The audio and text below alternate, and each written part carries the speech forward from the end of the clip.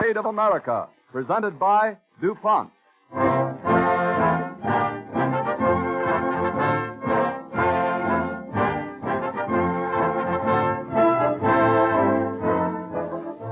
This evening, the DuPont Cavalcade, resuming its fall and winter series, the dramatization of little-known episodes in American history, brings you the story of Edwin Booth, called by many the greatest of American actors.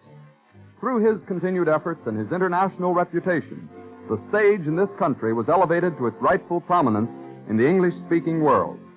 In all walks of life, Americans have been recognized for their perseverance and their ability to succeed against odds. As with Edwin Booth, the artist, so it is with the practical man and the scientist. The research chemist working in his laboratory is another example of American resourcefulness. In every field, he is striving for better comforts and more conveniences in our daily lives. The chemist expresses this in the DuPont pledge, better things for better living, through chemistry.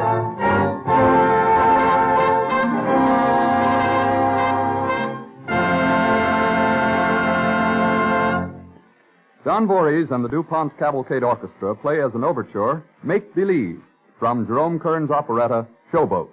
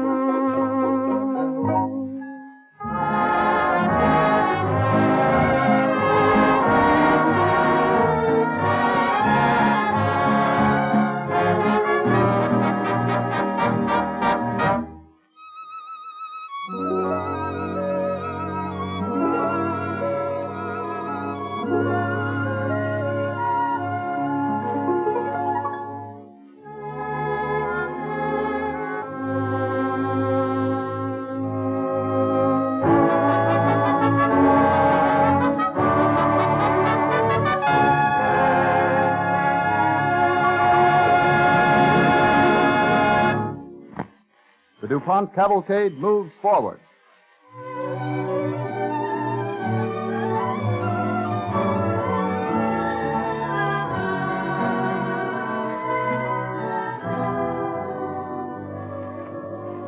On November 13, 1833, the night Edwin Booth was born, spangled meteors rained from the sky, and the whispering servants of his father's household predicted a great life was in store for him. His father was Junius Brutus Booth, an accomplished Shakespearean actor. And as a small boy, Edwin often traveled with his parents on tours to the eastern states. We find young Edwin with his tutor, Louis Dugas, in a dingy dressing room backstage in an old seaboard opera house. Well, Ted, have you got the answer? Here it is, Mr. Dugas. 98%. Correct. Now we'll do another one. Can't we wait till the next act? This one's about over and Father will be coming in soon. Oh, very well. But we'll have to solve an extra problem if we stop now. I don't mind that. Mr. Dugas, how old was Betterton when he played Hamlet? Your father hires me to tutor you in arithmetic. You'll have to ask him that question. Not another ball. Well, son, I hope you've been doing your lessons satisfactorily. Has he, Dugas?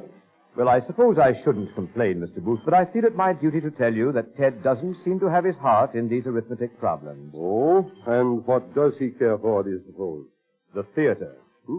Only a few minutes ago he wanted to know how old Betterton was when he played Hamlet. Why would you like to know that, Ted? I was just curious. I want to play Hamlet myself someday. You play Hamlet? Oh, what utter foolishness. I want you to learn a good trade, say, carpentry.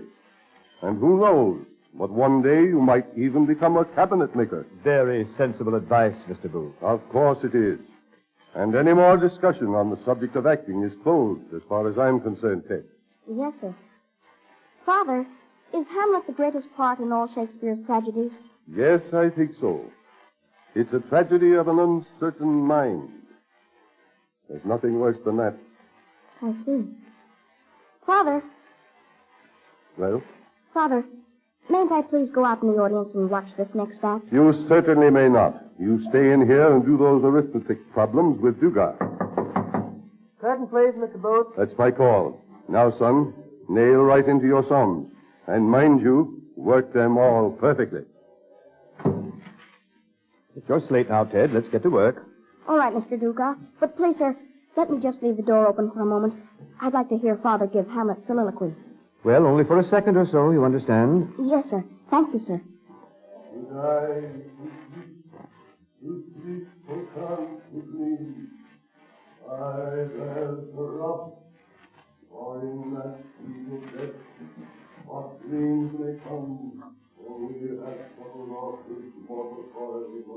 Isn't he magnificent? Your father is the greatest Hamlet in the United States. Maybe. But I'm not going to play Hamlet his way when I become an actor. Didn't I just hear you agree with your father not to go on the stage? You only heard me promise not to talk to him about it. Certainly I'm going to be an actor. I'm going to play Hamlet someday. And when I do, I'm going to play it thoughtfully. If it's the tragedy of a man's mind, that's how it ought to be played. Not like Father's does it? So vigorously and with all that yelling? You must remember your father is a great actor, Ted. Yes, he is today. But I believe my interpretation of Hamlet is a better one. And before long, I'll prove it to both of you. Someday. Close the door, Mr. Dugas, and listen. This is how I do it. To die. To sleep. To sleep. Perchance to dream. Aye. There's the rub.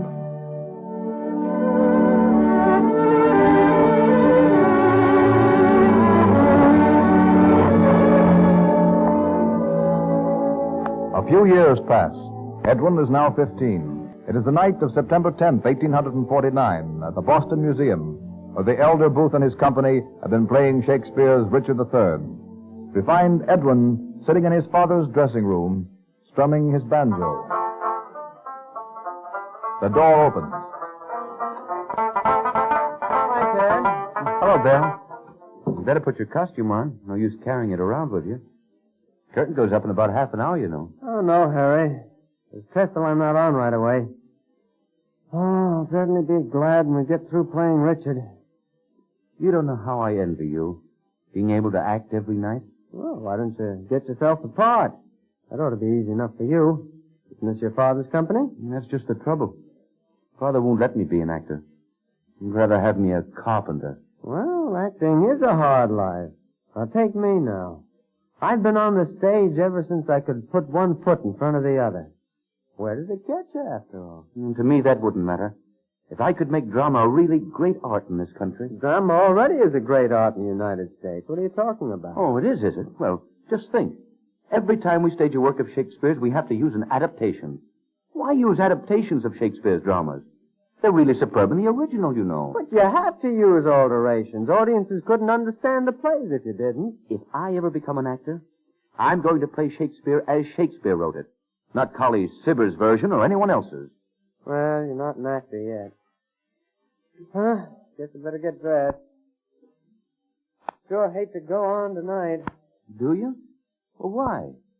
I could have gone to a party over at the Warrens. You can still go. What?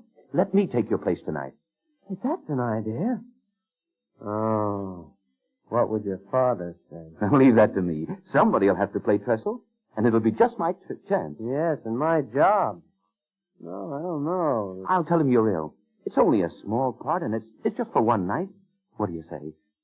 All right, Ted. I'll do it. Well, here's the costume. You better put it on. It might not be so hard to convince your father then. Good luck.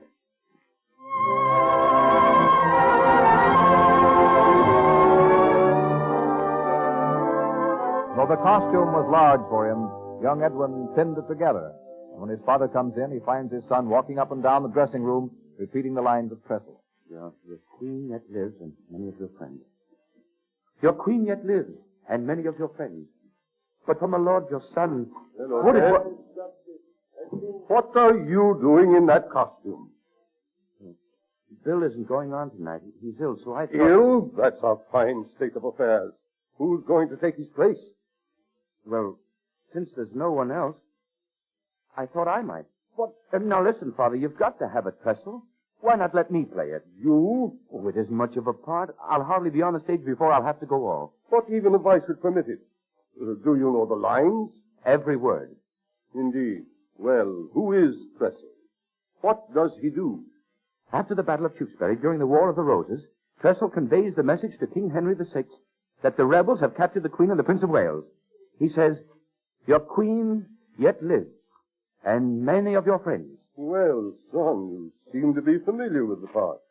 All right. Oh, thank you, Father, thank you. Yes, you'd better put these on. Why, your own spurs. Special war spurs, you know.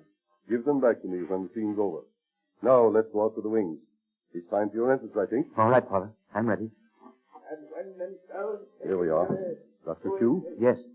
As soon as the lieutenant says, but I fear 'tis fatal, I go on. That's right. Father, this is my debut, and you haven't even wished me good luck. I don't have to. You're a Booth, aren't you? Now listen for your cue. I fear some heavy news. Who is it, good lieutenant? A melancholy messenger, son. I would not urge him, but I fear it is fatal. Now then, Ted, you're on. Yes. Fatal indeed. It browsed the title page that fixed the nature of a tragic volume. Say, friend, how does the Queen, the son? Your queen yet lives, and many of your friends. But for my lord, your son. Well, Ted, I guess you win. Sir, your son is dead.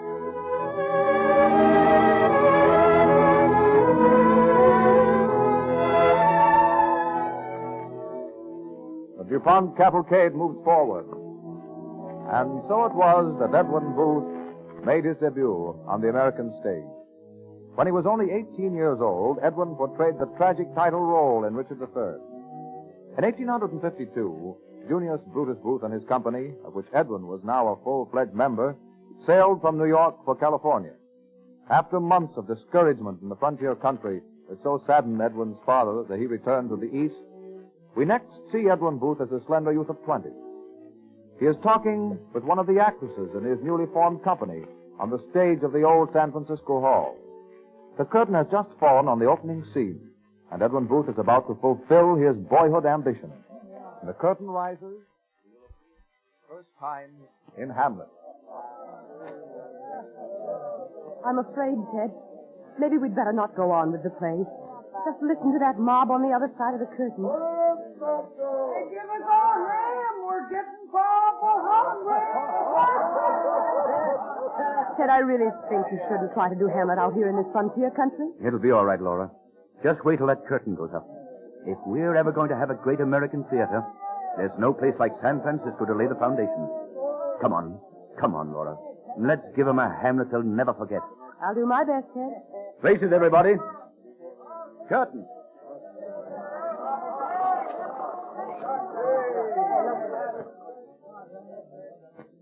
Though yet of Hamlet, our dear brother's death, the memory is grieved. And that it us befitted to bear our hearts in grief, and our whole kingdom to be contracted in one brow of woe. He put the ham in Hamlet, boy! Yet so far hath discretion fought with nature, that we with wisest sorrow think of him together with remembrance of ourselves. Therefore our sometime sister, now our queen, have we, as 'twere with a defeated joy, taken to wife.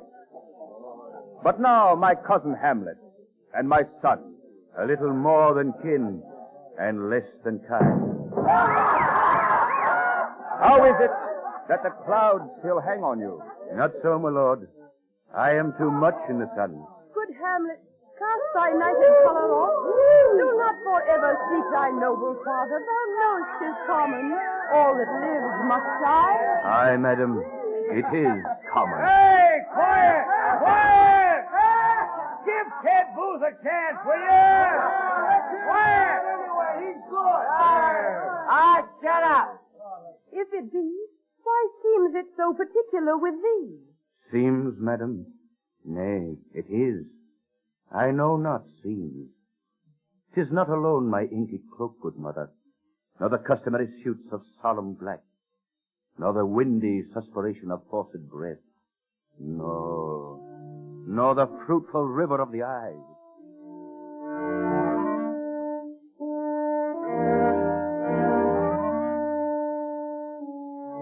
Before the tense, gaunt faces of rough frontier folk, one of the wonders of the age was taking place. Edwin Booth playing Hamlet for the first time in an immortal career.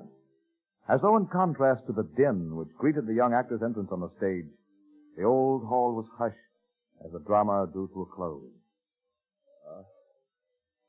Good Horatio, in this harsh world, draw thy breath in pain to tell my story. I die, Horatio. The potent poison quite o'ercrowns my spirit. The rest is silence. Now cracks the noble heart. Good night, sweet prince, and flights of angels sing thee to thy rest.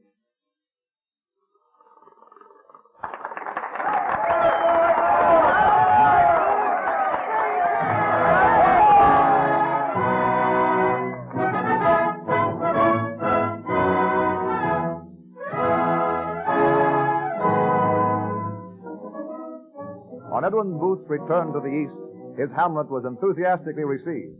He was called the hope of the living drama, the idol of the American stage, and the greatest tragedian in the history of our theater.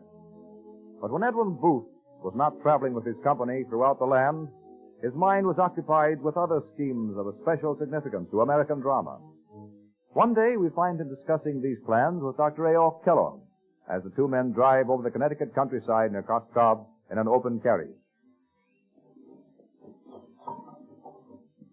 Did you ever cherish a dream, Doctor? Perhaps.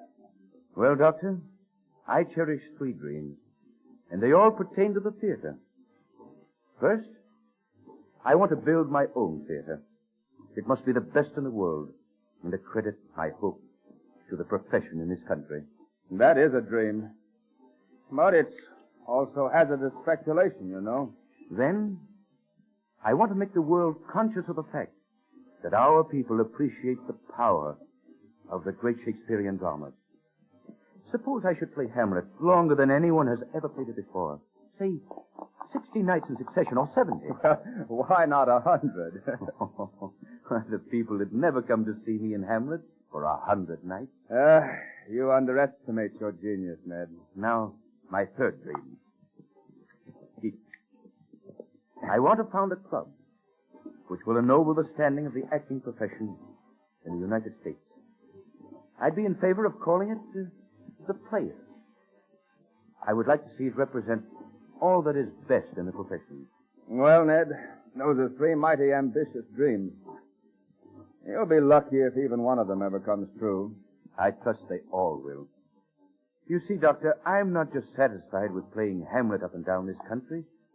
I want to leave something permanent behind me when I die. I'd say you already have. You've given the theater its greatest Hamlet. Please don't think I'm ungrateful, Doctor. But it always embarrasses me to hear that. It really doesn't matter who plays the role. Hamlet is a great part in itself. Yeah, that's what a lot of misguided actors have been told, I'm afraid. Whoa. Yeah, boy. Look out, Ned. The grade's rearing up. Oh, get down there. Down. What's the matter with those nags anyway? I wish I knew.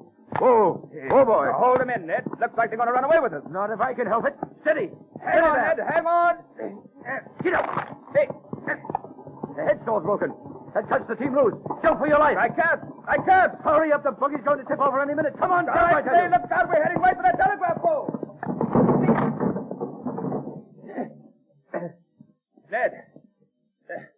Ned Booth. Are you dead? Oh. That's a perfect curtain line for you. No, I guess I'm going to live to see those dreams realized after all, Doctor. If this runaway couldn't kill me, nothing can.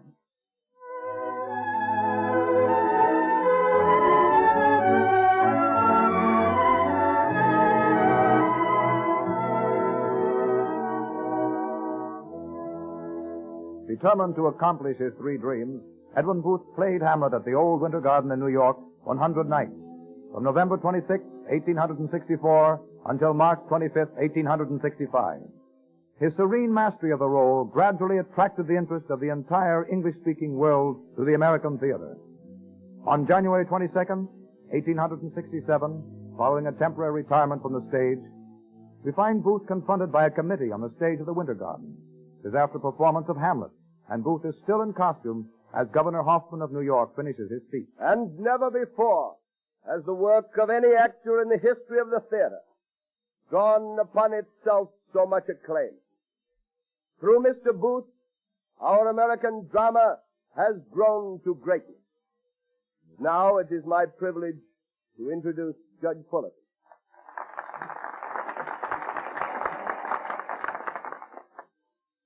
Mr. Booth, the visitation of this committee was prompted by the respect of your fellow men, who desire, through me, to offer you a token of their appreciation of your genius as an actor, and of their respect for you as a man of whom the nation is proud.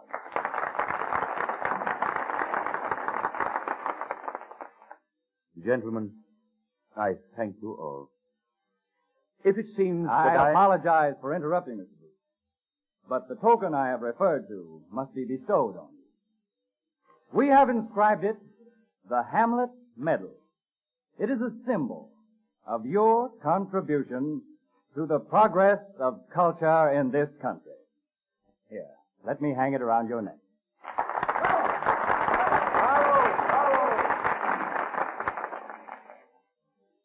It is well that you stand before us in the costume of Hamlet, since it is fitting that the presentation of this medal should take place on the occasion of a play with which your name will be forever associated as the greatest Hamlet who ever lived.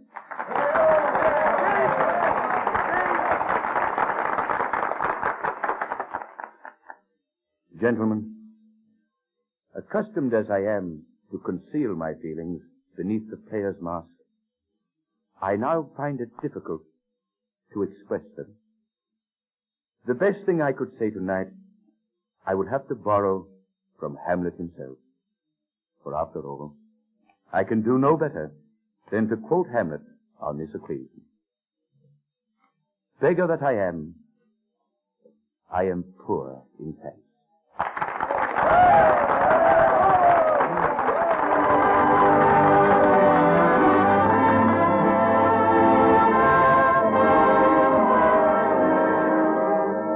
Edwin Booth realized his other two dreams. He built his theater, and he founded the Players Club. After his death at 59, he was honored by the Hall of Fame, and his portrait was hung in the Shakespeare Gallery at Stratford-on-Avon. On November 13, 1918, on the 85th anniversary of his birth, Edmund Quinn's statue of Edwin Booth as Hamlet was unveiled in Gramercy Park near the Players Club in New York City. There it stands today, a monument of our national pride in the art of the man who devoted a lifetime to ennobling the American theater. DuPont salutes Edwin Booth as an outstanding figure in the Cavalcade of America.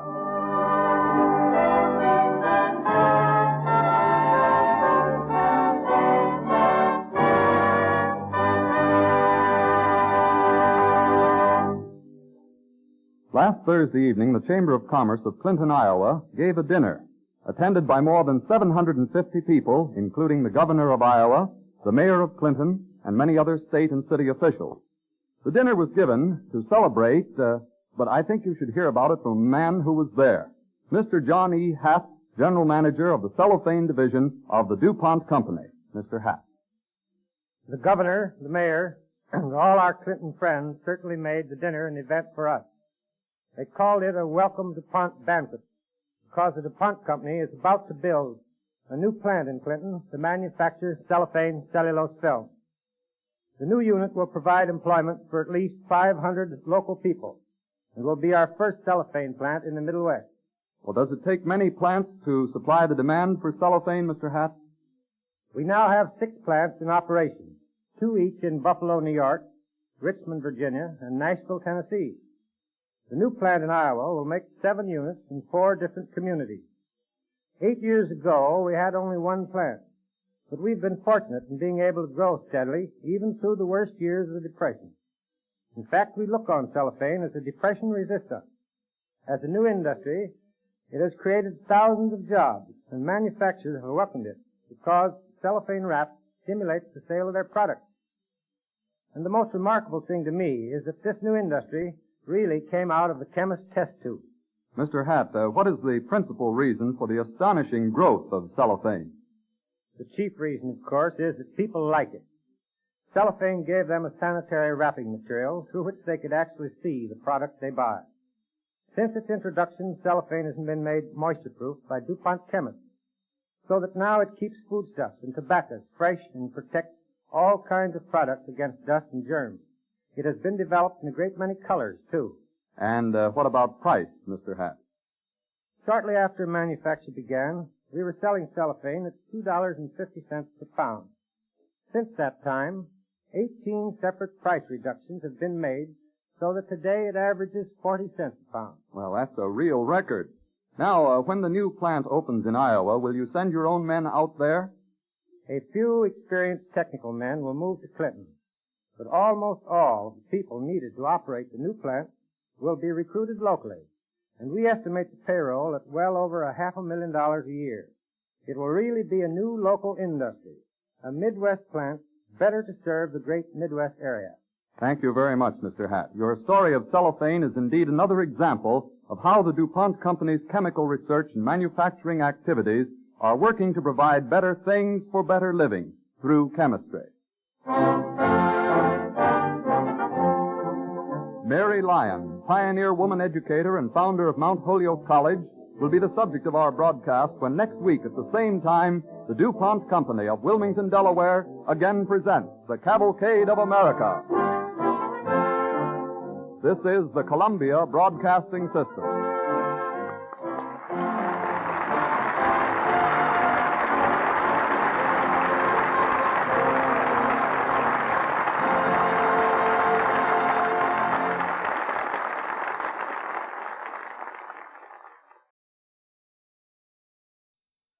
The Cavalcade of America, presented by DuPont.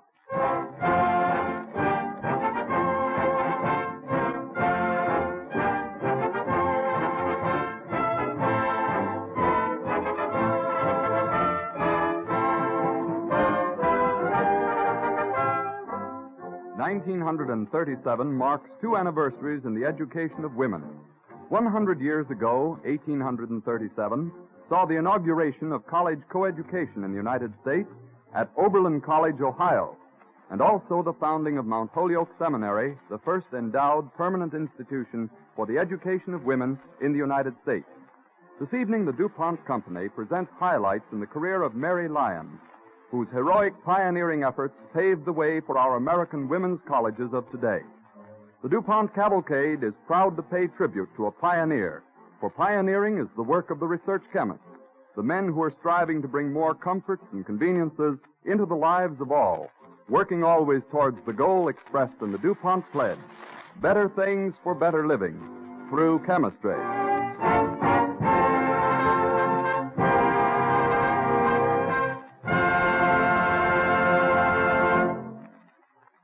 Don Voorhees and the DuPont Cavalcade Orchestra will play as an overture Irving Berlin's Crinoline Days from the Music Box Review.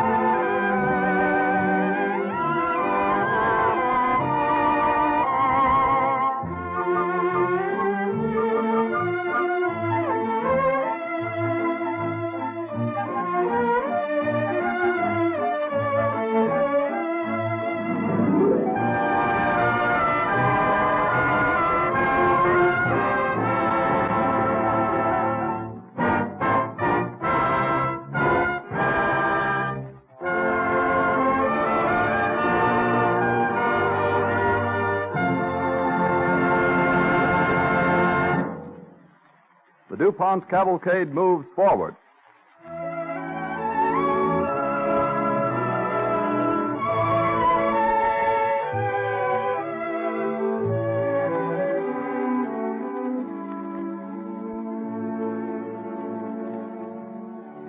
Mary Lyon was born near Buckland, Massachusetts in 1797. In those days, only a few girls were able to receive an education, and that consisted chiefly of training in needlework, music, painting, and French. At 16, Mary Lyon taught in a Buckland school for 75 cents a week plus board.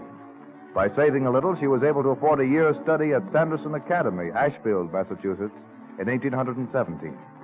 Our story opens as Mary Lyon enters the home of her classmate, Amanda White, to say farewell at the close of the school year.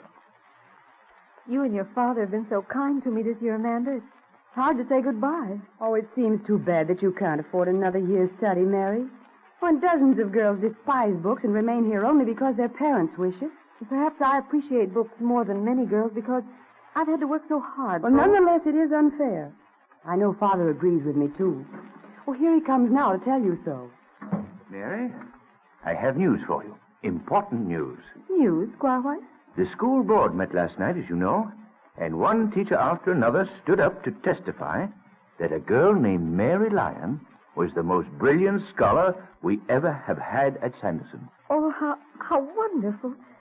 It will cheer me to remember that when I return home. I have an idea that next year you'll not be far from Sanderson Academy, Mary. The school board, in recognition of your brilliant scholastic record, has voted you free tuition for a year. Free tuition? Oh, Mary, I'm so happy for you. Oh, I can't believe it. This is the first time free tuition has ever been granted to any student here. But we feel you deserve it. Another year at Sanderson. Oh, I scarcely know how to express my gratitude. Mary, if you'll maintain the same standard of excellence you did this year, the Academy will be fully repaid. Why, one of your teachers actually said that even though you're a girl, your brain is capable of college work. Well, Squire White, I shouldn't be surprised if someday girls might be admitted to real colleges, like men. To colleges, Mary? Never. Well, I shouldn't presume to argue with you, sir, but, well, I must say this. I disagree with you. I do believe that women's brains are capable of it. You'll discover your mistake as the years pass, Mary. You happen to be the exception that proves the rule. Squire White, I believe the best way I can repay you and the other school trustees is to try to help other girls as you've helped me. Someday, I'm going to try to convince the people of America that women as well as men are entitled to higher education.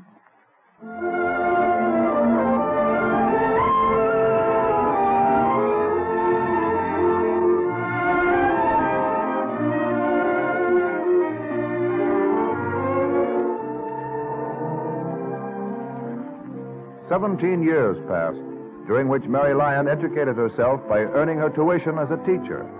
By the time she was 30 years old, her fame as a teacher drew girls from every state in the Union to her classroom.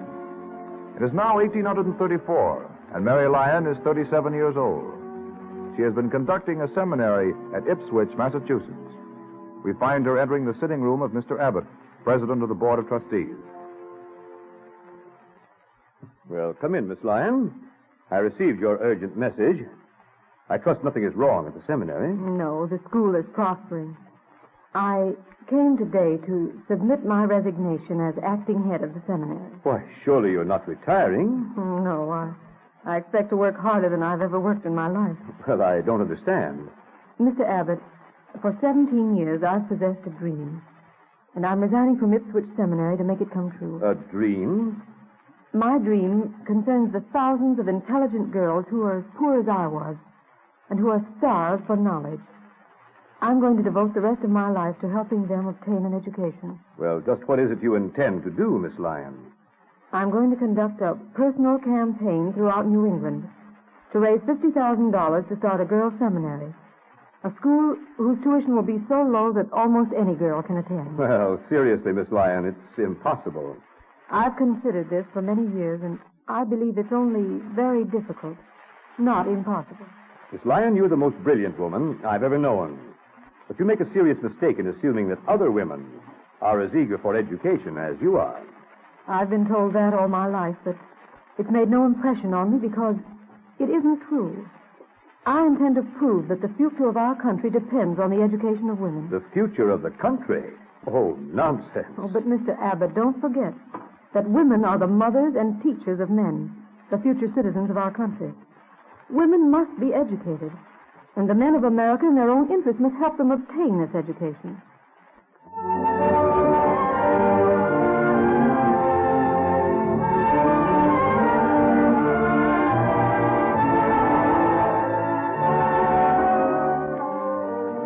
For weeks, Mary Lyon worked on her plan, only to meet with many rebuffs. One evening in the town of Conway, Massachusetts, at a meeting she has called to explain her project, a number of townspeople are gathered. Evening, Jeff. Evening. You come to hear Mary Lyon tell about her college? Wouldn't miss it. Best spot the town seen, the dog's age.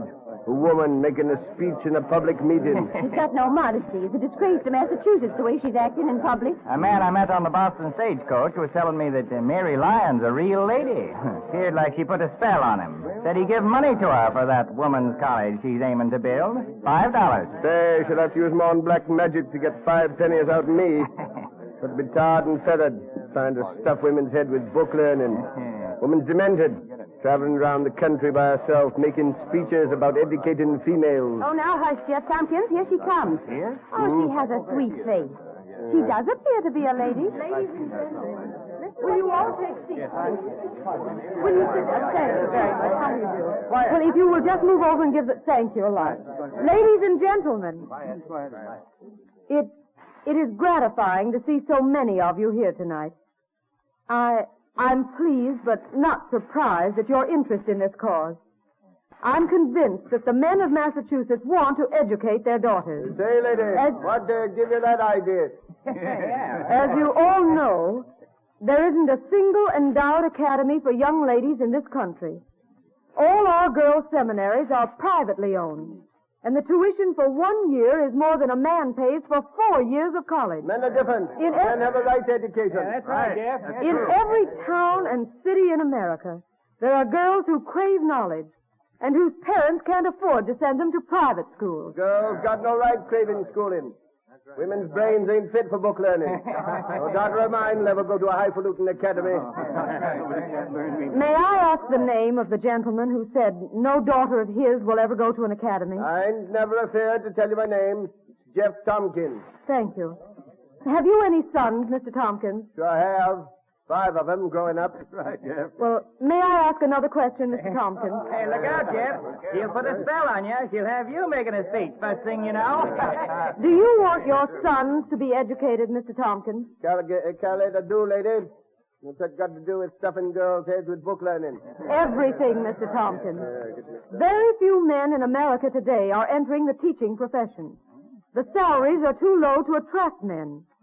Do you realize that many of our teachers are women? That's a fact, Jeff. Mr. Tompkins, do you know that more than 10,000 teachers are needed in America at this very moment? 10,000? Over 1 million children in this country are growing up ignorant, illiterate even, because there aren't enough teachers. Your sons may never even learn to read and write, Mr. Tompkins, if something isn't done about the education of women teachers. Say, are them facts right, miss? The schooling of thousands of American children is in the hands of half-educated girls. Do you, Mr. Tompkins, and do all the rest of you, want your sons to be taught by uneducated women? Say, I never thought of all that. You mean girls need book learning to teach our sons? There's only one way to make sure you have good teachers. That's for the people of Massachusetts to endow a school where the tuition will be so low that any girl can attend. For years, this has been my dream. A school such as Ambrose, the college for men, which is right near us. Say, Miss Lyon. Yes, Mr. Tompkins. You ain't aiming to start a regular college for females, are you? I mean, you ain't aiming to make them study for 4 years like men do? No. No, we're not planning a 4-year college course for women yet. Our academy at South Hadley will have a 3-year course only.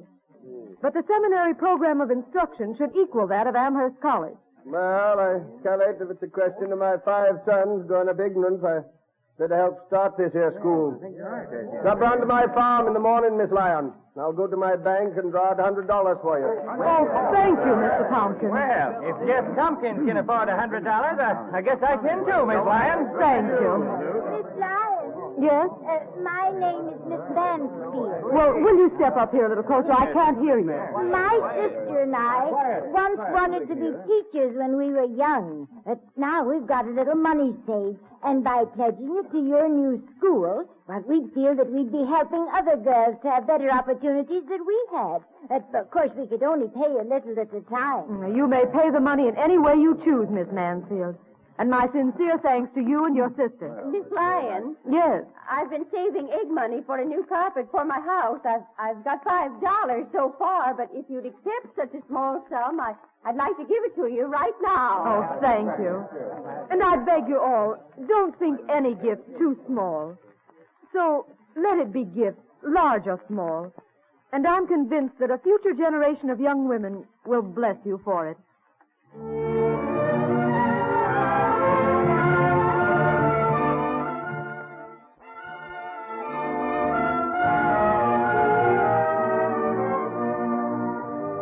As a result of Mary Lyon's persevering subscription drive, the cornerstone of the new school, Mount Holyoke, was laid on October 3rd, 1836. From Dr. Hitchcock of Amherst, Mary Lyon received valuable counsel. One day we find her inspecting the progress of the building with her loyal supporters, the Reverend Dr. Hawks and Squire White. Why do you two gentlemen wear such long faces? For the first time in many days, I feel confident that our school will open next year. Well, Miss Lyon, as you know, I have just returned from a 3-month trip attempting to collect money from Mount Holyoke. Attempting, Dr. Hawks? I don't like to tell you this, Miss Lyon, but in 3 months I have not collected a single penny. What? That's not the most serious news, Mary. Well, Squire White, please tell me the rest. Mary, Dr. Hawks and I, and Dr. Hitchcock of Amherst, and many other public-spirited citizens believe in your endowed seminary for girls, and above all, we believe in you. But we have come today, sadly and regretfully, to urge you to give up your dream of such a school, at least for the present. You asked me to give up Mount Holyoke? Why, we've raised more than half the necessary money. The foundation's been dug. The walls are going up. Miss Lyon, I fear you have not realized the seriousness of the financial depression which is overtaking the country. Well, I do realize it, Dr. Hawks, but... Miss Lyon, many of the men and women who made honest promises to you of money from Mount Holyoke have been ruined in the crash and will never be able to make good those pledges. Then we can't depend even on the money which has been promised. I fear not. Moreover, I find that most of the people who have contributed cash are grumbling because we've made such slow progress in building the school. They feel it will never be completed. Why, 2 businessmen in Boston even suggested that you return the money they gave you. Dr. Hawks, you've not lost faith in the school, have you? I shall never lose faith in your integrity, Miss Lyon. You beg my question. Then you have lost faith. You, too, fear Mount Holyoke will never be open for students. I joined Squire White in pleading with you to delay finishing the building for a few years until the depression is over. Miss Lyon? Yes, Agnes? A lady's outside to see you. She says it's important. It's about your new school. Oh, please ask her to come in. Yes, ma'am. Mary, Dr. Hawks failed to tell you one more discouraging piece of news. Mr. Benton. Who? Mr. Benton, that Boston merchant who had half promised $5,000. He refuses to contribute a penny. But why? He disapproves of your plan to have the students share in the housework. He says it sounds as if you're planning a manual training school and not a school for teachers. People have such little vision. Can't they see that no girl will have to spend more than an hour a day at housework? If they could only read the letters I've received from prospective students, letters expressing gratitude at a tuition of only $64 a year. The housework helps make that possible. Oh, now I, too, am becoming discouraged. Miss Lyon? Oh, won't you come in? I'm sure I've met you. Forgive me for intruding, but I'm Miss Mansfield. My sister and I pledged $100 to Mount Holyoke last year when you spoke at Conway. Oh, yes, of course. Oh, Miss Mansfield, this is Squire White and Dr. Hawks, 2 of the trustees of our new academy. How do you do, Miss How Mansfield? do you do? Miss Lyon, I don't know how to tell you, but our house is burned to the ground. Everything we had in the world was lost. Oh, I'm so sorry, Miss Mansfield. We'll be glad to release you from your promise of money. Oh, but Miss Lyon, my sister and I still intend to give you that money. We're planning to weave and dye quilts to sell. We'll have the $100 for you within 6 months if you can wait that long. We want to feel that we've had a share in building Mount Holyoke. I don't know what I can say to thank you. Your visit today means far more than a promise of $100, Miss Mansfield. It means fresh hope, fresh encouragement to me. If you and your sister, who have no children, no direct interest in our school, have such faith in me and in Mount Holyoke, I must never falter. Squire White, how much money in actual cash do we need immediately to continue the building?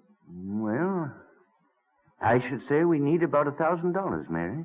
I think I have a little more than that left in my savings account. Mary, you can't do that. You've given everything you have. This is your last $1,000. I only regret that I've no fortune to endow Mount Holyoke. The least I can do is give my last penny, and tomorrow I shall set out again on a tour of New England. Miss Lyon, after listening to you and Miss Mansfield, I promise never again to confess defeat. None of us must confess defeat. Why, I've received applications from 200 more girls than our school can accommodate the first year. Depression or no depression, our school must open in November.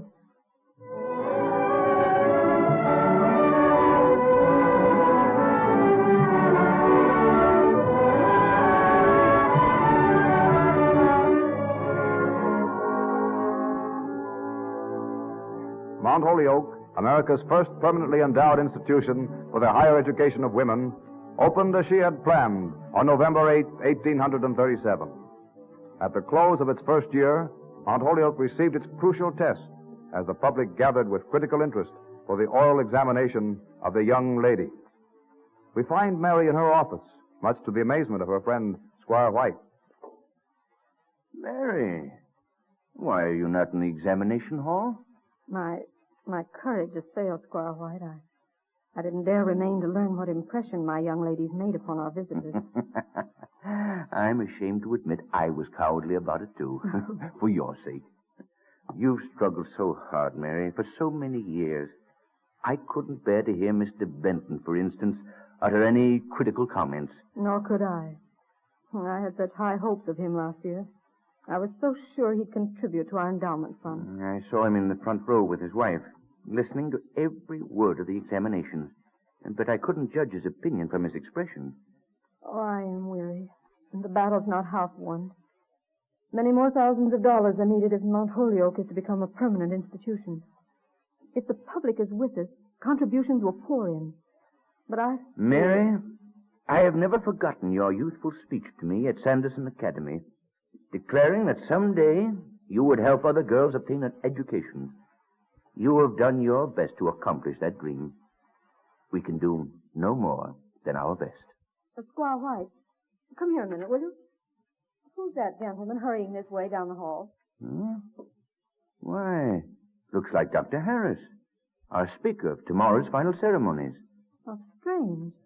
Yes, it is Dr. Harris, our distinguished visitor from England.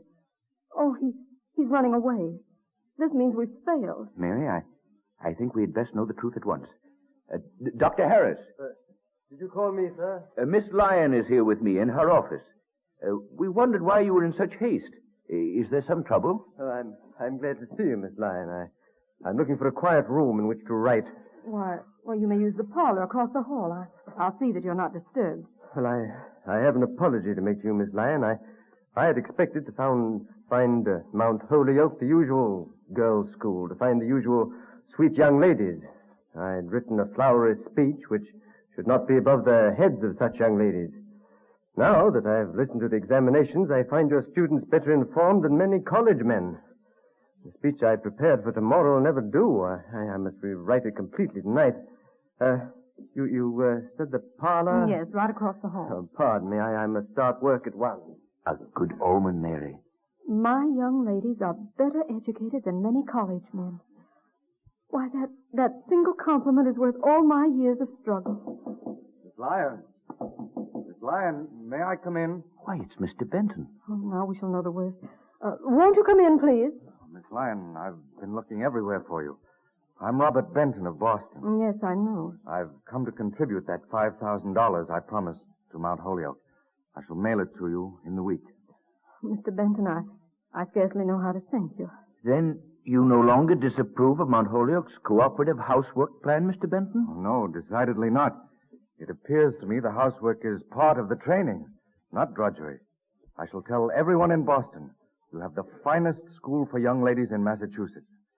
A remarkable accomplishment, Miss Lyon. You may count on my hearty support. Thank you, Mr. Benton. My congratulations, Mary. Mr. Benton was our most determined critic. If he is won over, public sentiment will assuredly be with you. Your dream has been realized.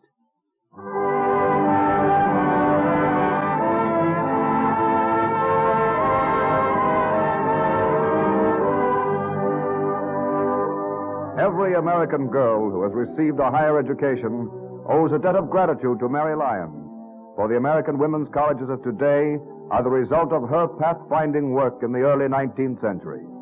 DuPont is proud to pay her this tribute and give her name an honored place in the Cavalcade of America.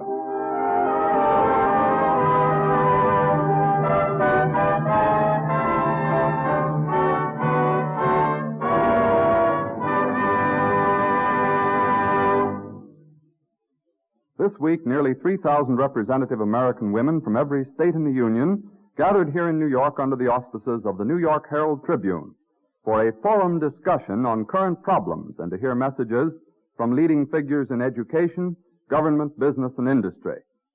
Today, women, as well as men, know that industry is more than just a collection of factories.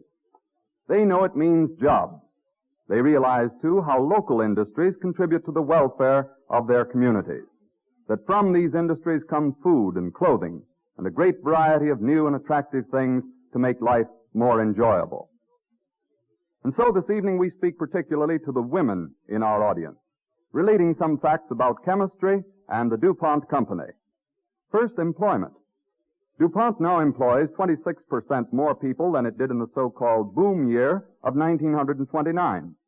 And hourly wages and average weekly earnings for DuPont employees today are substantially higher than in 1929. And now what new comforts are DuPont research chemists helping provide? Refrigeration and air conditioning as we know them today are made possible by chemical refrigerants. Laminated safety glass, so vital to safety when you drive your car, is a result of progress in plastics. But you needn't leave your home to discover dozens of examples. More durable finishes such as Dulux, used for woodwork, and those gleaming white refrigerators. Man-made yarns for luxurious rayon fabrics. Fast dyes for all kinds of fabrics. Speaking of lovely color, we shouldn't forget the ceramic colors DuPont makes to beautify glassware and pottery. Then, too, there are washable window shades, such as DuPont's Tontine shades, waterproof book bindings, and cleanable tablecloths, all of which come from the same basic chemical idea. Something every woman appreciates is cellophane transparent wrapping that keeps foods fresh and clean and lets you see while you buy. But there just isn't time to mention the hundreds of other products of DuPont chemists, a majority of which are used by other manufacturers to make some useful thing for you. And in many cases, the articles you buy cost less because increased volume or improved methods of manufacture make it possible to keep prices down. Last year, for example, the price of all DuPont products averaged 30% below the 1929 mark. As for the future, out of the test tube will come new contributions to better living. For DuPont chemists are constantly seeking to improve existing products and create new ones to serve new needs. Truly, the DuPont Company's philosophy of business is well summed up in its pledge, better things for better living, through chemistry.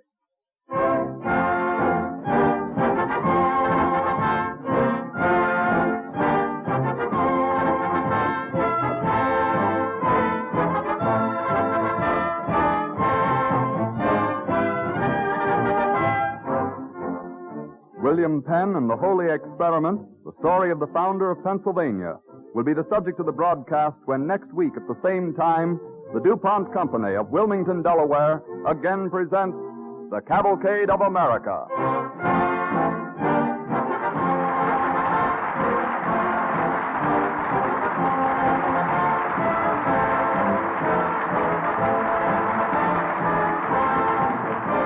This is the Columbia Broadcasting System.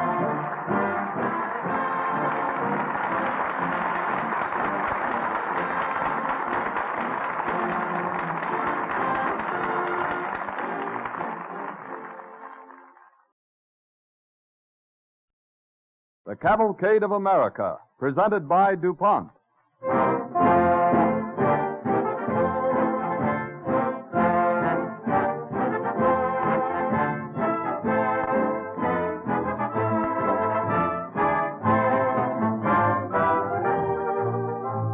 This evening, the DuPont Cavalcade tells the story of William Penn and how he came to America in the 17th century and founded Pennsylvania.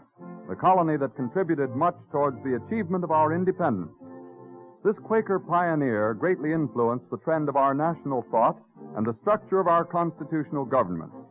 Always working for the betterment of humanity, Penn's ambitions may be compared to those of the research chemist, who is constantly striving to achieve a similar goal expressed in the DuPont pledge, better things for better living, through chemistry.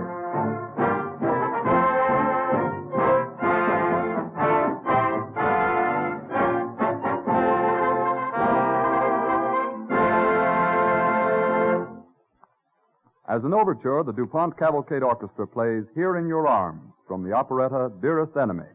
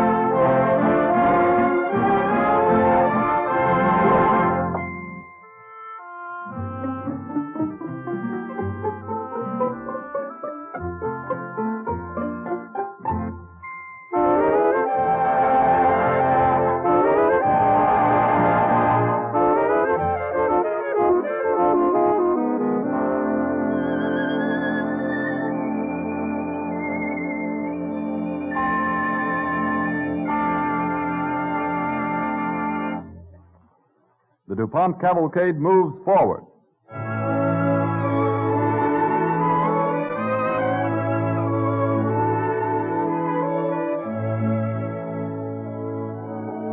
William Penn, son of Admiral William Penn and Margaret Jasper Penn, was born at Tower Hill, London, October 14, 1644. Our story opens in the year 1680, when Penn is 36 years old. We find him at the court of King Charles II in the palace at Whitehall, talking with the English monarch and his brother James, Duke of York. Master Penn. Yes, Your Majesty? My brother James has given me your petition regarding the debt we owed our friend the Admiral, your late father. I hope Your Majesty finds the petition fair and true. It is painfully accurate, Master Penn. I regret to say that we owe your father's estate some £16,000. In fact, Charles, more than we can repay. Much more, James. The expenses of the estate have been very heavy, Your Majesty. I suppose, Master Penn, paying the fines of preaching Quakers is one of the heavy expenses of your estate. They harm no one, Your Majesty. Unfortunately, the members of Parliament do not agree with you there. We were speaking, Charles, of the money we owe to the loyalty of Admiral Penn. I need no prompting, James. Master Penn, we have no money, but we do have land in America. I shall make you a grant of land in settlement of our debt. I'd gladly exchange my claims for a grant of land in America, Your Majesty. Excellent. And as you will be the only person who has actually paid for such a grant, I want yours to be the largest. I'm curious to know what part you've selected, Charles. Here is the chart. It runs from the west bank of the Delaware River, 5 degrees to the western limit of Lord Baltimore's Maryland. It will lie between the 40th and 43rd parallels. What say you, Master Penn? Is that province enough? The province is large, Your Majesty. The opportunity is even greater. With your permission, I shall make it a holy experiment. Oh, do with it as you will. Only collect our customs duties, and for the rest you have complete freedom. Then I shall give complete freedom to all who go there. But I should like to have the naming of it. Your Majesty, I had thought of calling it Sylvania. The forest. I would prefer to name it after one of the best friends I ever had, your late father. Suppose we call it, in his honor, Pennsylvania.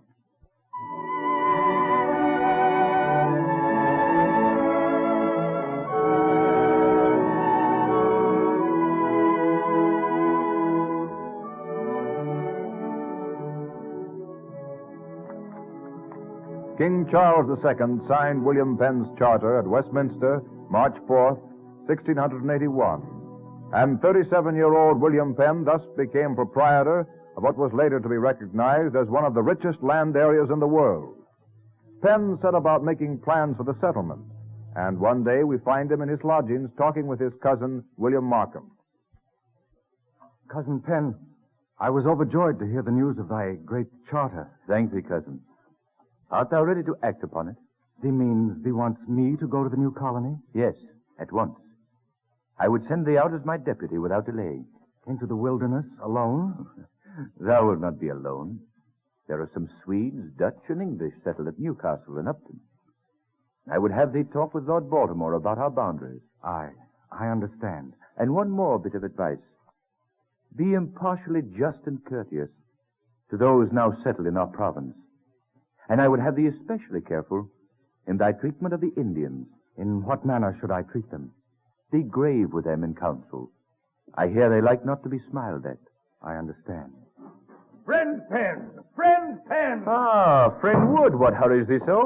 Great news, friend Penn. Wonderful news. Does he know my cousin, William Markham, friend Wood? Indeed, yes. How does he do? Well, I thank thee. And now, what is this wonderful news? A great company has been formed here in London. They make thee a handsome offer of £6,000. For what? A monopoly to trade with the Indians in thy new province. They cannot have it. £6,000 is a goodly sum. Must they offer more? No one can have a monopoly at any price. Except, of course, thyself, friend Penn. No, not even excepting me. There shall be freedom and equality for all. But, Cousin Penn, consider. £6,000. It will buy much that we need. I will not sell this birthright for any pottage. This great province came to me clean. I'll not defile it. I should have known it, cousin. Thou art a true man. I mean to be fair to everyone, Cousin Markham. That is why I bade thee be most tender of offending the Indians. Make friendship and a league with them if possible. We must live at peace with them, and they with us. Yes, no other colony has been able to do that. We shall try as no other has yet tried. We shall treat them as ourselves. We cannot treat wild savages like our fellows. Better than we treat them, I trust. But that's impossible. It must be done. I am set on that. What provision has been made for the government? I'll send that to thee later, cousin. It will take much thought and care. It has pleased the Lord to give us a great country. I shall be at pains to keep his peace and freedom there.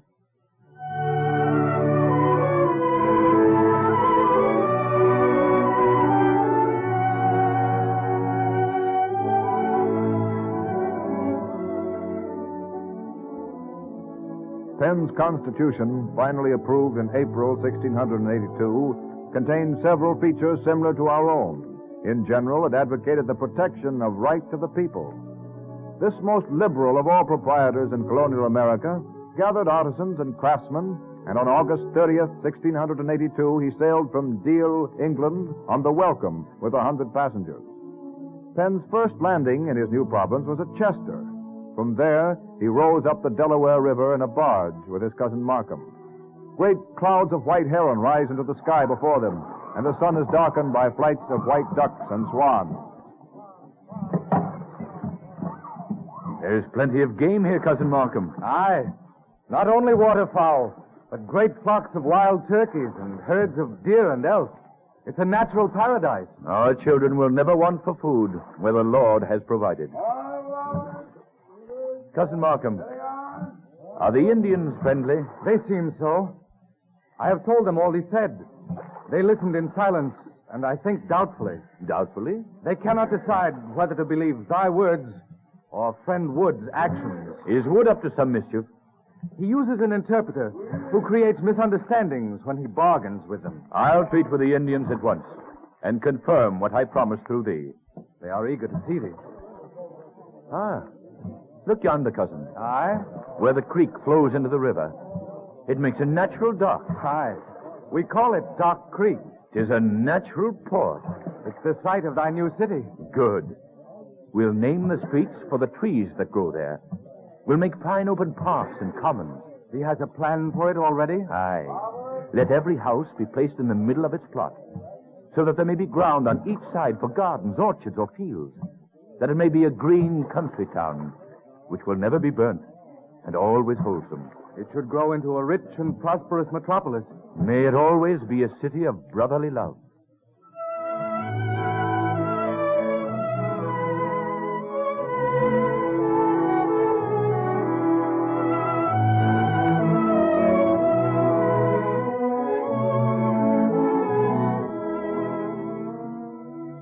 Philadelphia, the city of brotherly love, is today built up as it was laid out by William Penn.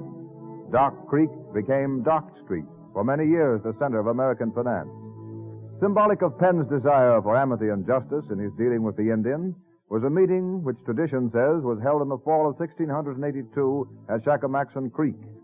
There the leaders of the Lenni Lenape, or Delaware Indians, and some of the Susquehannas came to meet him, led by their chief Tammany. We find Penn and his commissioners in the Fairman House, waiting for the Indian consul to gather. The Indians are now in council, Cousin Penn. They are outside waiting to welcome thee. Thank thee, Cousin Markham. We'll go to them at once. Why not make them come to us? I'm afraid, friend Wood, that this house of Fairman's is not large enough. I'll follow after thee, cousin. I thank thee. Look, Master Penn, how they sit under my great elm tree. Is it not a fine sight? Yes, Fairman. Like all simple things, full of dignity. They outnumber us 3-1. I don't trust them. Don't let them see that, my friend, or they'll not trust thee either. Why do they sit in 3 crescent rows like that? To protect each other? Oh, no. In the first row are the old and wise counselors. Behind them sit the principal warriors and landowners. And in the last row are the young men, who are silent observers. Witnesses for 3 generations. We must be careful. We must be fair. Who is the noble-looking old man in the center? Oh, he is Tammany, chief of the Delaware. He looks like a crafty old fox to me. He's tall and straight. We must take care these savages don't outdo us in nobility. Ita! Ita! That is their way of greeting. Ita! The Lord be with thee and me always. Shall we use an interpreter? None of it can be avoided. I would talk directly with him and have clear understandings. They call thee Onas, which means quill or pen. Ita! Onas. Ita, Tammany. I come to say we want peace between you and me, between your friends and my friends. We have many governors past years. You first governor come talk face to face. We glad. You have been good friends. We love peace. We not like live in fear, hide and hunger. We want live like brothers. Tell me how we can live like brothers. Our young men say words we not like sometimes. We no help that. So with you. If you angry with us, we angry with you. First, you tell us why, then we tell you why. We talk. We make sure trouble not bad enough for war. I agree. In trouble between us, we make counsel for talk. 6 Indians, 6 whites. They will decide what is right. Good. I tell Sasha Mackin.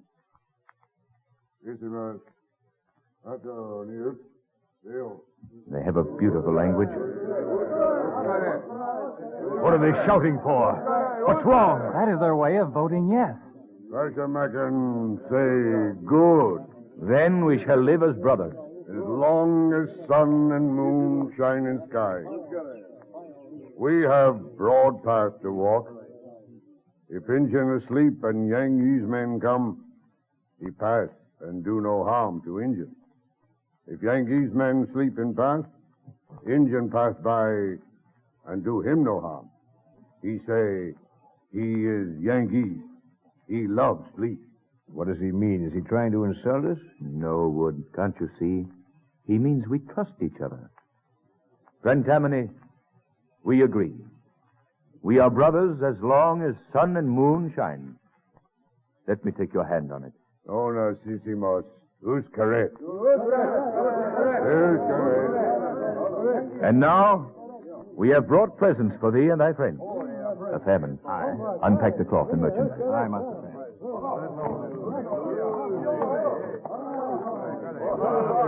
Now, Indians make canticle. What's that, Fairman? A sort of ritual and dance to follow the serious council. We sing how we like Quakers. As Quakers. Indians, brothers with Yankees. Yankees is about as close as they can get to English. By any name, we are their friends. Words. Nothing but words. I believe it when I see it in action. I'll believe it if I'm not murdered in my bed. If we live by our word, friend Wood, then we can be sure where the blame lies if the peace is broken.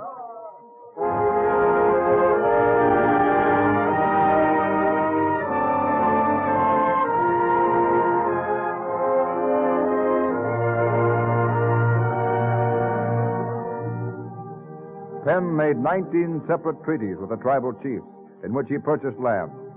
The Indians kept their record by using belts of wampum, beads, or rare shells, each belt standing for a clause in the treaty, and the Indian to whom the belt was entrusted was responsible for remembering the words of that clause of the treaty. Penn returned to England in 1684, and it was 15 years before he was able to return to his beloved colony. In 1699, he brought his wife, Hannah, and his daughter, Letitia. It is early December, and his boat is landing at Dock Creek. Here, boys! Philadelphia. 'Twill be good to feel the ground under my feet again. Come, my dears. We're here at last. Hannah, Letitia.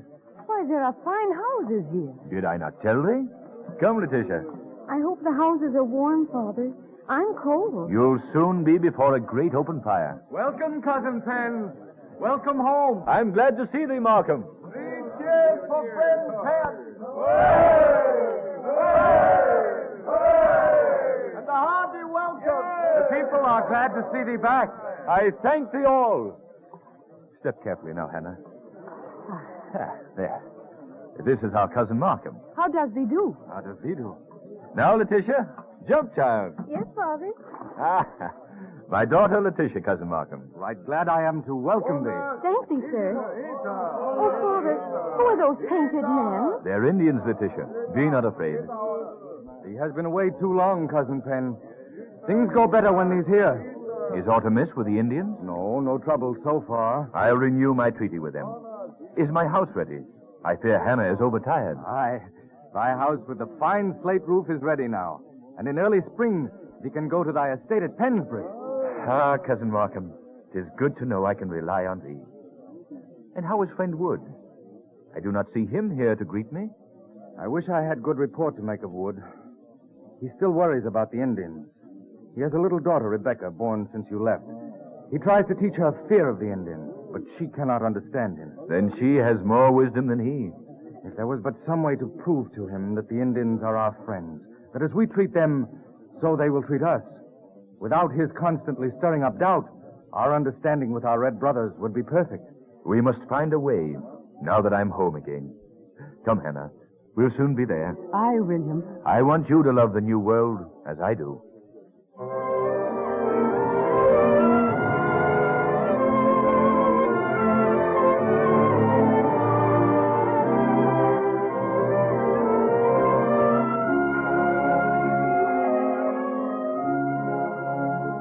A month after landing, a son was born to Hannah and William Penn. They named him John and called him the American, for he was the only member of the Penn family born in the colony. By now, Philadelphia had several hundred houses, and a settlement had spread far inland. But George Wood and some of the others still feared the long silence and quiet behavior of the Indians. Penn was determined to renew his treaty with them in the spring. Before the great council was called, Penn is riding one day to the Friends meeting house at Haverford, west of Philadelphia, when a horseman comes galloping towards him. Oh, steady, boy, steady. Pull up, friend. Oh! Why, friend Wood, what does thee ride so wildly for on first day? My daughter, my little girl, have you seen her? No, I've seen no one since I left Gardiner's Ferry. Is anything wrong? She's gone. We were at Chalmers's. She was playing outside. When I came out, she was gone. She's been stolen. Well, who would steal thy child? Indians. They've been camping all around. Strange Indians. Susquehannas, Conestogas, Iroquois. My little girl's been taken by them. You have children. You ought to know what it means to have them stolen by Indians. It's happened often. Not in Pennsylvania. It has now. I'll not believe thee. I might have known you'd side with these heathen against me. You should give me help. I gave thee help when I made my first treaty with them. Words. I'll give them no words, the treacherous fiends. I'm for action. There are many in Philadelphia who feel as I do. I'm riding for them, and we'll kill every redskin. Wait. Be careful what you're about. You'll undo all the good we've accomplished. I'm deaf to you, Penn. You and your talking has betrayed us all. Get up, Penn!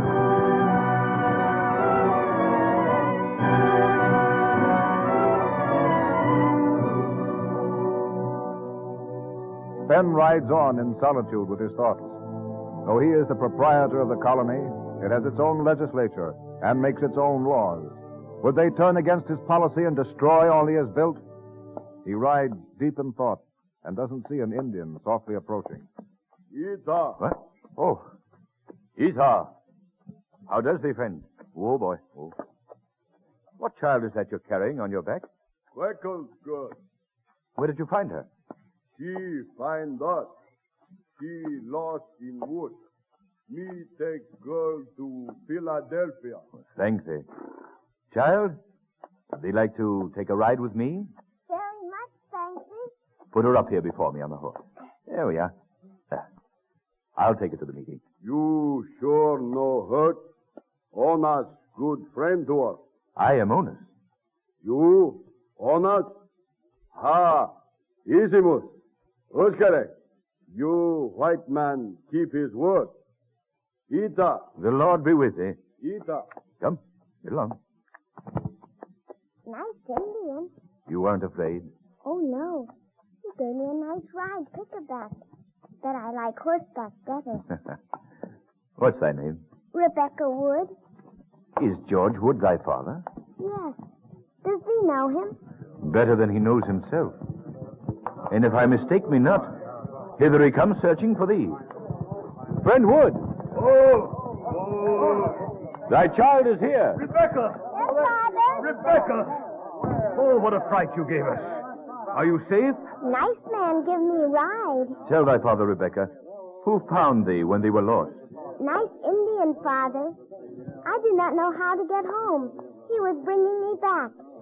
He said Indian must take good care of Quakel's girl. Is this true? Aye.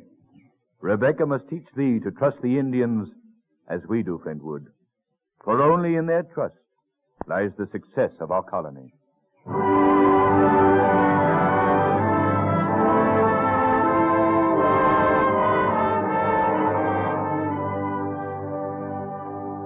For 75 years, from the founding of the colony till the revolt against the mother country, the people of Pennsylvania lived at peace with the Indians.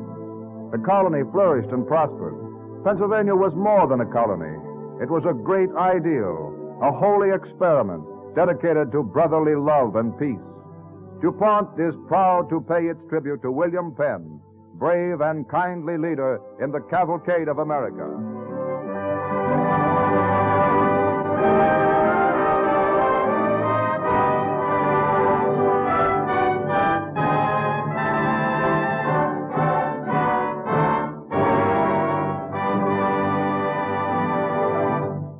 The spirit that marked the patient progress of William Penn is reflected today in the work of research chemists who have contributed so much to better living in recent years. At a preview of an exhibit sponsored by the DuPont Company at the Franklin Institute in Philadelphia earlier this evening, Dr. C.M.A. Stein, vice president of the company, emphasized that view in recalling some of the amazing changes wrought by the chemical laboratories. He pointed out the change from the old-time buggy-like automobile, once a luxury of the few, to the 20 million modern cars America rides in today. The change from the smoky old-fashioned stove to modern thermostatically controlled central heating. From former hot, sticky summer quarters to air-conditioned office buildings, railway cars, and apartment houses. These and many other changes that have given us a new standard of living have been brought about largely through scientific research. But, Dr. Stein said, the real significance of such progress is that research has made it possible for the average family, on a limited budget, to enjoy comforts unknown even to the wealthy just a few years ago. And with these scientific improvements and reduced prices have come other economic advantages. Chemical research, for example, has opened up new avenues of employment and created new jobs by creating entirely new industries. Chemistry has opened new markets for American farms, mines, and forests. And it gives us man-made products which render this country independent of foreign sources of supply for certain vital materials. A good example of how research affects our daily life is the story of chemistry in textiles. For centuries, textile yarns were spun and woven by laborious hand operations. And although advances were made as machinery was improved, textiles were still unsatisfactory in many cases. The vegetable dyes used at that time faded. Fabrics were difficult to keep clean and often didn't wear well. Today, the chemist provides a brilliant rainbow of really fast dyes made from coal tar. Chemical bleaching agents achieve fabrics of snowy whiteness. Recently developed dry cleaning agents do a better job that costs you less. And various processes perfected through chemical research render cloth water-resistant, fire-retardant, or resistant to creasing without changing the feel or appearance of the fabric. That's just one page from the story of chemistry's contributions to the textile industry. And it's the same story in many other fields of human activity. Speaking of what the future holds in store, Dr. Stein said that only a crystal gazer would attempt to prophesy, but that new products and improvements in many now existing will surely come out of the chemical laboratory. For the record of research chemistry is progress that has provided and will continue to provide better things for better living through chemistry.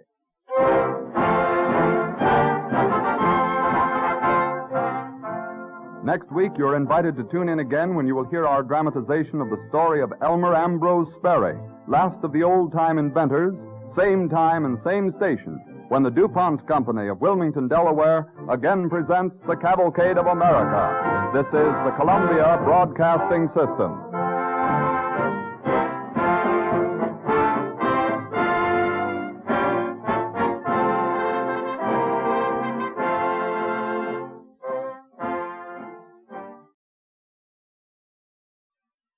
The Cavalcade of America, presented by DuPont.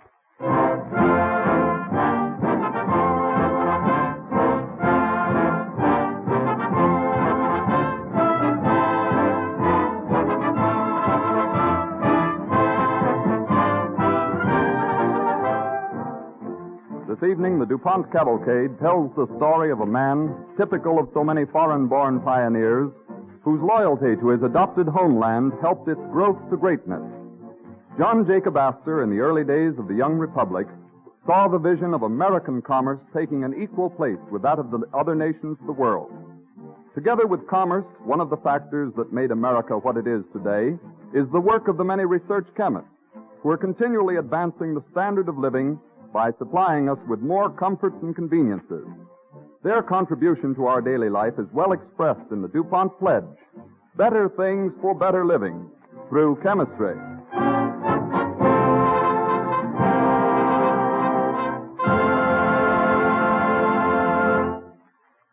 John Voorhees and the DuPont Cavalcade Orchestra play as an overture, Pale Moon.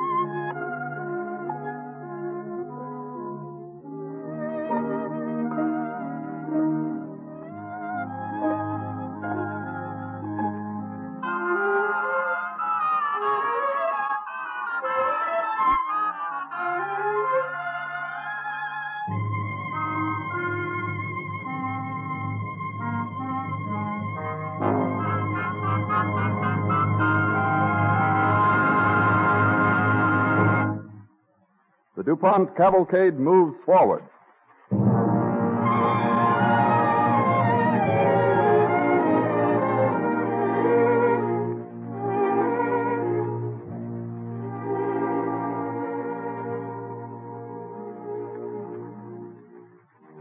John Jacob Astor was born July 17, 1763, in Waldorf, a village in the shadows of the Black Forest in Germany. In early youth, he resolved to come to America. And as our story opens, we find a large sailing vessel nudging its course through the misty capes of Chesapeake Bay. It is a windy morning in January 1784, as Captain Jacob Stout, master of the schooner, and a passenger, Nathaniel Prime, stride swiftly across its deck to the rail, where two young men stand watching the approaching shores of Maryland. One of them is playing a flute.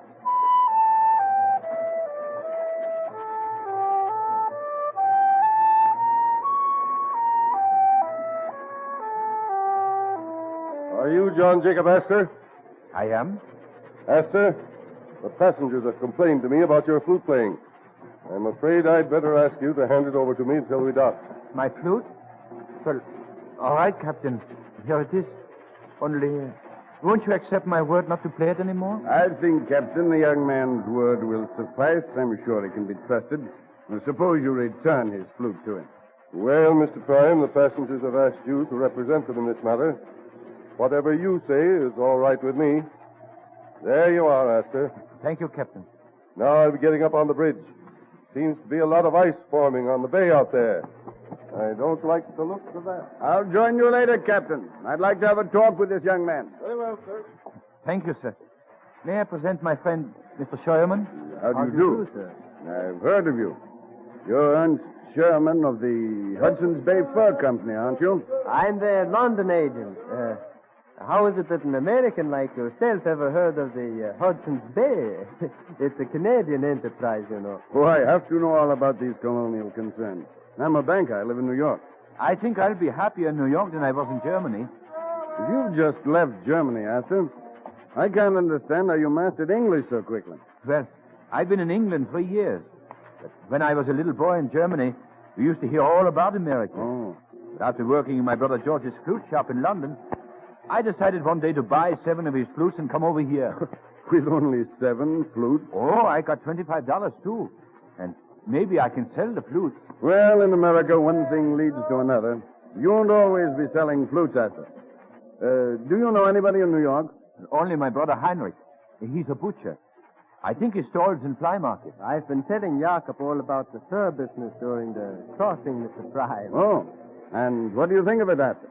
Well, it's too small now to be of any consequence to American commerce, sir. Mm-hmm. You know, while I was in London, I used to study every night about British commerce. That's what made England a great nation. Yes, it is. If America is ever going to become great, too, she'll have to develop a much more expensive commerce, I think. Mm-hmm. I've been talking with Sherman about on the voyage, and I'm sure fur could be an important element in achieving this.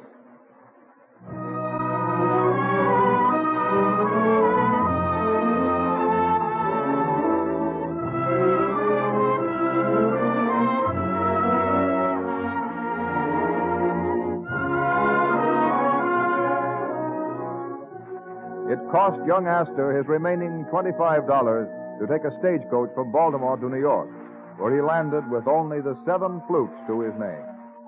His brother Heinrich got him a job in Diederik's bakery, and Jacob peddled trays of cakes all over the Bowery. One dusty evening, we find Jacob together with Heinrich and his wife, Dolly, enjoying themselves on the bowling green in old New York. The evening is particularly jolly for Jacob because he has brought along his girl. Her name is Sarah Todd.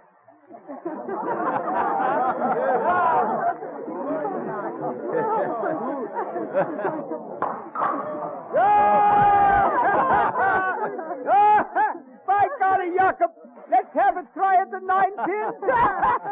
Heinrich, no. You said we were going to play clubbing the cat next. No, Dolly. You mustn't tell your husband what to do. We will club the cat by and by. Oh, Sally, I warn you. Don't marry an Astor. Look at me. I am, and you seem healthy enough. You must like it. Healthy? That's rich. Well, almost as rich as all those pastry cakes Dolly eats so she gets so fat. Herr Schmidt, are the pins set up? Oh, yeah. Who's going to be first? Better let Jakob bowl before you, Heinrich. You're not so thin yourself, and you'll need all your wind. So save it up. All right. Take a ball, Jakob, and roll it down the green. All right. Watch me get them all in one throw now, huh?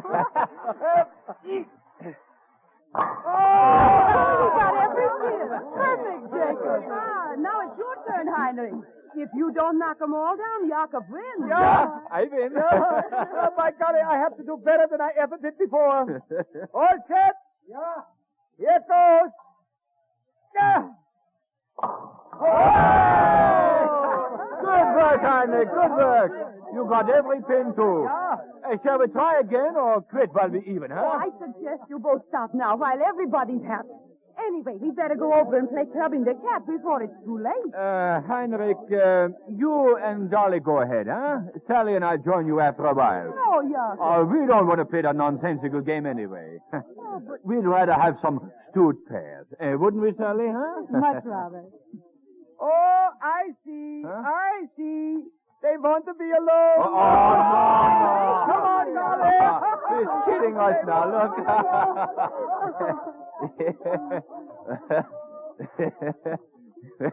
Well, let's find a bench where we can see the water, Sally, huh? All right.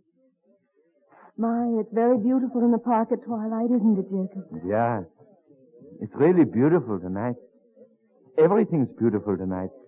Look at all the lights of the boats in the bay. I envy those little boats out there. To us, they seem to be lost in the shadows, and yet, really, they're so sure of themselves. They know just where they're going. Sally? Oh, here's a bench. Yeah, a bench. Shall we sit down? Let's.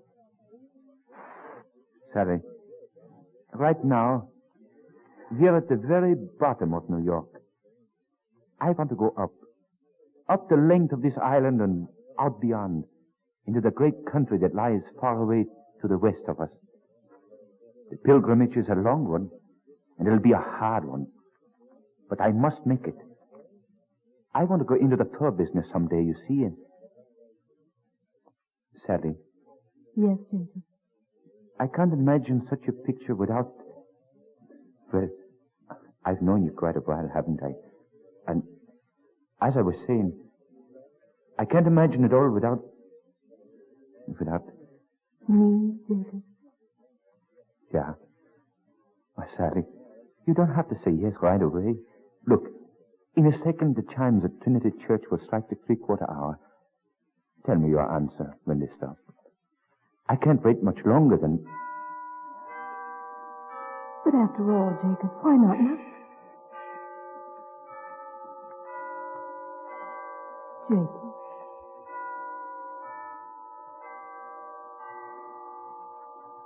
Of course I want to be a part of your picture. Yes, Jacob. You must have known I did all the time. Oh, Sally.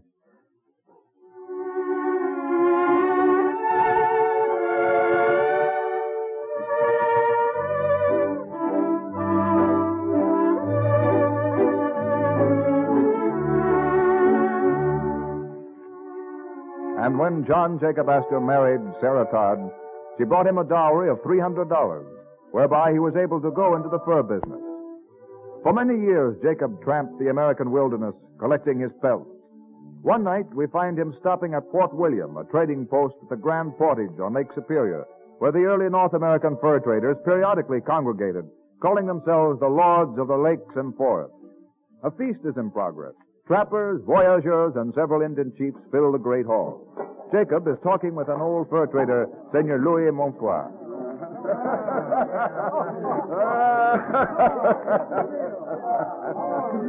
Why, all this is unbelievable, Senor Montois. Why, it's simply magnificent. I tell you something, Astor. We have to live like Viking chieftains here. If we did not impress the Indians with pomp, they would impress us with a tomahawk. You're mostly Canadian here. Aren't there any American fur traders beside myself? Americans? What do Americans know about fur? There is no American fur trade. Only Canadian. The Hudson's Bay Company, the Northwest Company, my friend. Senor Montois, I'll see that we have our own fur trade in America one of these days.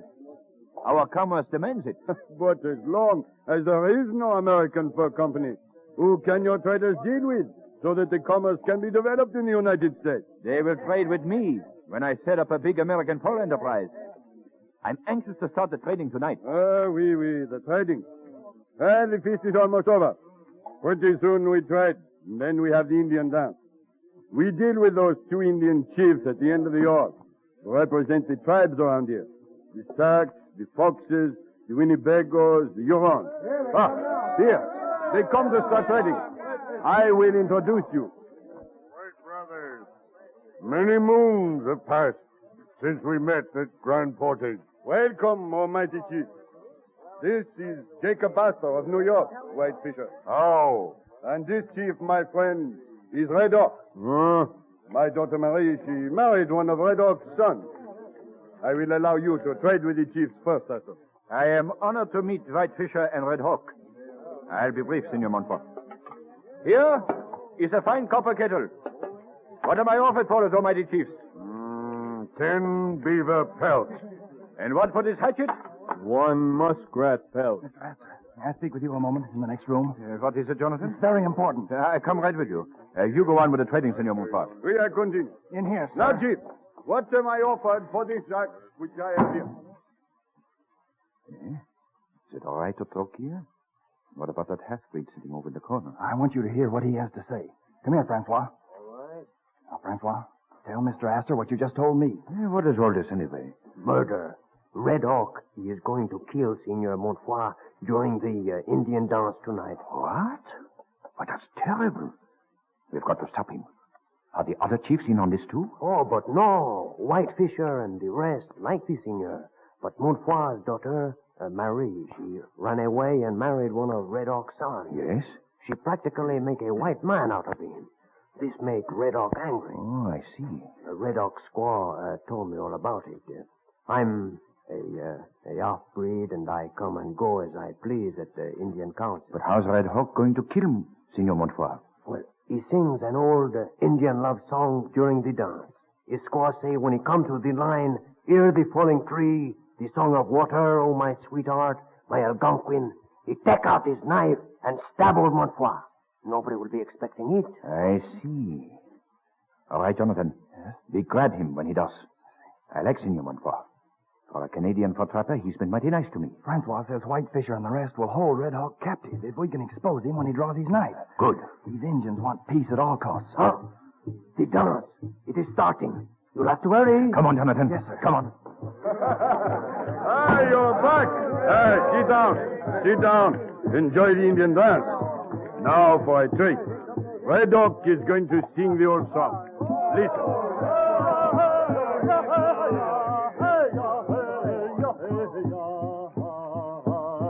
This is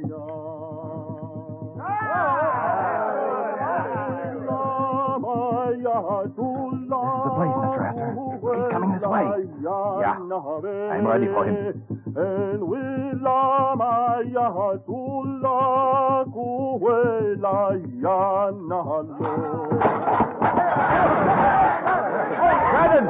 Grab him, Jonathan. I kill him. No, hold him, Jonathan. When I get his knife. I have him. Yeah, I got it. Senor Montfort, we chief sorry Red Hawk do this. I believe. Whitefisher. Fox Braves, take Red Hawk prisoner. Put him in guardhouse. Red Hawk never forget. Winnebagos never forget. Senor Montfort, never forget. Red Hawk never forget. I will always remember you saved my life, Astor. It was nothing, Senor Montfort. It all goes to show that we traders, no matter what we are, throughout North America, should really strive to help each other. We have a real job to do.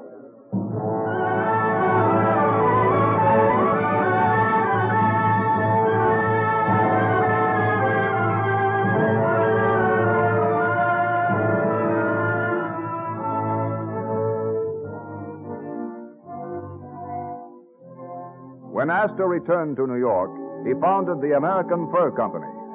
His resourceful mind and intrepid spirit led him to establish a network of trading posts winding across the western ranges of our territories.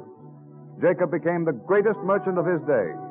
His ship, spanning the 7 seas, laden with American fur cargoes, helped establish our young nation in the field of international trade.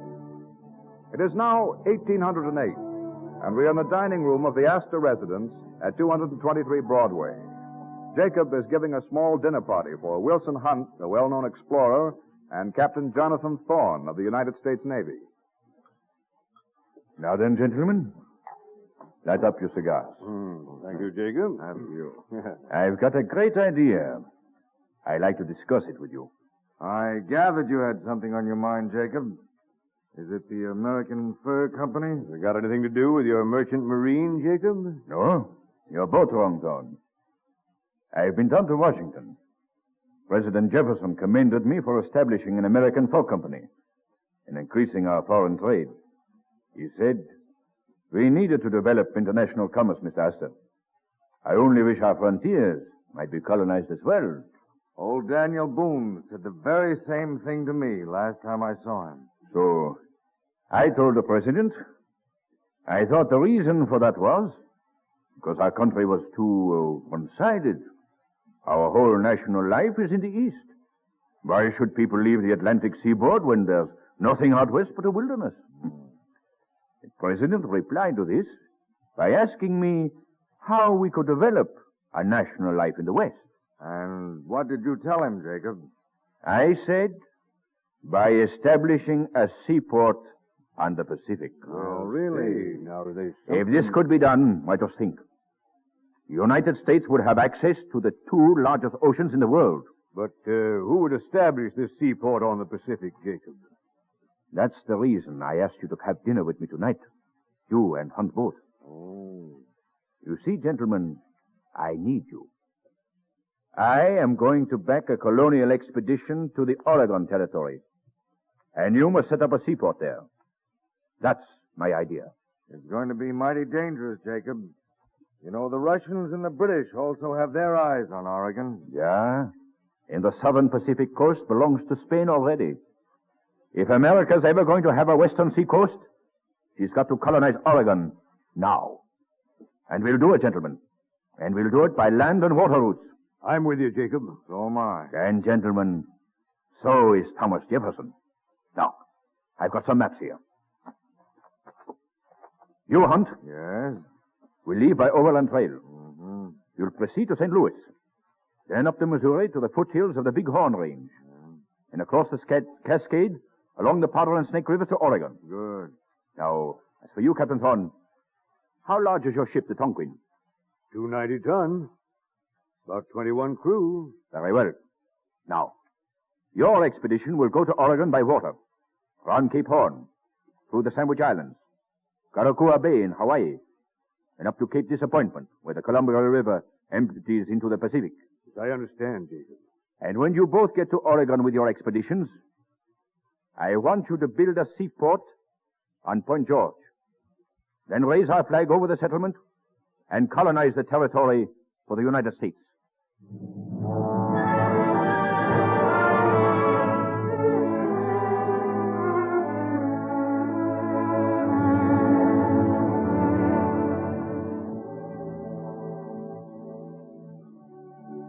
Astor's plan to colonize the Oregon Territory for the United States went ahead. Wilson Hunt left Montreal with the Overland Expedition July 5th, 1810. And 2 months later, Captain Thorne's ship, the Tonquin, sailed from New York. On February 15th, 1812, the Stars and Stripes were unfurled from the battlements of Astoria in Oregon. As he grew older, Jacob gradually lost his adventurous spirit and lived at home with Sarah in an atmosphere of extreme simplicity. It is now spring in the year 1823. Jacob is 60, and we find him at Monticello, the home of Thomas Jefferson. It is almost twilight, and the two old men are talking on the veranda. You know, Mr. Astor, you helped develop this country in a very vital fashion. Some of us have given the best years of our life in the service of the nation. Your way has been through commerce, a real necessity in our young country. Do you recall the day you told me about your plan to colonize Oregon for the United States? I'll never forget it, sir. I consider Astoria a great public acquisition. And I look forward with gratification to the time when its descendants shall have spread themselves through the whole length of the coast. You appreciated my reasons for purchasing the Louisiana territory. I'm glad to hear you say that, Mr. Jefferson. And I'm glad you came down here to see me, sir. You, as much as any of us, have labored to make our country great. As a fur trader, a merchant, and in the interest of international commerce and colonization. If I were still president, I could speak for the entire United States. But that's not necessary. We all know, and future generations in this country will know, Mr. Astor, that you are one of our real pioneers, a pioneer in American commerce.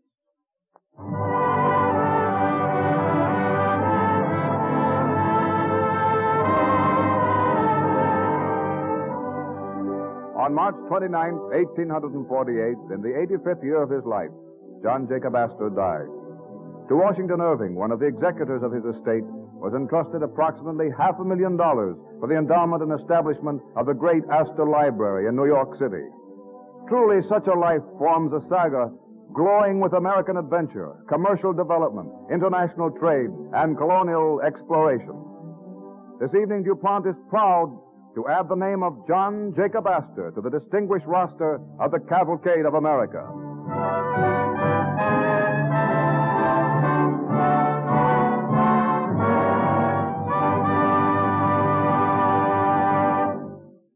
See if you can tell what this sound is.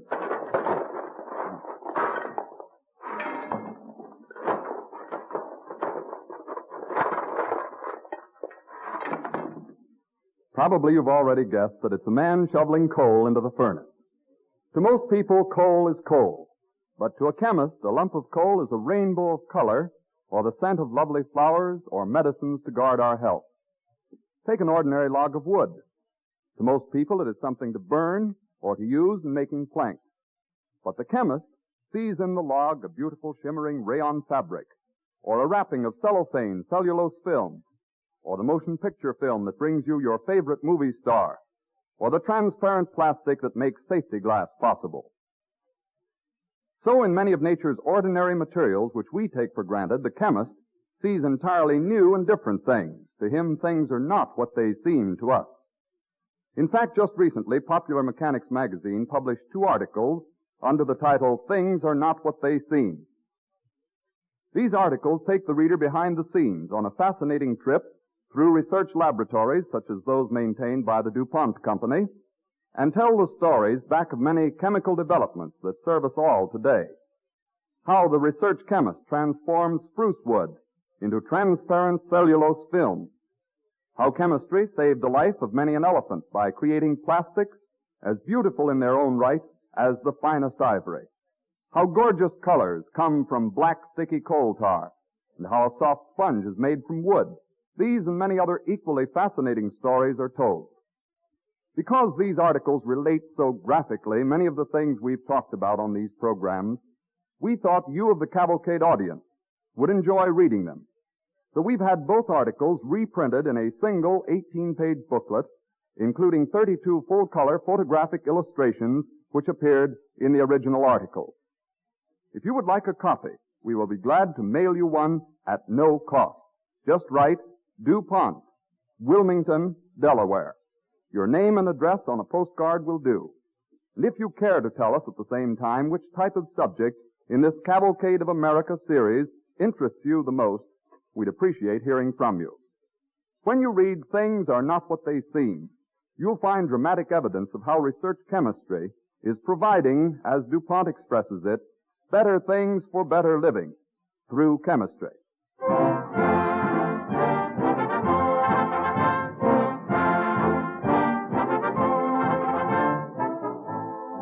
Clara Louise Kellogg, little-known incidents in the life of America's first prima donna, will be the subject of our broadcast when next week at the same time, DuPont again presents the Cavalcade of America.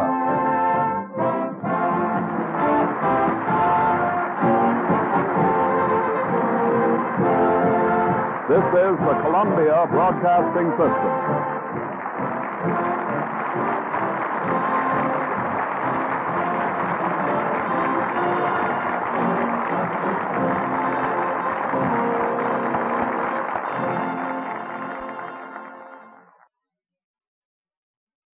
The Cavalcade of America, presented by DuPont.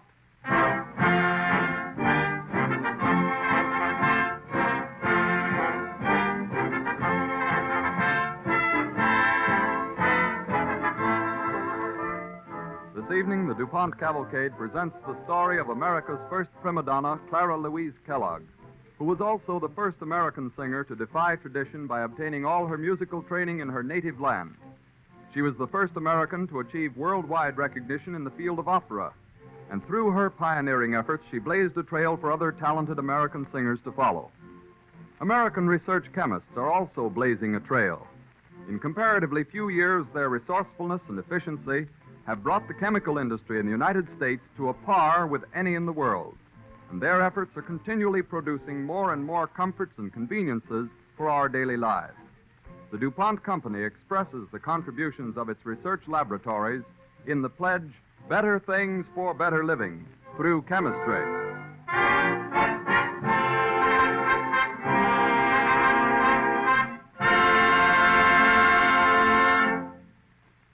In this evening's story, the music of Clara Louise Kellogg will be sung by Maria Silvera, with the DuPont Cavalcade Orchestra under the direction of Don Voorhees. The DuPont Cavalcade moves forward.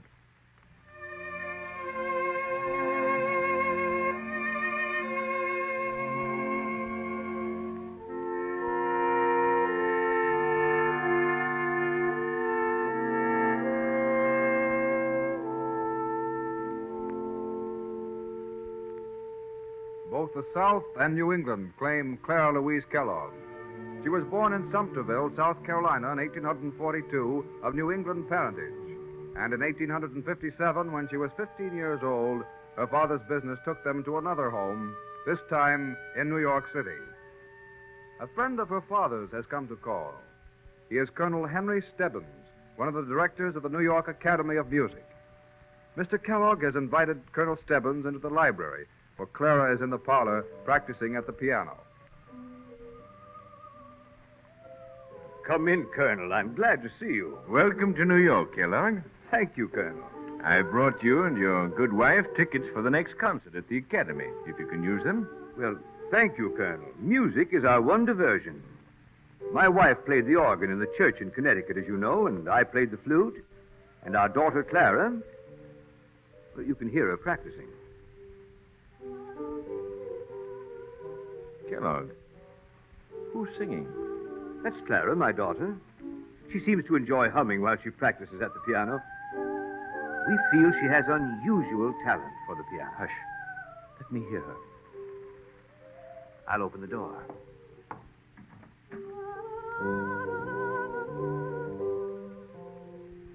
Kellogg, how old is your daughter? 15. She has an amazing talent as a pianist. I'd like you to meet her. Clara! Yes, Father? Clara, my dear, I'd like you to meet one of our oldest friends. This is Colonel Henry Stebbins, dear. You've heard us speak of him many times. How do you do, Colonel Stebbins? How do you do, my child? It's a pleasure to meet you, to have heard your voice. My voice? Oh, I didn't know I was singing so loudly. I'm sorry if I disturbed you. Mr. Kellogg, I've heard every concert and operatic star who's ever appeared in America. And in my opinion, your daughter has the most perfectly placed soprano voice of them all. A remarkable voice. A remarkable voice, Colonel Stebbins, But Clara studied the piano since she was a child of 5, Colonel. Piano. Her voice must be cultivated. Mr. Kellogg, with your permission, I should welcome the privilege of securing America's best vocal teachers for your daughter. But I don't understand. When I was very little, everyone said I'd be a pianist someday. It's true, I like to sing, but they said if I worked hard at the piano, I'd really be... Your study of the piano will stand you in excellent stead, Clara. Tell me, do you not truly enjoy singing? Why, yes, I do. I can't seem to help singing while I practice. My child, such a voice as yours has been granted only to a few women. If I, in a small way, can help give that voice to America and to the world, it'll be the greatest service I have done in my lifetime. But remember this, from you it will take tremendous work and courage.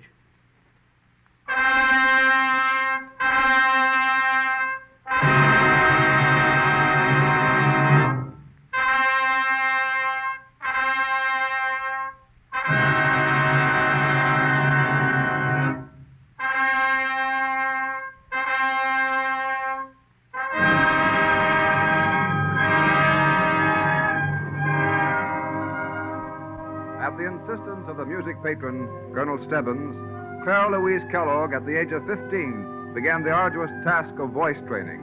And after 4 years of constant work, her vocal teachers agreed that she was ready to make her operatic debut. The date is February 26, 1861, at New York's Opera House of that era, the Academy of Music.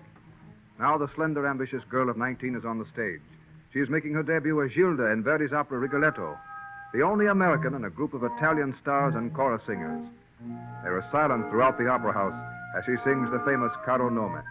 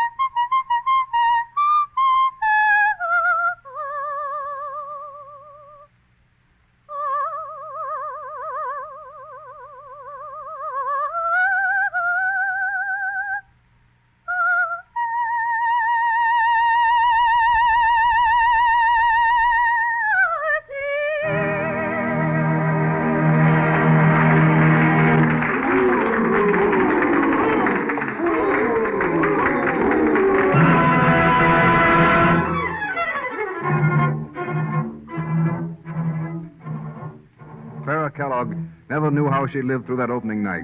Every solo aria was received with violent protests and boos. Her face grew paler. Her knees trembled as the evening passed. It was a terrifying ordeal, but she continued bravely and without faltering to the end of the last act. Now in her dressing room, after the final curtain, she has collapsed in her mother's arms. Oh, Mother, I failed. Failed completely. They hissed and booed. It was horrible. Just don't understand it, dear. I thought you were in wonderful voice. I was so proud of you. Oh, I know I've much to learn. I know I'm too young to be a great prima donna, but I did think the audience would be kind. Oh, Mother, they were so cruel. Oh, no. Oh, that must be your father with Colonel Stebbins. I'm anxious to hear the Colonel's opinion of your performance. He has such faith in you. Oh, I'm afraid to see him, Mother. After all his faith, I failed him.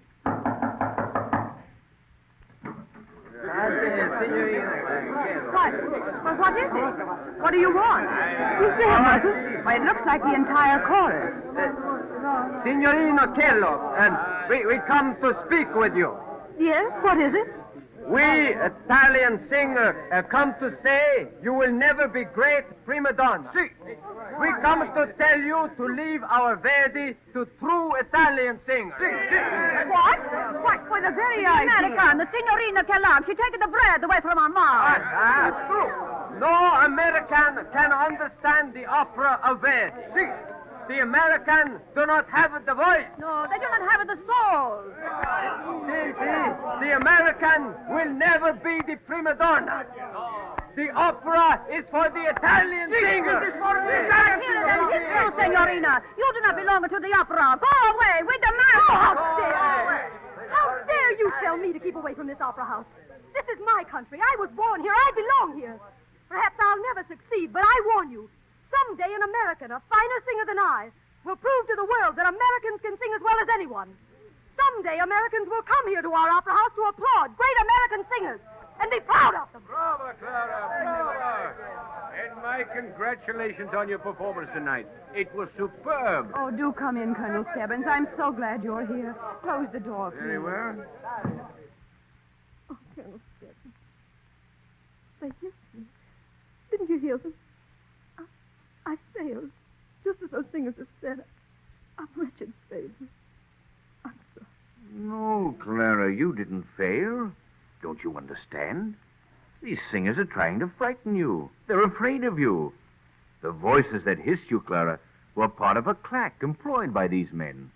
A hired claque to hiss me? You mean they were paid to hiss Clara? Why, I never thought of that. They'll not attempt it again, I assure you. With your next appearance in opera, you'll be acknowledged the greatest prima donna in America. And with the courage you displayed on that stage tonight, you cannot fail.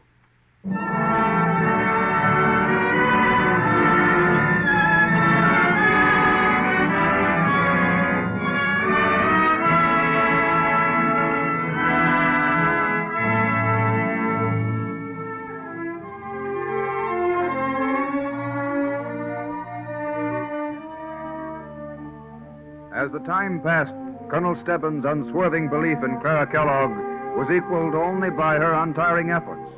And in 1862, when she was only 20 years old, in the role of Marguerite in Gounod's new opera Faust, she was hailed as America's first prima donna.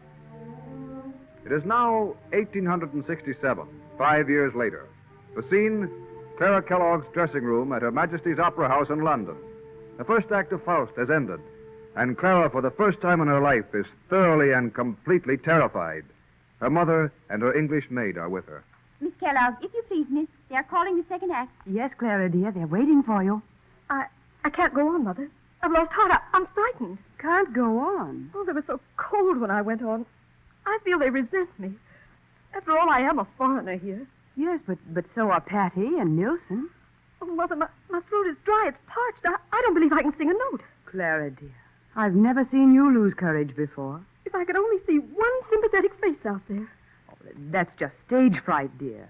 Oh, I can't go on, Mother. I can't. Perkins, I can't talk to anyone. No one must come in, not even the Prince of Wales.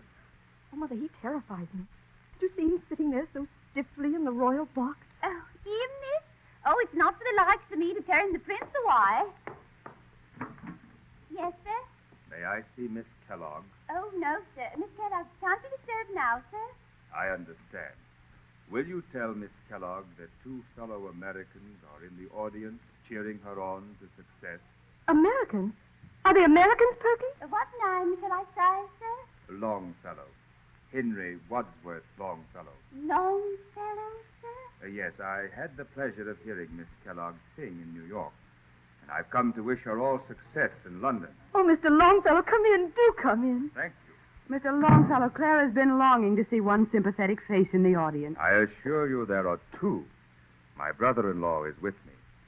We're visiting in Sussex, and we came up to London when we learned that you were singing.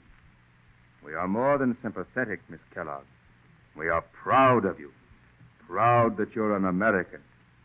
We are waiting impatiently to hear the jewel song. Oh, Mr. Longfellow, you've given me new courage. Mother, I can sing now. Mr. Longfellow, now I shall sing the jewel song as I've never sung it before.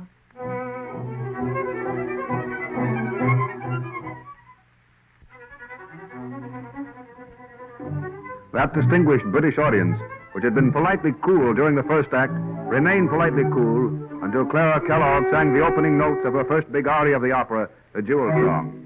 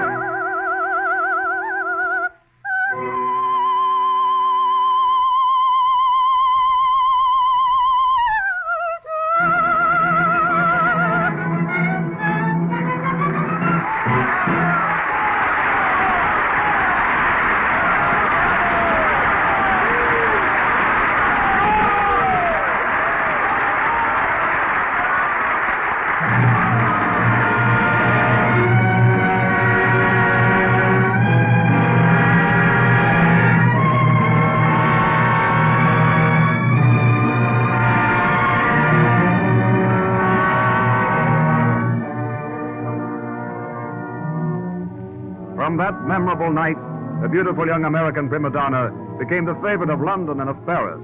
Her brilliance outshone that of the reigning operatic favorites, Patti and Nielsen. And then, at this period of triumph, when apparently she had reached the highest pinnacle of success, she did not rest content. She had further ambitions. And as her first step, she asked humbly for an interview with Europe's best-known vocal teacher, the famous Maestro Sbriglia, who had coached many of Europe's great stars. Maestro Sbriglia, I've come to ask a great favor. To ask if you will give me your real opinion of my voice.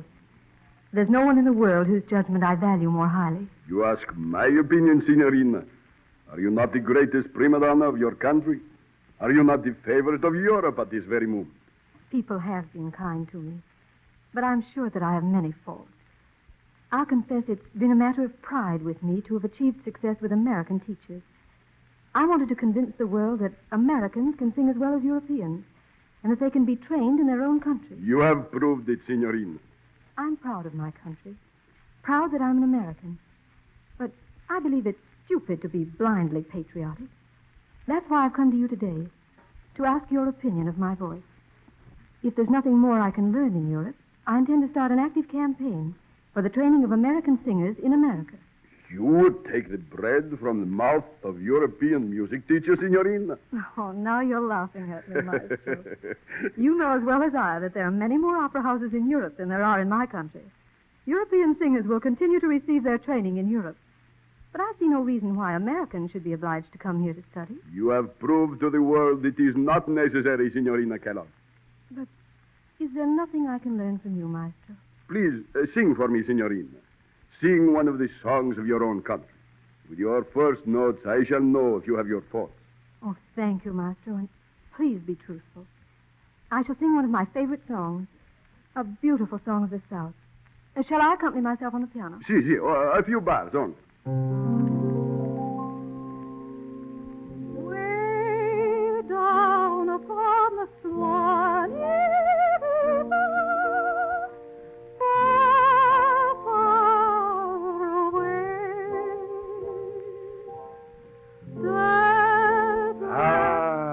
You breathe by the only logical method. The method taught us all by nature at our birth. You, Miss Kellogg, have nothing to learn from me or from anyone in Europe. Oh, thank you, Maestro. And now, Signorina, I shall ask one favor of you. Anything in my power, Maestro. Every day, all my life, I listen to singers from a duty. If you will give an old music teacher true pleasure, you will sing that folk song of your country to me, and I shall listen with enjoyment. Oh, why, that's the greatest compliment I've ever been paid, Maestro. And when you return to your amazing country, Signorina, tell your young singers to emulate you in every respect. Tell them to have the pride in their country which you have. Tell them to be as modest as you are and to study as you have studied. If they will do that, give them the word of Maestro Sbriglia that they too can rival the greatest voices we have ever produced in Europe. Now, your song, if you please, Signorina.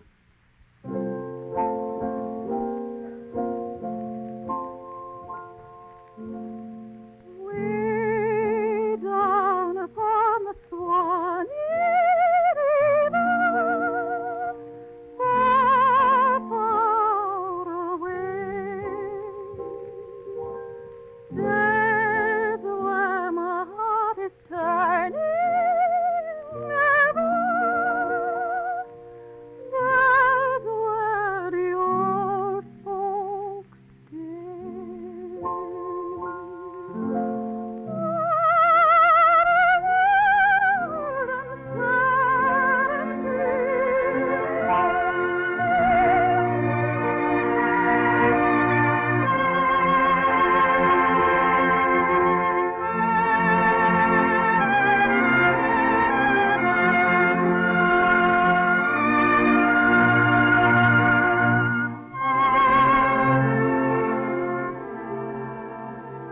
Upon her return to America, Clara Louise Kellogg carried out her plan. She waged an active crusade for the development of native-born American singers and for their training in their own country. Moreover, she helped popularize good music in America by touring the country with her own opera company, which presented operas in English. In 1887, Clara Louise Kellogg married her manager, Karl Stockosh, and until her death in 1916, she never failed to help and encourage American-born singers. Clara Kellogg was honored and beloved by her contemporaries for her unfailing belief in America and in American musicians, and for her untiring efforts in the development of music and vocalists in her own country. She is accorded an honored place in the Cavalcade of America.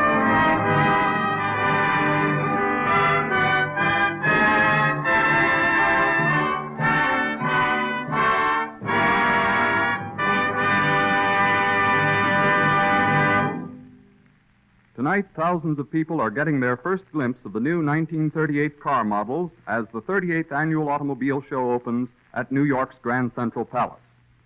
And although most of the glistening new models are on display for the first time, chemistry has been working behind the scenes for months to help make the new cars smarter, longer lasting, and more efficient. Here are some of the features in which chemistry has had a hand. Probably the most noticeable trend is in car finishes. According to the staff of style reporters maintained by DuPont, both here and in Europe, blues and metallics are favorites this season. Metallics, as you may know, are rich satin-like effects, their soft glow giving beautiful new depth to automobile finishes. These metallic effects are secured by adding finely divided particles of aluminum to regular finishes. Most everyone now knows that DuPont chemists developed the original fast-drying finish trademark Duco, which made it possible to finish a car in hours instead of days. Many of the new cars at the New York show appear in regular or metallic shades of Duco finish or its younger companion product, Dulux finish, another unusually durable product perfected by DuPont chemists. Other new trends are the result of chemical research, too. This year, more than ever, many cars have smart interior appointments made of those versatile chemical products known as plastics. Not forgetting that sheets of transparent plastic make safety glass possible, we discover that a number of accessories on the new models are molded from colored plastics.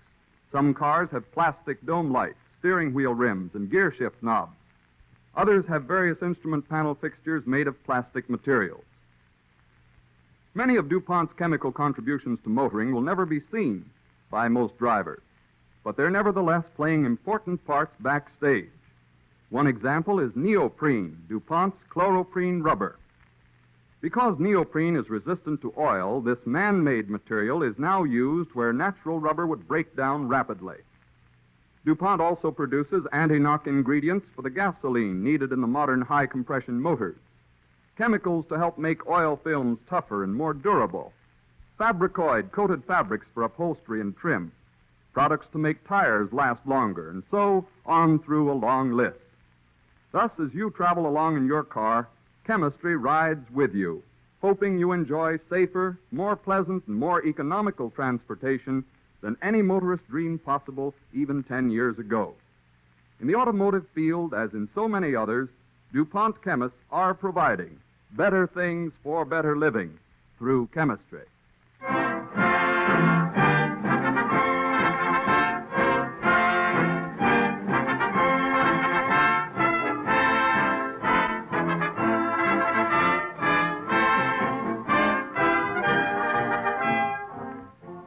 Elmer, Ambrose, Sperry, the story of one of America's greatest inventors, will be the subject of the broadcast when next week at the same time, DuPont again presents the Cavalcade of America.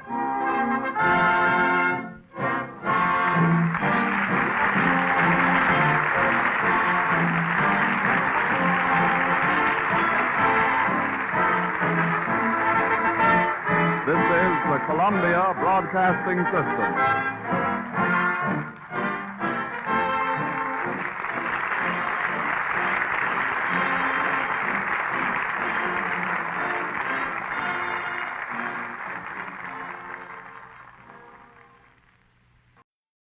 The Cavalcade of America, presented by DuPont.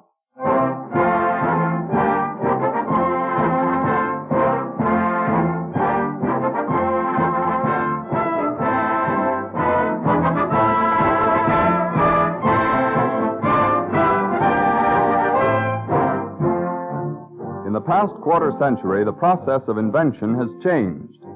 The old type of inventor was more or less a one-man organization. If he thought something might work, he tried it alone, working out his results in his laboratory to the best of his own ability.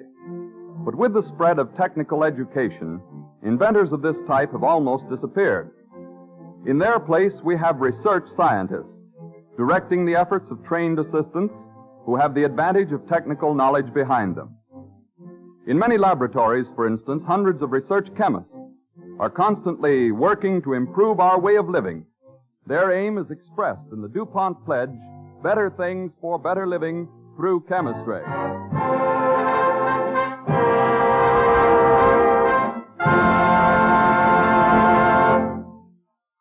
We're pleased to welcome among our studio audience Mr. Elmer Ambrose Sperry, Jr., son of the inventor. And as an overture, Don Voorhees and the DuPont Cavalcade Orchestra play Whispers in the Dark from the motion picture Artists and Models.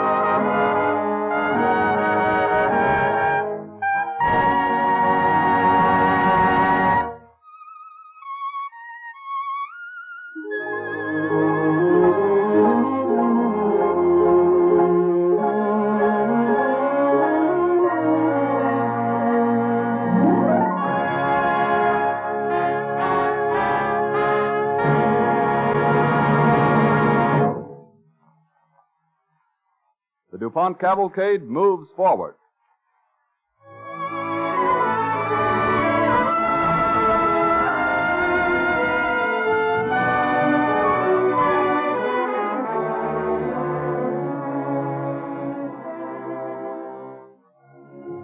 Elmer Ambrose Sperry was born in Cortland, New York, October 12, 1860. He utilized every opportunity during his boyhood to examine the machinery in various small factories in his hometown.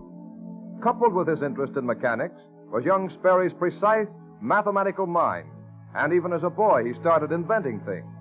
At 14, for example, a sort of railroad tricycle. And as our story opens, we find him riding this contraption along the tracks in the rolling countryside near Cortland.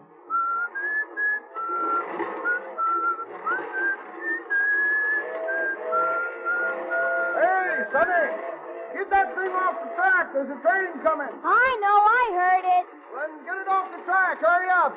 He's coming around the curve behind you. Oh, it's only a freight train. Once we beat it to the water tower, it'll stop there anyway. Go ahead, then. Don't get yourself killed. Don't you fret about that.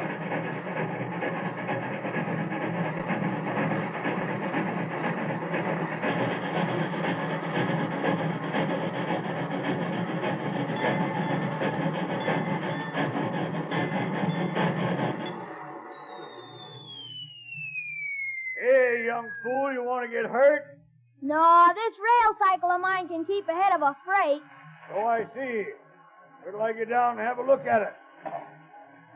What's your name, Sonny? Elmer Sperry. Say, Mr. Engineer, can I talk to you a minute? Well, not much more than that. What do you want, a ride in the cab? No, I want to show you an invention. Oh, an inventor, eh?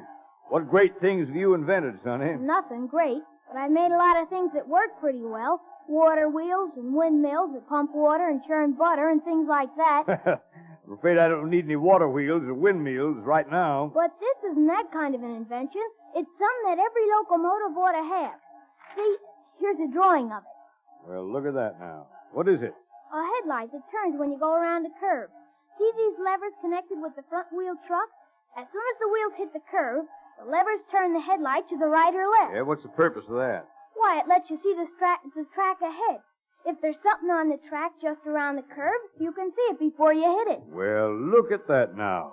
Oh, but say, Sonny, I gotta water the engine and get moving. I got a schedule to meet. But I reckon we'll be hearing more about you someday.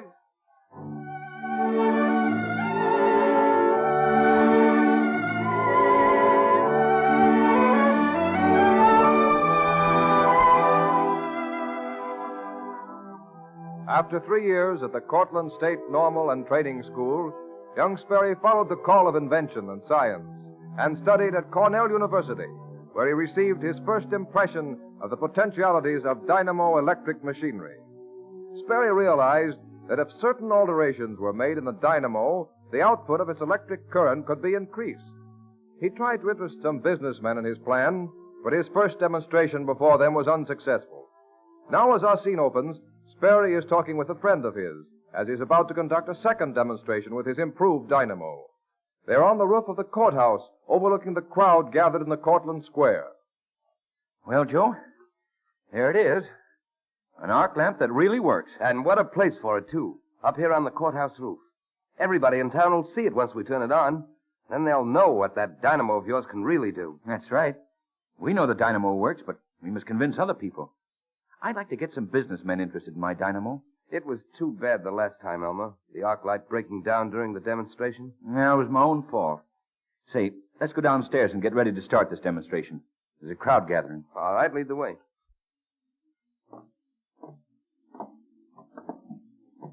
Elmer, what do you mean by saying that other demonstration was your fault?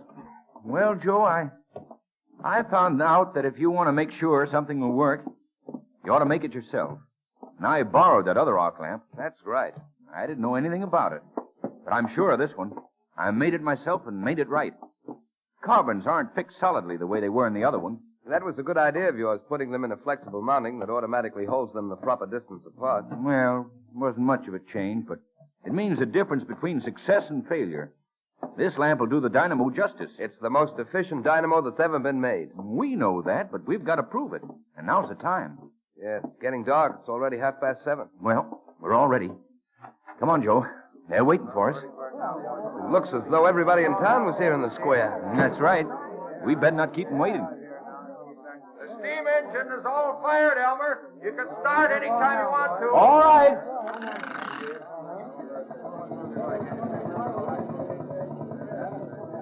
She's running fine, Elmer.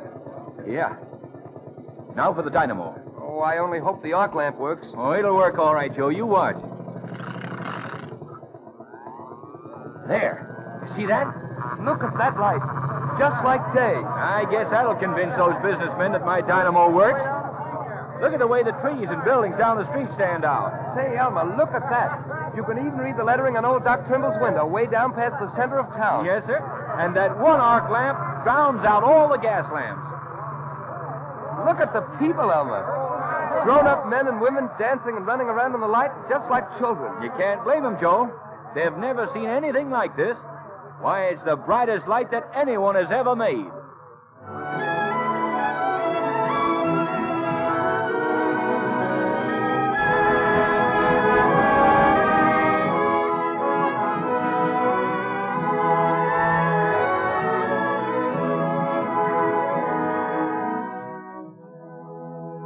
As a result of this demonstration, a Cortland manufacturer financed the improvement of young Sperry's dynamo, and the youth went to Syracuse, where in 1880 he built a large dynamo and put his plan into operation.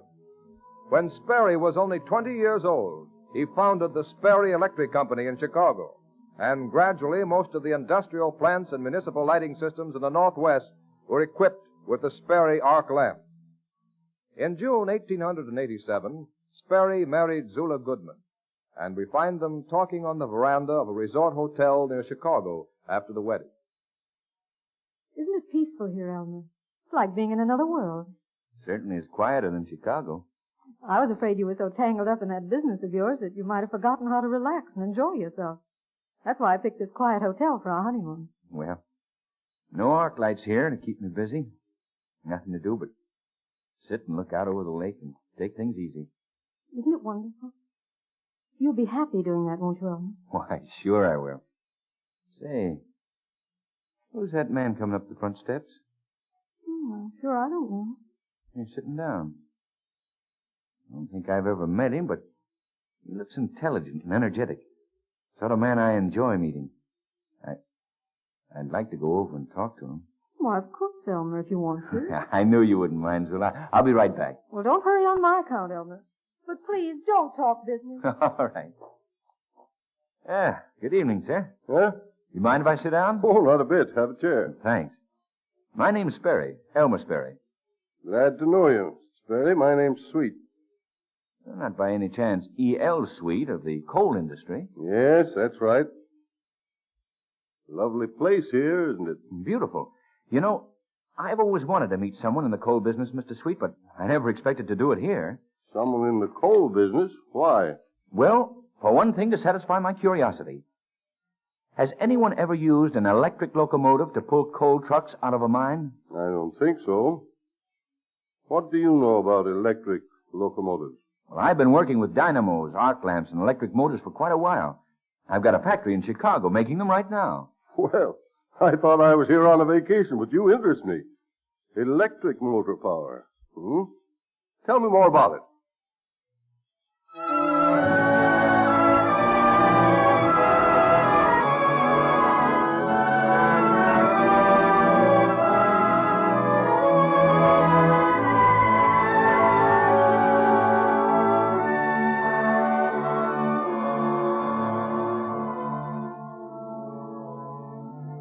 As soon as Sperry returned to Chicago, he launched himself into a career of scientific invention that soon made its effect felt in the development of our country.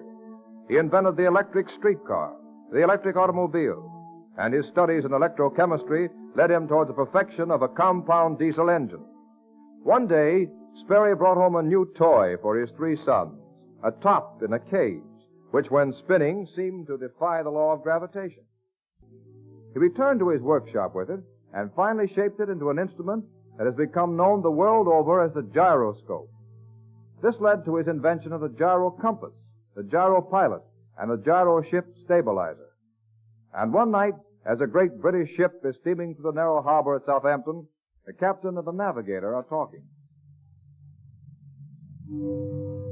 We'll be very lucky if we make it outside, Captain. Yes, I know it. But you saw the orders. Admiralty orders, no less. Proceed at once to the Falkland Islands. With orders like that, you sail no matter what the weather is. Couldn't the Admiralty have used better judgment, sir? Our new steel superstructure has thrown the compass needle off 10 or 12 degrees. Maybe more. Even so, we have our orders. Yes, but if we pile up on the beach, what good does it do the Admiralty? Even if we get clear of the harbor mouth, we're bound to run aground on the Isle of Wight. You may be right, but we must take the chance. We're running half speed due southwest for the channel. Yes. By a compass we know is wrong. No. Rather by a compass we're hoping against hope is right. You mean to say we're not using the magnetic compass? What's the helmsman steering by? The Sperry compass. Gyroscopic affair the Admiralty made me install before we left port.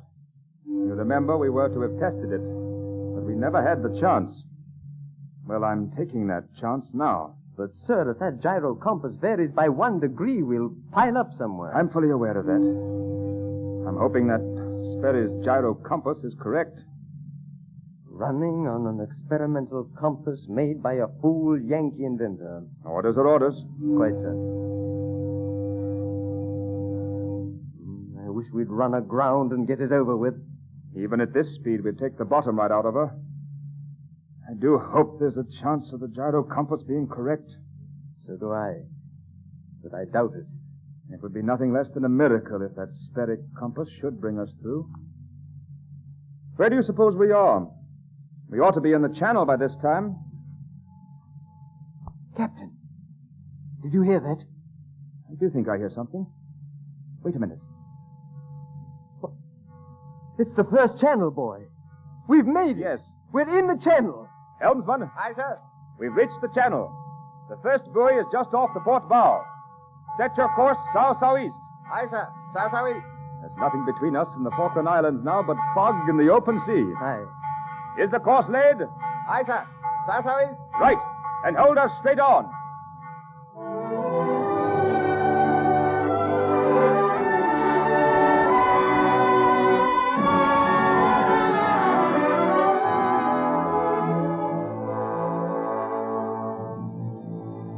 And so it was that the Sperry gyro compass, in the face of perilous weather conditions, passed a crucial test as the great British steamship, relying solely on its efficiency, turned safely into the English Channel. Gradually, Sperry's invention was installed on a large number of ships, and while the world was watching the progress of aviation, the American inventor was turning his mind toward the development of an instrument that has contributed greatly to safety in air travel.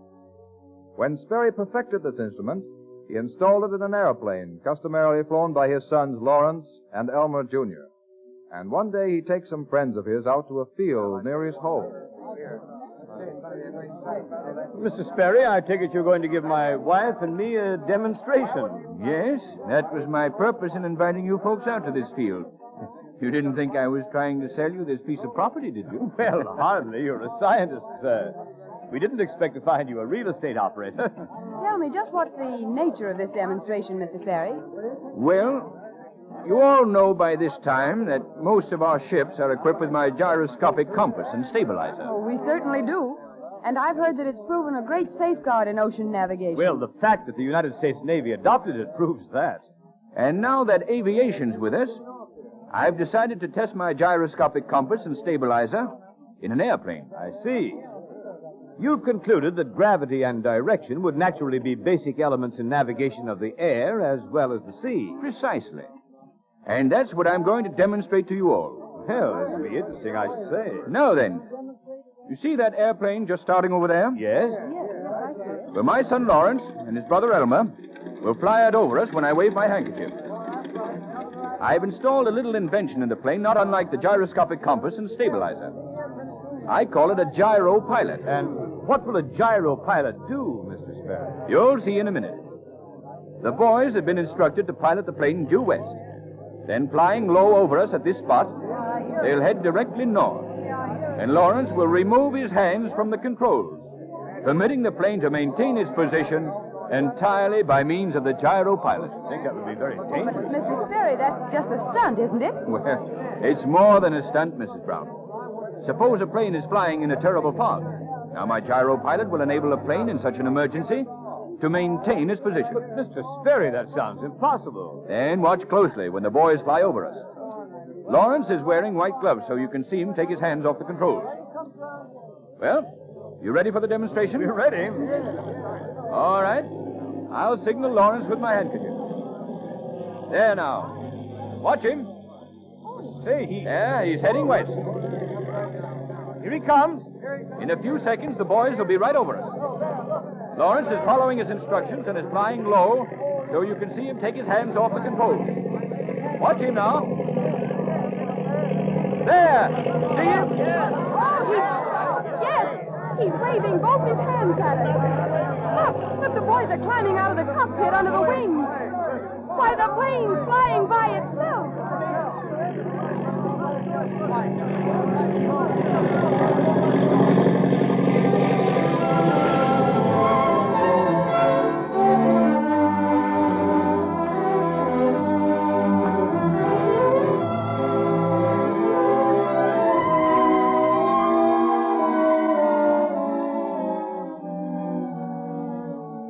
Keenly aware of the future of aviation, fully realizing that a strong factor in its development must be safety, Elmer Ambrose Sperry lived to see that first gyropilot installed in his son's aeroplane become perfected into the great number of automatic gyropilots with which the modern airships of today are equipped. Our scene changes to the present day, where in the cabin of a passenger aeroplane, a 12-year-old boy is sitting by himself. The plane is high over Indiana, on its way from New York to Chicago. A door opens, and the pilot comes down the aisle. Well, Jimmy, how are you getting along on your first flight? All right, Mr. Collins. Only there isn't anything to look at except fog. That isn't fog exactly. Those are clouds we're flying through, but we'll be out of them soon. Well, they're a nuisance, it seems to me. I can't see a thing. Oh, neither can I, even when I'm piloting the ship.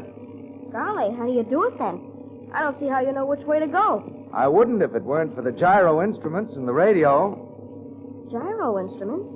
I've heard about them. Who invented them, Mr. Collins? Why, a man named Elmer Ambrose Sperry, Jimmy. Oh, I've heard of him. My dad was telling me about how much he's done for flying, making it safer and everything. Your dad's right. Sperry was one of America's greatest inventors. Gee, I guess he was, all right. You know, Jimmy, we have an automatic pilot in this plane. Mr. Sperry's invention? Right. That's a gyro instrument, Jimmy. What's it like, Mr. Collins? Well, you know what a gyroscope is, don't you? Oh, sure. A gyroscope is just a little top in a cage. I used to have one. You did? Well, that's the same principle as the automatic pilot. I'd show you how it works on our instrument board, but it's against the rules for me to take you up to the pilot's cabin. Anyway, that little instrument's been holding the plane on its course ever since we took off. I see. That sort of makes things easier for you pilots, doesn't it? Well, not exactly. You take my co-pilot, Bill Smith, for instance. He's in the pilot's cabin now, and he's plenty busy. He has to check the engine and operate the radio and do a lot of other things, too. But he doesn't have to lay a finger on the controls now. Golly, that's wonderful. Yeah. We'll be over Chicago in a few minutes, and then I'll take the ship down. You'll meet your father at the airport. I hope he hasn't worried about me. Oh, I guess if your dad had any doubts about the safety of this plane, he wouldn't have let you fly to Chicago. Probably not.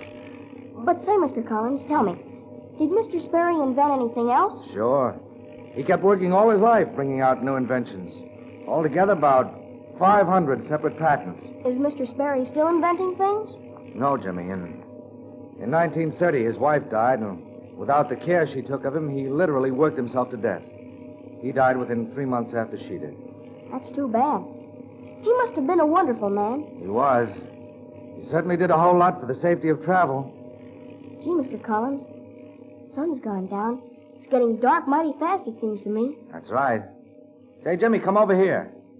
Now watch. Right where I'm pointing. There. See it? You bet I did.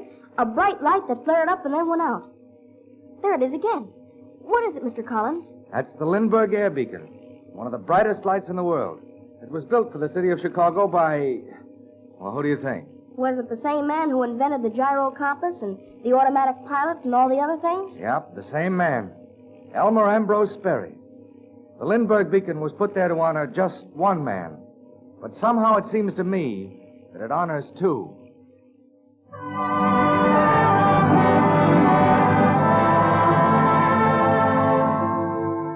In his long and useful lifetime, Elmer Ambrose Sperry made useful contributions to transportation safety on the land, on the sea, and in the air.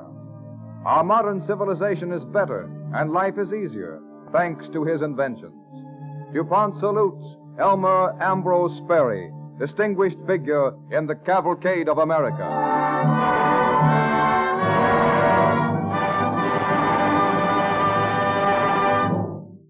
At the little town of Bell, nestling in the foothills near the thriving city of Charleston, West Virginia, the DuPont Company has a plant that uses air, water, and coal as raw materials in making 80 different products. Among these 80 chemically created products are ingredients for lacquers, antifreeze for automobile radiators, and a new crystal-clear DuPont plastic, the methyl methacrylate resin trademarked Lucite, as well as nitrogen compounds for use as refrigerants and in fertilizers and industrial explosives. Not so long ago, America was dependent on natural deposits found in foreign countries for the nitrogen-bearing compounds so important to industry and agriculture. But the chemist and the engineer, working hand in hand, developed a process to extract nitrogen from the air and fix it in a usable form. That achievement made it possible to change what was once a cow pasture into a modern industrial plant, giving employment to more than 2,000 people. One of the important nitrogen-bearing compounds produced at this plant is ammonia, which is used in producing a great variety of products, from industrial explosives to fertilizers for the farmers' lands. Perhaps its best-known use is as a refrigerant for the manufacture of ice. Many of the fruits, vegetables, and meats you serve are brought to your table from long distances because refrigeration of this type protects them en route and during storage. Through constant chemical research and improved manufacturing methods, the price of ammonia has been reduced 50% during the past 10 years. Strangely enough, from the same basic raw materials used at this plant in making ammonia to freeze water, comes a product to prevent water from freezing in your automobile radiator. It is DuPont Zerone Anti-Rust Antifreeze, used by millions of motorists to protect their cars against winter's icy blast. The annual payroll of the Bell plant is approximately $4 million, and this money earned and spent there does its share to stimulate local business and the general welfare of Charleston and its neighboring communities. Products made there are used by manufacturers all over the country, which means freight for railroads, trucks, and boats, more work for more people. Charleston, West Virginia is one of the 69 communities throughout the nation where DuPont plants are located, plants in which local people serve the whole country by providing, as the DuPont Company expresses it, better things for better living through chemistry.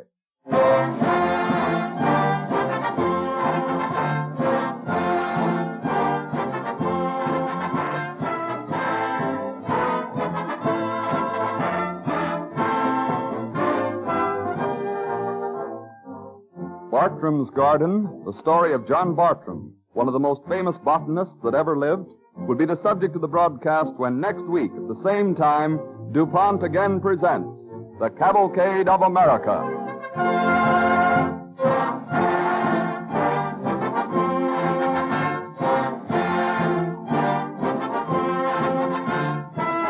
This is the Columbia Broadcasting System.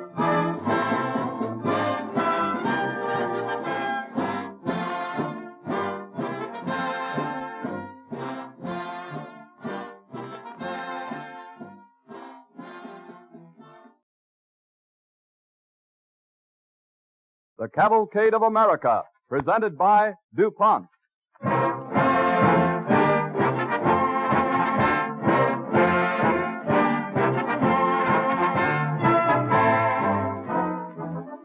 The DuPont Cavalcade of America wants to remind its listeners of the 1937 annual Red Cross roll call.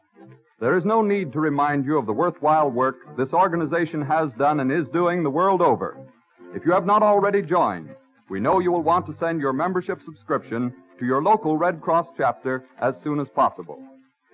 This evening, the DuPont Cavalcade tells the story of one of the greatest natural botanists that ever lived, John Bartram. Bartram collected, cultivated, and crossbred plants and flowers, not merely for ornamental purposes, but to increase their usefulness to mankind. In his garden were many plants used for medicine and chemical purposes. Today, many plants and flowers are used by the chemical industry as materials for study and research. John Bartram can be compared with the research chemist who works for the comforts and conveniences of his day and age. This method of improving existing conditions in many fields is aptly expressed in the DuPont pledge, better things for better living through chemistry.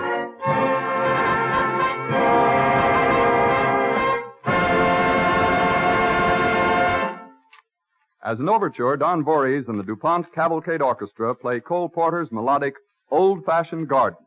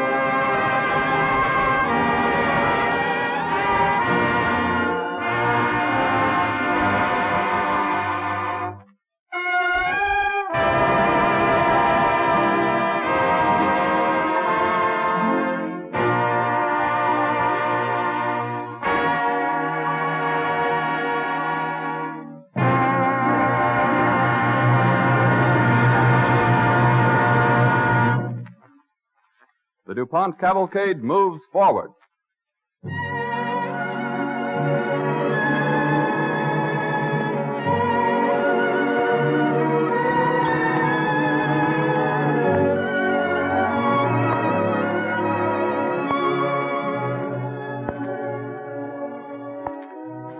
John Bartram was born of Quaker stock in 1699 in the township of Darby, about 6 miles south of Philadelphia. By the time he was 24, he had a farm on the banks of the Schuylkill River, which was given to him by his bachelor uncle Isaac.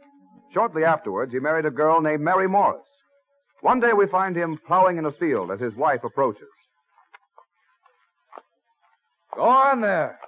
Go on. John! Oh, boy. Oh. Well, Mary, what does thee out here in the fields? It's such a lovely summer's day, John. I thought I'd bring thy lunch out and join thee. Now, that was a kindly thought. It will be pleasant in the shade of the oak yonder. Come. Oh, boy. Oh. How pretty the fields look. All white daisies. See that sod, how tilted where your plow turned it?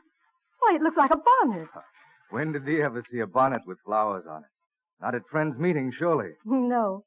And I'm glad we don't put them on our heads. They'd be out of sight of our eyes. Look, Mary, how these flowers are made. Seems to be a regular scheme to them. As careful and exact as a snow crystal. Why, I see nothing but white petals and the yellow centers. They're all alike. No, not really. If you look at the center, you'll see it is not all alike. There's a division among these close-packed yellow quills. I wonder what they're for. Well, it makes small difference, since neither we nor the cattle can eat them. It seems strange. I've turned up so many millions of them and never before even thought to look at one. Mary, I'd like to know something about these flowers and vegetables and herbs that grow all around us. Well, how could we do that? There's no time for learning things with all the farm work on thy shoulders. I'll make time for it, Mary. I must know about these things.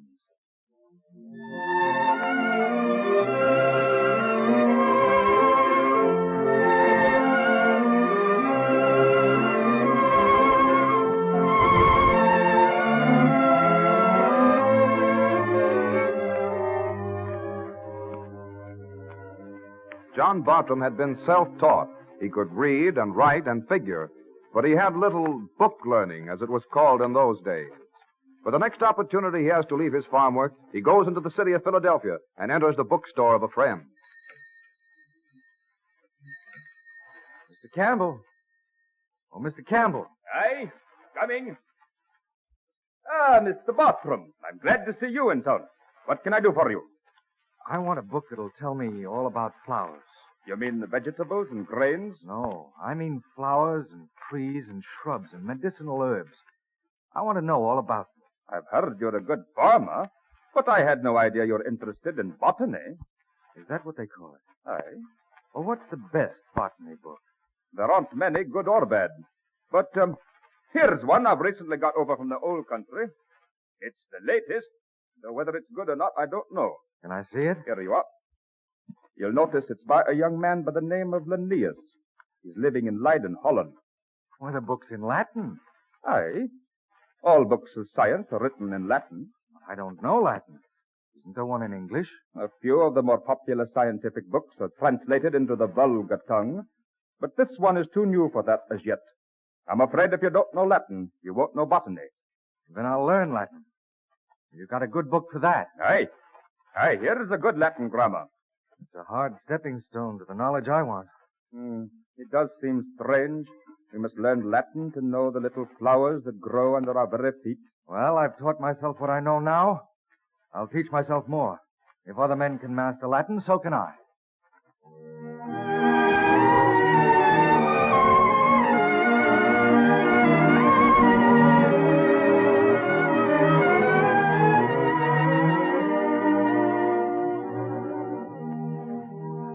With the help of a schoolteacher, Bartram learned enough Latin in 3 months to read the scientific revelations of Linnaeus of Lyon.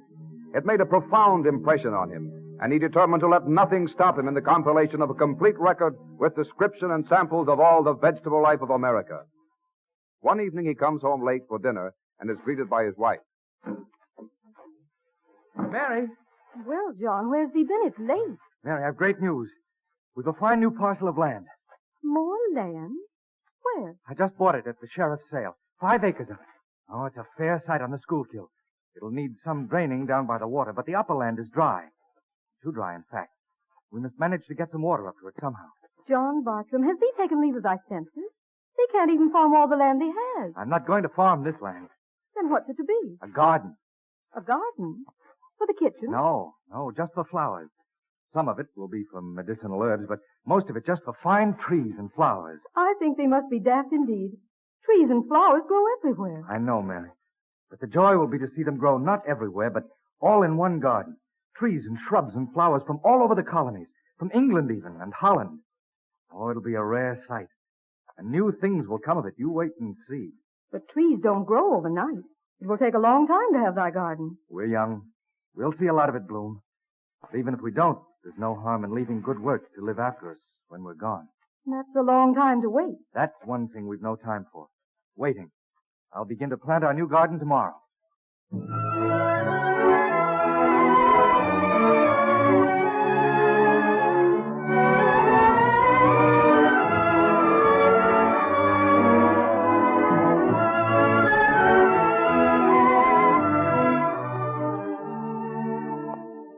The fine stone house, which still stands in the park, which was Bartram's original garden, was begun by Bartram's own hands. He used to work on it sometimes by moonlight, after the necessary farm work was done. In 1727, his wife Mary died. Undaunted, Bartram went on with his work, for he had 2 little sons, John Jr. and William, to provide for. When part of the house was finished and the nucleus of his garden plan, Bartram found he had a house and a family without a home. In 1729, he married Anne Mendenhall of Concord Monthly Meeting in Delaware County, Pennsylvania. One day, about 4 years later, she comes looking for him in his garden. John, where is thee? Save thy voice, Anne. I'm right here behind these bushes. Oh, the garden's getting so full of things. It's like a jungle. What brings thee here? A letter from England. From Peter Collinson? Yes. Let me have it. Here it is. Oh, I hope. If only everything... Anne, you got the shipment I sent in? And everything in good condition? Wait. No. Only what I had in the cedar box and some of the pressings. But, John, who would steal such things from thee? Rats, my dear, and insects. He writes me to try again with the route. And next time to ask the captain of the vessel to put the box under his own berth. And I thought all would be well if the box escaped water soaking. There are many vexations between here and Europe, my dear. There's more than water keeps us apart. Look here what he writes. He sent a copy of my letter and some of my cuttings to Linnaeus. Linnaeus, the great botanist at Lyon. Isn't that wonderful?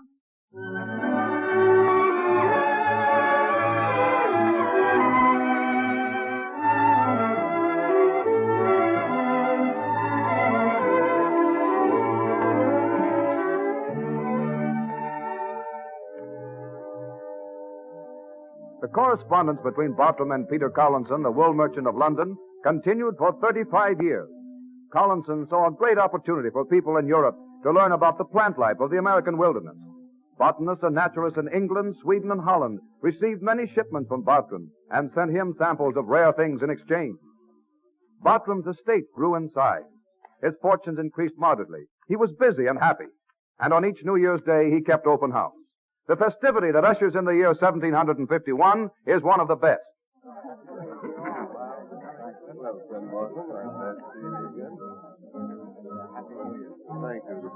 I'll pass the punch, Harvey. Yes, Missy. Have you seen Mr. Bartram? We're here in the hall telling some folks howdy. Has Mr. Franklin arrived yet? No, Ma's been in show this week. Oh. Yes, there he is, talking to Ma's John. I'll get his coat and hat. Well, let me have a glass of punch for him. He must be cold after his ride out from town. Yes. Mr. Franklin, welcome and a happy New Year. Thank you, Mrs. Bartram, and a long and happy life to you. Thank you. You must be cold. Let me offer you a cup of punch. I'll accept the cup from your hands with honor. He's a courtier to his fingertips, but he takes no more punch than I do. Still on a cold New Year. You know I try to be temperate. Is it strong? Oh, indeed, no. We make it from our own fruit. I use good cider for a base. And you press it well, both in the making and on me. Mr. Bartram. I'll drink a toast to you. I'll drink to your amazing capacity for work. Thank you. And I'll drink to your thoughts on all men's work. Work?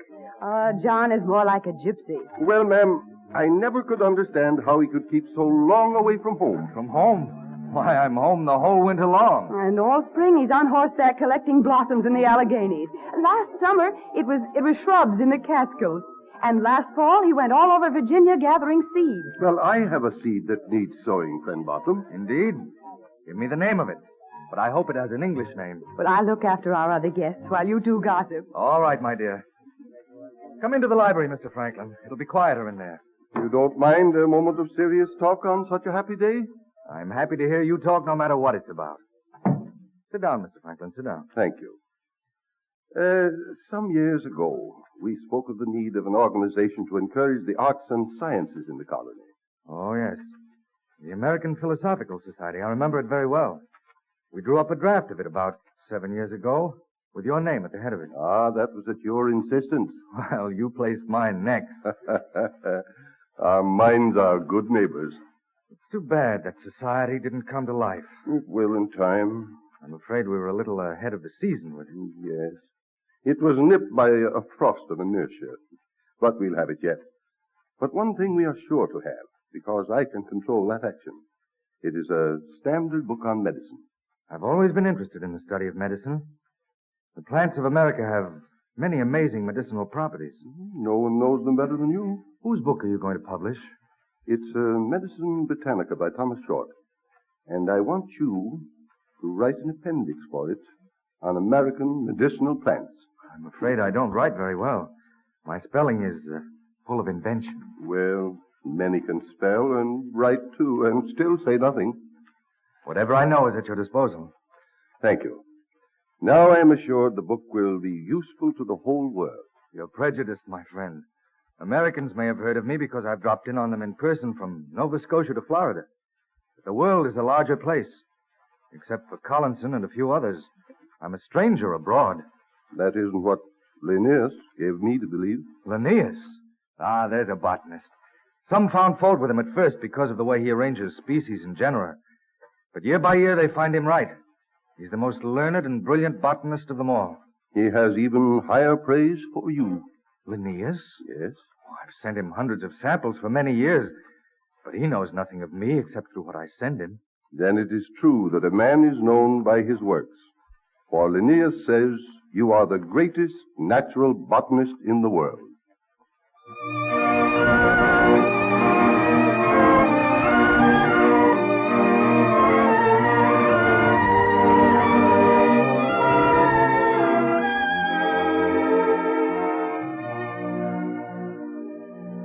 In 1765, Bartram, through the interest of such influential English friends as Collinson, Lord Petre, and others, was appointed the King's botanist.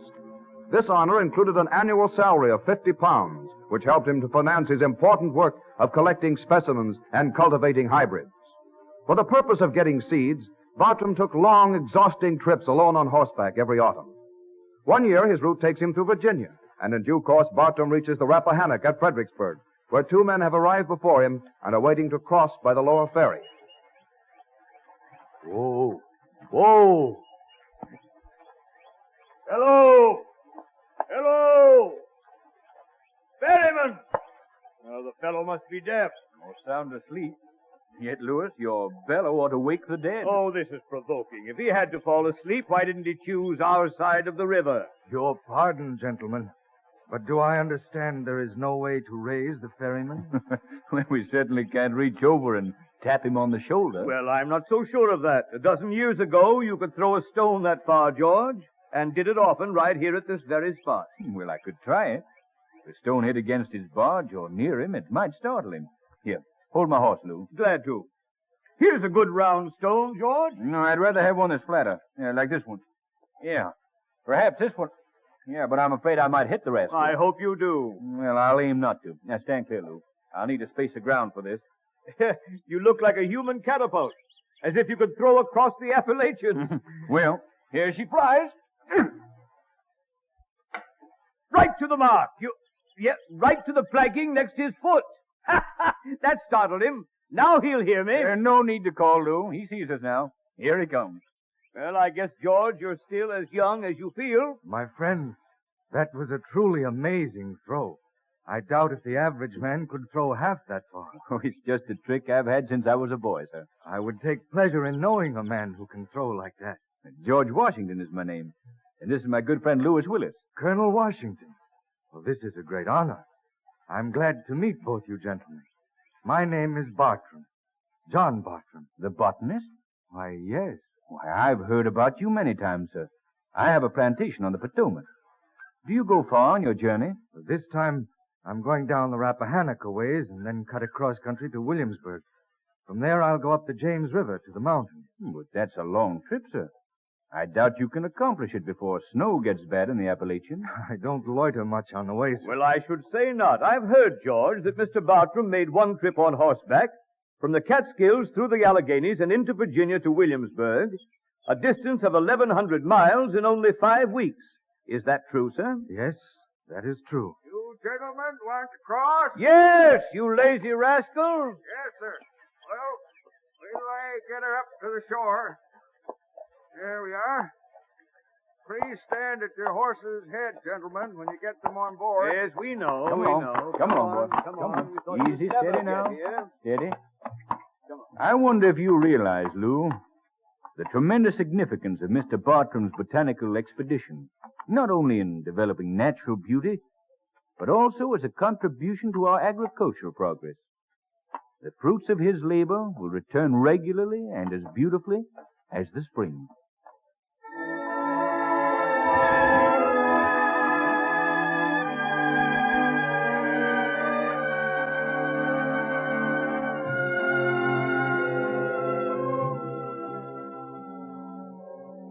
Bartram's devotion to his work was matched only by his tremendous energy and endurance. He collected seeds and plants needed in Europe and exchanged them for species which were sent to him and introduced by him into this country. Even at the age of 66, he explored the St. John River in Florida to its source. In 1777, his life work ended, but the results lived on after he was gone. And as the colonies he had known became states, their capital was the city of Philadelphia, so near to his beloved garden. Bartram's garden became a favorite haunt of the patriots who molded this country's history. Thomas Jefferson, who lived just across the river, often used to come there with the aged Franklin to discuss the future of the country.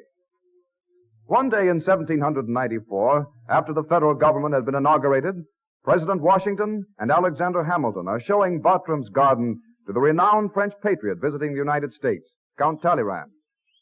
Now, this is the Dark Avenue, Count Talleyrand. And beyond, there's a grove of hybrids created by Bartram. It is beautiful, Your Excellency. I am continually amazed at the state of luxury, science, and civilization I find here in so new a country. A great work has been done here. It has only been begun, sir. And there's one place I like above all others. A bench under an Aesculus pavia entwined with a luxuriant Tacoma. Well, by such a name, it must be wonderful to see. It is, Hamilton. And it's right at hand.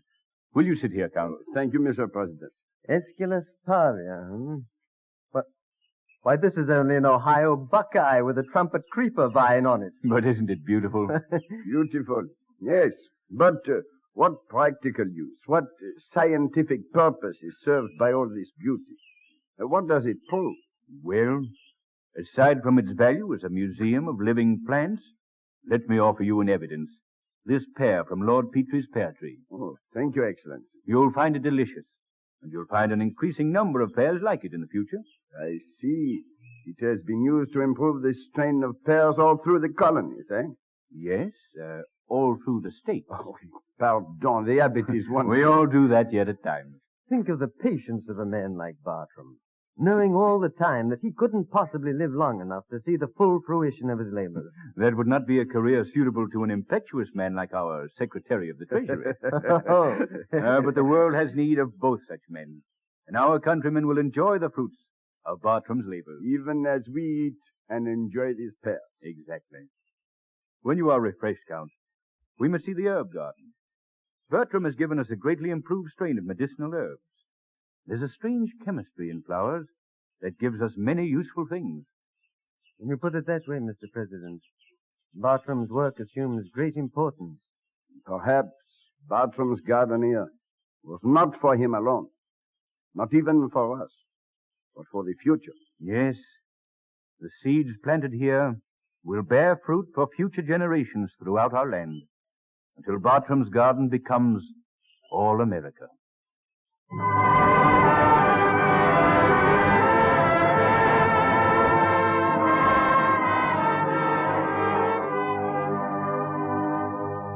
Bartram's garden was not merely for beauty, but for usefulness to succeeding generations. Poppy, foxglove, coca, ipecac, glucose, nux vomica, cinchona, and saccharose were among the species represented. Today, the chemistry of flowers is supplying industry with a new source of raw materials. DuPont salutes John Bartram, pioneer botanist, as a leader in the cavalcade of America.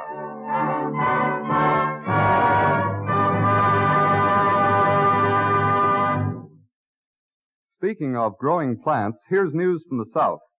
Dispatches from the southern states say that the cotton crop is probably the largest ever grown. With picking practically completed, estimates indicate a bumper yield of more than 18 million bales. And thanks principally to research chemistry, that cotton will reach the public in more than 10,000 different forms.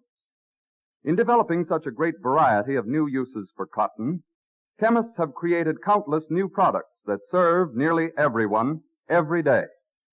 And by so doing, chemistry has opened entirely new markets for the cotton farmer's crop. The DuPont Company is one of the cotton growers' good customers.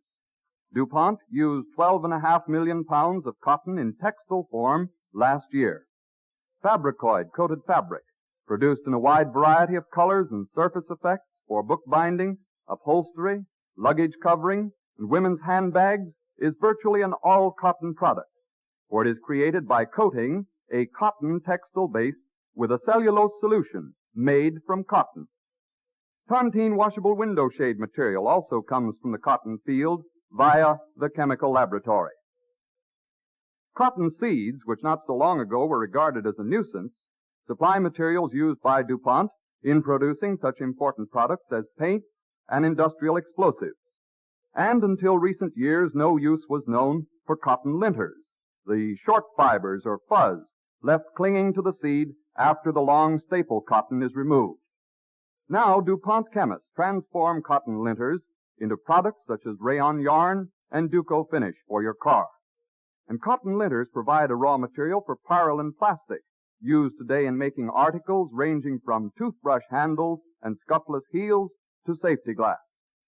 Safety X-ray film and photographic film are other uses, and even some of the enamels with which women tint their fingernails are of cotton origin. Yes, chemistry has done remarkable things with this snowy white fiber from our Southland. And new products made from cotton are still coming from the test tube, bringing with them new industries and new jobs. 9 DuPont plants, located in various parts of the country, employ 7,000 people in making products that can trace their ancestry to some southern cotton field. In this story of cotton and the many ways chemistry has found to put it to work for you, we see one more example of what the DuPont Company means by its pledge: better things for better living through chemistry.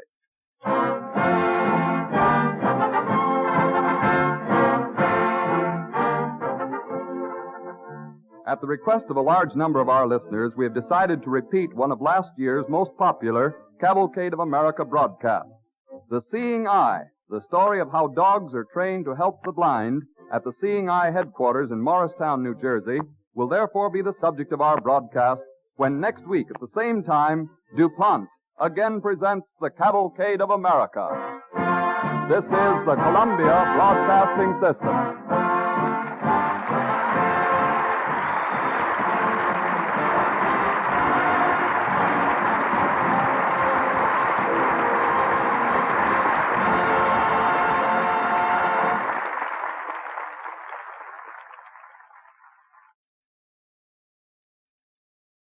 The Cavalcade of America, presented by DuPont.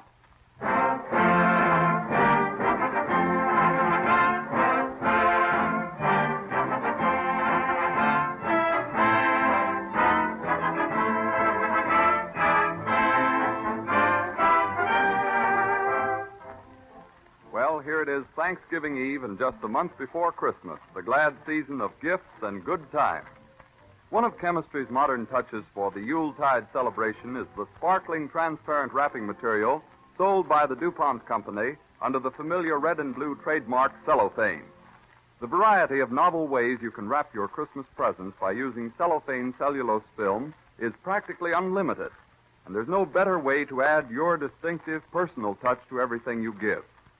DuPont has printed up an attractive 8-page booklet called How to Do Gift Wrapping Magic with Cellophane.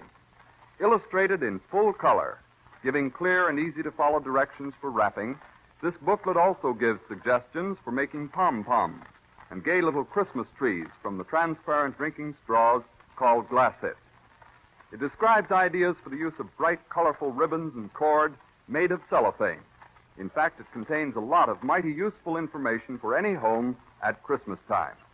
We shall be glad to send you a copy of this booklet free of charge.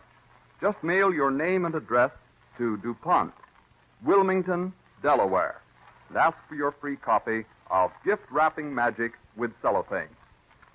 This evening, the DuPont Cavalcade of America brings you the story of Sarah Josepha Hale, famous editor of Godey's Ladies' Book and ardent advocate of feminine education, whose memory lives in the welfare and opportunities of women today.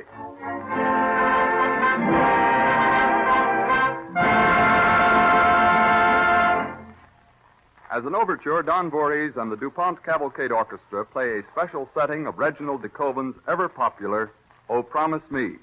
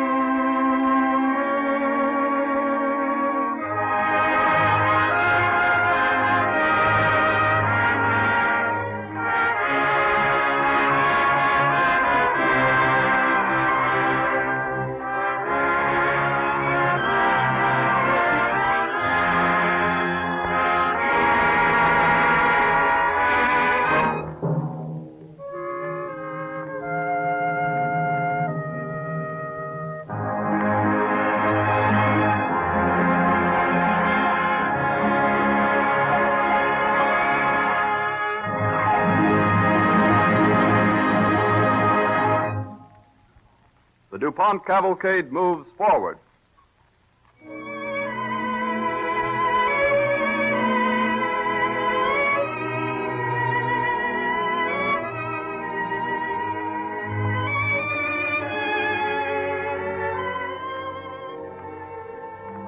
Sarah Josepha Hale was born in Newport, New Hampshire on October 24th, 1788. She was to pattern her life around the publication of a magazine known as Godey's Ladies' Book, a publication which advocated advanced education for women, conducted departments devoted to fashions and domestic problems, and exerted a marked influence on the life of the times. One day in 1822, we find Sarah, at the age of 34, talking with her friend Mary in her home in Newport. And they say you're studying geology, Sarah, and mineralogy, whatever that is. Is it really true that you and David study every evening? We've studied almost every evening since first we've been married. It's been a rare experience for me, you may be sure. Rare experience? I should think so. And what a waste of time. What are you going to do with all that education now that you have it? I still feel that I have very little. But David is very patient with me. Oh, if I could only have gone to college with my brother. College? A woman at college? Sarah, aren't you afraid he'll find you unwomanly if you go on with this studying? Men don't like intellectual women. Really, they don't. Oh, Sarah, it'd be too terrible if you lost his love. If I lost his love, it would be through lack of intelligence, my dear, not because of it. And I don't believe David finds me unwomanly. But with your mind full of things like that, how can you be domestic? I have 4 children, Mary, and soon there'll be a 5th. My home is well managed, my husband happy. That's enough domesticity for any woman. Does David think so? David wants me to study. I should never have gone on trying to write without him. I tell you, Sarah, you're making a mistake. People are kind about your eccentricities, but in their hearts, everyone disapproves. It's vulgar for women to try to be intelligent as men are. And you, well, you're 34 years old, well past middle age. It's time you settled down and paid more attention to convention. It's too late now, Mary. The harm is done. David and I both love it. Nothing on earth would persuade me to give up my evenings of reading with him.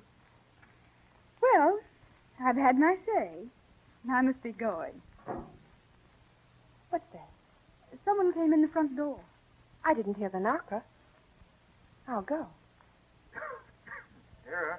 Oh, David, you frightened me. You're home early, aren't you? Yes, I'm not feeling very well. Oh, my dear, your cold is worse. Take off your coat. Oh, I'll be all right now that I'm home. Thank you, Sarah. Oh, good evening, Mary. Don't let me frighten you away. I was just going. David, you look as though you were burning up with a fever. Have you seen a doctor? No, I was going to stop and see Dr. Harrison, but I felt a little lightheaded, so I decided to come right home. Well, I'm going to stop on my way to town and send him up. Oh, why, he'll think this is a judgment on me because I sleep with my bedroom windows open. He doesn't approve of foul night air, you know. Neither does anyone else with common sense. The idea. Don't bother to come to the door. I'll stop in tomorrow and see how your patient's getting along. Try red flannel. It's the best thing for that throat. Good night. Good night, Good Mary. night, and thank you. Dearest, will you go right up to bed? Let me rest here by the fire a little while first. It's good to be home. The day doesn't really begin until you get here. Put your head on my shoulder. There. Mary's just been lecturing me about my scholastic attainments. She's afraid I'll lose you if I become too much of a blue stocking. Well, I hope you assured Mistress Mary that I think you have a fine mind and see no reason why you shouldn't use it. My darling. I still marvel that you feel that way. I'm very fortunate. David, do you suppose the day will ever come when all women will have opportunities for education? Well, most women don't want them. When they do, they'll have them. Oh, David, it isn't as easy as that. They need encouragement. I would never have gone on without you. Oh, David, life without you would... I couldn't go on living. Why, of course you could. You've got the children you know, and you're writing. Well, you could have a career. A career. Anyhow, it won't matter without you. But you wouldn't be without me, darling. We can never really lose one another, can we? We never lose the things we've had, Sarah. I go right on being proud of you. You'd always remember that... Don't look like that. I'm not going to die, dearest. I've just got a cold in my head. We'll work tonight as usual. You can read to me, and I'll lie here. David. David, what is it? Why, I've got a queer pain here in my chest. Oh, my dear. If you'll excuse me, I think I'd better go to bed after all.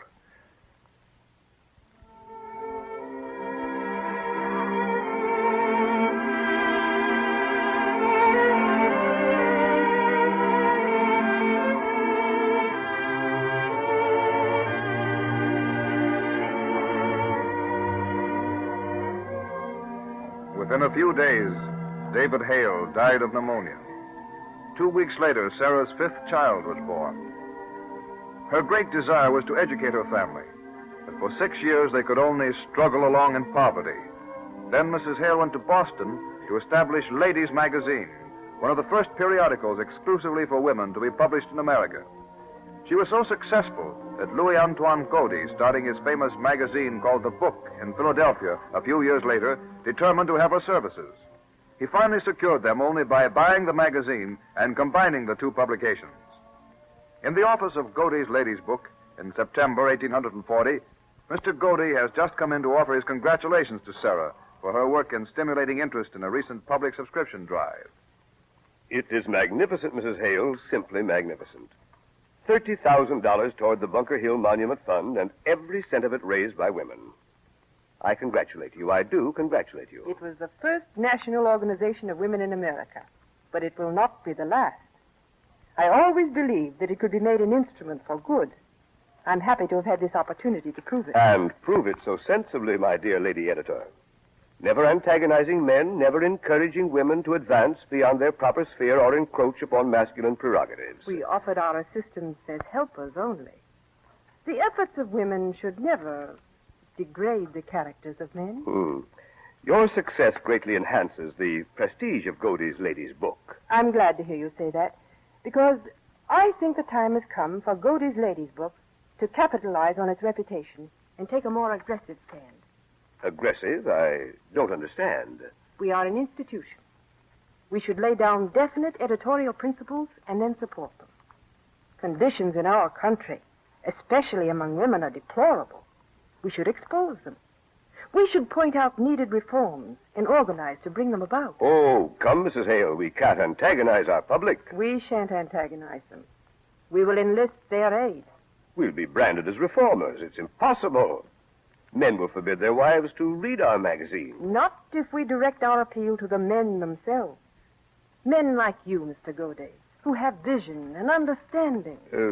Yes, I appreciate that point of view. If you advance the welfare of women, you advance the welfare of the race, Mr. Godey. That's a good general theory, but specifically... Specifically, there are certain fields of activity which women are particularly fitted to occupy. Most of them denied to her, for two reasons: lack of education and prejudice. And what are those fields? Well, we should have women teachers in our primary schools, Mr. Godey. It's a woman's province to instruct little children. Education shall be our great crusade, especially education for women. College? Mr. Godey, don't you think that the day will come when a woman will no longer be a female, but an individual? An educated womanhood can work miracles in America. Always the efforts of you men. This is a magazine for the home, Mrs. Hale. We must emphasize the interest within the home, not in the world outside. You must not belittle woman's real occupation. I'm not belittling it, Mr. Godey. We'll give homemaking the dignity of a profession. We'll make a science of it. We'll call it domestic science. Mrs. Hale, I have the greatest confidence in your judgment. But didn't we start this as a fashion magazine? We'll have fashions, but we'll have all the rest besides. We have fine authors, Mr. Godey. Edgar Allan Poe, Washington Irving, Ralph Waldo Emerson, James Russell Lowell. No other magazine has such a list. But we must stand for more, much more than mere entertainment. Our magazine must be a force for the advancement of American women.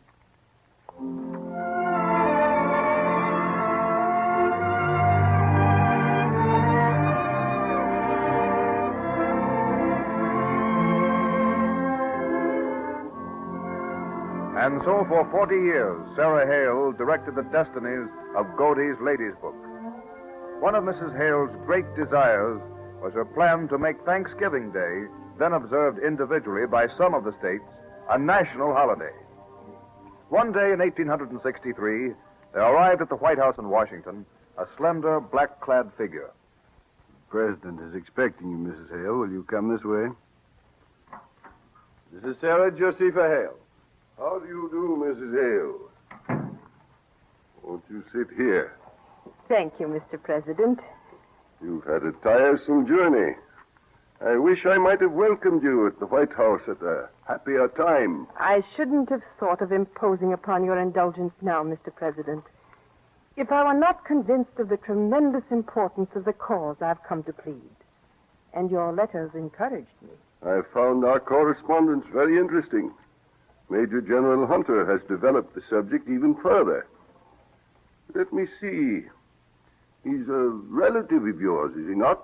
His younger brother married my daughter. He's a good friend of mine. We've often spoken of your work. The influence Godey's book wields is amazing, Mrs. Hale.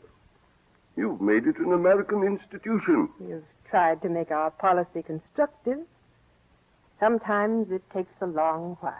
As in the case of the National Thanksgiving Day you've come to discuss with me. I've only been actively campaigning for it in Godey's book for 17 years. But my interest in Thanksgiving Day goes back far beyond that.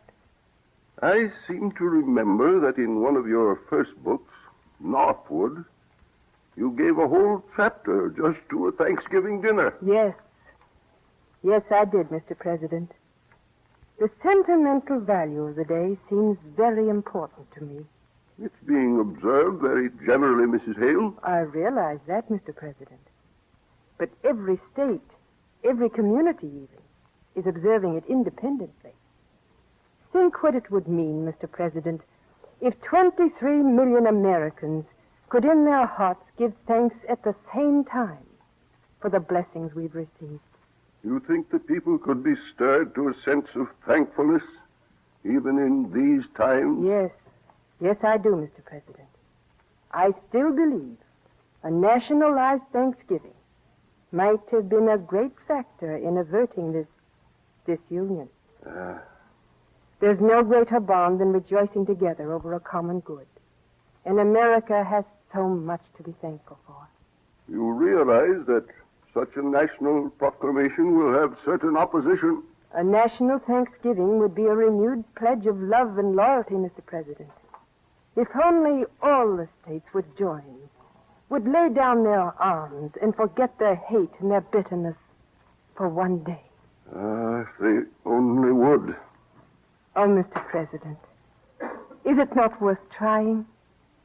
It might point a path to peace. We shall see. Mr. President, do you mean... I mean that Sarah Josepha Hale and her Godey's Ladies' Book have succeeded in one more campaign. Mrs. Hale, you have convinced me. I shall issue a national Thanksgiving proclamation.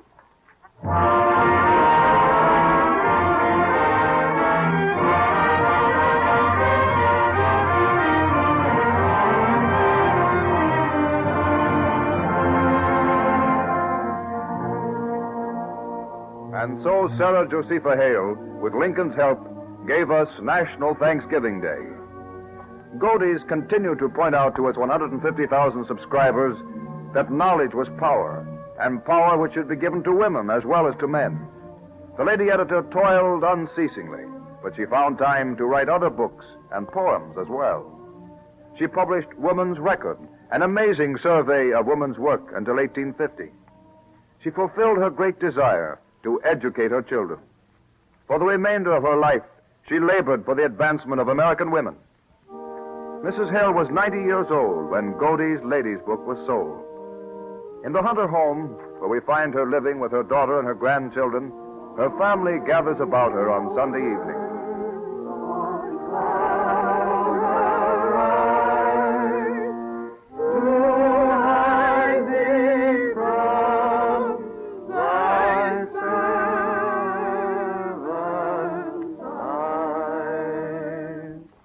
Let's sing another one. No, Grandmother will be in a moment. Where is she? She stopped to tell Hannah Murray what a fine supper it was. Perhaps she'll read a story to us. I'd rather she recited Mary Had a Little Lamb. Well, you know that by heart. What do you want to hear it again for? Because she wrote it and it's my favorite poem. Maybe she has something new to read to us. She may be a little sad tonight. Perhaps she won't feel like reading.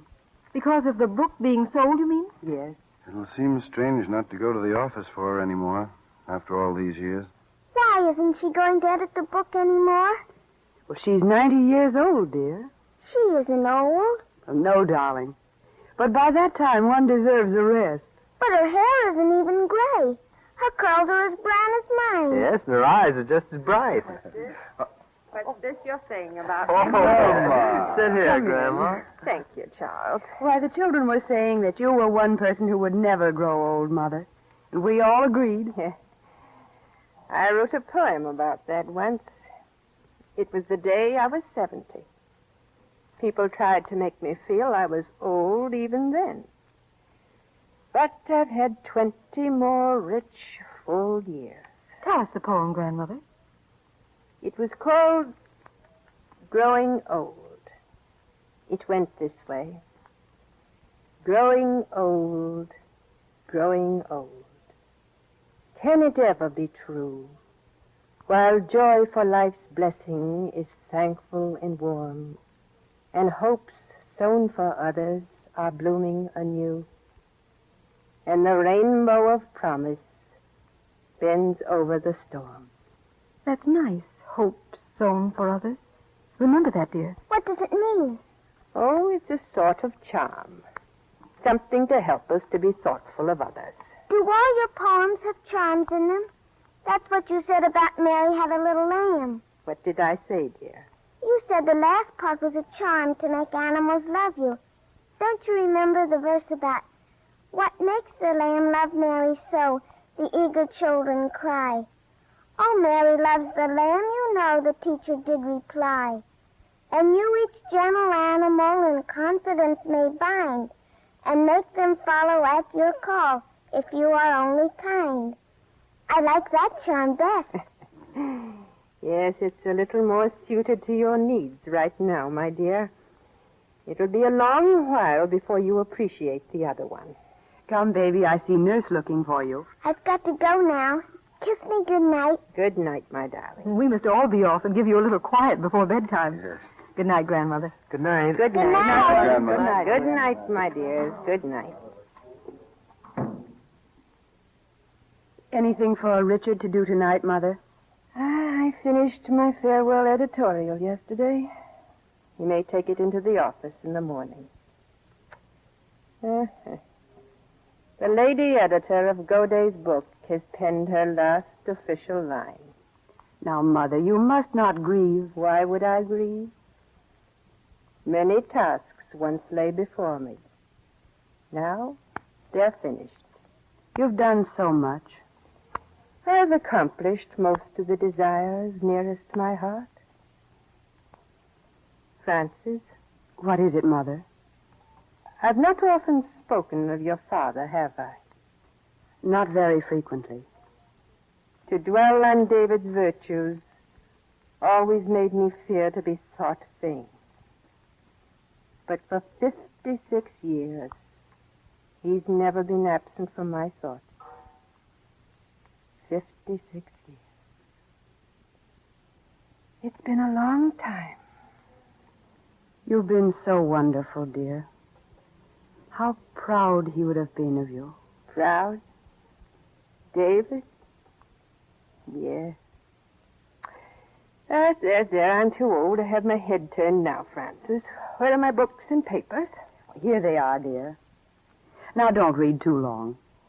Are you comfortable? Yeah, perfect. Well, I'll look in again on you before you go to bed. Good night, dear. Good night, my dear.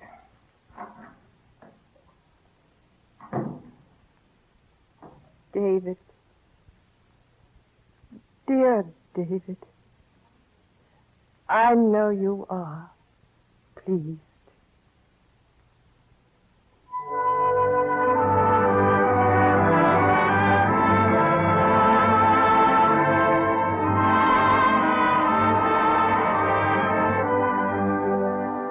Little more than a year later, April 30th, 1879, Sarah slipped away to join David, leaving behind her, in her own words, half a century of work for the furtherance of the happiness and usefulness of her countrywomen. Work which has resulted in the diversified employment of over 1/5 of the women in the United States today. An ideal which has seen fulfillment in the nationalization of our Thanksgiving Day celebration. DuPont salutes Sarah Josepha Hale as an inspiring figure in the Cavalcade of America.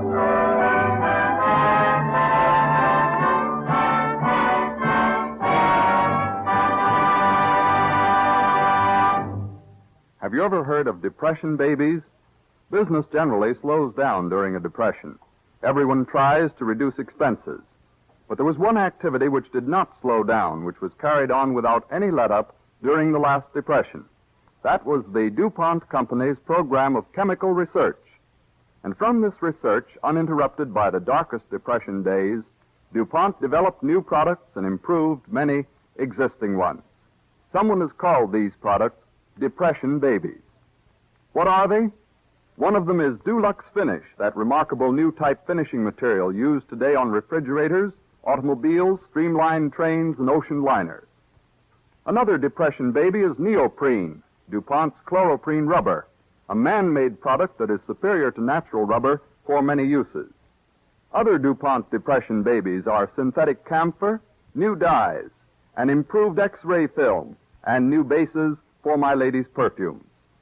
As you can see from this list, some of these products take the place of materials which formerly had to be imported.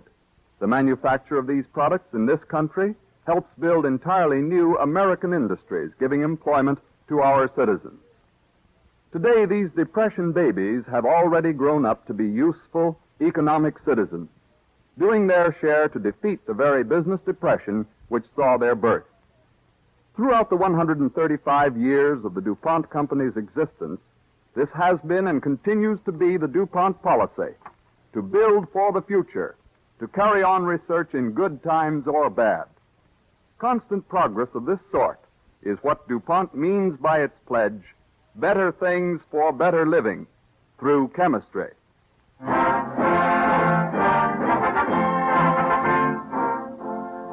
May we remind you that you can secure free of charge a copy of the booklet, How to Do Gift Wrapping Magic with Cellophane. Just send your name and address to DuPont, Wilmington, Delaware. And remember to tune in next Wednesday for the story of Ottmar Mergenthaler, the inventor of the linotype, when the DuPont Company will again present the Cavalcade of America. This is the Columbia Broadcasting System.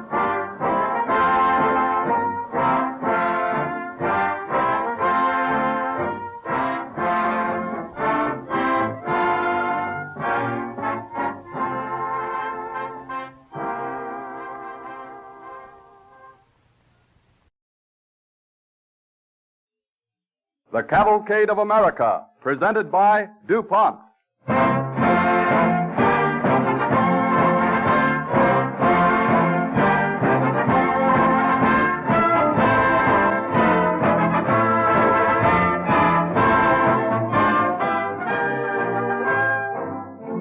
From the time of the first printing press in the year 1450 until late in the 19th century, all type was set by hand.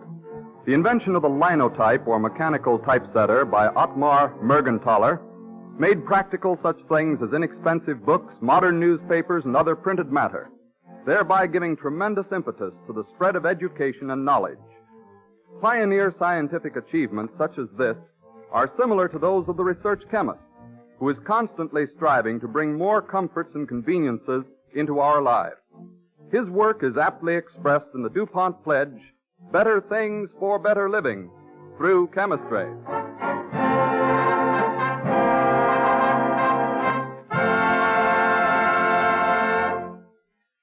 As an overture, Don Voorhees and the DuPont Cavalcade Orchestra bring us the ever-popular Underneath the Stars.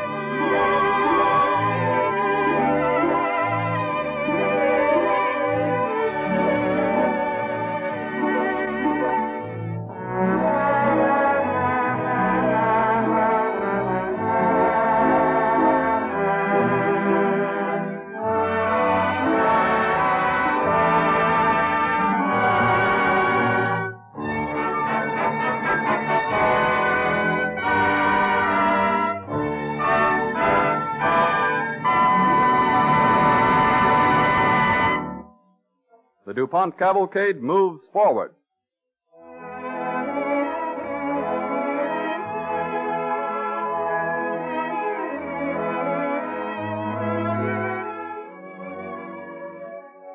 Ottmar Mergenthaler was born in Württemberg, Germany in 1854. His youth was spent in learning the mechanics trade. Our story starts in the year 1872 in Washington, D.C., in a machine shop owned by a German-American named August Hall. Hall's assistant comes into the back room of the shop. Mr. Hall? Yeah, Joe? There's a young man outside asking for you. He doesn't speak very good English, but I think he's trying to say that he's a relative of yours. What is his name? Mergenthaler or something like that. Oh, yeah. I'm expecting him. Ask him to come in. Yes, sir. Come in, please. Thank you. Cousin August? I'm Ottmar Mergenthaler. Ottmar Mergenthaler. By the last time I saw you... Yeah, I know. I was a little boy. I'm 18 now. 18? I can hardly believe it. That's all, Joe. Go. Yes, sir. Sit down, Ottmar. Sit down, lad. When did you arrive in America? I arrived in Baltimore yesterday. It was good of you to lend me the passage money. I was glad to do so. I understand you're quite a mechanic. Yeah. I have learned the mechanics trade. I worked very hard, studied at night, even Sundays. Yeah? Yeah. I'm a good mechanic, but I had little chance to advance at home. They still think that young men have no ideas. But I remembered how you had succeeded in the New World, so that's why I wrote to you. But I hardly know if I can... I knew that you were making instruments and machines, and I'm sure that I can help you. I don't want a lot of money, Cousin August, just a chance to prove that I'm a good mechanic, that I can learn, and that I have an inventive mind. Well, I can't very well ship you back to Germany now that you've come this far. All right. There's an instrument over there that we are preparing for making weather observations. Take a look. See if you can understand it. Thank you, Cousin August. You won't be sorry that I decided to come to America to work for you?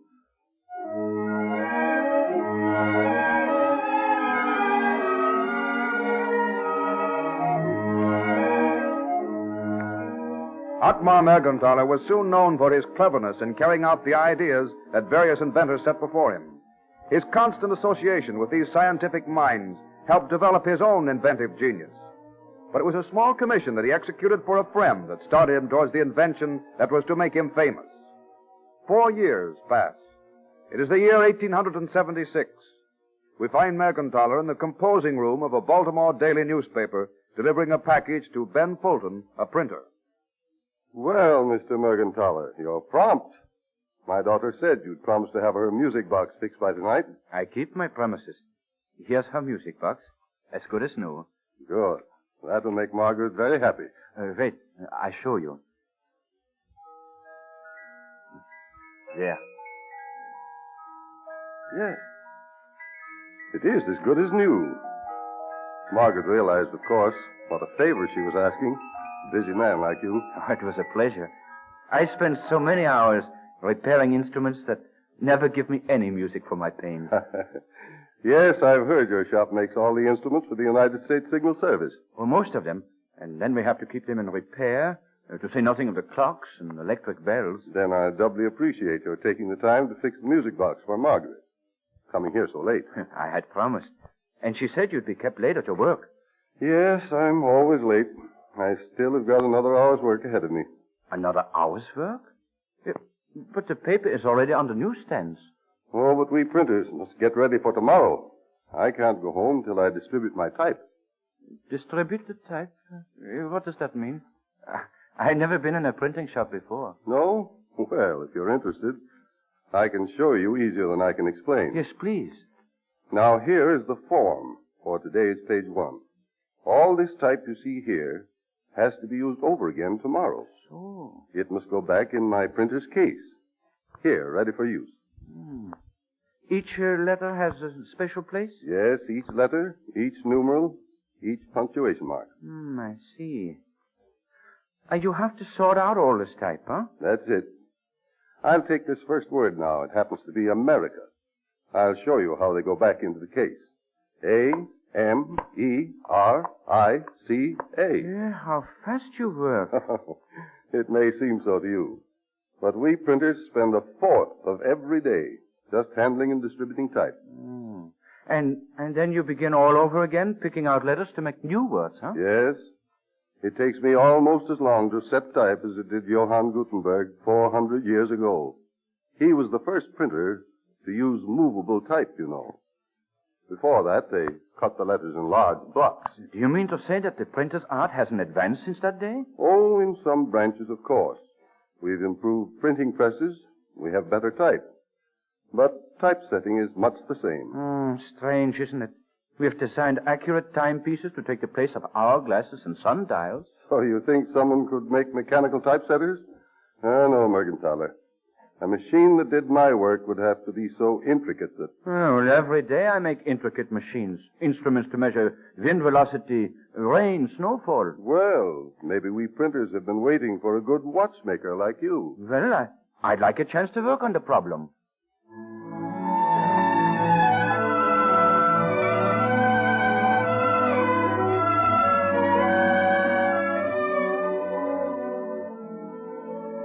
Mergenthaler's chance to revolutionize the typesetter's art came sooner than he expected.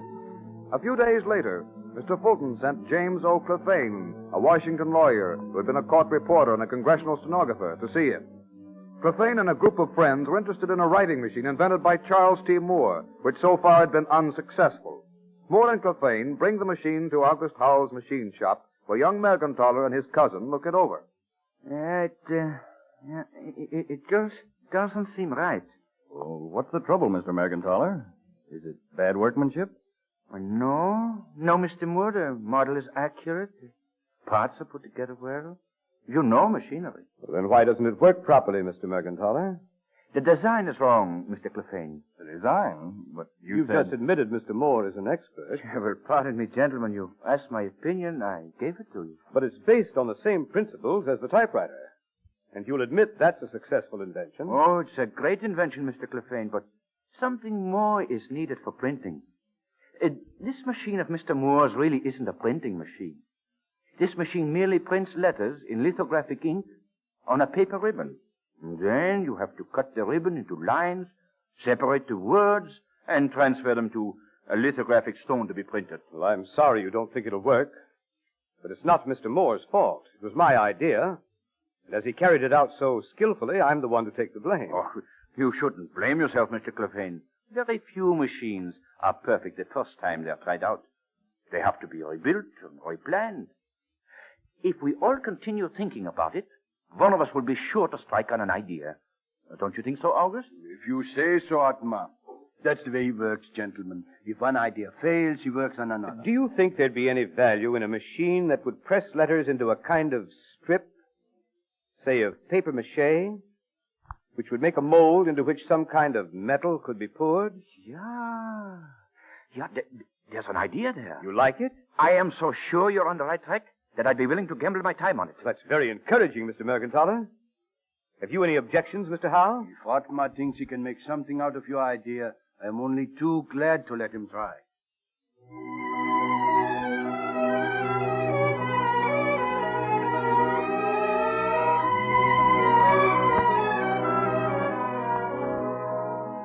Mergenthaler went to work with a will, and his first crude model of a typesetting machine somewhat resembled a typewriter.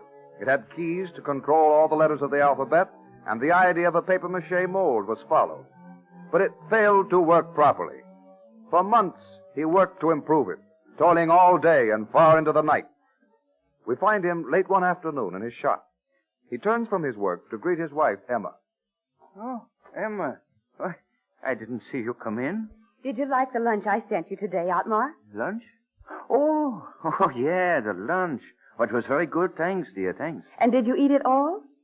Well, all but the potatoes. But I didn't send you any potatoes. What?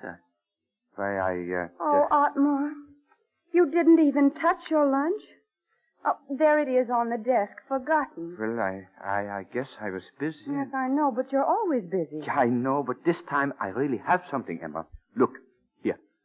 I'll print a word for you. No, wait. I'll let you do it. Me? Yeah. Come over here to the machine. It's not hard to operate. But I might break it. Oh, no. I show you which key to press down. Well, if you say so. All right, now. Yeah. First this one. Yeah? Now that. Yeah. Now that one again. Uh-huh. And this one. And that's a word? Yeah. You've stamped it on this strip of papier-mâché. You see? Ottmar, you mean I made all those dents when I pressed the key? Yeah. And those dents, as you call them, are the letters of your name. Now watch. I pour this hot liquid into the mold. There. And we'll have your name in metal type. Now, just a minute till it cools a bit.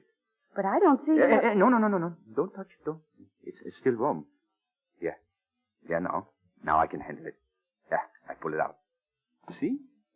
But it looks backward. Oh, sure. All type looks like that. Now, you see, I inked the type. Now, Emma, you press it down on this sheet of paper, huh? Like this? Yeah, that's it. Now, look. Why, it is my name. Then your invention's finished. Oh, unfortunately, not yet. I've learned how to set a whole line of type at once, but sometimes the papier-mâché sticks to the metal. Well, couldn't you clean it off? Yeah. But cleaning it takes longer than setting type the old way. And besides, I can't make the spaces regular between the lines. Why? the papier-mâché shrinks unevenly. Oh, but Ottmar, now that you've gone this far... Yeah, now that I've gone this far, I must go farther.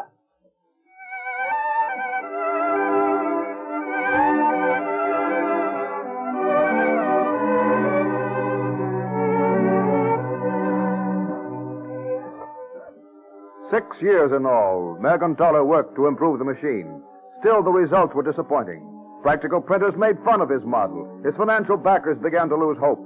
But the inventor kept on working. In January 1883, Clefane is in his office as the door opens suddenly. Clefane, I have found it. Oh, it's you, Ottmar. I have found the key at last. Yes, you've told me that so many times. Yeah, but this time it's true. That's what you said last year and the year before. I have no more money to waste on it, and I won't borrow any more. But, Mr. Clefane, you'd like to get back the money you've already advanced, wouldn't you? And if you desert me now, I can never pay you back. Yes, I gave up all hope of that many months ago. But if you stay by me a few more months, you'll find your money doubled, trebled.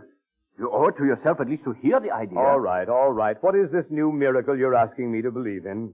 A machine that will not only set the type, but actually cast it in metal. Yes, that would be a miracle. It will be commonplace 10 years from now. You're optimistic. Now listen, Clefane, you can't go back on me now. But we've been over all the ideas. There's no possible way. But yes, it is.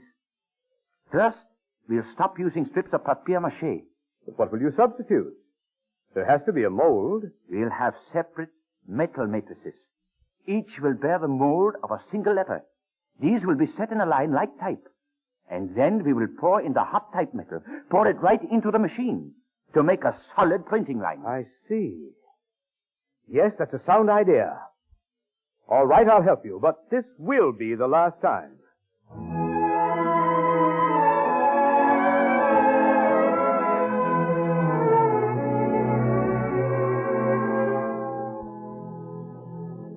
Mergenthaler's plan seemed practical, but it was nearly 2 years before he perfected his new machine. There was much doubt among publishers and printers as to its value, but at last Whitelaw Reid, publisher of the New York Tribune, agreed to try out the new invention. It is July 3rd, 1886. In the composing room, situated on the 9th floor of what was then a tall building, a group of printers are talking. One is looking out of the window. Hey, there's an awful crowd down there. They got a couple of policemen holding them back. Don't lean so far out that window, Jack. 9 stories is a long way to drop. See anything of interest, Jack? They got the box off the truck. Huh? Hey, shove over. Let me have a squint. Hey, that's a big thing, isn't it? It took 8 men to move it. It'd have to be big and heavy to do all they claim for it. I hope that block and tackle is strong. Heavy contraption like that would make an awful mess scattered all over Frankfurt Street. Yeah. What's moving? What do you suppose that fellow's doing on top of it? Well, I guess he's going to steer it away from those telegraph wires. Oh, sure. It's on its way up, Al. All right, let it come. I've seen those contraptions come and I've seen them go. Next week, we'll be back to the old way again. Don't you be too sure, Al. Mr. Reed isn't going to try out anything he hasn't confidence in. All Mr. Reed said was that he'd like us to compose a part of tomorrow's paper with it. If it's a failure, he'll be the first to tell us to scrap it. Hey, they're past the telegraph wires. You've come a climbing now. You want to look, Al? No, I'll see it soon enough. Hey, why are you so against it, Al? It'll make things a lot easier for us. I'm not for it, and I'm not against it. I'm just reserving my judgment till I see how it works. Say, my brother worked for Mr. Mergenthaler down in Baltimore. And I've got one of the first slugs the machine turned out. Yeah, I know. You showed it to us. It came by mail, and it cost him 95 cents to send it. Yeah. It doesn't prove anything to me. Well, boys? Here's Mr. Reed. Yeah. How's the linotype coming? It's up to the 6th story now, Mr. Reed. Going strong. Well, what was that you called it, Mr. Reed? For want of a better name, I called it a linotype. That's what it turns out, a line of type. That's a good name, Mr. Reed. I suppose, Mr. Reed, if this new contraption works, you'll not be needing so many of us. On the contrary, Al. If Mr. Mergenthaler's contraption, as you call it, is successful, it'll revolutionize the printing business. It'll mean 10 times as much printed matter. And more work for all of you, and many more besides.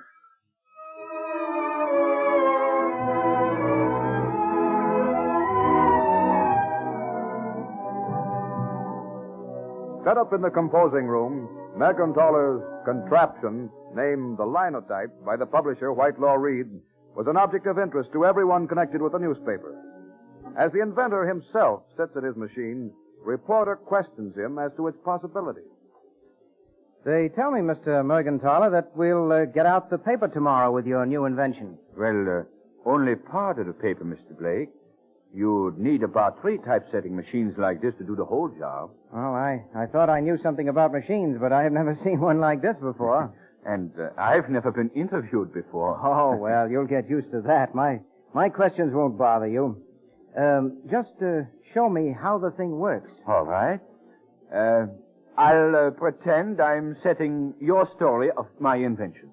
My story? Yeah. Well, I haven't written it yet. Well, you won't have to use this one. It's just my guess on what you'd probably say. You're setting type when you press those keys? Yeah. You notice how each key releases a bit of metal? Yes, I do. Well, each of these bits of metal is a matrix or mold. They are all held in a row, as you see there. Yes. There. I've released enough to complete a full line now. Why are you pressing that lever? It releases the line of matrices and sends it before the mold, to which the metal pours down and forms what we call a slug, a leaden slug. Oh, I see. And when the slug cools, you'll have the impression of the letters on it. Yeah, that's right. I'll have a line of metal type. Now, watch each original matrix automatically travel back to its proper place, ready to be used again. Oh, see them? Yes, I see. Yeah, they return at the rate of 270 a minute. So that saves our men the time they usually spend in distributing type. Yeah. It saves about a fourth of the day. And the typesetting is speeded up, too. Oh, of course. Wait till I finish these other lines now. Yes. Oh, my, that's remarkable. Yeah. You know, Mr. Mergenthaler, that you'd almost think that machine could think. Yeah, thanks. That's good. Yeah. There we are. Well, here are the finished lines of type. If you care to see them. Yes, let's run off a proof sheet. I'd like to see the start of the story that you thought I'd write. Oh, very well. Well, now we ink the type, eh? Uh-huh. Oh, here's some paper. Yeah, thanks. There. Now, let's see. A new day was ushered in for printers and the reading public when a typesetting machine was used this morning for the first time in getting out a daily paper. Well, Mr. Mergenthaler, that's a good newspaper leaf. Yeah, you like it, eh? But really, this is a typesetting machine, a typecasting machine, and a type distributing machine all in one. I wonder if you realize what this invention of yours is going to mean to the world. You've ushered in a new era in printing.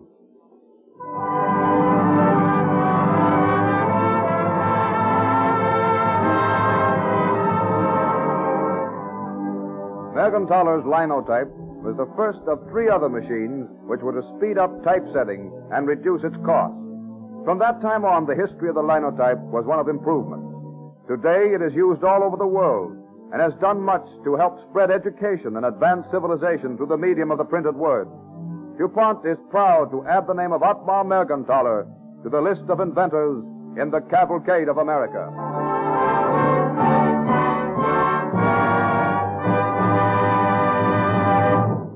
Here in the studio is Mr. Martin Good, who for 50 years has been a printer on the New York Tribune and its successor, the New York Herald Tribune. Mr. Good was one of the first men to use the Mergenthaler linotype after its installation as described in our broadcast. I'm sure you will all be glad to hear a word from someone who knew and worked with Ottmar Mergenthaler. What did he look like, Mr. Good? Well, Mr. Singeiser, Otto Mergenthaler was a medium-sized, inconspicuous man with a heavy beard. In fact, this evening I almost felt like hearing him again after 50 years. I was 22 when I came to work for the old Tribune, and it seems like yesterday. Most of us had heard of Mergenthaler's work before we actually saw the linotype, and we were very much interested in seeing if it could do all it promised. Mr. Mergenthaler showed us in a quite modest way, and we all felt that he was a good example of the true mechanic who cared little for fame, but just worked for the pleasure of doing a good job well. Mm-hmm. The linotype certainly changed the printer's routine and gave us greater opportunities.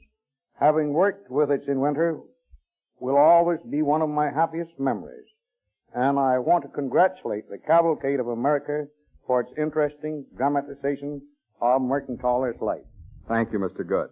It was a pleasure to have you with us this evening and to learn a few personal facts about the inventor of the linotype and what it meant to the men for whom he invented it. Not so long ago, printers had to hang freshly printed magazine pages up to dry, just like the family wash. In those days, the pigment colors used in printing inks mostly came from natural sources, such as earths and plant and animal extracts. These inks were very slow drying, and the colors that could be used were few in number, dull, and quick to fade. Here is just one of the many contributions research chemistry has made to printing since Mergenthaler's linotype opened the doors to a new world of information through printed word and page. Today, the DuPont Company provides materials to make ink dry so quickly that you may enjoy a 100-page magazine printed in colors only a few hours after it comes from the press.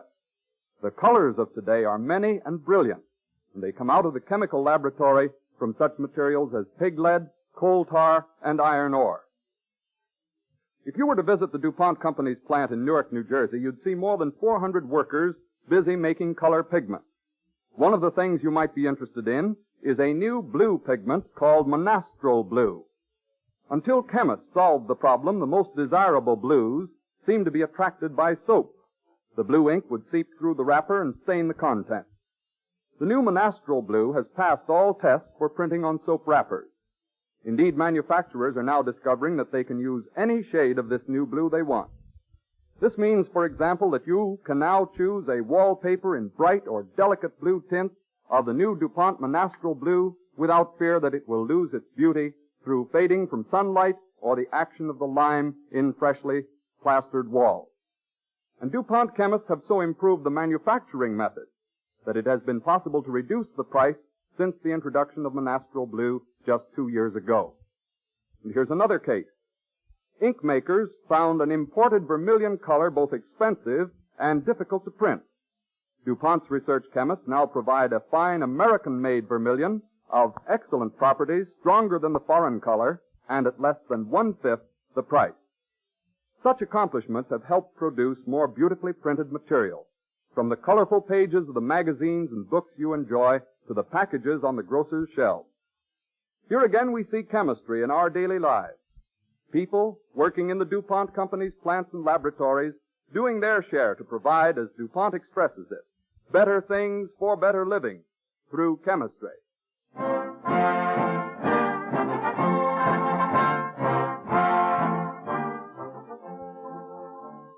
December 7th will be the 150th anniversary of the first state to ratify the Constitution of the United States. Delaware was that state, and in honor of this event, the story of the Constitution of the United States and its inception will be the subject of the broadcast when next week, December 8th, at the same time, DuPont again presents the Cavalcade of America.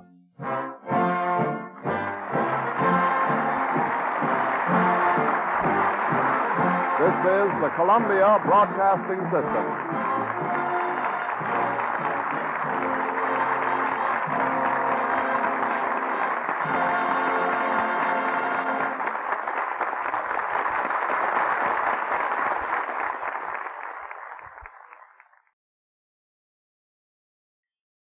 The Cavalcade of America, presented by DuPont.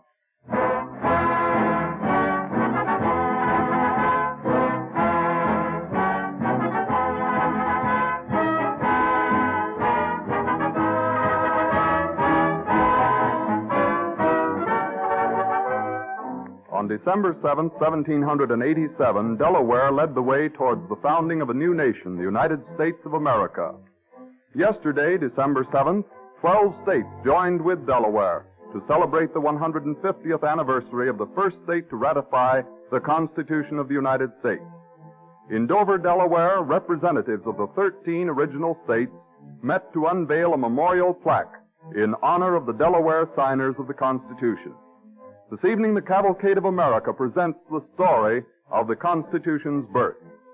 DuPont, a company identified with the earliest days of our nation, presents the Cavalcade of America in an earnest endeavor to contribute something of permanent value and enjoyment to radio listeners and also as a tribute to the research chemists in DuPont laboratories, whose ideals are so well expressed by the phrase, better things for better living through chemistry.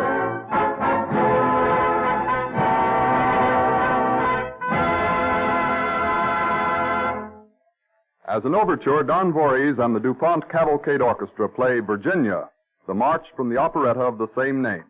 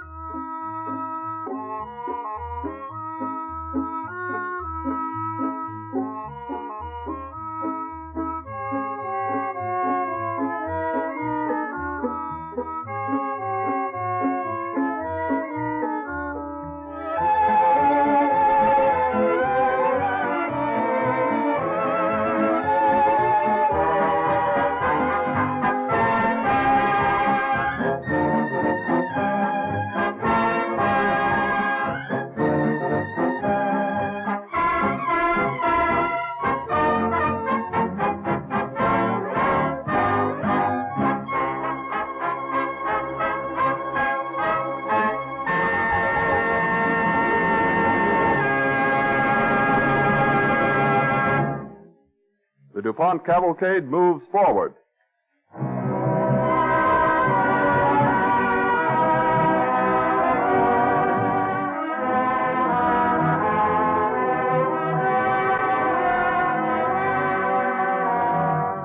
Although the Constitution of the United States has been the foundation of our country since 1787, few of us realize why or how it came into being.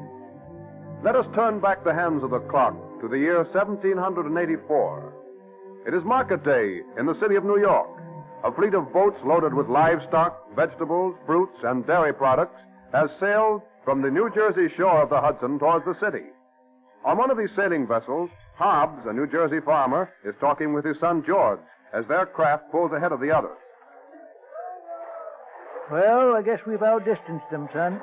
Looks like it, Father. Did you notice old Grimes' face as we passed him? Yeah. It's worth buying this bigger craft just to see that look on his face. He won't get the best location this market day. No. Ought to be a good day for business, too. This fine weather.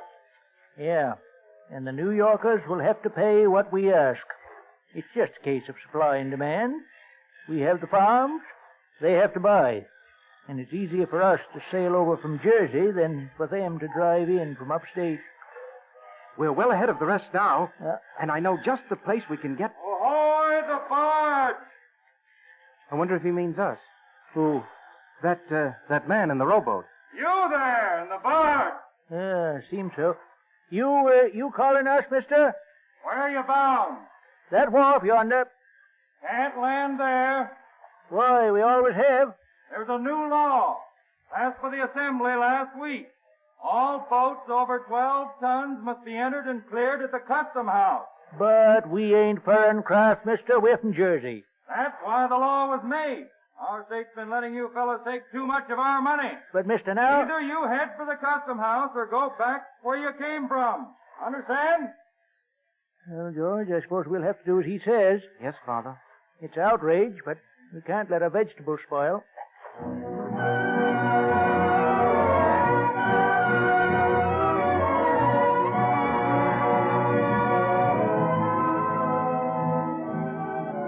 Market day in New York. A crowd of farmers from New Jersey and Connecticut offering their wares to the New Yorkers. Usually a happy lot, pleased with the idea that they're outsmarting the city folk. Today, bitter at having to pay large duties as if they were foreigners.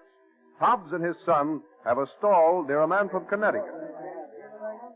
Just as if we ain't Americans. Well, never mind, Father. Well, hey, Connecticut. Yep.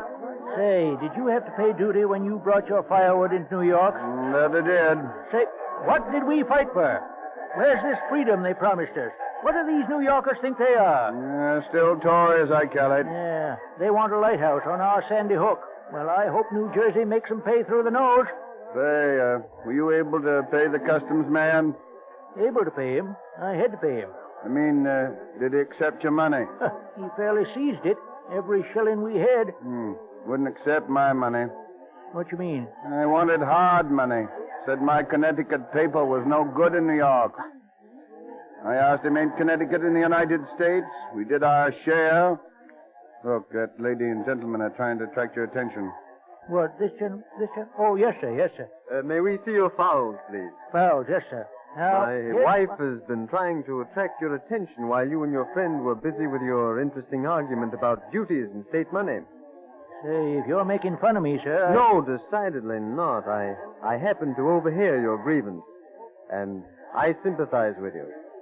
Perhaps I might suggest something by way of remedy. Now, you can discuss politics after I purchase my fowl, dear. George, you wait on the lady. Yes, Father. I'll tell you, I'd like... I want to hear what this gentleman has to say. You're a New Yorker, ain't you, sir? I'm an American first, a New Yorker second. Well, what do you mean by that, sir? Well, perhaps I can best explain by an example. Now, that bundle of sticks there. This one tied together? You mean this one, sir? Yes, that's it. May I use it as an object lesson? Go ahead. Thank you. Now, bound together, as the sticks are, you couldn't break them, could you? Bound together? No, well, you ain't supposed to. You break them one at a time. Precisely. Bound together, they're firm. Singly, they're easily broken.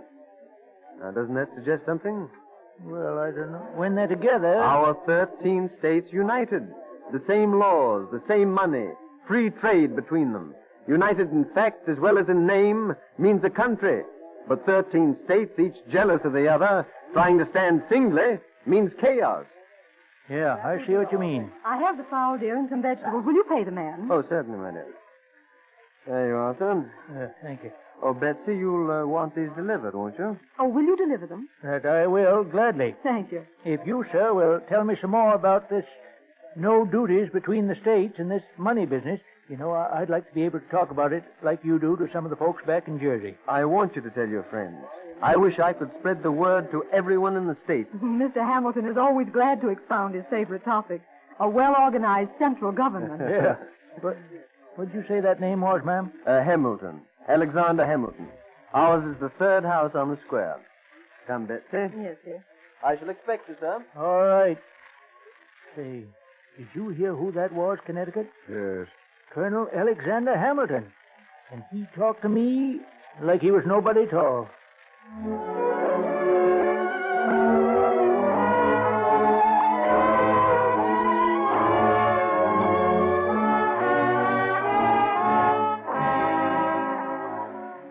New York, New Jersey, and Connecticut were not the only states to set up duties. Virginia and Maryland also had their custom houses, and the advocates of a responsible central government finally persuaded these states to appoint commissioners who were to meet at Alexandria to form some plan which would regulate commerce and prevent smuggling. The commissioners met in March 1785 and decided to consult with the one man who was respected by all the states, George Washington. We find the commissioners at his home, Mount Vernon, where Alexander Hamilton is also a visitor. It's not merely the case of Virginia and Maryland on opposite sides of the Potomac, gentlemen, but every one of our 13 states and our territory beyond the Alleghenies. You've traveled through that country yourself, I believe, General Washington. Yes, sir. And for a number of years, I've been working on the idea of a canal connecting the Potomac with the Ohio. A splendid project, sir. But if the canal is to be completed, gentlemen, Delaware and Pennsylvania also have to be consulted. I realize our people are widely separated. Merchants and fishermen in the north and east, planters in the south, farmers in the central states, trappers in the west. All have varied interests. We need some common bond, some way of making them all see their federal responsibilities. Why, our Articles of Confederation give Congress the right to pass laws for the benefit of all the states. Yes, but they don't give Congress power to enforce them. But, Colonel Hamilton, our states are very jealous of their powers. The proposition is self-evident, gentlemen. We are either a united people, or we are not. If we are afraid to trust one another under qualified powers, there is an end of union. General Washington is right, gentlemen. And his advice is worth accepting, because we know it comes from an unselfish wish to unite the country he loves. Our states are drifting away from each other. There are too many quarrels over boundaries, duties, money, sharing the public debt. The courts and the laws are defied. It means chaos. Have you any solution, Colonel Hamilton? Yes, I have.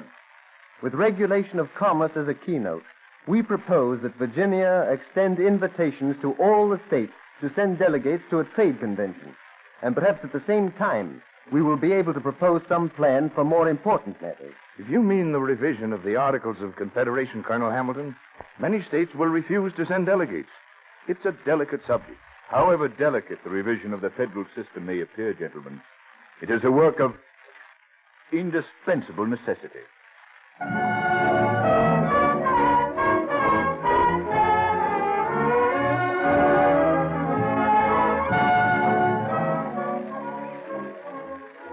So in September 1786, a convention was held in Annapolis.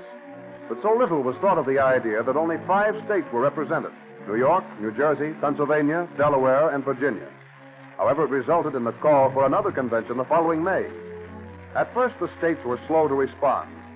But on May 29, 1787, the most momentous convention ever assembled in America took place in historic Independence Hall, Philadelphia. A group of the delegates are talking before the convention is called to order. Even in the face of this surprising representation, Mr. Hamilton, I can hardly make myself believe that what we are doing is strictly legal. There must be limits to the powers of this convention. And I took care of that when I drew up the call for the convention, Mr. Patterson. I believe it covers every phase of the matter. You really believe that the Articles of Confederation can be successfully revised? No, sir. Not revised, but discarded entirely. What, sir? We must have a new constitution. Don't you agree, Mr. Madison? A constitution with a centralized government, Colonel Hamilton. But won't the states rebel at the usurpation of that authority? Whatever we may submit must be agreed upon by specially called conventions. They will be adequately protected. Morning, Mr. Hamilton. I trust I see you well, sir. Good morning, Mr. Wilson. Gentlemen, this is Mr. James Wilson of Pennsylvania. You know Mr. James Madison of Virginia, I think? Yes, I do. Mr. Patterson of New Jersey and Mr. Ellsworth of Connecticut. How do you do? Well, gentlemen, a new set of ideas seems to have crept in since the Articles of Confederation were established. Conventions of the people, or with power derived from the people, weren't thought of. Without the confidence of the people, my dear Ellsworth, no government can long subsist. Oh, pardon me, gentlemen. I see Dr. Franklin entering the hall. I want to pay my respects. I think it would be fitting for us all to do likewise. Yes, a grand old gentleman, over 80, they say. Yes, his body may not be as vigorous as formerly, but there's no finer mind in America today. No finer in the world, Mr. Wilson. Morning, gentlemen. How do you do, Franklin? Good morning, sir. Colleague Wilson, I'm glad to see you.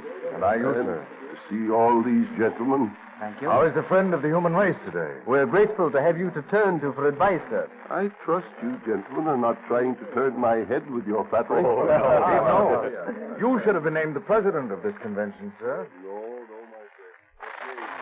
He's well called the savior of his country. And if I'm not mistaken, he's calling us to order. To tell me the people. Gentlemen, kindly be seated. Gentlemen, it is all too probable that no plan we propose will be adopted. Perhaps another dreadful conflict is to be sustained. If to please the people, We offer what we ourselves disapprove. How can we afterwards defend our work? Let us raise a standard to which the wise and the honest can repair. The event is in the hands of God.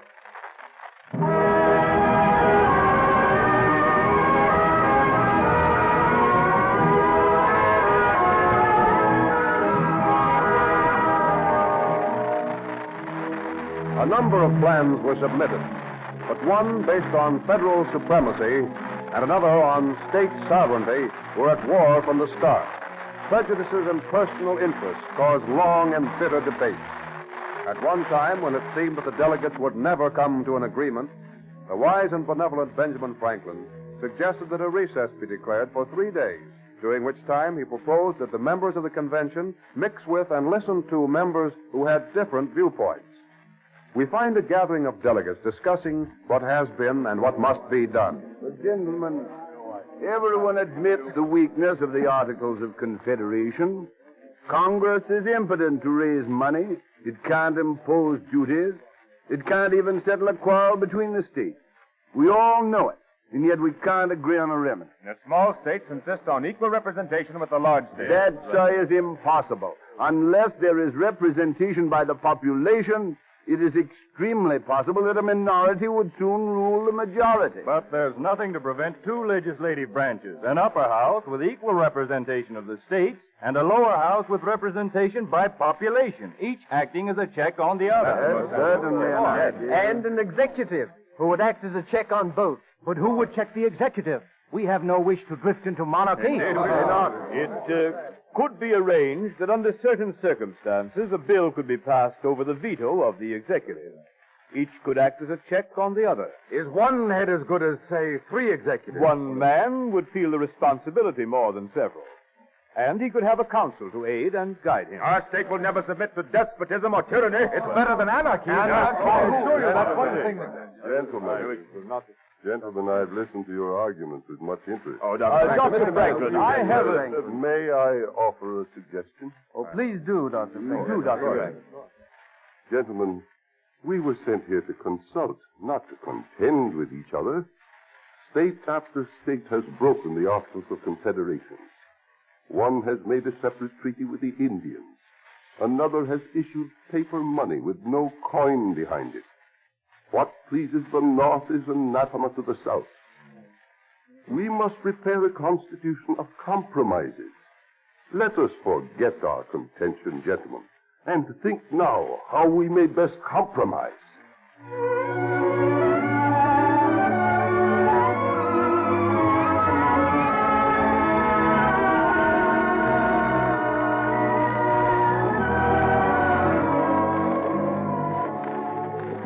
Much was still to be done before the work was accomplished. On the 8th of September, a committee was appointed to draw up the final document. From the 12th to the 17th, this final draft was debated by the convention. And on the 17th, it was accepted unanimously by the 12 states represented and signed by 39 delegates. But before the Constitution could become law, it had to be accepted by 9 of the 13 states. Dr. Franklin was anxious that Pennsylvania should be the first to ratify. And on September 28, 1787, in the legislature, he moved that a state convention be called. This was immediately the cause of bitter arguments, which lasted for months, with no vote being taken. Early in December, a group of the convention members meet and discuss the situation. The Constitution's all wrong. It contains no Bill of Rights. May I reply to that, sir? Yes, let's hear what Mr. Wilson has to say. Yes, Wilson. Here, James Wilson. I was a delegate to the Constitutional Convention. We discussed a Bill of Rights, but we decided it was unnecessary. When we were under English rule, such a bill was necessary because our rights came from the king. Now the rights are with the people, and any power which hasn't been given to the central government remains with them. Have you gentlemen read the preamble carefully? We, the people of the United States. I still say that the delegates exceeded their authority in making a constitution at all. We claimed no authority. We made a constitution which we thought necessary, and now it's laid before the states to ratify or reject as they see fit. Dr. Franklin says... Dr. Franklin's too old to know, and most of the work was done by a lot of young men. Madison and Hamilton, King and Pinckney. Where can the country turn if not to its youth? Our country's too big for a central government. Yes, here's news. News just in by the post rider. Thank you. Just a moment, gentlemen, till I can read it, please. Well, Pennsylvania has lost her chance to be the first to accept the Constitution. On December 7th, Delaware ratified by a unanimous vote of its state convention.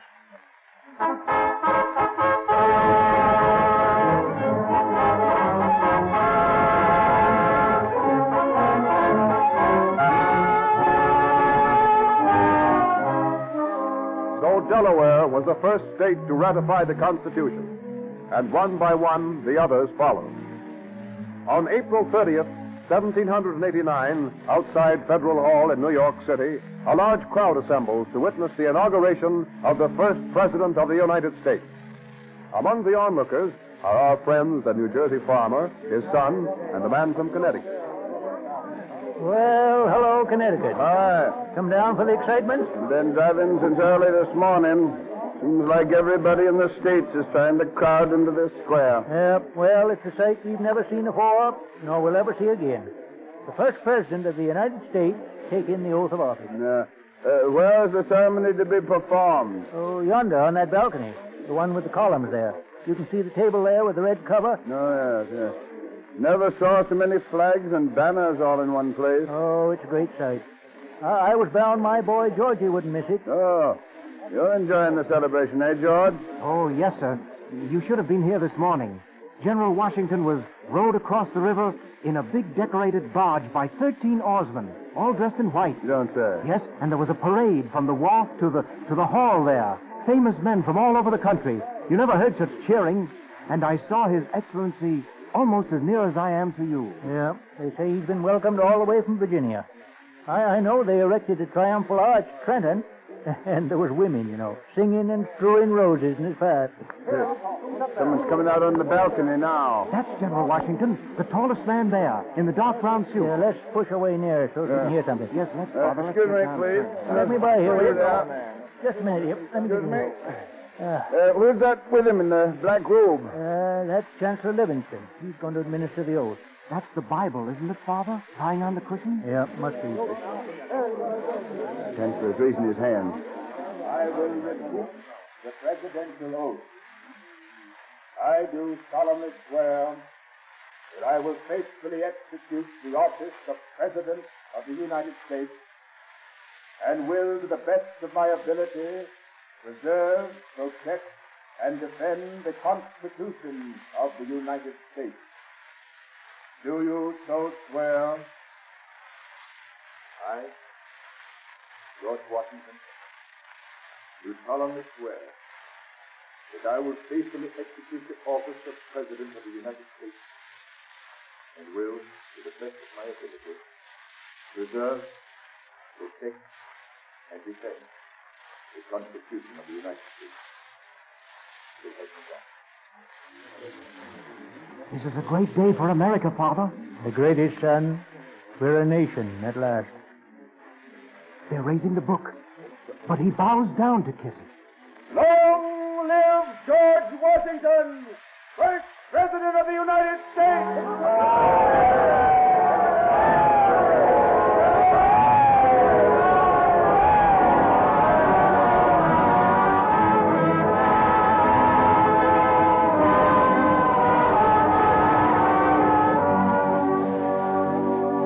And so, by the adoption of the Constitution, the United States, no longer a loosely bound group of single units, took its place among the great nations of the world.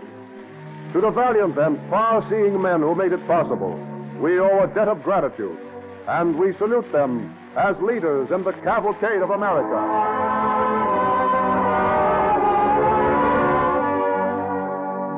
And now we are pleased to welcome as our guest on this evening's DuPont Cavalcade, Honorable Richard S. Rodney, Associate Justice of the Supreme Court of Delaware. Judge Rodney is a descendant of George Reed, one of the original signers of the federal Constitution. He is also a collateral descendant of Caesar Rodney, whose horseback dash to Philadelphia made Delaware's vote unanimous for liberty and helped bring about the adoption of the Declaration of Independence. And Judge Rodney, You are something of an authority on the Constitution, and I understand that you are the owner of much of George Reed's correspondence. Do his letters reveal any unusual sidelights on the events of those days? Well, many of the letters written by the statesmen of the time have been published. Yet I suppose few people realize that one man signed the Constitution twice, and another man whose signature apparently appears on the document never signed it at all. Well, that is interesting. Well, how did it happen, Judge Rodney? Simply that John Dickinson, another of Delaware's delegates to the convention, had to return home before the signing ceremony took place. So he wrote asking his friend George Reed to sign for him. That's how it came about that Reed signed the Constitution twice, while Dickinson, whose name appears as a signer, actually never did put his signature on it. Thank you very much, Judge Rodney. DuPont is pleased to have had you as a guest on this program, dramatizing those stirring days in the Cavalcade of America.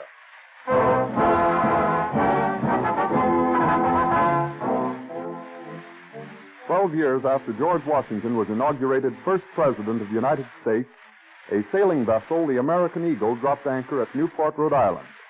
Among its disembarking passengers were Pierre S. DuPont de Nemours and his two sons, Victor and Irénée. 2 years later, in 1802, young Irénée DuPont, encouraged by his friend Thomas Jefferson, who was then president, established a small powder mill on the banks of the Brandywine Creek near Wilmington, Delaware. Jefferson himself used DuPont powder to remove rock from the grounds of his home at Monticello, Virginia. DuPont's tiny enterprise supplied powder that enabled frontier settlers to secure food and defend themselves against wild animals and Indian raids. Later, as the nation grew, DuPont produced new types of blasting agents to help clear lands for farming, blaze trails for the highways of the future, build railroads, and deepen waterways for navigation.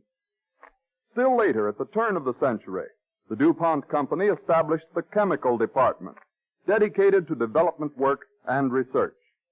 As the needs of the nation grew, this department grew. Until today, it is really the heart of the DuPont Company.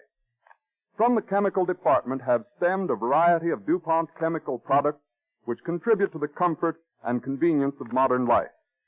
One of the first of these was coated fabrics, now used for bookbindings, luggage, and upholstery.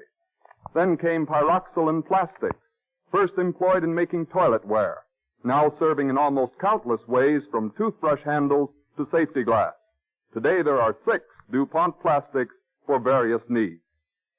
Next, the DuPont Company offered to expanding American industry a group of so-called heavy chemicals, acids, pigments, and the like, for making a great variety of useful things from wallpaper to automobile tires. About 20 years ago, DuPont helped establish an American dye-stuffs industry to produce truly color-fast dyes at low cost. Then came the man-made yarn rayon, followed by DuPont's development of the moisture-proof, transparent wrapping material, cellulose film.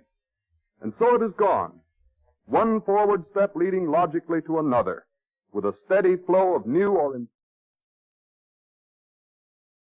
The Cavalcade of America, presented by DuPont.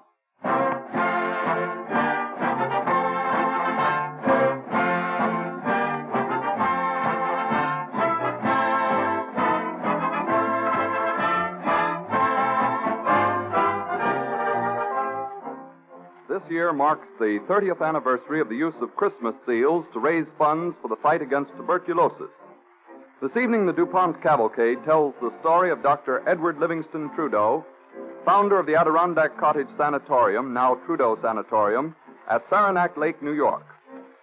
Every year at this time, through the sale of Christmas seals, you too can help in the work which has been started by such men as Edward Livingston Trudeau.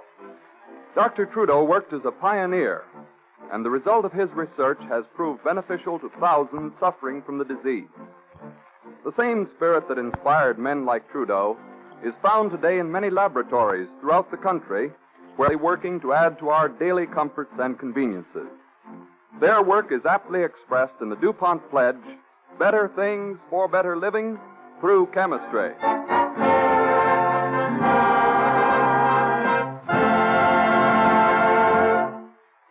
As an overture, Don Voorhees and the DuPont Cavalcade Orchestra bring us Cole Porter's latest melody, In the Still of the Night, from the picture Rosalie.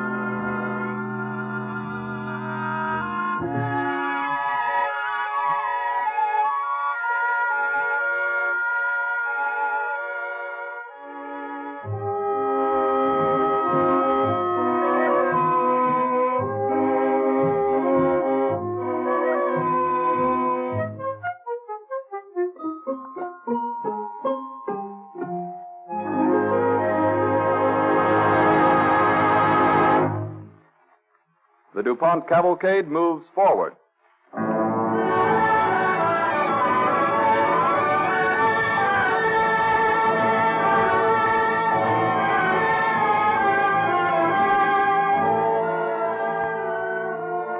In the lives of certain great men, we have the proof that in a losing fight there may be glory never achieved in victory. Such a man was Edward Livingston Trudeau, born in New York City in 1848, of French parentage. After graduating from the New York College of Physicians and Surgeons, he began to practice in 1871. He had been an active, vigorous youth, but during his 25th year, he began to feel ill and finally consulted Dr. Janeway, a famous New York physician. We find them in Dr. Janeway's office. Well, Dr. Janeway? I find it hard to tell you. Then there is something the matter. Go ahead. The upper 2/3 of the left lung. Tuberculosis? Yes. You're sure? Positive. I'm sorry, Trudeau. How to break it to my wife? I wish I could help you. I know now how a man feels when he's sentenced to death.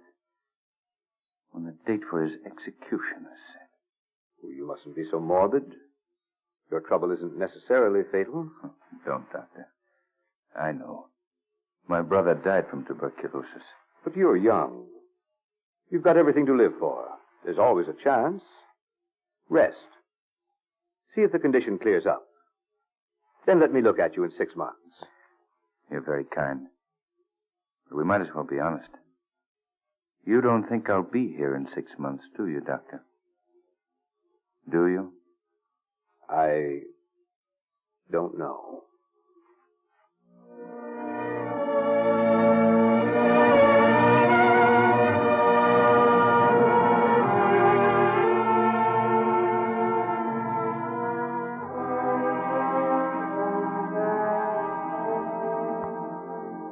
In 1873, there was no known cure for tuberculosis.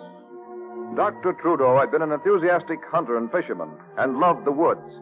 He and his friend Lou Livingston had spent happy vacations at Paul Smith's Hotel for Huntsmen in the Adirondacks. Here, Dr. Trudeau determined to return for the short time he believed was left to him.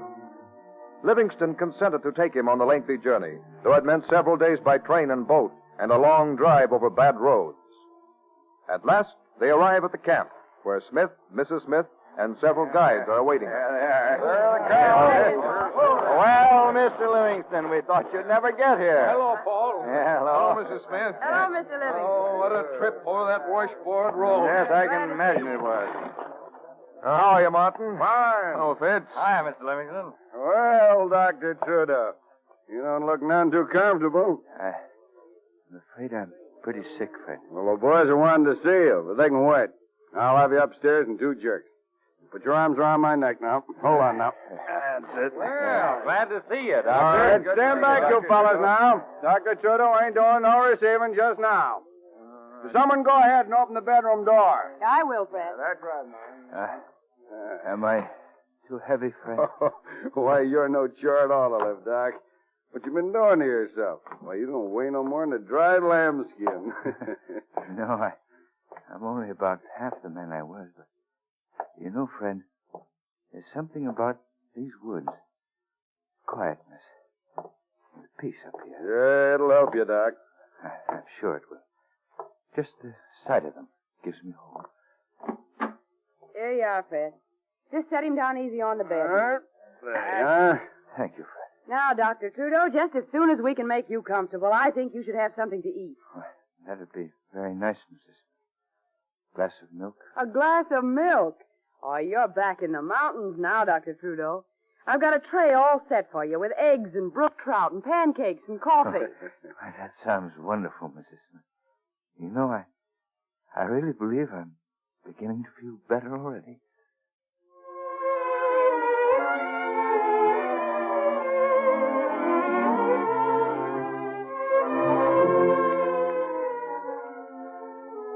Separation from his family was a great hardship. The next summer in the Adirondacks did Dr. Trudeau so much good that he and his wife decided to brave a winter at Paul Smith's camp. In January, Dr. Trudeau meets the train at Malone, 40 miles from the camp, and the party starts back to Paul Smith's. Dr. and Mrs. Trudeau are in a cutter. Paul Smith and Fred Martin follow in another sleigh with the 2 children and the nurse, Mary. The snow is falling heavily, and Dr. Trudeau tries to keep his wife from worrying. Why, this wind is terrible. It's a blizzard, all right. Are you warm enough? Yes, but I'm wondering about the children. Well, Mary will see to them. They have plenty of fur robes. They're not used to cold like this. What is the temperature, dear? Oh, about 0. 0? Oh, those poor babies. Well, they're all right. Paul's following us very closely. I can hear the sleigh. Oh! Wait! What's that? Steady, girl. Something's happened. I hear Cat crying. The baby's crying, too. The sleigh is overturned. They're in a drift. Let me out. No, you mustn't get out into the snow, Lottie. Hold the reins. I'm going. Oh, wait. You mustn't. Eddie. Hey, Eddie. are you all right? Come on, get up. Anyone hurt? Get up there.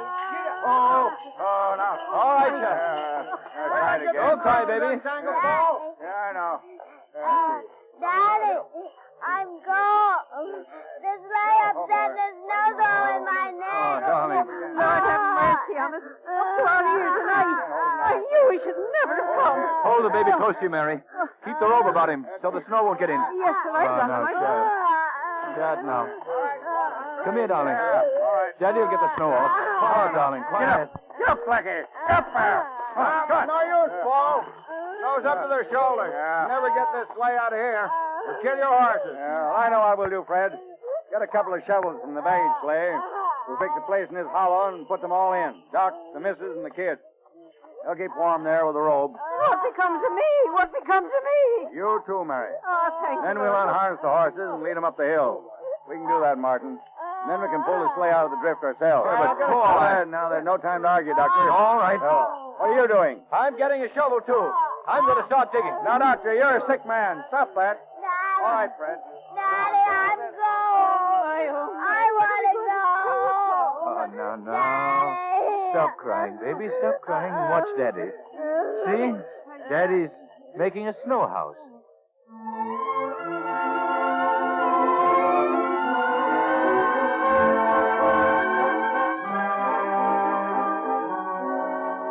Some hours later, as night comes on, huddled together in the snow shelter, Dr. and Mrs. Trudeau try to quiet the fears of Mary and the children. Paul Smith and Fred Martin have gone for help. Oh, why did I ever come here? Why did I ever come? Now, Mary, be quiet. I'm cold, Daddy. I know, darling, I know. But we'll get to where it's warm after a while. Now, snuggle up and try to go to sleep. I don't like this snow house. Oh, Lottie, why did I ever let you come up here? I risked your life and the children's just because I wouldn't face the winter alone. Oh, what a coward. Oh, no, you're not a coward. When you're so brave. I'm not brave. I just want you to be with me always. Bless you. Because without you, I couldn't go on. Lottie, something curious happened to me a few weeks ago. I've been waiting to tell you about it. Yes? It came in a dream. Do you believe in dreams? Well, sometimes.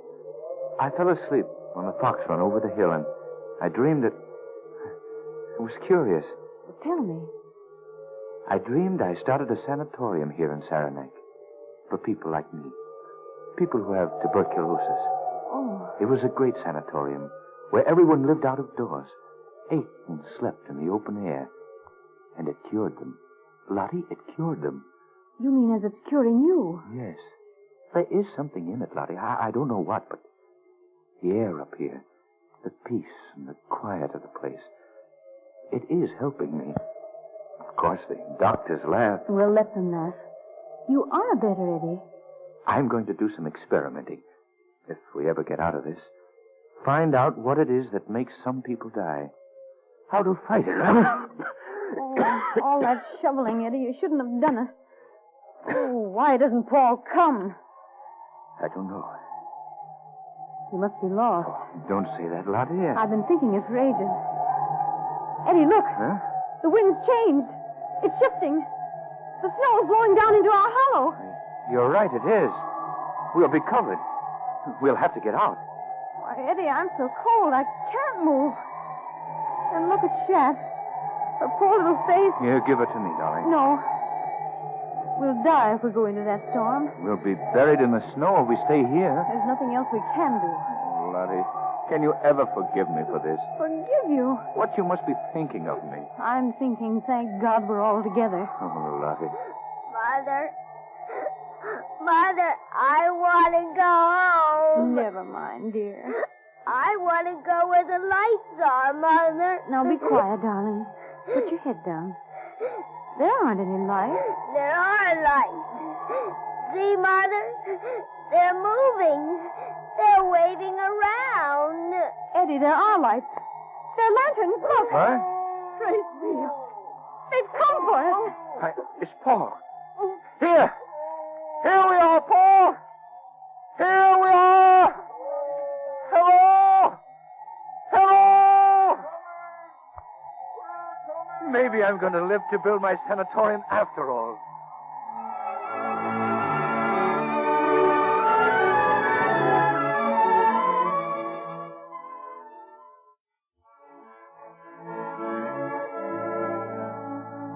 At the end of the following year, Dr. Trudeau, convinced that his only chance for life was to remain in the mountains, settled at Saranac Lake, about 40 miles from Paul Smith's.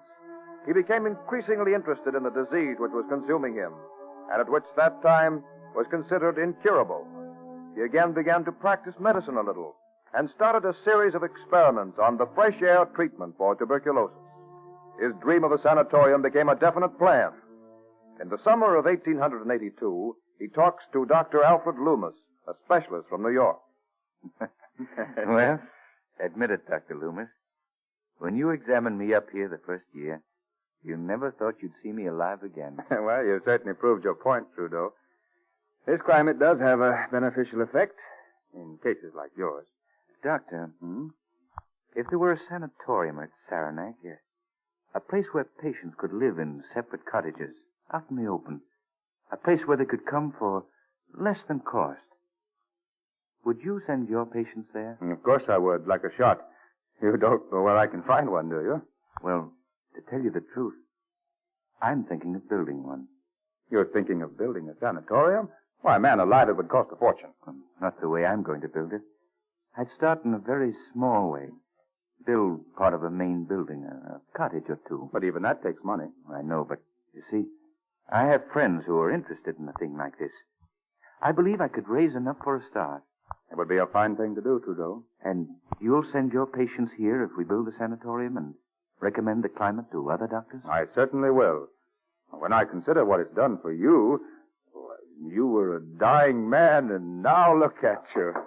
Come in. Oh, hello, Fitz. Can I see you a moment, Doctor? Surely. How are you, Fitz? Well, hiya, Dr. Loomis. Well, Trudeau, if you get along with the sanatorium idea, let me know. I have a site all picked out. The old Pox runway on the side of the mountain. I haven't figured out how I'm going to buy that yet, but it's worth thinking about, isn't it, Doctor? It's a splendid plan. Where did you get the idea?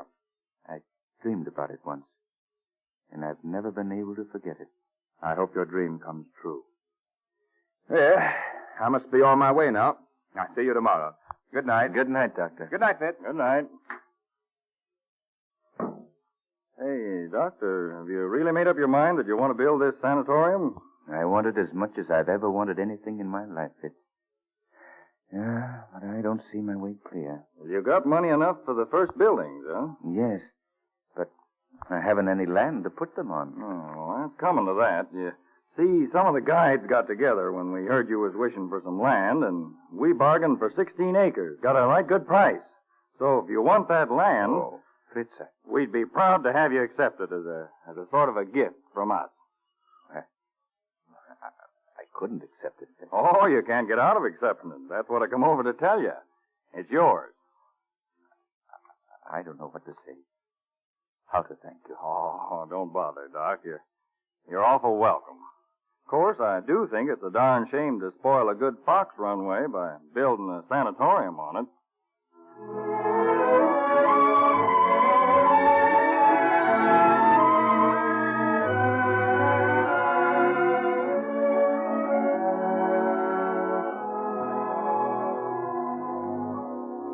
In the remaining 30 years of Dr. Trudeau's life, a great institution grew from the first tiny cottage, the Little Red, to a splendid modern hospital at Saranac Lake.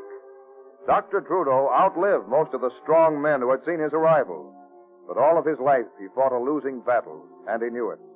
Handicapped by his disease-racked body, he bowed to the inevitable and pushed bravely ahead. His fame spread as his strength failed. In May 1910, as president of the 8th Congress of American Physicians and Surgeons, he goes to Washington to deliver an address on the value of optimism in medicine. He is so weak that he has to be helped into the lecture hall. You'd better sit here in the anteroom and rest for a little, Dr. Trudeau. Yes, dear. You have a few moments before it's time to speak. I haven't as much strength as I thought I had, but I'll be all right in a moment.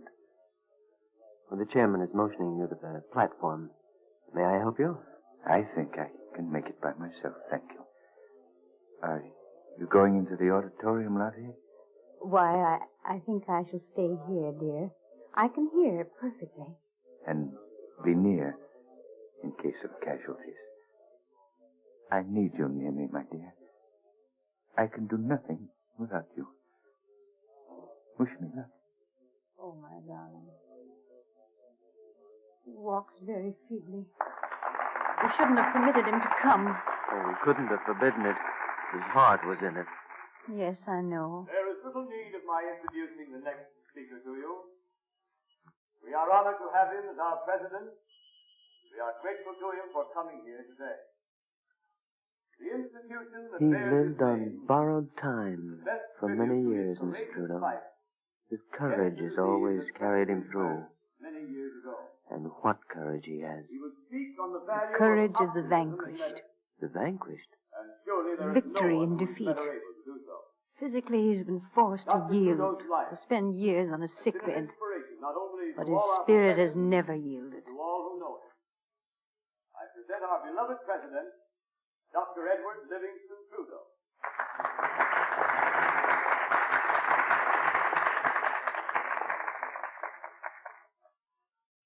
Optimism is the product of a man's heart, rather than his will, of his emotions, rather than his reason.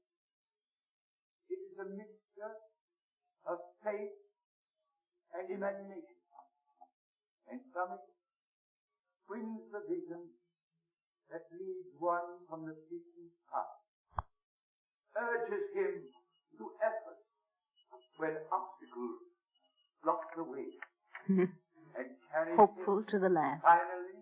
What is it about the man? A sort of glory. Can only see Yes, Savior ahead. a sort of glory. The conquest The glory of the vanquished. comes not by rebellious struggle, but by acquiescence.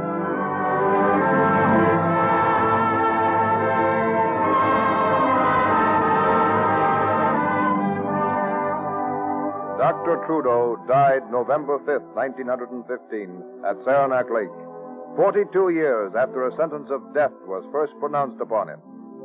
Adirondack Cottage Sanatorium, now Trudeau Sanatorium, stands as the result of his courageous battle, a monument to man's victory over disease and death. DuPont salutes Dr. Edward Livingston Trudeau for his courage and his achievements in the Cavalcade of America.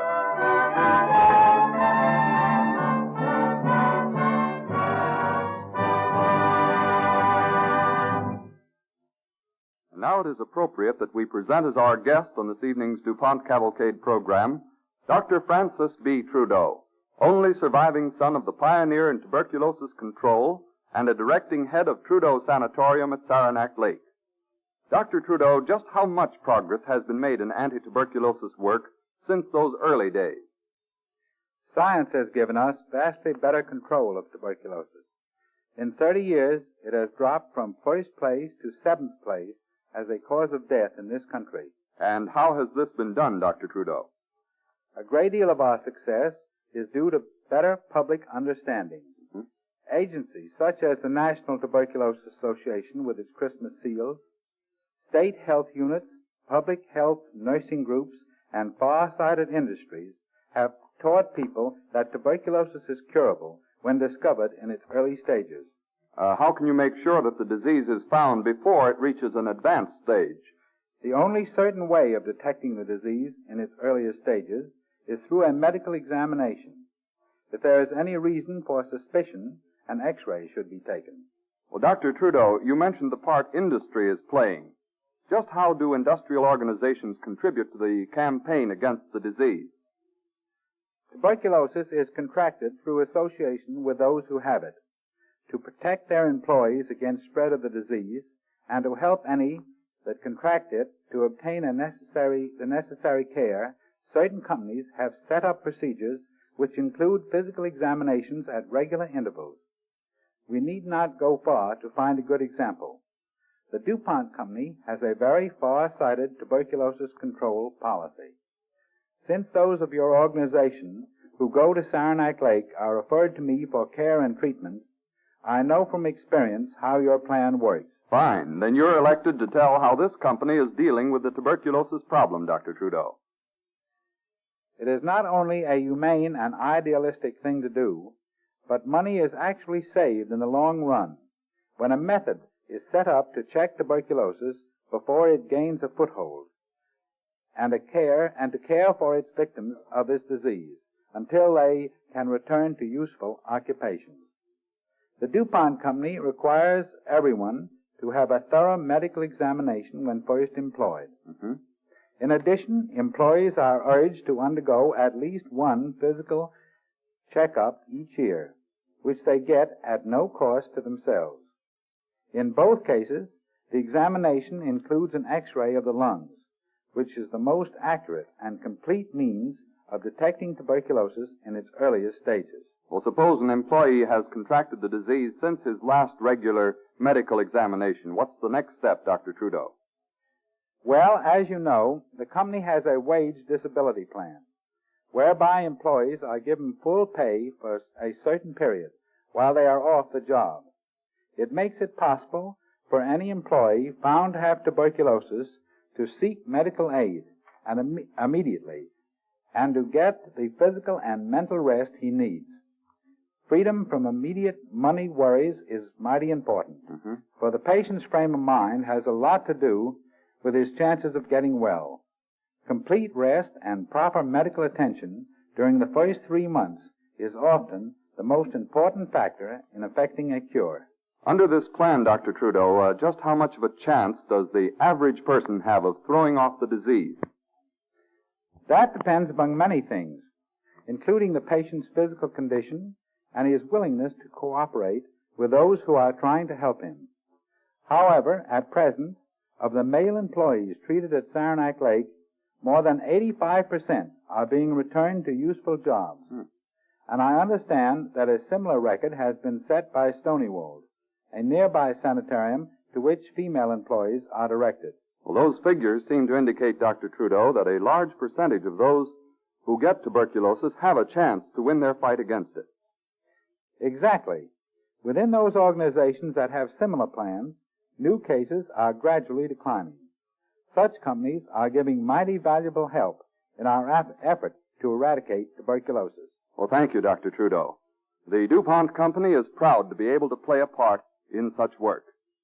And in closing, may I remind our listeners that you can help through your purchases of Christmas seal stamps, thus hastening that day when tuberculosis may be stamped out forever.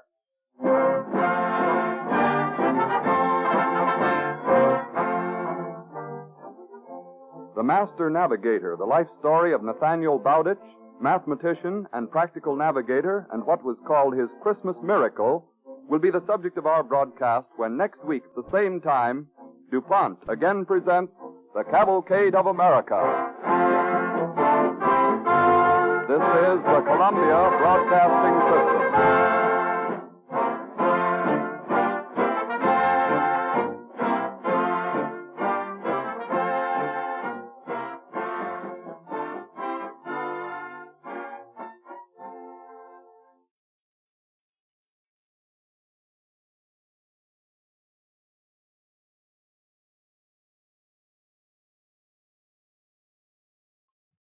The Cavalcade of America, presented by DuPont.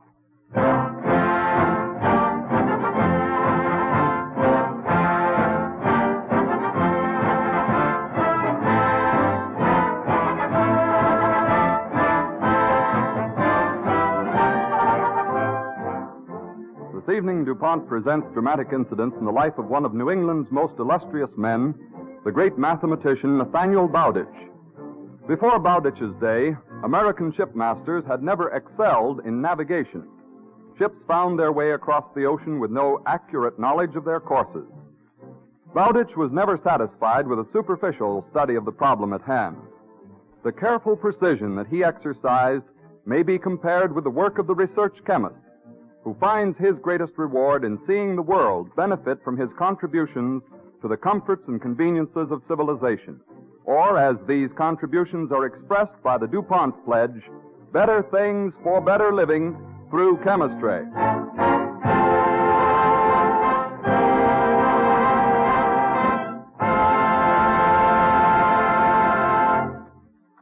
As an overture, Don Voorhees and the DuPont Cavalcade Orchestra will bring us a special setting of Sometimes I'm Happy from the musical comedy Hit the Deck.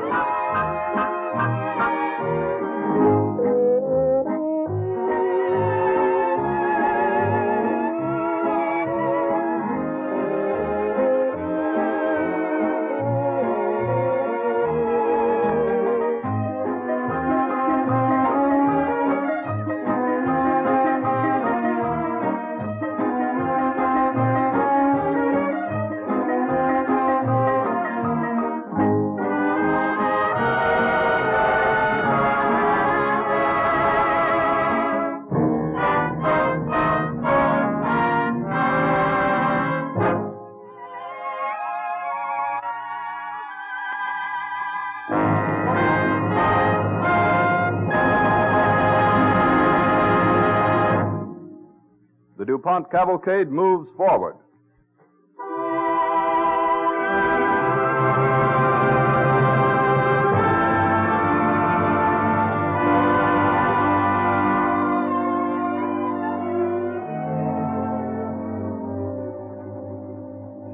Nathaniel Bowditch was born in the seafaring village of Salem, Massachusetts, March 26, 1773. When he was 8 years old, an incident occurred which left a marked impression on him, which undoubtedly pointed his future course as a mathematician and student. We find him entering the kitchen of his home in Salem. The young boy is sobbing bitterly, and his mother greets him with alarm. Nathaniel, come here, dear. Tell Mother, what's happened? I didn't do it, Mother. I didn't do it. Didn't do what? I didn't cheat arithmetic, and I didn't lie to the teacher. Cheat and lie? Why, of course not. Has someone said you did? Yes. The teacher, he beat me because I wouldn't say I cheated, but I couldn't say it because it wasn't true. Well, I should say not. Oh, now, please don't cry, dear. There. That's better. Here. Sit down here beside me now and tell me the whole story. Well, Mr. Wood asked who could do a sum in the 8th grade arithmetic. None of the big boys could do it. I wasn't supposed to be listening, but I did the sum in a minute, Mother. It was easy. So I raised my hand and told him the answer. A sum in 8th grade arithmetic, Nathaniel. And you only in the 4th grade. Yes, but Mr. Wood was angry. He said no little boy who's only 8 like me could do sums like that. He said I sneaked up and looked in his answer book. Oh. He made me go to the front of the room, and he beat me because I told him I did the sum in my own head. And all the big boys called me a liar and a cheat. They chased me most of the way home. This is a bitter lesson you've had to learn at such an early age, dear. But it's a lesson you'll be grateful for as you grow older. Lesson, Mother? Yes, dear. You'll learn someday that whenever you do anything a little better than the average, whenever you have different ideas or more serious interests than your neighbors, there'll be many who'll criticize you. But, Nat, dear, you know in your own heart that you did that sum honestly, don't you? Yes, Mother. You like arithmetic better than anything else, don't you, dear? Better than anything but ships, I guess. Mother. Yes, dear. Mother, if I could find an answer to a sum that wasn't in the teacher's answer book, people would have to believe I did it in my own head, wouldn't they? Yes, darling, they'd have to believe it. This lesson you've learned today will help you, dear. Never boast of what you can do or what you're going to do.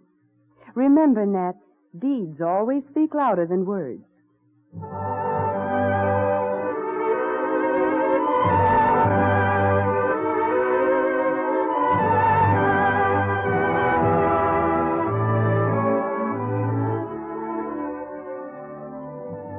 Nathaniel Bowditch never forgot that episode of his childhood, nor did he ever lose his fondness for mathematics. At the age of 10, he was obliged to go to work and to continue his education alone at nights. We meet Nat again when he is 21. He is clerk and accountant in one of Salem's stores. Two of the town's most distinguished citizens enter the shop, Elias Derby, ship owner, and the sea captain, Henry Prince. The two men lean against the counter to continue their conversation, and Nat listens eagerly, for the conversation is of unusual interest to him. That's serious news indeed, Mr. Derby.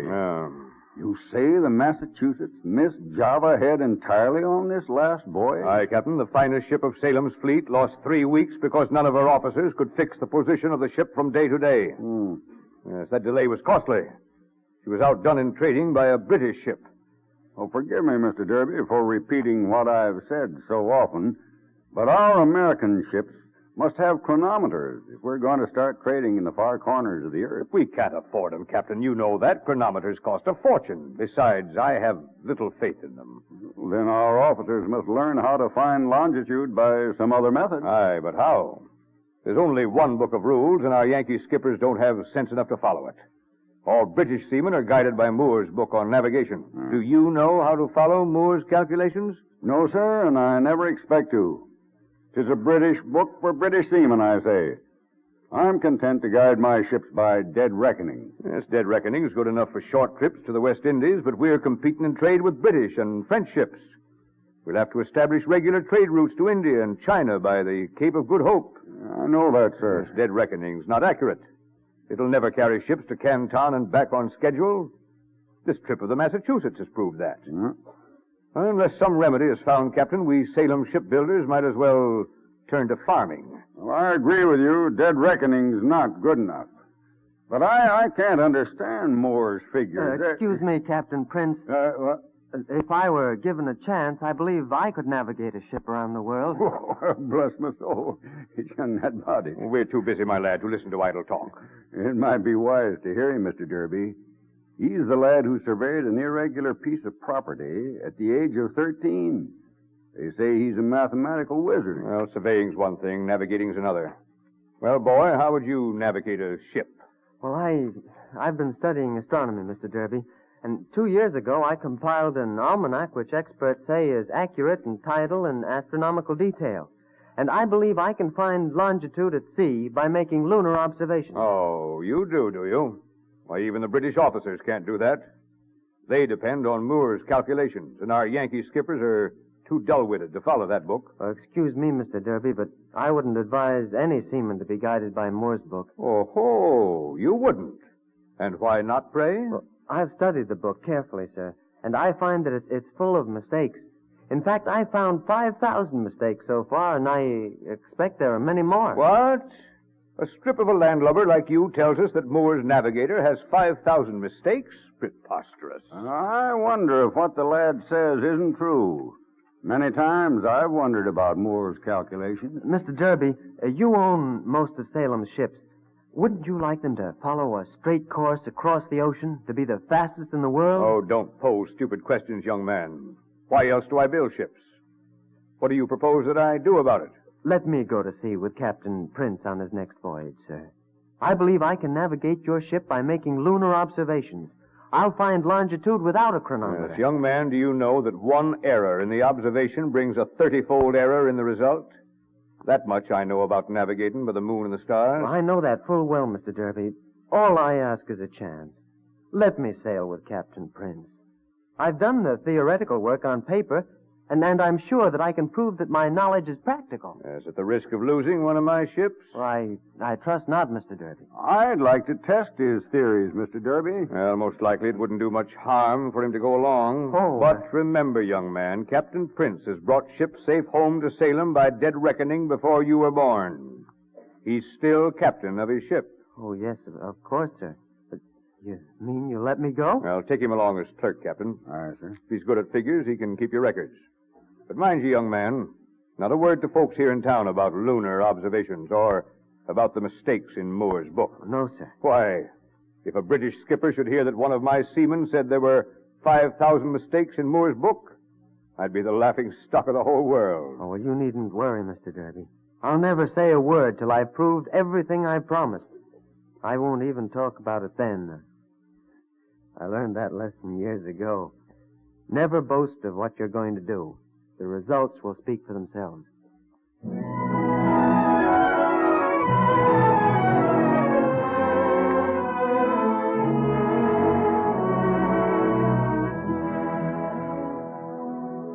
Between the years 1795 and 1800, young Nat Bowditch made 4 long trips with Captain Henry Prince, and rumors began to drift back to Salem that the young bookworm was helping the captain navigate by studying the moon and the stars.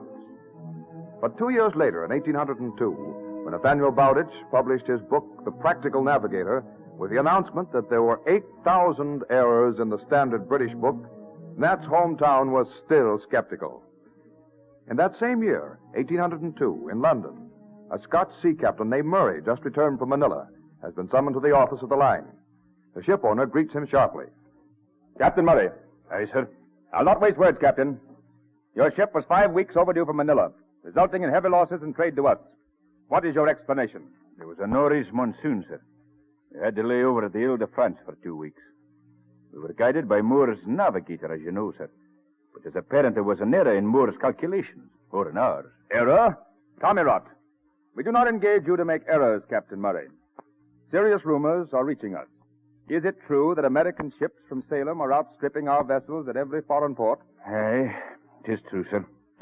Within the past 4 years, Yankee skippers have learned how to navigate ships accurately. And what, pray, is wrong with our British skippers? What is wrong with you, Captain? I inquired into the matter at Manila, sir. I talked with a Captain Henry Prince from Salem. When we docked at Manila, sir, I found a ship from Salem safely there in the harbor. They'd reached port in face of the monsoon. It was incredible. Incredible? It's an outrage. And did you learn from this Yankee how to navigate in face of a northeast monsoon? Aye, that I did, sir. I learned the secret. Well, man, out with it. What is it? Captain Prince told me he had a crew of 12 men, sir. All of whom knew how to work a lunar observation as well as Sir Isaac Newton. Impossible. Americans know nothing of lunar observations. Aye, 5 years ago that was true, sir. But today, they know. How did they learn? A young man, a clerk to Captain Prince, has been teaching them, sir. Why, he taught even the cook. Nonsense. Yankee boasts. I beg your pardon, sir. To prove it, Captain Prince called his cook from the kitchen. When I asked him if he could find longitude, he demonstrated perfectly. It was amazing, sir. And who is this young wizard who teaches a cook astronomy? He bears a strange name, sir. 'Tis Bowditch, Nathaniel Bowditch. Later I talked with this Bowditch himself, and he tells me that he has discovered 8,000 errors in Moore's book on navigation. 8,000 errors? Impossible. Why, our seamen have been guided by the book for years.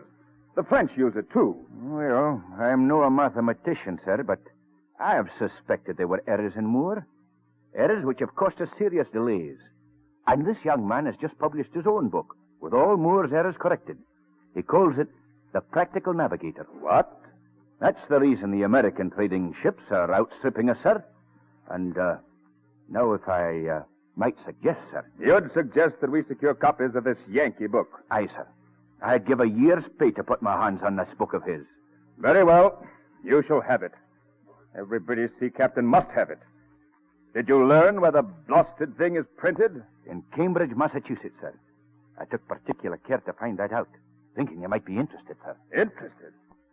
I hate to flatter them by ordering their book, but there's no help for it. We need 1,000 copies at once. Why couldn't the British seamen have found out there were 8,000 errors in Moore's Navigator?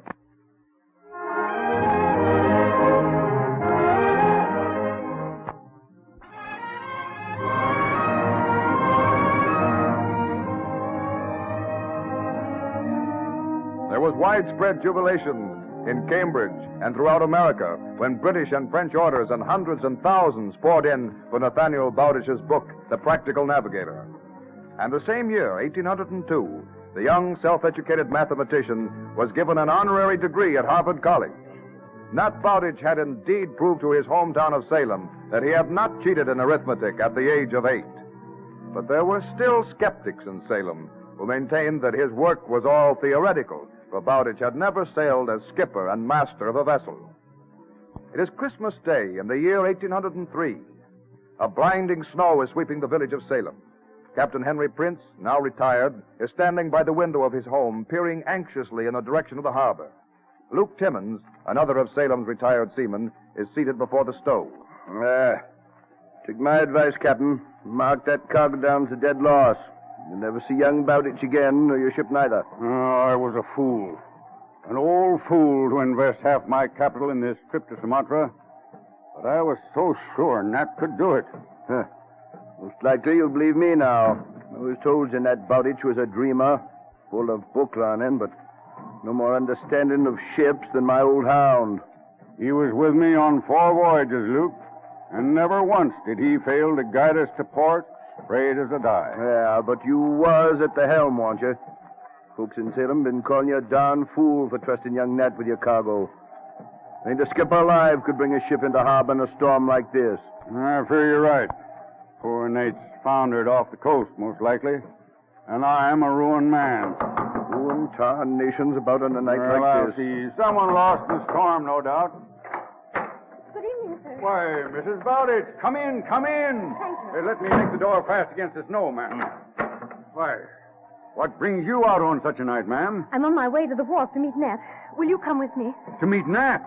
Well, you don't mean... He hasn't made port. Well, no, I haven't heard, but I'm sure he will be here tonight. Come quickly, please. I wouldn't like to miss being there to welcome him. But this is madness, ma'am. No ship could reach port on such a night. Snow's so thick you can't see an inch ahead of your nose. Captain Prince, Nat told me he'd reach Salem by Christmas at the latest. Oh, will you come with me? It's so difficult walking in the snow. Best take off your wraps and warm yourself by the fire, ma'am. Your husband won't get here this Christmas. I'm sorry, I can't delay. I promised to be on the wharf to meet him. Won't you please come with me, Captain Prince? Nat is so devoted to you. He'd be disappointed if he didn't see you. Well, ma'am, if you're set on walking down there, I'll go along with you. You might get lost. Just a second now. I'll wrap my wool scarf around my throat. I'll get into my boots. Fine way to pass a Christmas. Walking to Salem Wharf in a blinding snowstorm. Here you are. Thank you, ma'am. I can manage my coat. Well, we'll be back before long, Luke. You mind sitting here and keeping the fire blazing? I ain't aiming to stir from this fire till the snow lets up, Captain. Let me know when the ship reaches port. But remember, the day of miracles is over. Hold fast to my arm, ma'am. Or you'll blow away. I've never seen so much wind with so much snow before. I know you think I'm foolish, Captain Prince. But somehow I'm sure that Nat will be here tonight. Your husband's a bright young man, ma'am. One of the brightest Salem ever saw. Here, just watch your step there. Thank you. Yeah, but he oughtn't to have made this trip as skipper. He ain't used to it. I know. I begged him not to do it, Captain. He promised that it'd be his last trip. He's going to settle down to his books and studies when he gets home. But he said he had to do this to prove to Salem and to the world that his calculations are accurate. That his formula is workable. Oh, I know his knowledge is accurate, ma'am. Only... You see, that's what Nat said. That even you, who believed in him, still depended on familiar landmarks. He said you never quite trusted him to make port using his calculations alone. Oh, he's heard the talk that's gone round about him. Well, you see, ma'am, I know the landmarks. I've trusted them all my life. Yes, but suppose you were out there now, heading for port on a night like this. You couldn't see any landmarks tonight, could you? There you want. Look out there now. Yes, No skipper could bring a boat to harbor tonight. Oh, then Nat must do it. He must. I've prayed all day ever since the snow began. Well, most likely he's dropped anchor out to sea, ma'am. Wait until the storm dies. Oh. That is, he hasn't foundered. Oh, no, he's safe. I know he's safe. Well, I hope so. I declare the snow falls faster each minute. This is the worst storm we've seen in years. I'm very grateful to you for coming with me, Captain Prince. I fear I'd never found my way here alone. Take care there, ma'am. Step slowly now. It's going to be hard seeing where the wharf ends and the water begins. Captain, did you hear something? Why, yes. I thought I heard something. Captain Prince, I heard it again. Yes. Oh, hurry. Yes. Hurry, it must be the Putnam. It must be Nat's ship. Oh, dear God, please let it be Nat's ship. I can scarce believe my ears. That shout came from the wharf. Oh, my name ain't Henry Prince. Captain, isn't that a lantern? Where? See, coming toward us. Yes, that's a I hear lantern. voices, men's voices coming this way. Listen. I'd never have believed it if I hadn't seen it with my own eyes. Bringing the ship safe into the harbor in a blinding snowstorm. Hello! Have you come from the Putnam? Yes, we're anchored in the harbor. What? Mrs. Bowditch, what are you doing out here in this storm? Are you seamen from the Putnam? Aye, ma'am, that we are. Your husband guided us to Salem Harbor this night. Greatest skipper Salem ever saw. Oh, he's safe. He's safe. Sure, he's safe. Oh, thank God. And the crew and the cargo. Hello, Captain Friend. Hello. Aye, Captain, cargo, and crew all safe. We're home, men. Home to Salem in time for Christmas. Hey, can you tell us where Captain Bowditch is now? He's coming along, Captain, in the other small boat. Not far behind us. Oh, I must see him. Hello. Hello. Nat! Nathaniel! Mary! Oh, Nat, my dearest. Oh, I'm so happy. You shouldn't be out here in this snow, Mary. I'm glad to see you, darling. Captain Prince is here with me, Nat. Oh, Captain. I'm grateful to you for coming out on such a night. I don't deserve your gratitude, my boy. Your wife had more faith in you than I had. I'm ashamed to say I didn't think you'd do it. Why, my dear boy, you've performed a miracle. Just you wait till Salem hears of this. Aye, that's what it was. Captain Bowditch, I'd like to be the first to sign up with you on your next voyage. We all feel that way, Captain Bowditch. Hey, I'll sail under no other skipper but Captain Bowditch. Like Captain Prince says, a miracle was performed here tonight. I'll thank you all to cease calling what I did tonight a miracle. Someday you'll all be captains of your own ships. You'll all bring your ship safe to harbor by making lunar observations. I happen to know it could be done and proved it. It was no miracle, men. It was pure mathematics.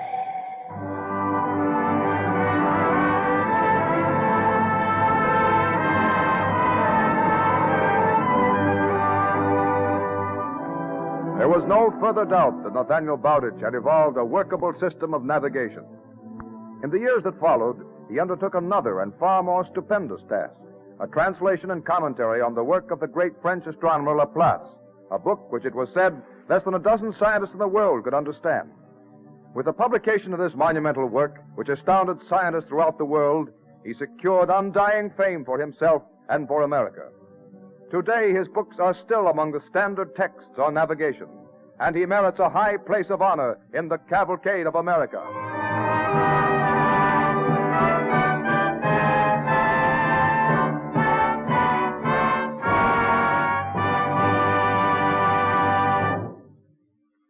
All through history, man has tried to go places quickly and surely, and here's his latest effort. Shortly after 4 o'clock this morning, a brand new highway was opened under the Hudson River.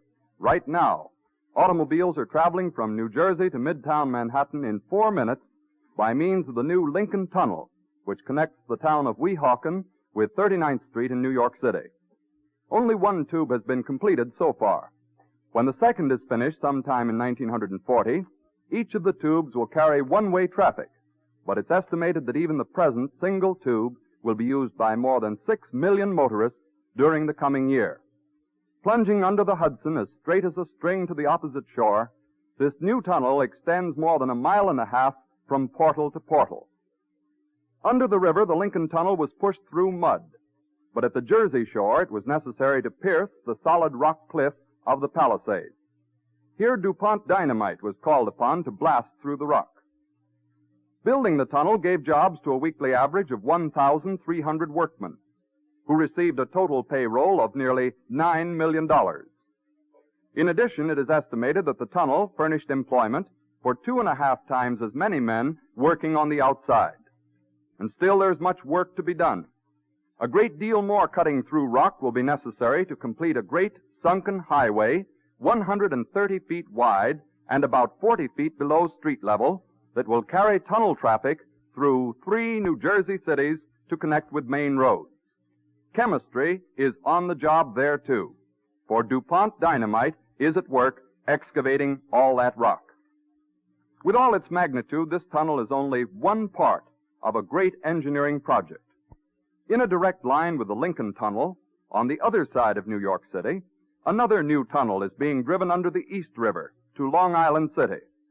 This tube, called the Queens Midtown Tunnel, has to be bored through rock practically all the way. And even with the aid of modern blasting agents, it's not due to be finished until 1940. As you may have guessed by now, the engineers are planning to build a third tunnel right across New York City to connect the Lincoln Tunnel under the Hudson with the Queens Midtown Tunnel under the East River. When the whole thing is a reality, you'll be able to go from New Jersey to Long Island in something like 15 minutes, passing under 2 great rivers and the greatest city in the world. The construction of these 3 great projects again calls to mind the amazing usefulness of this wonder worker of chemistry, dynamite, which helps to build our highways, dams, and tunnels, mine our coal and ore, and clear our land for farming. In creating safe and effective blasting agents to make way for progress, research chemists once more bear out the DuPont pledge: better things for better living through chemistry.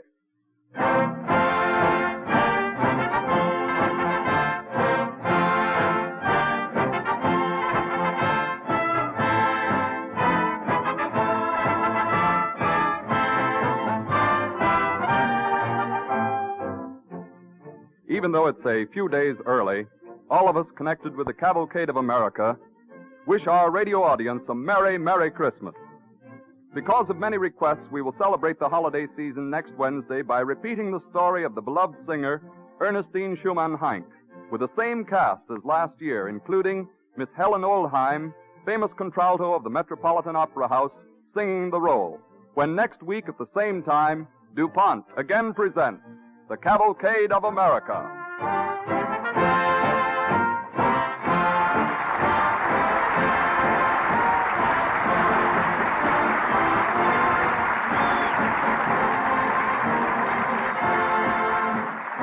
This is the Columbia Broadcasting System.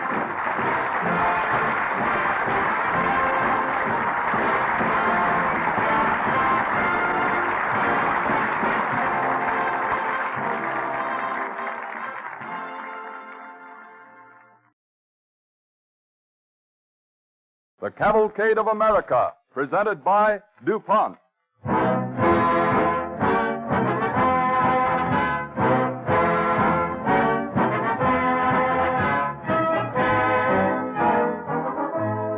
This evening, the DuPont Cavalcade brings you the story of a bridge engineer who in his day won acclaim throughout the civilized world. James Buchanan Eads was one of the first American engineers to be consulted by Europeans. His writings on river currents and the control of waters were accepted everywhere as masterpieces of their kind. And his perseverance and inventiveness have been a model for men who have since built roadways of steel and concrete over American waters. These qualities are also attributes of the research chemists, who work quietly and efficiently so that we may enjoy more comforts and conveniences in our daily lives. Or, as it is aptly expressed in the DuPont Pledge, better things for better living through chemistry.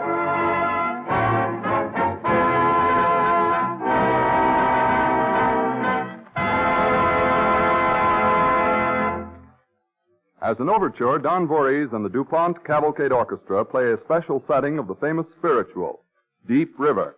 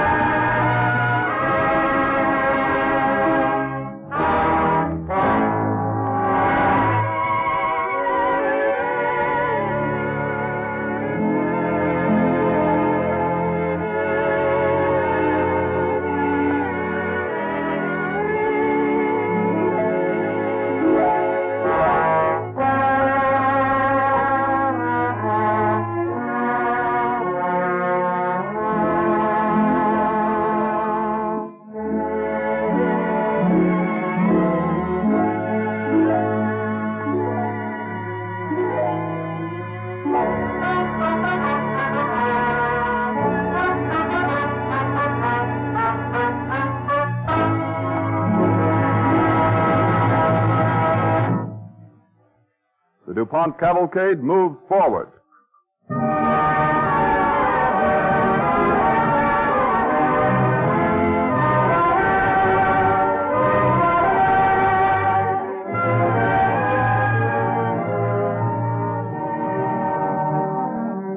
Buchanan Eads was born at Lawrenceburg, Indiana, May 23rd, 1820. Our story begins 17 years later on a pond near St. Louis. Sitting on a 6-foot replica of a river steamboat is young Jim Eads, laboring over the last engineering details. A young boy, Sammy Dobbs, son of a farmer, comes running up. Hiya, Jim. Hi. Hello, Sammy. I thought you'd be here at the pond today. Gosh, you ran like anything to get here. What'd you run for, young'un? I'm here every Saturday. Yeah, but maybe this is the last time. Oh, no, Jim. Why? Oh, I waste too much time out here. You call it a waste of time to build a steamboat like this? Well, I just about feel like this boat belongs to me, too. Well, you can have about a 10th interest in it, Sammy. Yeah? The James Buchanan Eads Steamship Company. Assets, 1 steamboat, the city of St. Louis, 6 feet long. Mm-hmm. With real decks and cabins. Honest, Jim, she looks just like a real Mississippi steamboat. Well, she's not a bad boat for a pint size. Well, it's all I got to work on anyway, so I may as well like it. 6 feet of old boards afloat in the brook. Jim, I know it kind of weights her down when you're sitting up on the afterdeck, but would you mind lots if I climbed out on the log and got onto the deck forward? Now, you wait a bit. I want to get the engine started first. You haven't got the engine, so she'll run. Oh, gee, Jim, I didn't understand she was exactly like a steamboat, engine and all. She's as near as I can get on poor materials and not much money. Listen how she runs.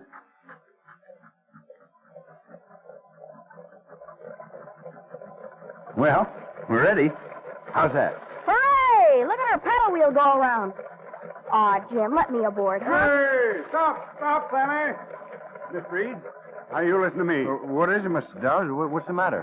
When I said you could use this pond, I wasn't aiming to have my Sammy out here loafing with you. I'm sorry, sir. I didn't know you had chores this afternoon. No, I didn't tell him, Pa. Farmer boys always got chores. Not fooling around with machines either. Sammy, if you want to live an example of what you don't want to be when you get older, it's this young man here who's still playing with toy boats at 17. I don't think you understand, Mr. Dobbs. I'm not playing. You're not, eh? What you call it, then? Well, this is school for me, Mr. Dobbs. Huh? I'm practicing how to build machines and engines and the mechanical contrivances that go with them. I read every night, and on Saturday I come out and build. Oh. Well, your little boat's faithful to the truth.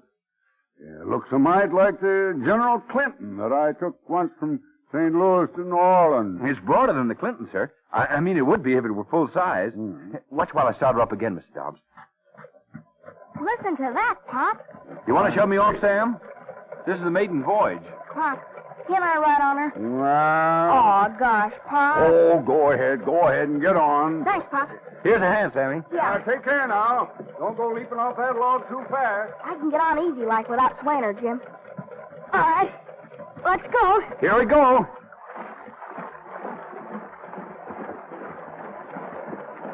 You blow the whistle, Sammy. Oh, sure. Hooray!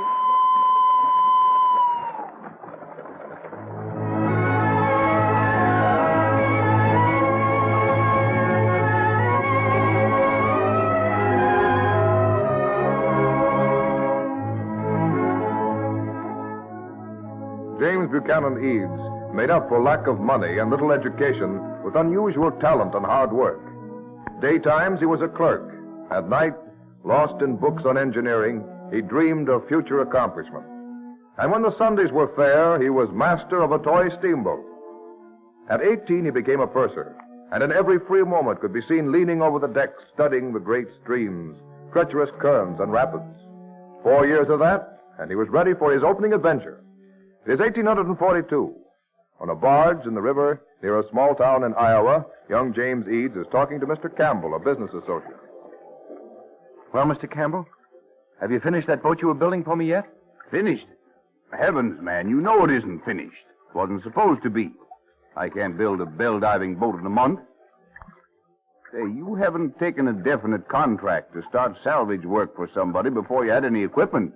Now, don't be angry with me, Mr. Campbell. Nelson and Case and I got a rush offer from some people in St. Louis to come up here and raise a barge for them. Sang last week with a load of pig lead. And you just neglected to mention to them that you had no boat to salvage it with, huh? Well, I've got this barge. A barge, man. All pig lead out of the Mississippi?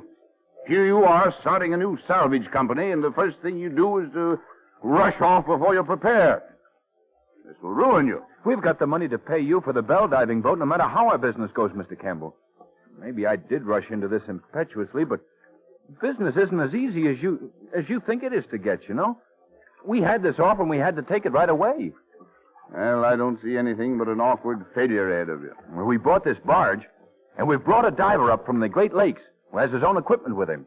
That wasn't such a bad idea. It was a great idea, except that the current's too strong. His diving bell is no good. That about finishes the whole venture, I suppose. No, sir. I got a big hogshead, knocked out one end and rigged up a slat in it. A hogshead? Heavens, man, that barrel? Wait till you look it over, sir. You'll see. Ready, Mr. Eads? Ready anytime you are. Sure, Dick. Come on, Mr. Campbell. We're going to lower my hogshead over the side, just to see how she works. Foolish. You shouldn't try this, Mr. Eads. Oh, Mr. Campbell, meet our diver, Joe. Hello, Joe. This is the rest of my outfit. Howdy, Campbell. All right, now, just help me into this. Wait a minute. Are you getting in there, Eads? Why doesn't your diver get in? In that thing? I should say not. He doesn't think it's safe, Mr. Campbell. Well, if he doesn't think it's safe for a professional diver... I've got to go down on this hogshead, Mr. Campbell. It's the only possible chance to lift that piglet off the bottom and save the company I started. I think I'm safe or I wouldn't do it. It's not safe at all. I know you don't think so, Joe. And I wouldn't ask any man I hired to do something I wouldn't do myself. All right. In I go, boys. Right now. Well, seems like I'm pretty well settled in here. Eads, don't do it. Take the loss. All right. Swing away, boys. All right, let it down now. Break that cable there. Go to the line.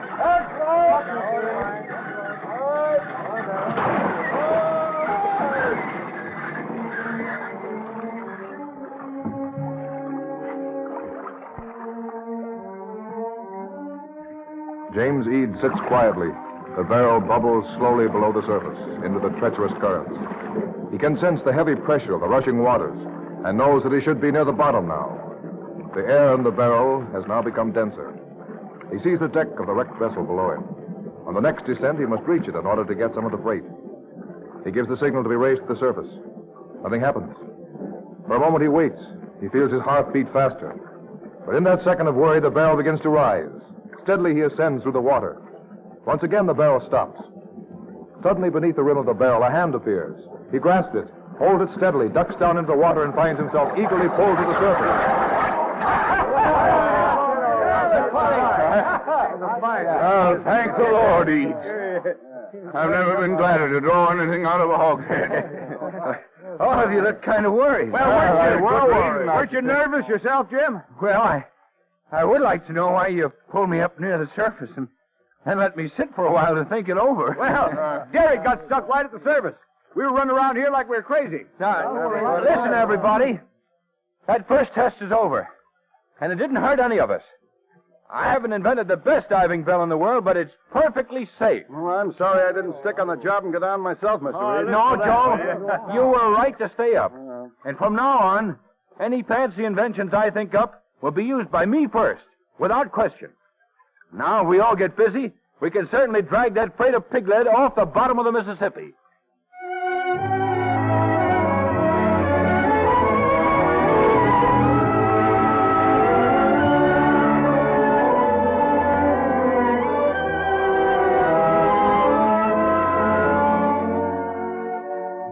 James Eads had no diploma in hydraulic engineering, but off and on for 20 years he lived close to the Mississippi, studying her rapids and currents, her hidden shoals, and her shifting riverbed. In 1865, Congress passed a bill authorizing a bridge across the Mississippi at St. Louis. But enemies of the project succeeded in amending the bill so that it called for a 500-foot center span and 50 feet of clearance, because they thought that no one could build such a bridge. But James Eads had been appointed the engineer of one construction company, and he insisted that the bridge could be built. A few months later, in the St. Louis office of the James Eads Company, Eads talks to the company's young lawyer and to a fellow engineer. You know, Mr. Eads, you can't blame people for not being able to imagine what you're promising them. Well, if they'd only leave the imagination to Mr. Eads and have a little faith in him, it'd be better. Oh, I agree, Mr. Slater, but Besides believing it's impossible to put an arch across the Mississippi, they're mindful of the expense also. The reason I want to throw an arch over the river instead of building with trusses is because the arch will be cheaper. I planned it for cheapness. I think, too, that the rival company is winning some favor for its bid because their plans don't insist on, on details like basing their foundations on bedrock. Let them base it anywhere else. The bridge they built at St. Louis will be down at New Orleans. Yeah, you're dead right, Jim. You've convinced me on that. You think the very river bottom, the sand on it, isn't safe? Mr. Dunlap, I ran a diving outfit for several years. I know the bed of the Mississippi as well as its surface. The usual river bottom is 3 feet of constantly shifting sand. In my experience, 100 feet of sand are sometimes swept away, clear to bedrock. Well, you can make it seem very real, Mr. Eads. Certainly, we don't need to give up hope yet. Unlike a lot of men with mechanical talent, you know how to argue for your beliefs. Yes. But the trouble with an engineer is he can talk just so long, and then he wants action. Well, word might come tonight, Jim. Or it might come next year. I'm going outside and look at the river a minute. Well, we'll stay till you come back, Jim. You know, Dunlap. People. Take a long time to get convinced. Mr. Eads? Huh? Who is it? Oh, I'm sorry if I startled you. Well, you wouldn't know me in the dark. I reckon you wouldn't know me anyway after all these years, but I was your whole crew on the city of St. Louis. Well, for heaven's sake. Little Sammy Downs. Uh-huh. What have you been doing with yourself? Oh, working on construction crews in Chicago. I've done some caisson work. I'm a good sandhawk. I reckon you can guess why I'm back in St. Louis. I heard that you were planning to put a saddle on the old Mississippi. Oh, yeah. Well, I did have it in mind, but the committee of experts seem to think differently. Well, Mr. Eads, if the company you work for gets the job, can I work on it? You'll have more applicants than you can use, but I've been your man for a long time. That's so, Sammy. You helped me over some difficult times with a toy steamboat. If the bridge goes up, you can work on it. Thanks. Jim! Huh? That fool young lawyer in there is having hysterics. I've got to break the news to you. Word from Washington, Slater? We get the contract. Mr. Eads, gosh, congratulations. We'll save the congratulations till later, Sam. So how long, Jim? Well, about 7 years, I think. Yes. I give myself 7 years to get a bridge across that water. Let's congratulate ourselves then, boys.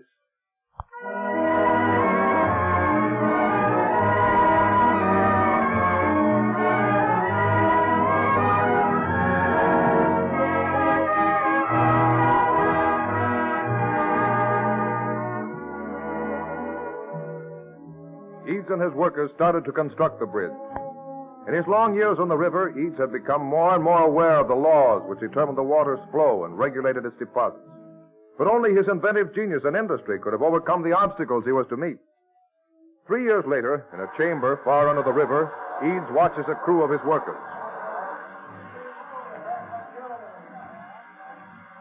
Isn't this shift nearly due to go off, Sam? Well, yeah, Mr. Eads, but I've got a feeling we're almost to the river bottom. Every scoopful of sand, I think we've made it. We've been having that feeling every hour for the last month. I think that's why we're all wearing ourselves out. 2 men are down sick now, Sam. Well, last week we were so sure that we'd hit bottom that we all got careless about staying down here too long at a time. No, there's no excuse for that, Sam. I'll be the man blamed for any sickness or deaths. I planned everything to protect you people, and yet you take risks. Well, I reckon people know by now that there's danger in building a bridge, Mr. Eads. And if they got sense, no matter what happens, they won't blame anybody. Maybe they'll think about the poor devils that suffered for it when they're riding across what we built for them. Yeah, let's hope so, Thompson. Well, send the men up now. Tell them to spend enough time in the air chamber. All right, sir. Hey, what's that? Bedrock, Jim! Are you sure? Hear it and see it. It's rock, solid rock, like you claimed it'd be. Let me look at it. Right here. Now listen, all of you. This dense air is no place to celebrate. Keep calm now. Don't get excited. Yeah, don't get excited. That's a good thing to tell us, but try to keep from doing it yourself. Yeah, we're deeper down underwater than anyone's worked before. Ain't that so, Mr. Eads? Yes, it's true enough, but the bridge isn't built yet. Hey, what's happened? Why, candles out again. Hey, there's no way to get the candles lit in this air pressure. Feel your way up the stairs, boys. Now, take it easy. Dogs, call the roll. Stop! Sammy! The men say he's been down here on too long a stretch, Jim. Why hadn't one of you told me that? Well, he's the foreman. He wanted to stay. All right, get busy, all of you. Hunt around the floor for him. Every second he's down here lessens his chances. Hurry up! I found him. Yeah, he fainted all right. Go on up, all the rest of you. While you're safe. I'll help you carry him, Slater. I'm over here, Jim. I'll find you. We can carry him easy. Open the door there. All right, now get in, everybody. This is better than this air chamber. Close the door, someone. All right. Lay him down. Sammy. Sammy. I'm afraid he's gone. This river will beat us yet. You can't whip the Mississippi. We'll whip it. Mr. Eads. Sammy, don't talk. No. Don't you talk either. We'll whip it. The men aren't afraid because you aren't. We'll whip it. Easy.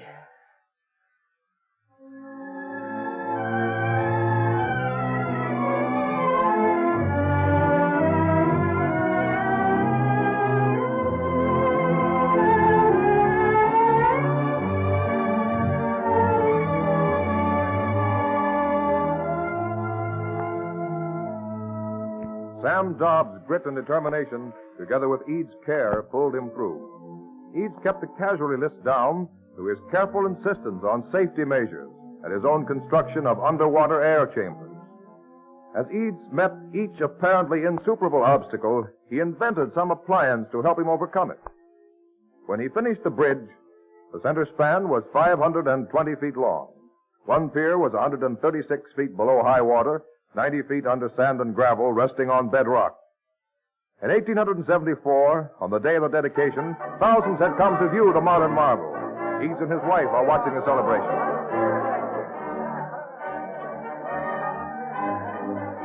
James, the speaker's going to give the dedication.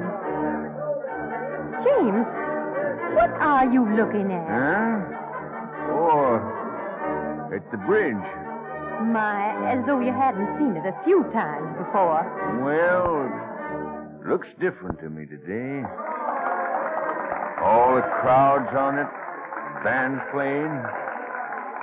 You know, I wish I were down below a ways so I could see the center arch against the sky. Hush, James.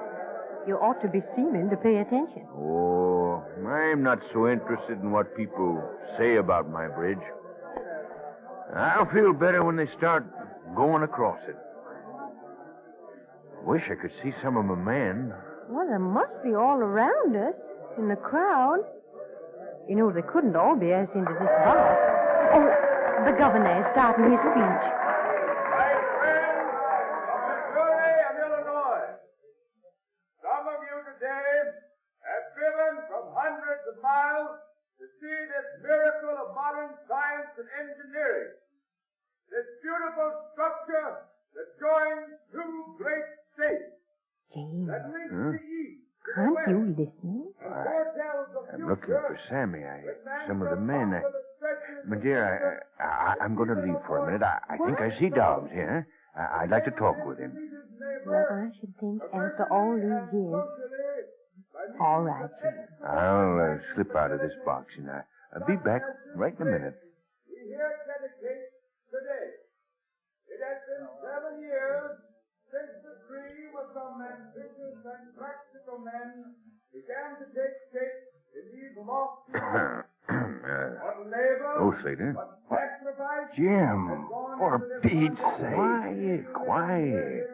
I thought I'd be more comfortable here than up in that box being stared at.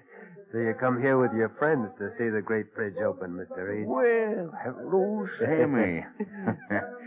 Sunday suit and all, Yeah.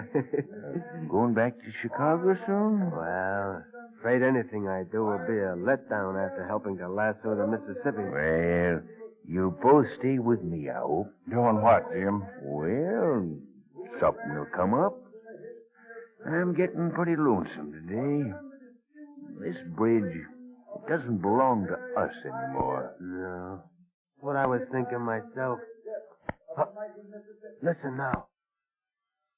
So before I cut this ribbon that divides Missouri from Illinois, I again ask your thanks for the company, for the men who worked for it, and for the chief engineer, James Buchanan Eads. That's for you, Jim Eads. No, it's for you. And for you, Sammy. You remember the day when I said to save your congratulations till we could do it on a finished bridge? They've cut the ribbon. And the governor's carriage crosses first. Neat pair of grays he's got. That sure gives you a funny feeling to see somebody on that bridge. Yeah, sure does. I think the Mississippi can toss her mane all she wants to now, but the bridge is safe. Yes, we did it, boys. And now we can shake hands.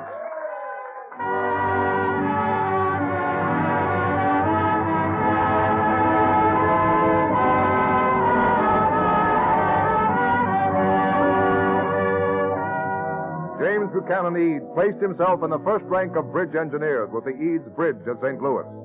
Foreign governments sought his advice, and many cities in the United States retained his services as one of the first great American experts on the flow of water and on river improvement. DuPont is proud to salute James Buchanan Eads, pioneer American engineer, as a leader in the Cavalcade of America.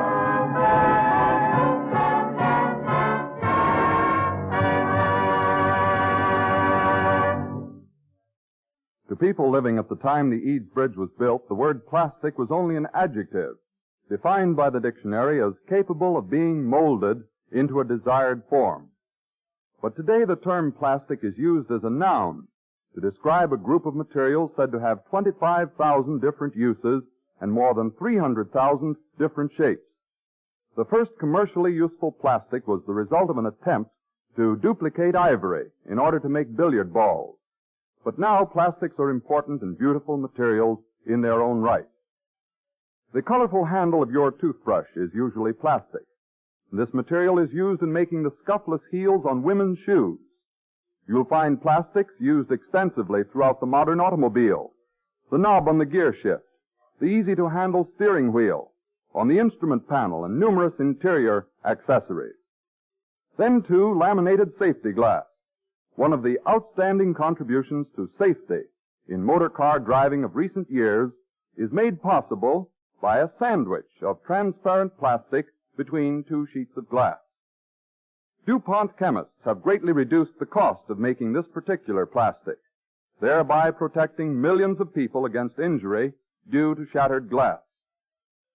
If you play bridge, you've probably seen the new cards that are cleanable and last indefinitely because they're made of plastic. Household articles made with plastics range from children's toys to beautiful toiletware sets, fountain pens and pencils with colorful barrels, transparent hat boxes, costume jewelry, and many others. Indeed, plastics have come out of the chemical laboratory to become a major industry, contributing much to better living. The DuPont Company alone normally employs more than 3,000 people in its plants at Leominster, Massachusetts, and Arlington, New Jersey, where a whole family of DuPont plastics are made. 6 million pounds of cotton linters annually, as well as 2.5 million pounds of camphor, most of which is made from the turpentine of southern pine trees by chemistry, are used as raw materials, thus providing a new source of income for that section of the country. The plastics industry is a good example of how research chemistry has created new products, new conveniences, new standards of beauty, and in so doing has also created new jobs. Here again we see what DuPont chemists mean by their pledge to provide better things for better living through chemistry.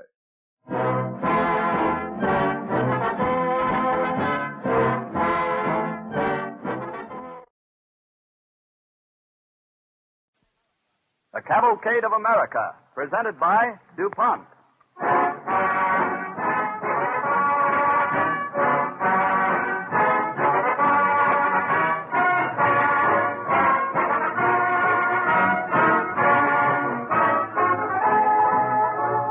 In the onward sweep of the Cavalcade of America, progress is marked by the milestones of achievement set up by the persistently inventive minds of our great men of science.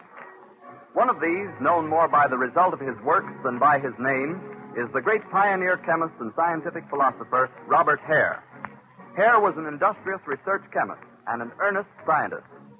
Ideals such as his are summed up today in the words of the DuPont pledge, better things for better living through chemistry.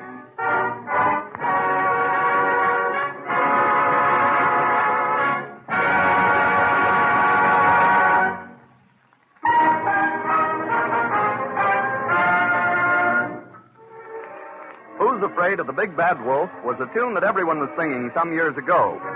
The art of animated drawings has advanced greatly since then, and chemistry has had its share in the improvement. Tomorrow evening, New York views the premiere of the first feature-length animated cartoon, Walt Disney's Snow White and the Seven Dwarfs.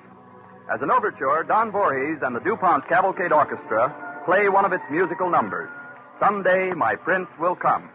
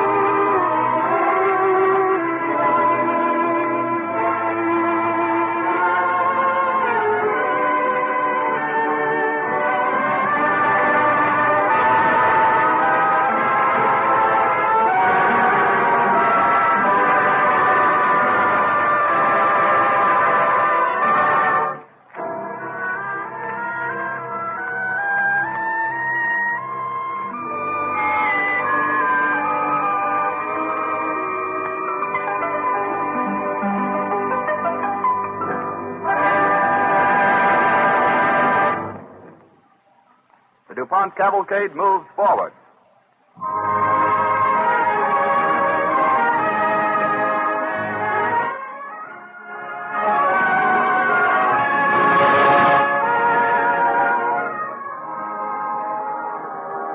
In the year 1781, Robert Hale was born in Philadelphia, Pennsylvania, which was then the nation's capital. His father was a prosperous brewer in the district called the Northern Liberties. When he was only 11 years old, the Chemical Society of Philadelphia was founded, the oldest organization of its kind in the world. In the year 1801, when he was only 20 years old, Robert was using its facilities to carry out his experiments in chemistry. We find him there one day as his instructor, Professor Woodhouse, comes into the laboratory with a friend, Joachim Bishop. Oh, Robert. Yes? Why, Professor Woodhouse. Well, I'm glad to see you, Robert. I'd like you to meet a friend of mine, Mr. Joachim Bishop. Mr. Robert Hare. How do you do, sir? I've asked Professor Woodhouse to explain your new invention, Mr. Hare, but he thought it would be better if I saw it. Well, I wasn't sure I could explain it. Mr. Bishop is not a scientist, you know. Is this your celebrated blowpipe? Yes. You see, the pure oxygen comes in through here, and the hydrogen through here. They mingle in the pipe and make a great heat when they unite in combustion. But I can't understand, Mr. Hare, what value it is, though it is doubtless scientifically interesting and all that. Well, there are a great many things, Mr. Bishop, that chemists would like to experiment with, but they've not been able to get a flame hot enough to work with. Perhaps, Robert, if you could give Mr. Bishop a demonstration. I wish you would, Mr. Hare. I'd be quite interested in such an experiment. Certainly, sir. I'd be glad to. I'm always giving myself demonstrations of it because there's still plenty of room for improvement. The blowpipe is better than the elements used in it. I'm convinced I can get a purer hydrogen, and I think if I had a bellows... bellows? Yes. You see, in order to keep the flame steady at the end of the exit tube, the oxygen and hydrogen must be fed under pressure that is steady and constant. Oh, I see. Will you be good enough, Professor Woodhouse, to touch the opening with that lighted taper when I turn on the two gases? Certainly, Robert. All right. Light it. There. Yeah, it's a pretty steady flame, Robert. So that's the famous octahydrogen blowpipe. Flame isn't very bright, but it's very hot. Hot enough to fuse a refractory metal like platinum. Oh, come now, Mr. Hare. Platinum is not an easy metal to fuse. In fact, I've always thought it impossible. It has been. To any extent, it would make it commercially practical. Why, there'd be a good business in that alone. Well, Mr. Bishop, if you'll hold these two small pieces of platinum in this container... You mean you'll give me a demonstration of it? Better still, you can give it yourself. Just wait till I adjust the blowpipe a trifle. There. Now just bring the platinum into the flame. Yes? Yes, why, by heaven, it does. It is fused. See, the flame is really quite hot. It's the opening key to an endless chain of chemical experiments. It's going to open something more than that. Why, I thought it was just a schoolboy's toy, but now... Why, I can see it as a business. A whole manufactory. Do you propose to make blowpipes now, Mr. Bishop? No, Mr. Hare. You make the blowpipes. I'll use them to make a business. Doing what? Using platinum. That's one more triumph for your blowpipe, Mr. Hare.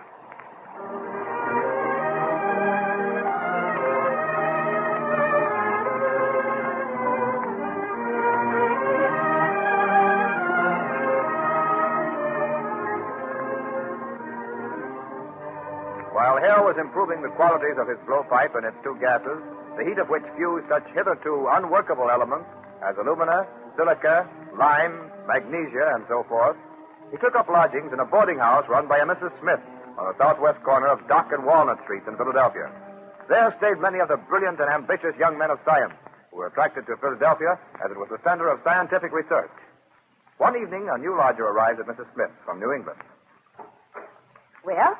Is it possible to get accommodation here for myself, madam? If you have the proper recommendations, come in. Thank you. I have some letters here. If you look them over, I think you'll be satisfied. I'm not a bad risk. I'll have your luggage taken up, and I'll let you know when your room is ready.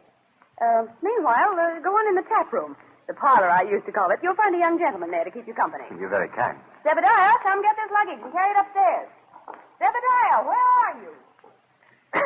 I hope I'm not intruding, sir. Oh, not at all. Come in, come in. It's a public room, in a manner of speaking. Then it's all right if I sit down? Yes. If you'll do me the honor of having a glass of porter with me. There's one fresh drawn on the table there. I ordered several. We use it here as a table beverage. Thank you. Well, your health, sir. Thank you. And yours. Oh, what abominable porter. It's been stored too long, I think. Well, anyway, it's flat. Who brewed the stuff? My father. Oh, I'm sorry, sir. Well, you see, my father's a brewer. It's his porter. In fact, it's also mine. I work with him in the brewery. I do beg your pardon, though I'm afraid my rudeness is unpardonable. Not at all, sir. In fact, I would have been amazed if you said anything else. You see, as it happens, I agree with you. Indeed? Yes. Yes, the porter does taste as though it had been broached too long, and yet I know it hasn't been. You see, the trouble is, air gets through the spigots we're using now, but I'm working on one that's airtight. You see, the vent is part of the spigot, and it works quite well, I think. Indeed? Now, if you try this new draft from a jet with my invention on it, which was tapped 5 days before the other, I think you will not only be able to drink my health, but wish for it. Here, try this. Your health. And your pardon, sir. Oh, yes. Well, that's excellent. It's a good spigot. And it's good porter. I'd like to know the name of the brewer. Robert Hare. Hare? Then your father's the inventor of the oxyhydrogen blowpipe. No, I happen to be the inventor, as you call me. Mr. Hare. Why, this is the best of luck. It is on your account to make your acquaintance, talk with you, that I am here in Philadelphia. I am Benjamin Silliman of New Haven. Benjamin Silliman? Why, by coming here, sir, you've saved me a journey to New Haven. Why, your interest in science is known to all of us here. Oh, you're most welcome, sir.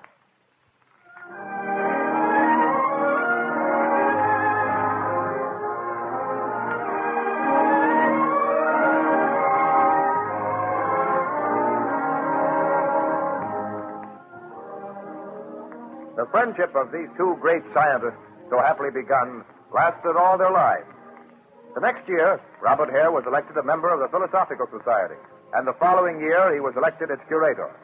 In 1811, when he was 30 years old, he married Harriet Clark of Providence, Rhode Island. Giving up the brewery after his father's death, he taught chemistry for a short while at the College of William and Mary. In 1818, he was in his house in Philadelphia in his homemade laboratory, his wife sitting quietly in another room. Harriet, come here. Robert, Never mind that. Look here. Oh, what a mess. Now, that isn't a mess. It's a new instrument, a sort of calorimeter. In fact, it is a calorimeter. That's what I'll call it. A heat motor. Well, what does it do, dear? Makes a terrific heat. But I thought you got a terrific heat from your blowpipe. No, not enough. The effect of this new invention is to produce a great flow of heat by electrical means. And there's none of the danger we have in using gases. Well, what makes the heat? The thing's in this kettle right here. I just put these zinc and copper plates in a solution of sulfuric acid, and you'll see the heat fuse this platinum wire. Oh. Here, look, I'll show you if you don't believe it. Hand me that bottle of liquid over there by that flame. All right. Here you are, dear. Thank you. Now I'll pour the contents of this bottle over these zinc and copper plates. You see, they're hooked up together. And the action of the solution on the plate... Well, they look like a battery. They do, and they are. A battery of electric force. See, when I connect the ends of it with these points holding the platinum wire, the heat is so terrific it burns the platinum wire. Robert, that's wonderful. What a beautiful display. Yes, but look at the platinum wire.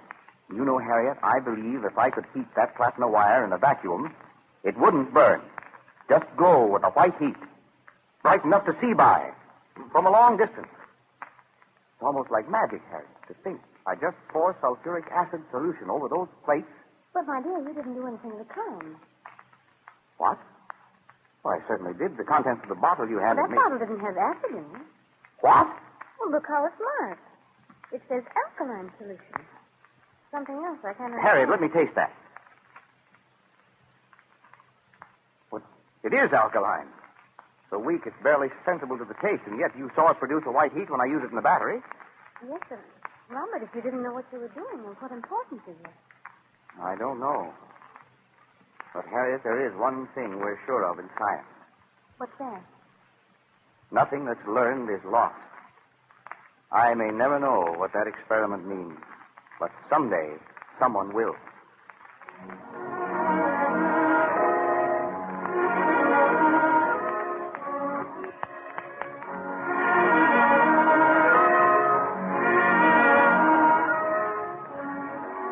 Hale's idea that the platinum wire in the path of an electric current strong enough to give a white heat would, in a vacuum, make it glow without burning up was the basis of Thomas A. Edison's researches in the incandescent lamp. In the same year that he invented the calorimeter, Hale was appointed professor of chemistry in the Department of Medicine at the University of Pennsylvania. There he was able to have a fine laboratory and adequate apparatus suited to his needs. We find him there with one of his classes in 1832. That concludes my lecture for today. Any questions, gentlemen? Dr. Hare, Yes? I find it difficult to get a copy of your compendium of chemistry. Do you expect to put out another edition? Yes, in another year, perhaps. There'll be some revision. Dr. Hare, what is the peculiar property of charcoal in an electric current? Well, like other forms of carbon, coal, for instance, it offers very high resistance to an electric current. Would you give us a demonstration of it, sir? Certainly. If you'll give your attention to this galvanic deflagrator. Yes, sir. You remember that's the apparatus by which I improved on the calorimeter. I don't think I understand the principle of it, sir. Well, it's built so that the plates of metal and the solution in the battery are brought into practically instantaneous contact with each other. Now, notice when these two pieces of small lead pipe are connected with the ends of the battery, and a piece of charcoal is inserted between them.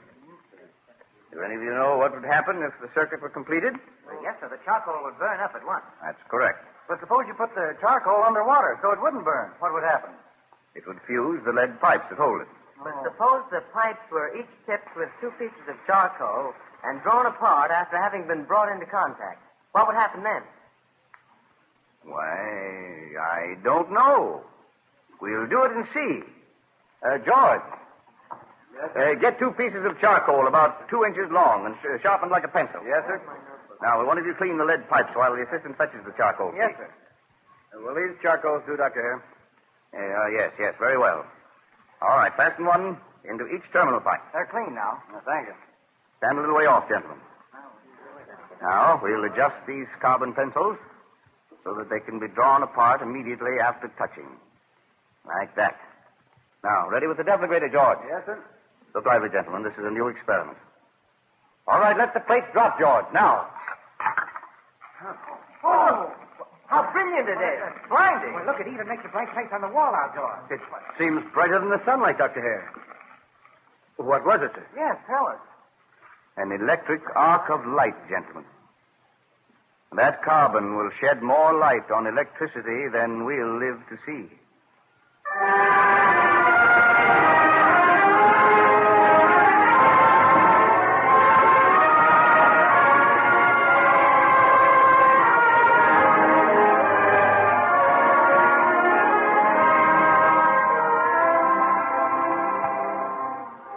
In 1839, Robert Hare invented the first real electric furnace, which was deflagration in vacuo. This invention enabled Hare to isolate calcium, the metallic base of lime.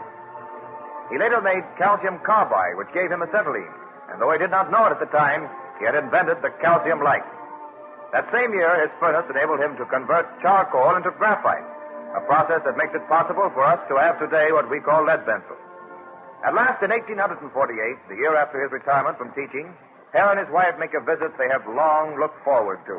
A visit to his old colleague, Benjamin Sullivan, in New Haven. Oh, boy. Oh, did it there. Steady. And better wait, mister, till I stand by the head. We'll be careful, driver. You take my hand here. It's an easy step, Robert. My, what a nice house the Silliman's had. Yes. I can hardly believe I'm going to see him again. It's been such a long, long time. Welcome, Doctor. Hello, Silliman. This is my wife. How do you do, How do you do, sir? I am. Thank you. I hope you had a comfortable journey. Come in, sir. Come in. That door is to my study. You can rest a moment if you wish before unpacking. Thank you. How nice. Your son Benjamin here? Oh, he's gone to the printer for the last proofs of my journal. I wanted you to see them. Silliman, I envy you your son to carry on your work with the Journal of Science. You have a son, sir? I thought he studied chemistry under you. Yes, but he turned to the law eventually. And he does very well at it, too. I'm sure he does, ma'am. Sit down, won't you? I'd rather he carried on my work, like young Sullivan will his father's. My journal needs someone to carry it on. But your inventions, friend Hare, your inventions will be your children for you. I wonder, sir. You see, I've had so little success in carrying them out in any commercial form. As Bishop did, for instance, with his platinum works. And that was only made possible by your blowpipe. And you have invented a technique in the apparatus that blazed the trail to many greater industries. Others will follow the way you have shown them. Robert is a pioneer in science. Say rather he's a Columbus who has discovered not one new world, but a dozen of them. Well, I'm eager to see the proofs of your next issue of the journal, Sullivan. I can show you all but one article.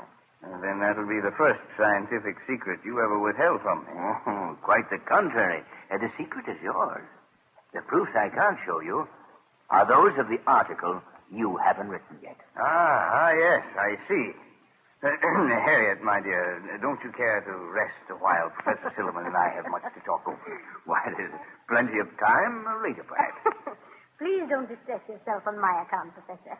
This is not the first time I have been guilty for a scientific principle. Well, my dear, I'm afraid I have let my work lure me away from you too often. But Never mind. I understand, my dear. there's so much to do and so little time to do it. But you, sir, you can't reproach yourself for wasting time. We can only do what we can and hope that others may find a use for our knowledge. Yes, even as we found a way to use the knowledge passed on to us by others. And if those in the future profit by my few improvements of the past, I'll be satisfied.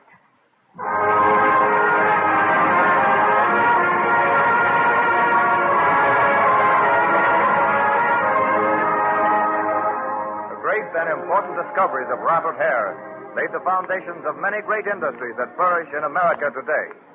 With his blowpipe and electric heat, he blazed great trails that others were later to make great scientific highways.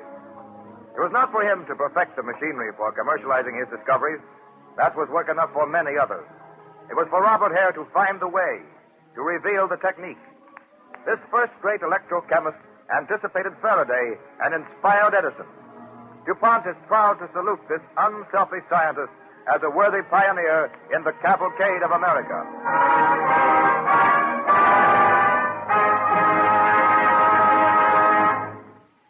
In 1802, when the young scientist Robert Hare was carrying on his early experiments in Philadelphia, another young man, E.I. DuPont, was founding a tiny company not far away in Delaware. By the time Hare had been appointed professor of chemistry at the University of Pennsylvania 30 years later, a few pioneer enterprises, such as the DuPont Company, had already begun to form the basis for an American chemical industry. Even such a fine mind as Robert Hare's, however, could hardly foresee the progress that chemistry would make in the century to follow. It is fitting that we should have as our guest on this program tonight Dr. Hiram S. Lucan, who, as director of the Department of Chemistry and Chemical Engineering at the University of Pennsylvania, occupies a position similar to that formerly held by Robert Hare. Dr. Lucans, it has been said that we live today in the age of chemistry. Just when did this chemical era start in America? The greatest developments in American chemistry, both in number and importance, have come within the last 20 years. Of course, the foundations were laid early in the nation's history by such research workers as Robert Hare and by our pioneer industries. When Hare taught chemistry at the University of Pennsylvania, he had only a handful of students. Last year, 2,800 students were enrolled in our chemistry courses. And this growth of interest in chemistry has made it necessary for us to plan for a $2 million laboratory as one of the university's most important needs. Such a situation, of course, merely reflects the vital position that the chemical industry now holds in America. But the important thing to you and me is that America now has a chemical industry and it serves and gives us a steady source at lower cost. To make America ever enjoyed before. This means that chemistry, such as rayon, such as better fuels and oil, improved rubber and finishes, for employment and greater opportunities for a fuller life. The chemical industry itself now provides jobs for more people than in 1929, and the average wage is 15% higher than the average in all manufacturing. Chemists are so constantly creating new, useful products that their industry resists business depression much better than most. Well, Dr. Lucans, many people still think of new things as luxuries. How is it that these new products of chemical research can be made at a price nearly everyone can afford? Many chemical products in common use today would have been regarded as luxuries a few years ago. Why, all of us here in the United States enjoy things every day that most people in other countries still look upon as reserved exclusively for the rich. There's a sound reason behind the low cost of American chemical products. The chemist must give more for less, because people adopt new things only when they're better or less expensive than the old. The chemist is able to bring prices down by discovering new raw materials and developing domestic sources for materials formerly imported, by devising new ways of making products and perfecting more efficient methods of volume production. The chemical industry typifies the American system of producing more goods at constantly lower prices so that more people may enjoy the fruits of scientific and industrial progress. Well, some people wonder, Dr. Lukens, if there's anything left to discover. How far can chemical research go? To answer that question, I'd have to be gifted with second sight. Research chemists throughout the nation are steadily moving on toward new discoveries that undoubtedly will make the marvels of today seem commonplace. But no one can say exactly what they will be. New medicines to cure our ills, better clothing, improved building materials, new mechanical inventions in which chemistry will play a part. Surely these and many more. But the really vital thing is that research be carried on through both good times and bad, so that we shall continue to go ahead. At the heart of this system are the research laboratories maintained by the colleges, such as the University of Pennsylvania, and by industrial firms, such as the DuPont Company.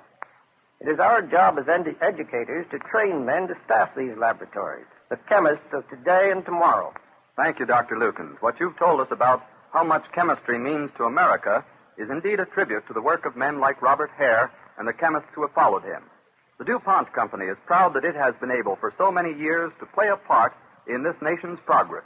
And our goal for the future is to continue to make good the DuPont pledge, better things for better living, through chemistry.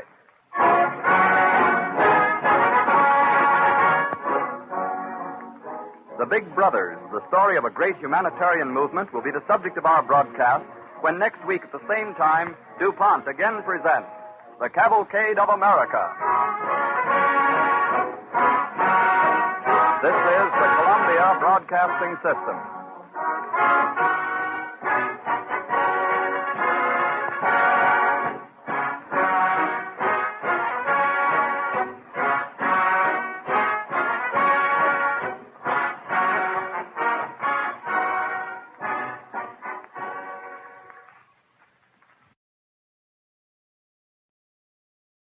The Cavalcade of America, presented by DuPont.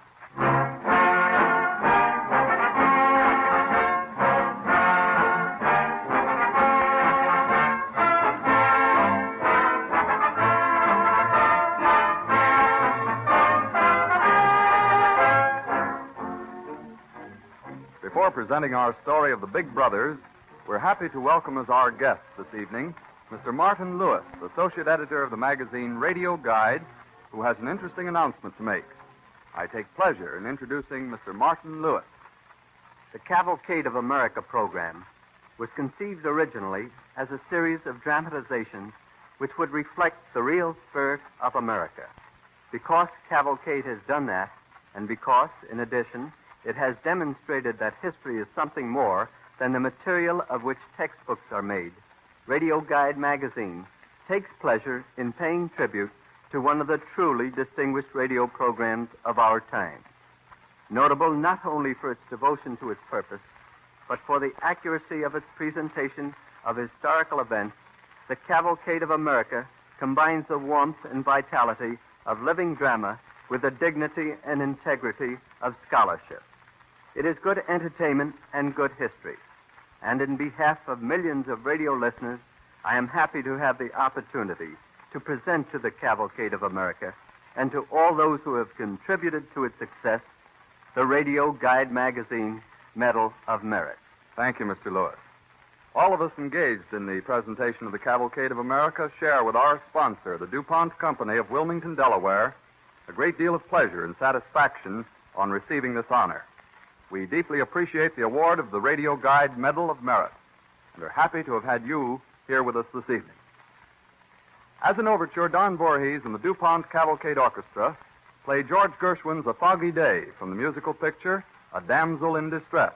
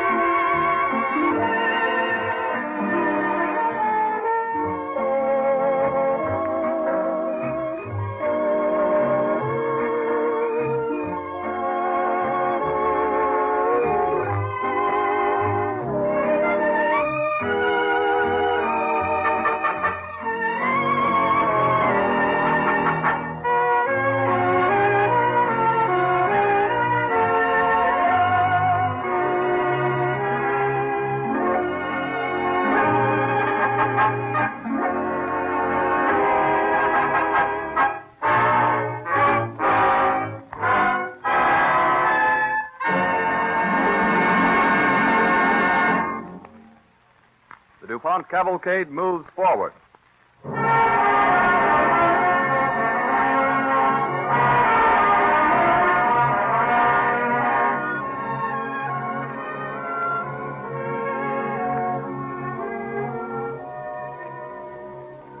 This evening, the Cavalcade of America tells the story of the Big Brothers, an organization that has brought a new life and untold happiness to so many little brothers.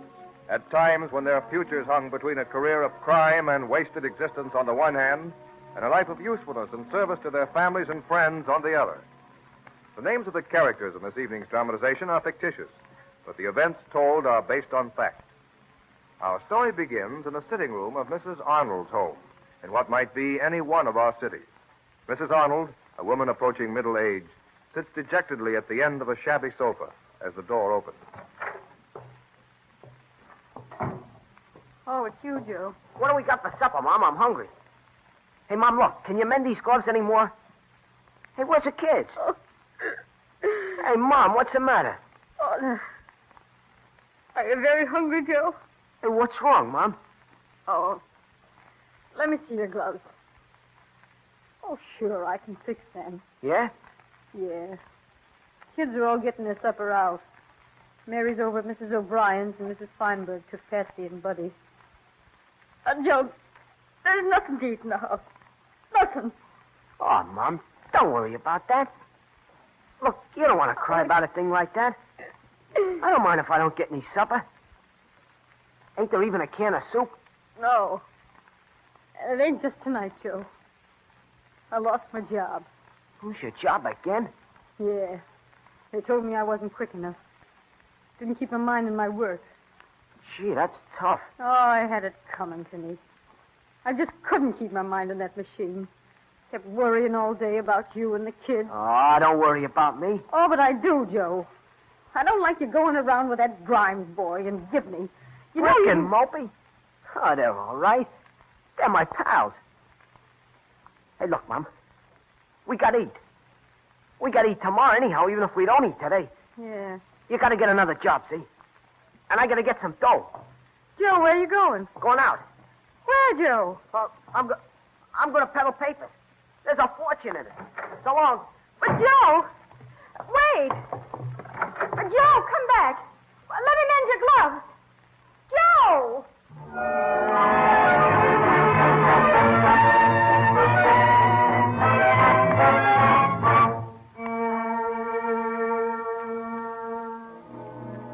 Down by the railroad yards, Joe Arnold finds his friends Brick and Mopey and informs them that he needs their assistance. All right, Joe, spill it. Yeah. What's the dope? Look, you got to help me. Mom just got the sack. Didn't even have supper when I got home. They'll be putting us out next. Can't get my working papers for a couple of years. We're all starved before then. Got any ideas? Yeah. I got an idea. See them freight cars? Gee, it's dark. You can hardly see nothing. Over on that far side in there? Yeah. Well, 2 of them's empty. The other 3's full of cloth. Big rolls of it. I watched them unload this afternoon. They'll unload the others tomorrow. Yeah? Now, if we can each of us pinch a roll of that stuff, it'll be good for $15. I know the guy'll give us the dough. And no questions asked. How do we get in them cars? Nothing to it. They ain't even locked. You just break the seal, unhook the thing that keeps the door closed, and slide back the door. Nothing to it. Make a lot of noise, won't it? Somebody might hear us. Gotta take a chance. Take it easy. You won't make no noise. Okay, let's go then. No, wait. Detective makes the rounds every 20 minutes. He'll be coming through any minute now. Wait till he gets out of the way. Then we do the job. Just stay back at his fence till he goes past. Supposing we get caught. Get caught and we get sent up. So what? Learned a lot of swell tricks in reform school. I know a guy who was there only a year. Got out and got into the big time right off. No kidding. Yeah. Jig was a slick kid, and the fellas all took to him. Told him all they knew. Them that got out before he did told him to get in touch with him when he was sprung. It's an education, I tell you, reform school. Why, Jig's serving time in a pen right now. Hey, there's the bull now. Stick close.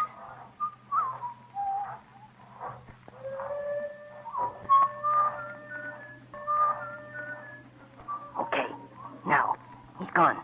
Gee, I thought he saw us. Come on, get going. Wow. Freezing. Shut up. Oh, my shin. Shut up. That detective don't ever get very far away. This car okay? Sure. Go on, Joe. You can bust the seal. Just keep twisting that tin thing till it busts. And my fingers like ice. Now, take your gloves off. They ain't keeping you warm. Gloves are sissy. Here, hold them. Stick them in your pocket. Okay. Suppose we get caught. Quit supposing. Break that seal, will you? If we get caught, we get caught. Mom'd be kind of sorry if I ever landed in one of them places. Oh, forget your mom. You're doing this for your mom, ain't you? Yeah. For Mom and the kids. Okay, then. There. That's broke. Okay. Hey, what was that? What? Nothing. What's the matter, Yella? You got the jitters. Now, all we gotta do is push. Come on now. Push quiet. Okay.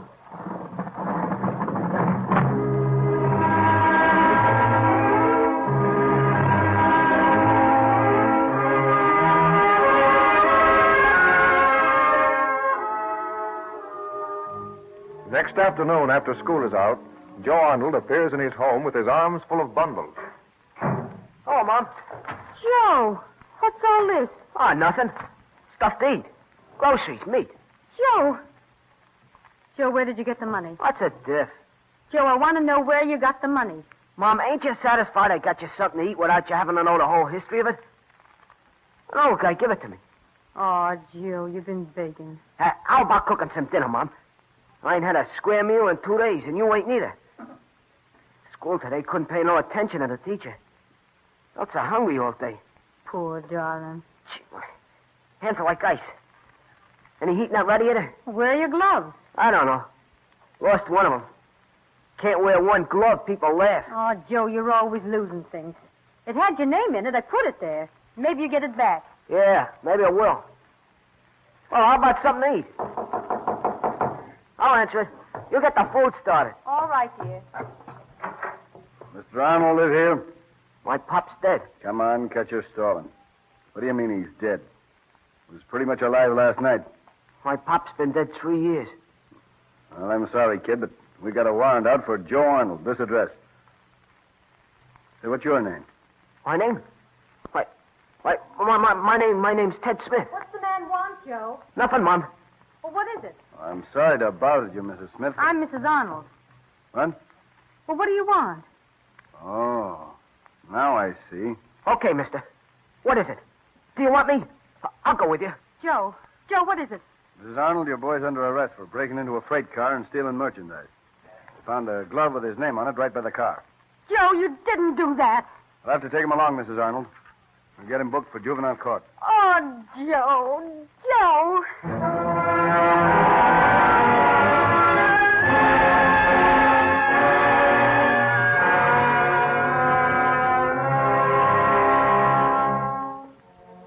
In one of America's juvenile courts, an understanding judge hears the cases of the younger generation.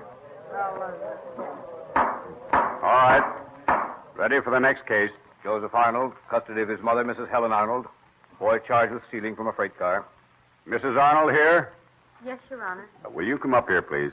Come on, Mom. Joe Arnold? Yes, sir. This is a serious charge, young man. What do you know about it? I pinch your stuff. That's what you want to know, isn't it? You seem proud of it. Joe. I do it again. I was gonna. I'm sorry, but this looks like a case of incorrigibility. Have you had trouble with him before, Mrs. Arnold? Your Honor, I haven't had much time to give to my children these last 3 years. My husband is dead. I had to work. I don't know what Joe's been doing. How about his associates? The boys he traveled with. Mom's lost her job and went broke. You'll get your chance to talk, young man. Are those the circumstances, Mrs. Arnold? Yes, Your Honor. I lost my job. And I had to get some money. So I raided the freight car and sold the stuff. You're too young for the penitentiary, Joe. So I'll have to send you to the reform school. Reform school? Oh, Your Honor, don't send Joe there. Apparently, Mrs. Arnold, you're in no position to give the boy adequate supervision. And it's obvious that he requires a good deal of it. But He's old enough to realize, and certainly must realize, that bad as the circumstances were, they did not warrant his going out and committing burglary. Has he always been hard to manage, Mrs. Arnold? No. Oh, Your Honor, Joe isn't a bad boy. He's always been trying to help me. And only lately, it's the kind of boy he's been going with, Your Honor. And if you send him to reform school, he just won't have a chance. He only did what he did because of me. It was the boys he goes with. They made him think it was the only way. Keep still, young man. I want to hear what your mother has to say. Go on, Miss Arnold. If he could only know some nice boys, instead of the kind he goes round with. I don't like to send boys to reform school. Perhaps in another environment, Joe might turn out to be a good citizen. Thompson. Yes, Your Honor. See if Mr. Caldwell's anywhere around. Yes, sir. I'm going to make an exception in your case, Joe, because I think your mother may be right when she blames the kind of companions you had. I don't like to send any boy to reform school, but people who break the law have to pay. You understand that, don't you? Yes, Your Honor. Mr. Caldwell, Your Honor. Good morning, Mr. Caldwell. Good morning, Your Honor. I was wondering if any of you people were down here this morning. I think the big brothers might be interested in Joe Arnold here. Seems like a healthy, normal young fellow who ought to be playing football rather than opening freight cars. I'll suspend sentence if you take over the case. I'll be glad to, Your Honor. Therefore, the prisoner is released under probation to this court, referred to the Big Brother movement for supervision. And let me know how it comes out, Caldwell. Yes, sir, I will. You can take Joe home with you, Mrs. Arnold. Mr. Caldwell will explain everything to you. Thank you, Your Honor. Next case, Charles Carr, custody of his aunt. Now, Mrs. Arnold, you and Joe will step into this anteroom with me. I'd like to tell you something about the Big Brothers. How we got started and how we want to try to help you and Joe. Now, sit down, won't you? Thank you, sir. Sit down, Joe. Yeah, that's better. I suppose you're wondering what this is all about. Well, I heard you speak about the Big Brother movement. What is that? That's an organization, Mrs. Arnold. It all came about at a meeting of the men's club of the Central Presbyterian Church in New York, back in 1904, to be exact. The group voiced regret that so many boys sent to reform schools became confirmed criminals. Are you listening, Joe? Yeah, I hear you. Sit up in your chair, Joe. Don't slump down like that. You see, they figured the boys really needed a change of environment. New playmates, new heroes, instead of more of their old unfortunate surroundings. They also realized that the judges didn't like to send the boys away. So each decided he would like to take hold of a boy and sort of be responsible for him. Take a real interest in him. Treat him as if he really were a young brother. Well, really give the boy a chance, you mean? Exactly, Mrs. Arnold. A boy needs a big brother to look up to.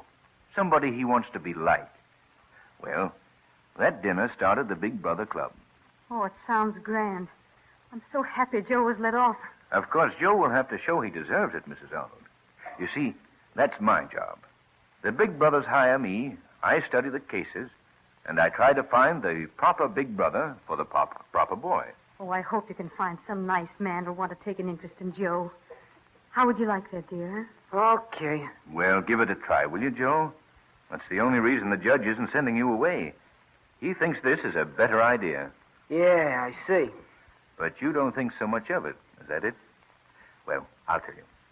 I have a man here on my list I think would like you. There's a chance you might like him. He races a speedboat on the river. A speedboat? Yes. And he's been looking for a fellow just about your size to sit in the cockpit with him and balance the boat on the turns. And pretty scary, those turns. They wouldn't scare me. Would you like to meet the man? Meet him? Yes, go up to his house sometime. Where does he live? Or he'll come down to see you. Then you can fix things up between you. About that racing, you mean? Yes. And I think he may have something for you, too, Mrs. Arnold. Oh, that'd be wonderful. Now, that's not a promise, Mrs. Arnold, but I'll see anyhow. And now, if you'll excuse me, I must get back and see what's going on inside. Goodbye. You'll hear from us in a few days. Oh, bless you. A speedboat? Gosh.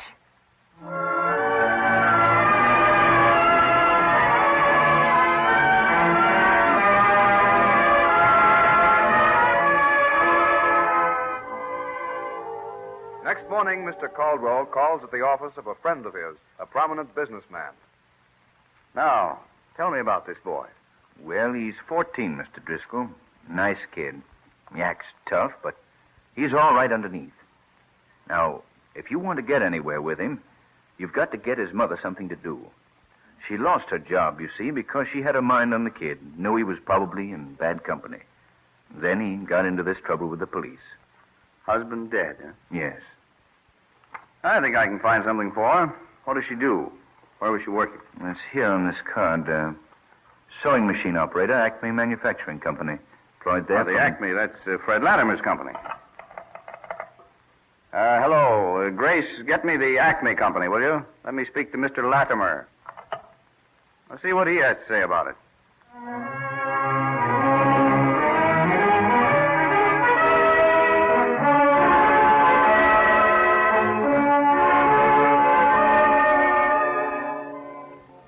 Several weeks later, a speedboat race on the river.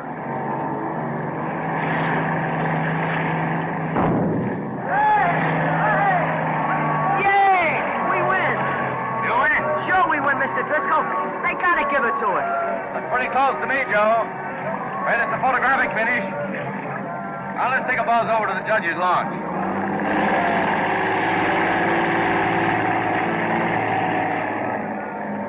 Ahoy! Ahoy! Ahoy, judges! Did we win? Have to develop some film first. Let you know in a few minutes.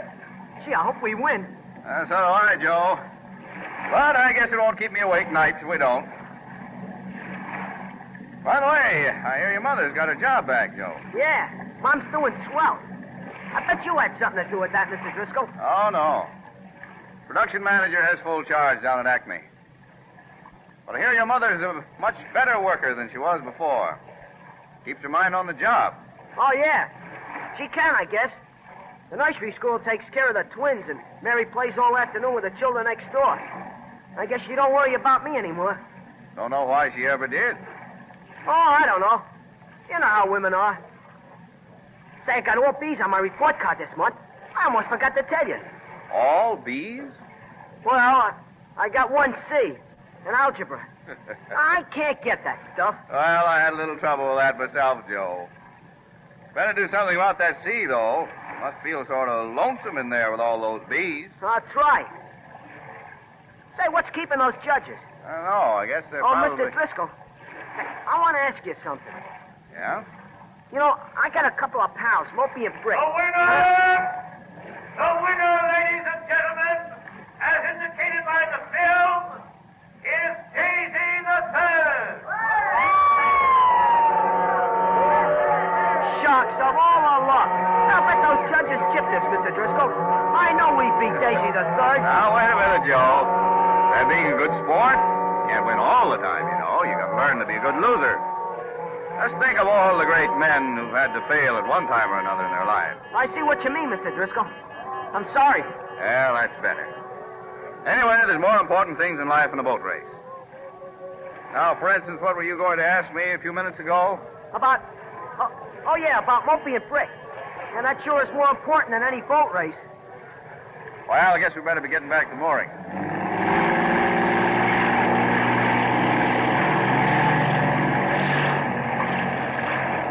What about Mopey and Brick?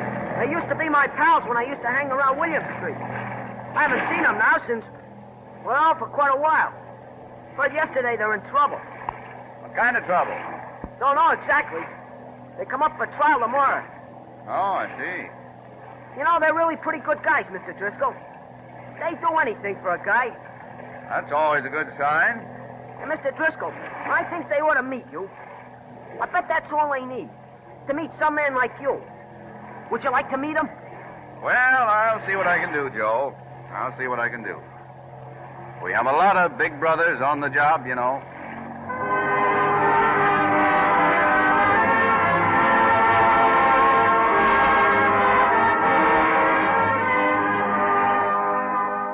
Contrary to the situation of 34 years ago, when there was comparatively little specialized social work, the Big Brother staff today consists of persons highly trained in this service.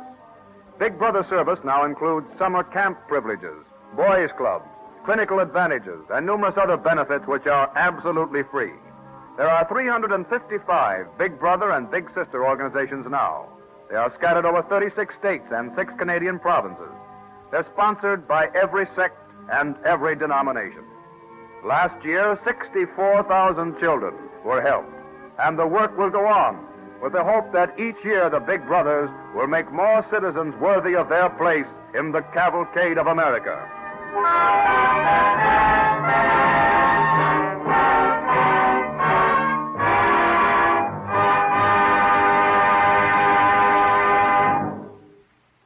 Many of us remember our own school days when the custom was to bring teacher a big red apple. If today's youngsters still carry on that tradition, they certainly should be able to court teachers' favor with the luscious apples now on the market. Curiously enough, chemistry plays a part in producing such fine fruit as you can buy this season. If you'd happened into an apple orchard at spraying time last spring, you might have heard a conversation like this. Well, I don't know, Jim. Doesn't look so good for the apples, no matter how much we spray them. Blooms are thin. Well, you can't tell. Some of these fruit experts claim thin blossoms may mean a big crop. Later fruit for some reason. Yeah. Well, all we can do is keep them sprayed and hope for the best. And if you'd walked into the same orchard later in the summer, here's what you might have heard. Oh, looks like we're going to have some apples. You said it, Tom. Boy, look at those trees. They're carrying more apples than they know how. Beautiful fruit, too. That spraying we did sure kept old man Codling Moth on the run. Yes, 1937 was a bumper year for fruit crops, especially apples. And apples not only are plentiful this year, they're of fine quality and inexpensive. So now's the time to make it 2 apples a day. And when you say pie, say apple. Behind such scenes as the one in the apple orchard, DuPont chemists are constantly at work, developing and improving products to protect fruit and other food crops. The DuPont Company's Grasselli Chemicals Department now supplies apple growers and farmers of all kinds with a variety of insecticides and fungicides used to combat insect enemies and fungus growth from Maine to California. In fact, the services rendered by DuPont chemists start even before the crop gets into the ground and carry through until the packaged foods reach your table. Among their contributions are chemicals for treating seeds to improve yields and check losses, ingredients for fertilizers to enrich the soil, sprays and dust to control pests that attack the growing plants, even refrigerants to protect foods during shipment and storage, and transparent wrapping material to guard them against contamination. Recently, 2 new DuPont laboratories, one of them the only laboratory of its kind in America, have been built at Wilmington, Delaware, to carry this agricultural research still further. Indeed, the DuPont Company has invested more than $1 million in equipment for such research, work that helps improve the quality of the things you eat and helps bring them to you at a lower cost, work that serves the farmer and protects the whole nation's food supply. How well this illustrates the DuPont pledge: better things for better living through chemistry.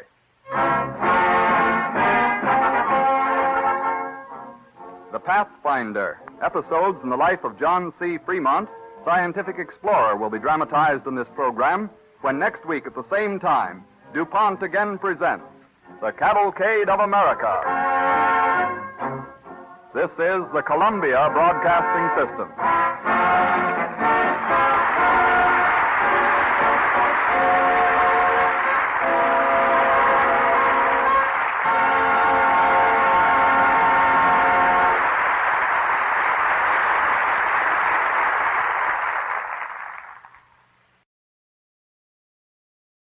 The Cavalcade of America, presented by DuPont.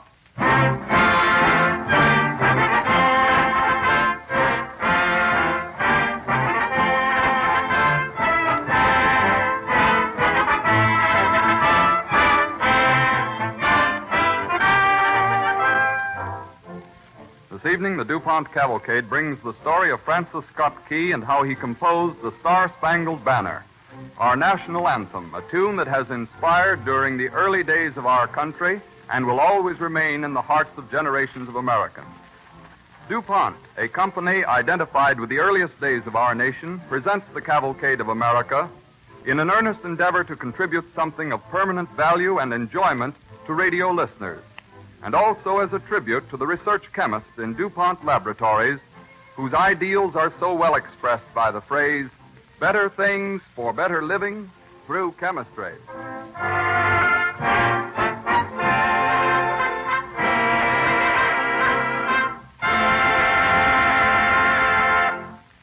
The DuPont Cavalcade moves forward.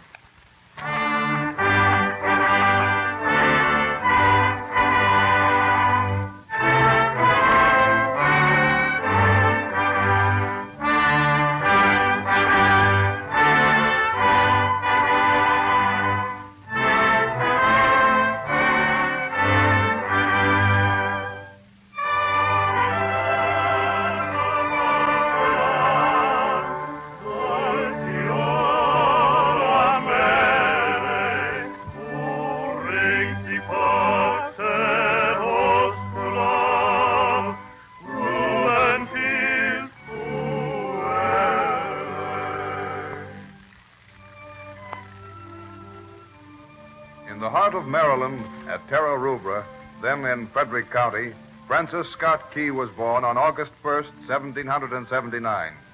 His father was John Ross Key, his mother, Anne Dagworthy Charlton. One of his young neighbors was a little girl who, like himself, was to contribute poetic, legendary renown to our country's flag, Barbara Fritchie. As our story opens, Francis is 12 years old. He and Barbara and his sister Anne are on the veranda of the sedate Key Mansion at Terra Rubra, a sunshiny day in July.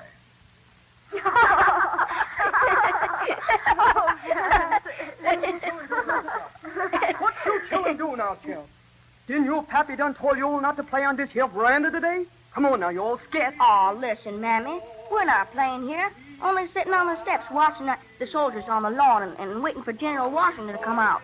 We'll be as quiet as mice, won't we, Barbara? And right, Mammy, we will. And besides, Mammy, Father wants us to help with the sermon this afternoon. I don't think he'd mind if we sat here very quietly during General Washington's speech. Now, do you really, Mammy, think so? Master Frankie, you and your Sissy Ann, and you too, Miss Barbara Fitchie, going to be the destiny yet. All right, then. You can stay out here. But remember, no tomfoolery. I've got plenty to do without having you free off my hands. And I better stir myself and do it. In case if I don't, things quite to get done, that's all. Say, do you know something? What now? Well, I was thinking that when General Washington finishes his speech, the three of us ought to go up and present him with something. Yes, but what? Let's pick some of these honeysuckle and magnolia that grow up at the veranda. Yes, we'll do that. You can give them to him, Frankie. Me? Well, not. That's a girl's job. Oh, but you can say something much nicer than we can. Come on, Ann. Let's start picking the bouquet. All right. Yes, but why should I have to do all Here comes General Washington with your father now. Look, the officers and men have put on their hats with the cockades of the Continental Army. Oh, they love him, don't they? Of course they do. Shh. My countrymen, I am delighted to greet you in the midst of this beautiful Maryland countryside. But before I depart, I want to thank you and the people of Frederick County for the devotion and support I have always received from you. And now I must be on my way. So once again accept my gratitude and farewell. God bless you all. 3 cheers for General Washington. Hooray! Hooray! Here's the bouquet, Frankie. Come on, let's go up and give it to General Washington. All right, give it to me. Now I really want to present it. Remember, we're going to stand beside you, Frankie. Go ahead now. Go ahead. General Washington. General Washington. Yes? We've gathered these flowers for you as a token of Maryland's love for you. And so we present them to you. Here. Thank you. A very pretty speech, my lad. And a very pretty bouquet, too. Barbara and I picked the flowers, General Washington. Well, that's mighty nice all around. Are all these children yours, Lieutenant Key? No, not all of them, I'm sorry to say, General Washington. This is Barbara Fritchie, and this is my daughter, Ann. How do you do, General? Well, I'm delighted to meet such lovely girls. And this is my son, General Washington. My son, Francis Scott Key. How do you do, sir?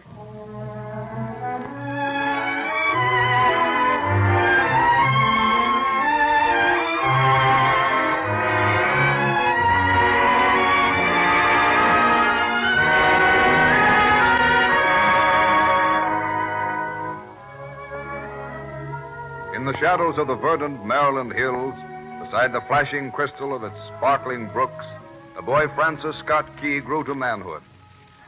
On January 19, 1802, he married Mary Lloyd and moved to Georgetown, where he entered into law partnership with his uncle. On one occasion, when they returned to his father's house, the Keys served a banquet on the veranda of the mansion for their friends, Dr. Beans and Roger Brooke Tawney.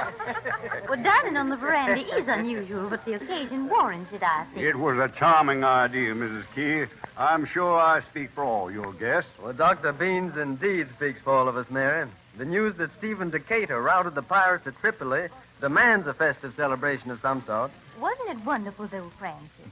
It must have been wonderful, Mary.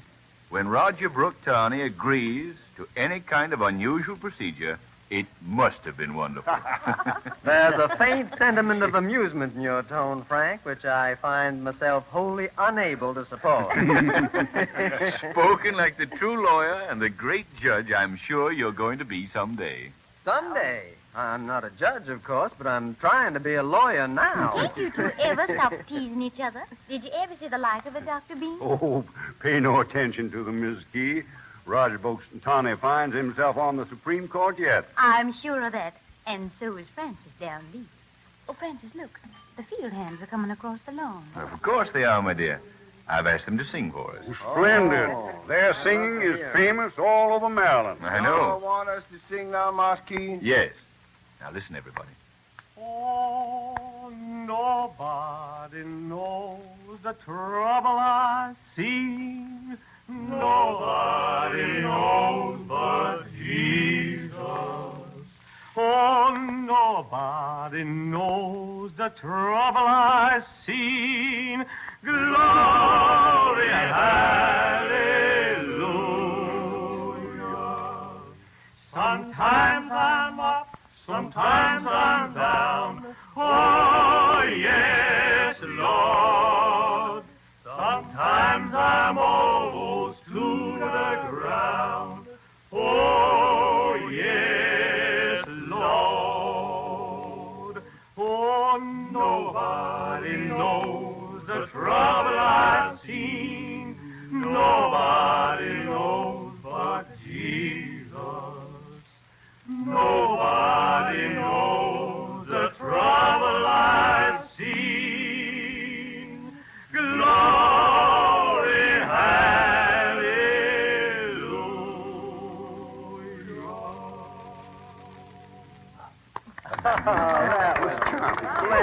beautiful. Simply beautiful. Yes, so it was. Well, how do you know, Frank? You were scribbling on an envelope all during the singing. Oh, Francis.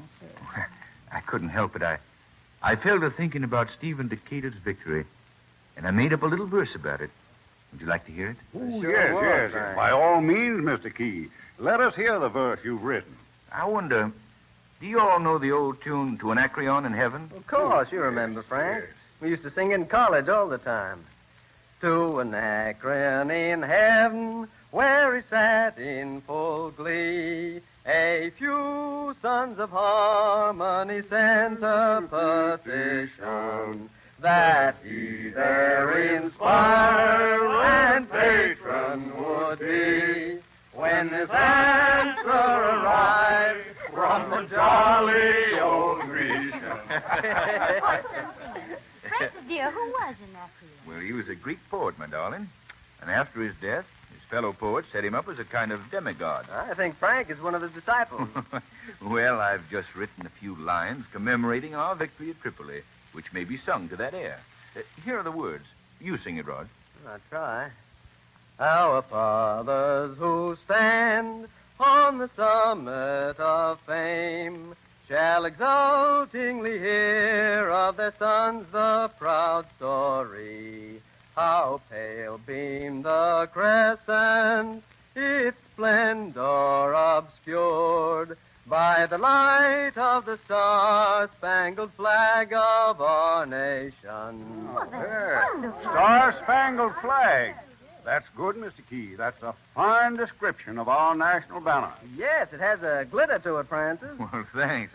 I fancied it myself. Go on, Roger. Finish it. By the light of the star-spangled flag of our don't nation. change the key, Roger. It's a hard tune to sing, even if it is one of my favorites. Now, let me finish it anyway. By the light of the star-spangled flag of our nation, in the full tide of song, let their fame roll along. To the feast flowing board, let us gratefully throng. Come on now, everybody. Gather around so you can see the words. Now, all together. When mixed with the olive, the laurel shall wave, and form a bright wreath for the brows of the brave.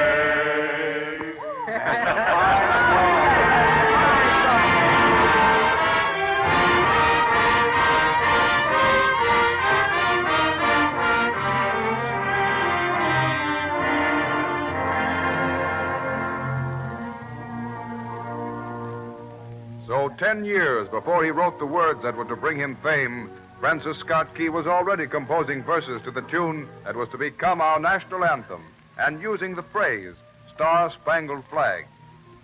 Continuing the practice of law, Key distinguished himself on many occasions before Chief Justice John Marshall and the United States Supreme Court.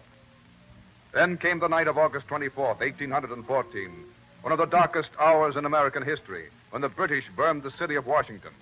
Key's wife, Mary, and his sister, Anne, now married to Roger Tawney, worried at the absence of their husbands, watched with frightened eyes from the windows of the Key home in Georgetown across the bay of the Potomac River. Oh, I'm frightened, Anne.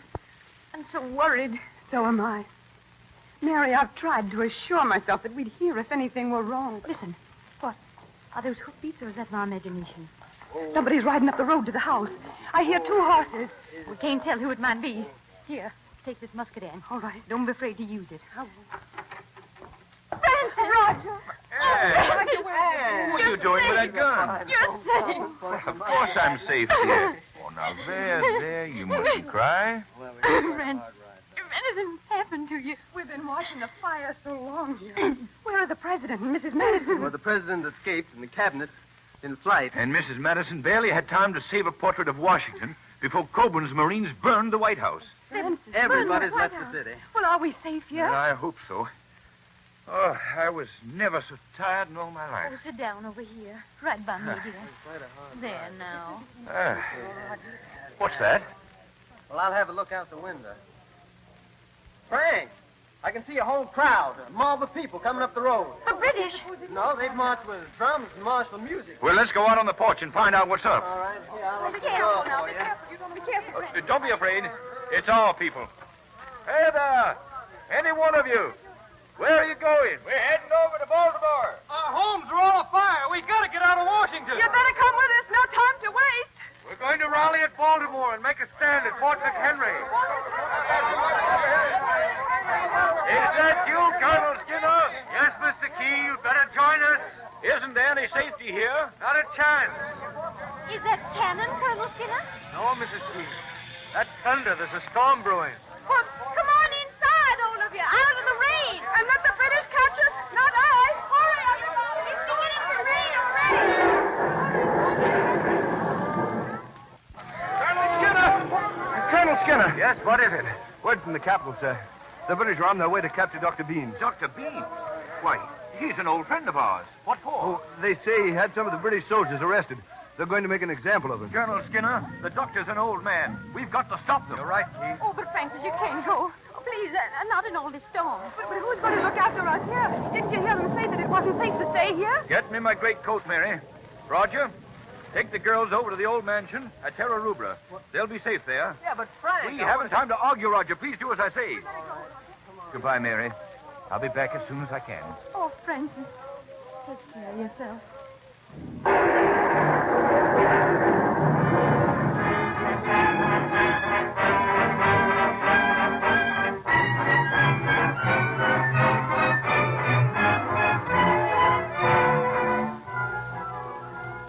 Galloping off into the storm toward the flaming horizon of the burning city of Washington sped Francis Scott Key. Too late, he and Colonel John Skinner reached the home of Dr. Beans, found the place deserted, with mute evidence of the doctor's capture. And so, after conferring with the Secretary of War, James Monroe, the two men embarked under the flag of truce for His Majesty's ship Donan, flagship of Admiral Coburn's fleet, drawn up to lay siege to Fort McHenry. We find them discussing the matter of Dr. Beans' release with the Admiral in his cabin. Gentlemen, I'm of the opinion that instead of permitting Dr. Beans to go, I should have the scoundrel hanged from my yardarm. You know, we urged a group of his townsmen to throw some of our British soldiers into jail. But don't you realize that those men were behaving in a most outrageous fashion? That their actions were a disgrace to the British uniform? They weren't soldiers that day. They were marauders, Admiral Coburn. Dr. Beans only took precautionary measures, Admiral. That's absolutely all. And I think, sir, you ought to show some leniency in this matter in view of the doctor's impartial treatment of British wounded as well as Americans. The man is old, Admiral, and unless outrageously provoked, I would say is the most peaceful of our citizens. Well, as I see it, we gain little by holding Dr. Beans. All right, gentlemen, I'll see that he's released. Thank you, Admiral Coburn. Then we'll return to shore at once. As to that, I'm afraid it will be most unwise, Mr. Key. We must take all steps to prevent any information about our position here, naturally. You must have observed certain preparations on deck. Yes, we couldn't help noticing a certain activity. Yes, quite so. That's why I'm going to detain you during the bombardment of Fort McHenry. I'll transfer you both and Dr. Beans to my son's ship Surprise for the duration of the attack. You will be put ashore after we capture Baltimore. Capture Baltimore? Aren't you taking a lot for granted, Admiral? From where you're standing, Mr. Key, you can easily see out that porthole there. Yes? Well, perhaps you can see that flag over the battlements of Fort McHenry. Yes. Looks rather proud flying there in the sunset. Well, Mr. Key, proud as it may look to you now, tomorrow morning you won't see that banner over the fort. So take a good last look at it.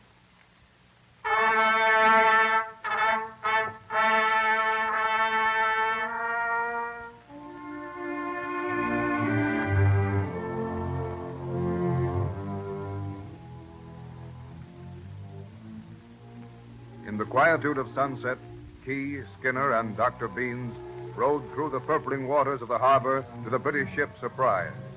And as the sun dipped beneath the horizon, the Americans standing near a gunwale began a lonely vigil to watch their country's flag. The British frigates reeled as broadside after broadside thundered across the harbor, lighting the night with fire. Then, sometime before dawn, On the morning of September 14th, 1814, silence fell over the harbor. Can it be that the fort held out? I don't see how it could. That was a terrific cannonade. I've strained my eyes pretty nearly out of their sockets all night trying to see that flag. I couldn't see it at all. I could see it once in a while through my telescope. If the fort falls, what do you suppose they'll do to us? I'm not thinking what it'll mean to us. I'm wondering what it'll mean to the United States. Washington burned, Baltimore in the hands of the enemy. Don't even suggest it, Skinner. We have to face the facts, man. The bombardment seems to have stopped. Perhaps they've captured the fort. No. Perhaps the British have given up. If that flag is still waving, we haven't lost. And I won't lose hope. I wish I had your optimism, Francis. Seems to be getting lighter. Yes. It's the dawn. Now we'll know. I can see the fort now, I think. Yes, come over to the rail. Look there, Key. How about the flag? Give me your telescope, Skinner. I'll see for myself. Yes. Yes, it's there. It's still flying. The fort's held out.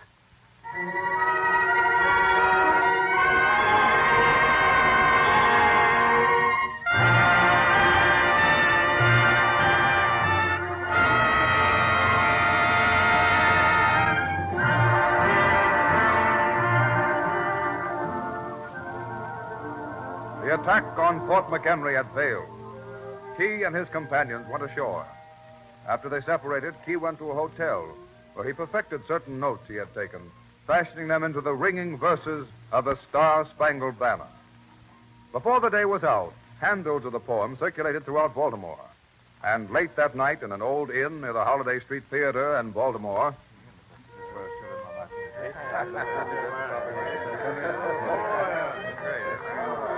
Everything's going to be all right now as long as Baltimore's safe. Yes, I guess we showed them when we went business at McHenry. Say, any of you boys see one of them handbills about the flag? I saw one this morning. What handbill? Well, where you been all day, stranger? I just got in town this afternoon. I didn't see any handbills about the flag. Well, somebody's written a powerful poem about our flag. Here, I got a copy of it right here in my pocket. Show it to him, Tim. All right. I'll read it to you. It's called The Defense of Fort McHenry. And here's a foreword printed at the top of the handbill. Listen, will you, everybody? Listen just a minute. The next song was composed under the following circumstances. A gentleman had endeavored, under a flag of truce, to obtain the release of a friend of his from the British fleet. He was not permitted to return, lest the intended attack on Baltimore should be disclosed, and was compelled to witness the bombardment of Fort McHenry. He watched the flag at the fort through the night with an anxiety that can be better felt than described by the light of the bombshells. And at early dawn, his eye was again greeted by the proudly waving flag of his country. Oh, I see, and the poem follows, eh? Yes. See it. Oh, say, can you see? Yes, it can be sung to the tune of Anacreon in heaven. You know that song they've been singing so long around the colony. Sure, everybody knows the tune. I used to hear my father sing it. He used to sing it in England. Yes, the author must have known it. The rhythm of the words fits the tune perfectly. Free and the home of the brave. That's great. What a poem.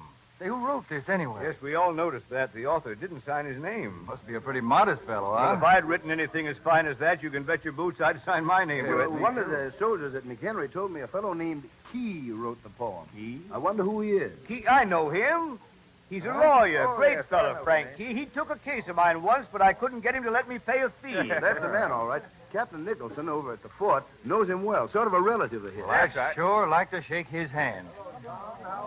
Well, you can. He just came in the inn. See him over there talking to Ferdy Durang? Well, I wish we could get him to stop at our table here. The only way to do it is to ask him. Mr. Key. Yes?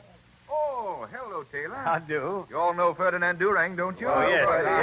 Mr. Key. Yeah? Will you answer a question for us? Well, if it doesn't incriminate me. No, this one won't. Did you write that poem about the flag? The one on all those handbills? If I answer the question, will you all do something for me? Why, yes, All right, then. I did. Well, certainly wonderful, Mr. Key. Now, here's what I want to ask you to do. I've never heard it sung. Well, gentlemen, Gentlemen, Mr. Francis Scott Key is with us tonight. We've just found out from him that he wrote the poem about our flag. He watched it during the attack on McHenry. What do you say we all sing it for him? Ferdinand Durang is our best singer, so he'll lead it, and we'll all join in the refrain. Joe, you play the fiddle. All right, Ferdy, get up on that chair and sing us the song of the Star-Spangled Banner. Oh, say, can you see by the dawn's early light what so proudly we hailed at the twilight's last gleaming, whose broad stripes and bright stars through the perilous fight o'er the ramparts we watched were so gallantly streaming, and the rocket's red glare, the bomb bursting in air, gave proof through the night that our flag was still there. All right, everybody together now. Oh, sing the Star-Spangled Banner yet wave. For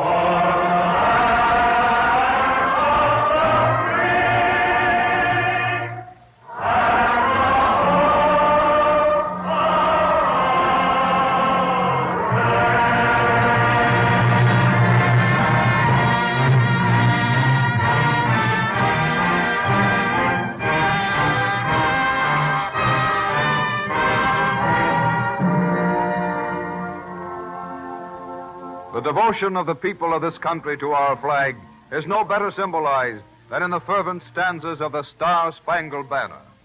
More than a century has elapsed since it was written, but it has always remained in the hearts of American citizens as the official national anthem, although it wasn't until March 3rd, 1931, that it was so designated by a special act of Congress. Francis Scott Key died January 11, 1843. Fort McHenry became a national shrine, and on the 100th anniversary of the composition of the Star-Spangled Banner, a red, white, and blue buoy was anchored in Baltimore Harbor near the spot where the song was written. This evening, DuPont pays tribute to our national flag and to the ever-living memory of the patriot who immortalized it in the Star-Spangled Banner, Francis Scott Key, inspiring leader in the Cavalcade of America.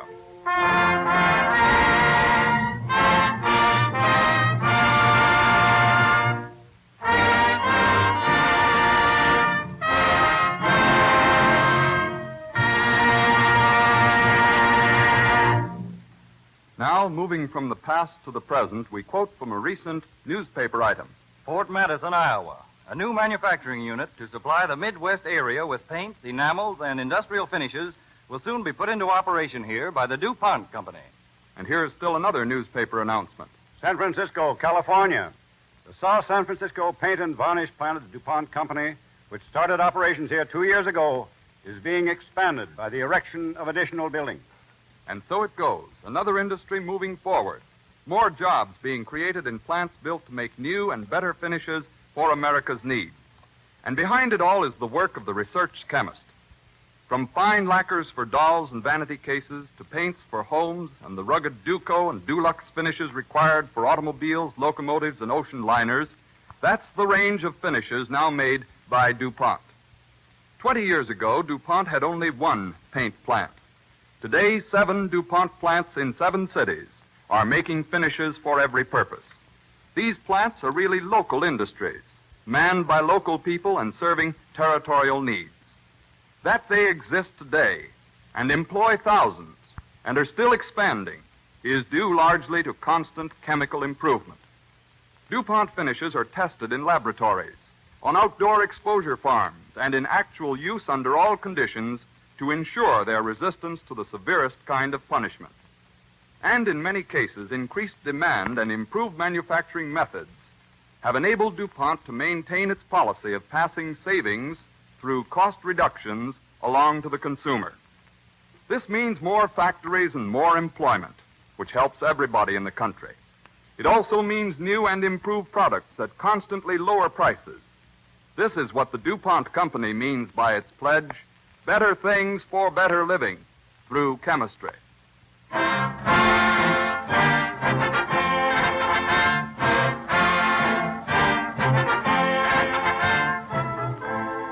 The story of Oliver Wendell Holmes, a portrait of an American poet, physician, scientist, and humorist, will be the subject of our broadcast when next week at the same time, DuPont again presents the Cavalcade of America. This is the Columbia Broadcasting System.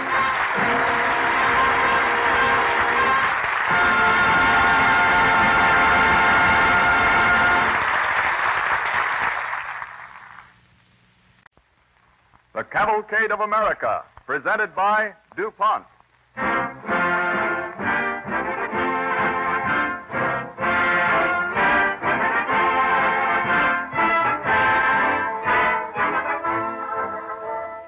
This evening's program tells the story of an American of many attainments, Oliver Wendell Holmes, poet, scientist, physician, and humorist. And it is fitting that this tribute to a resourceful mind and a great citizen should be dedicated to a large group of zealous and useful young Americans who are now serving their nation, the Boy Scouts of America. Because this is Boy Scout Week, and the 28th anniversary of the founding of this great movement for boys is being observed throughout the country. DuPont extends congratulations and best wishes to the Boy Scouts, confident that their training will add new stories of achievement to the Cavalcade of America. The Boy Scout ideal of a good turn daily finds a parallel in the DuPont Chemist's pledge, better things for better living through chemistry.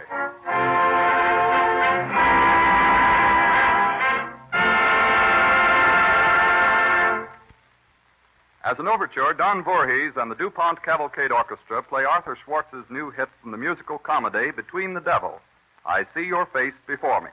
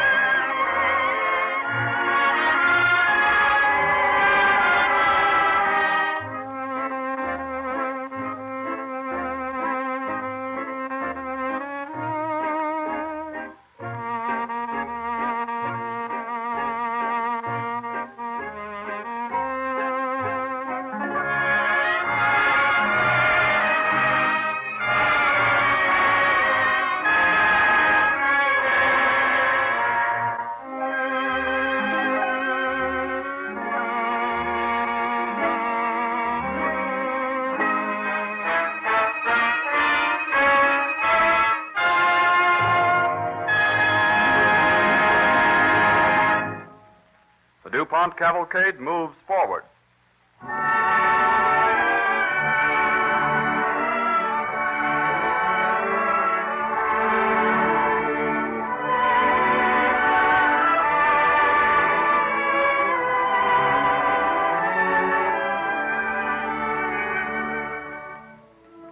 The almanac for the month of August in the year 1809 described the 29th as a pleasant day. Speaking of that date in after years, Dr. Oliver Wendell Holmes remarked, "I remember it well, for something happened to me once at that time. Namely, I was born." His father, Reverend Abiel Holmes, sent him to Andover in the hope that he would adopt the ministry. Oliver, however, entered Harvard College, was graduated as class poet, and entered Dane Law School of that university. As our story opens, we find him chatting with two fellow students in the Knights of the Square Table Club. We've been talking about pleas and abatement, actions in trover, assumption, and tort for the last hour or so. And I think it's high time we change the subject. What else is there for law students to discuss? 10 to 1, I can name it. Holmes' favorite topic, poetry. Well, why not? Anything but law. I'm through with the legal pursuits. Next year, I'm going to study medicine. Well, that's very interesting, Holmes, especially in view of the fact that you've written some excellent poetry for the Collegian. We thought all along that you were only going to be a poet, but a poet physician. Well, that sounds extremely remarkable. That would be a career. What would you have me do? Escort people to their graves to the ringing accompaniment of rhyming couplets? Well, if you become as good a physician as you are a poet. Oh, well, I'd hardly say those trifling verses in the Collegian justified you calling me a poet, Curtis. Poetry should light everybody's mind with fire. It's a sublime tradition. Does everybody, say a nation, believe in its traditions, Holmes? I should say yes. Don't you think Americans do? No. Well, why do you say that, Brown? Did you see a copy of this morning's paper?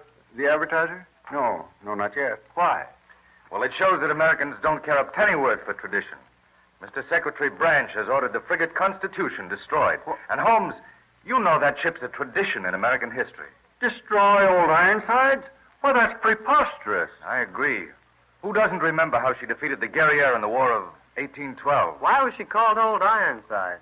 Well, it seems a sailor saw a cannonball bounce off her hull, and he shouted, "She's made of iron, boys.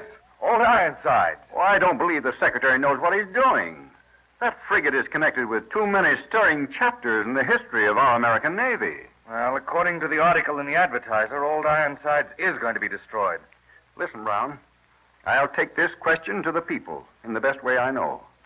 Now, if I can write a poem that will make Americans realize how much Old Ironsides has done for our country, maybe they'll write to Secretary Branch. You mean the people will protest against his order to destroy Old Ironsides, Holmes? Exactly. Well, aren't you overestimating the effect a poem can produce, Holmes? Well, we'll see about that. Well, a poem of that kind wouldn't be easy to compose. Oh, nonsense. Verses spring like bubbles of fire to the lips. Give me that tablet, Brown. Destroy Old Ironsides. Strip her of her rigging. Die. Pull her tattered ensign down.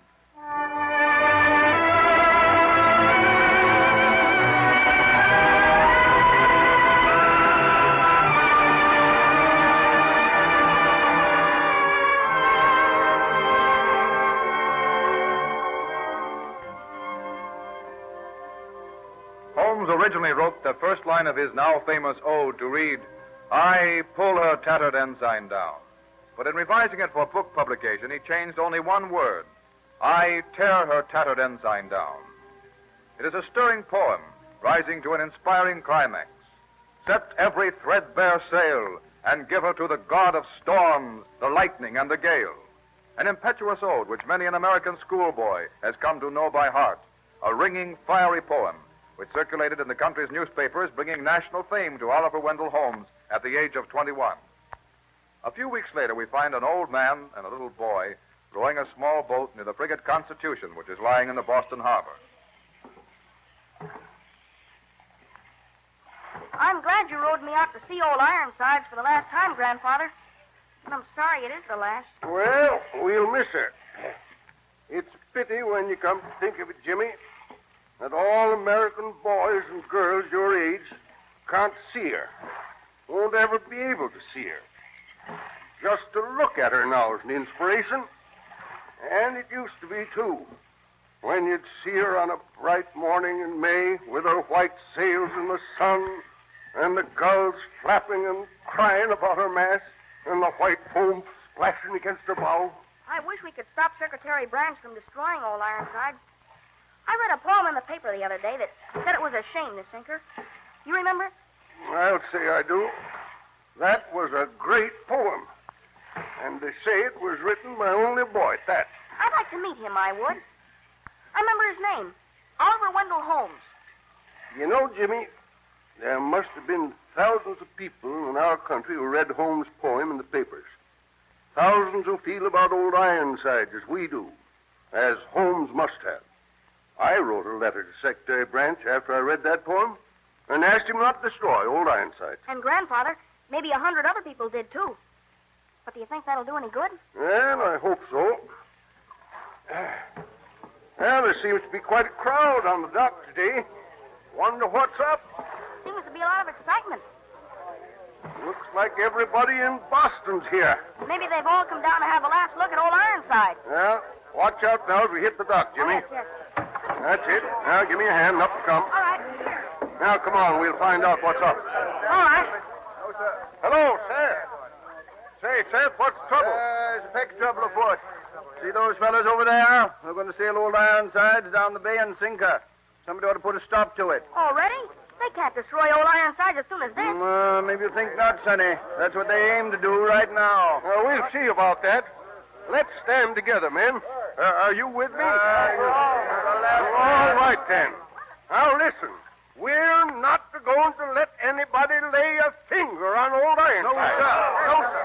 Hey, who said that? I did. And we mean it. Old Ironsides must be preserved. Now, my men and I have orders from the Navy Department to destroy the ship Constitution, and nobody's going to stop it. Oh, is that so? Well, we'll see about that. I can't help it. The point is whether you like it or I like it. We've got our orders to destroy her. You ain't going to touch that. And now, listen, folks. Listen, are we going to stand by and let them do it? No! Wait now, man! Look out now, all of you! There's going to be trouble here! Let him through. Yeah? Let him Wait a through. minute, Captain Tom. What is it? I just rode over here with new orders from the Navy Department. New orders, Navy Department. Secretary Branch has revoked his order. What? Old Ironside is going to be preserved.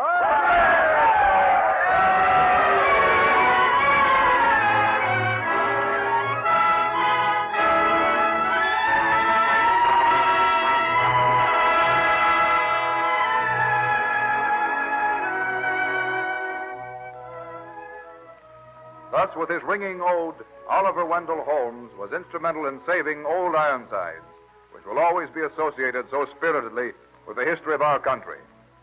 After studying medicine in Paris, he took his M.D. at Harvard, commenced practice, and soon became a professor at the university's medical school.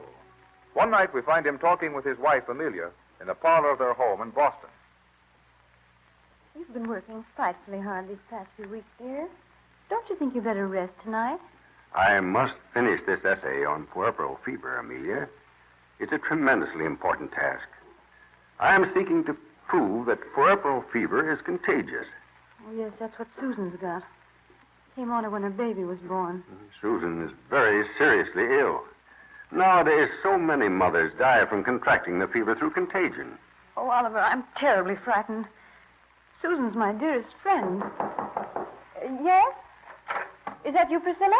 Yes, ma'am. There's a Dr. Wilkins to see Dr. Holmes. You better not stay, dear. He'll probably get me into some argument. He's been trying to persuade me not to publish this essay for weeks. All right. Show him in here, Priscilla. Very well, ma'am. Oliver, Yes? would you mind if I went in the next room and played the melodeon? Not at all. Go right ahead, darling. You sure it won't disturb you? I'll play softly. Oh, that's quite all right, dear. We won't be long. In here, Doctor. Thank you. Dr. Wilkins, sir. Good evening, Dr. Holmes. Evening, Doctor. That'll be all, Priscilla. You may go. Yes, sir. I'm very busy, Wilkins. Anything important? The medical profession thinks it's important. Oh, that's my wife. She practices in the evening. Will you sit down? Holmes, what I have to say won't take long. I represent the medical profession in these parts. and I've come to protest against your publishing that essay. I'm sorry, Wilkins. I'm going to publish it nevertheless. You'll have the whole profession against you. You're putting your reputation at stake and your practice in jeopardy. Doubtlessly. But if in the end I can prove that puerperal fever is contagious and untold lives are saved in the future, then I'm taking a very small risk with my professional standing indeed. The fact that the medical profession is against you, isn't that enough to dissuade you? No. I realize that I am exposing certain flaws in our medical treatment.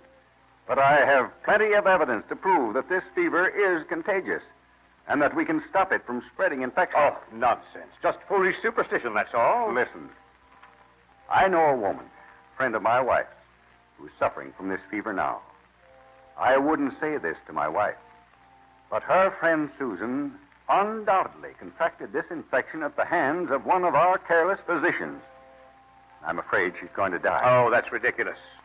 The medical profession knows what it's talking about, Holmes. The trouble with you scientists is you like to be melodramatic too often. That woman won't die. What do I care what you think? I know the truth about this. If you publish that essay, you'll face the opposition of the entire medical profession. Oliver. Amelia, what is it, dear? You're pale as death. Oh, Oliver. Priscilla just brought me a note from Susan's mother. You must publish your essay just as soon as you can. Susan is dead.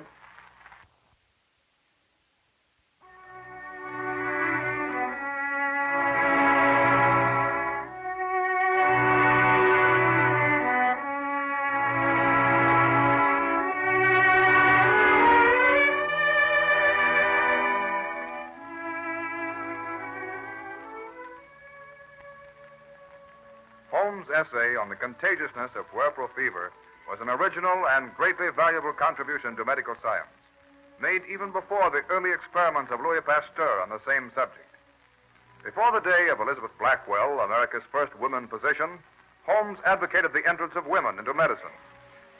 In his role as poet and humorist, he was one of the founders of the Saturday Club, which met at Parker's in Boston, a circle that included James Russell Lowell, Nathaniel Hawthorne, Henry Wadsworth Longfellow, Ralph Waldo Emerson, and John Greenleaf Whittier. One night in 1857, Holmes is engaged in lively discussion at the Saturday Club. American literature did have an adequate and available organ of great authorship in the past. I might say the rapid past, since it existed only 4 years, from 1831 until 1835. I mean the New England magazine. Oh, yes, I remember it. Most of us used to contribute to it, I think. You did, Hawthorne. Yes. You, Law. Right. I recall your own contributions to the magazine with enormous pleasure, Dr. Holmes. Weren't you the autocrat of the breakfast table? I was, Mr. Emerson, for 2 numbers. But I haven't written anything under that name for over a quarter of a century. What a pity. America hasn't a magazine like that one today. We've seen the nation develop along various scientific lines. And we, as men of letters, should see that it progresses in the field of literature. We must establish this magazine, gentlemen. Oh, but we couldn't go into the publishing business and set up such a magazine. Most of us don't know 2 pins about business. But if someone else established the magazine, then all of us ought to become contributors to it.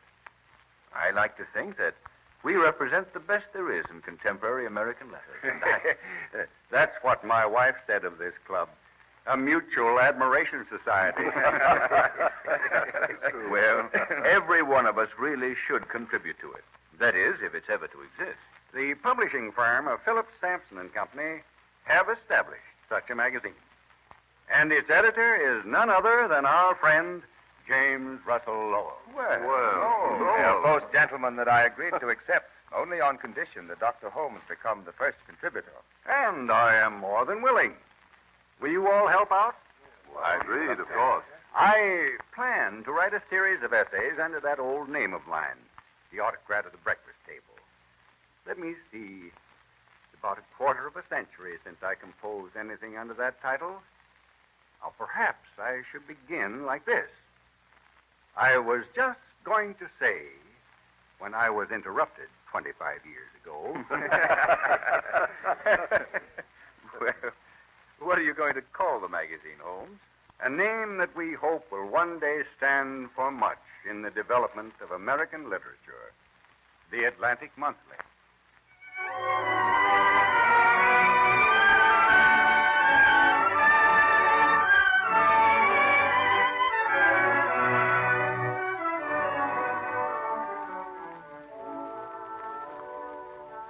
Under the impetus of Holmes and the talented Saturday Club was born the nation's first-rate magazine of literature, The Atlantic Monthly.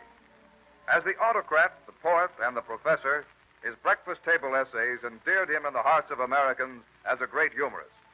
Holmes, the poet who wrote Old Ironsides and The Last Leaf, which Abraham Lincoln knew by heart, was also the scientist who coined the medical terms anesthesia and anesthetic, and a novelist whose Elsie Venner was enthusiastically acclaimed. At the Hotel Brunswick in Boston, Holmes' 70th birthday was celebrated at a breakfast given in his honor, where we find him talking with Ralph Waldo Emerson at its close. I haven't seen you since your son Wendell was appointed to the Supreme Judicial Court of Massachusetts, Dr. Holmes. I imagine you must be well pleased with him. Yes, to think of it. My little boy, a judge, and able to send me to jail if I don't behave myself. Yes, I'm very happy today. I rather feel as if I were wearing a suit of sunshine. Everybody's been so good to me. And this morning, I even received a letter of congratulation from President Hayes on my notorious birthday. Well, I'd call that official approbation from America, Dr. Holmes. And now, ladies and gentlemen, we are privileged to hear a few words from our guest speaker, the American poet Thomas Bailey Aldrich. Ladies and gentlemen, I am honored to speak as the representative of all the authors and poets in American literature. We all know how much Dr. Holmes has done to further the cause of literature in this country. But he has done more than that by his own encouragement to the younger writers in this nation. He has not only contributed, but has actually been an inspiration to the future of American literature. We who live in this age are fortunate in having known Dr. Holmes.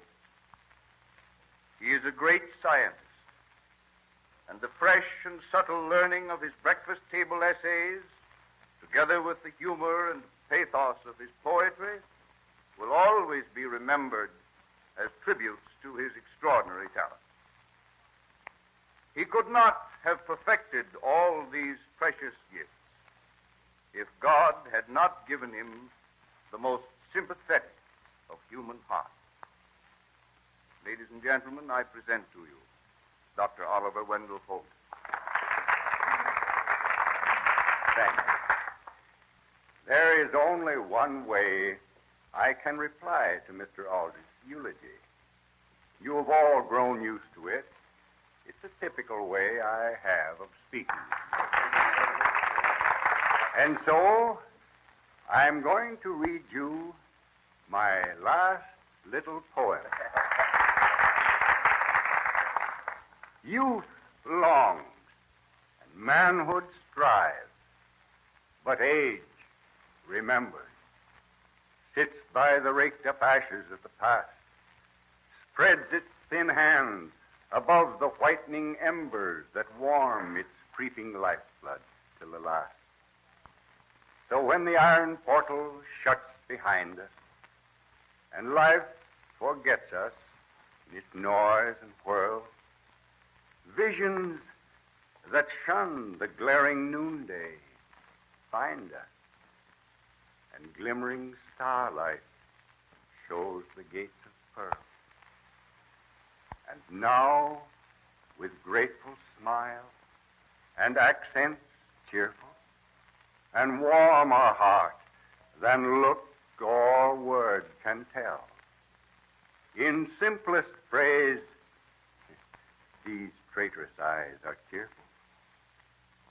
Thanks, brothers, sisters, children, and farewell.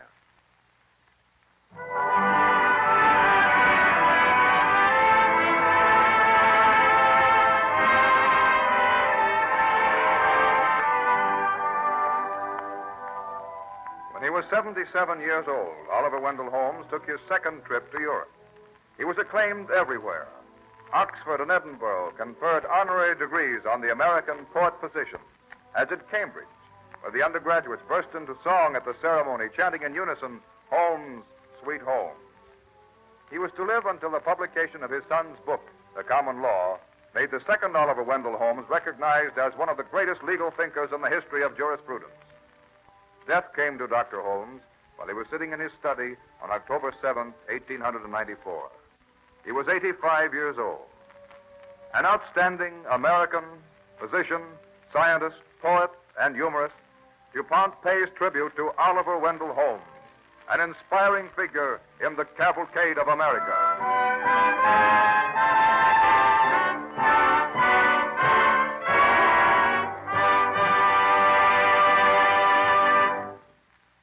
This week, the DuPont Company made its yearly report to the 73,000 people who share ownership in the DuPont business.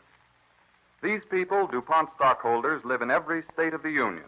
Men and women, young and old, they represent many occupations: farmers, housewives, clerks, doctors, mechanics, teachers, and so on.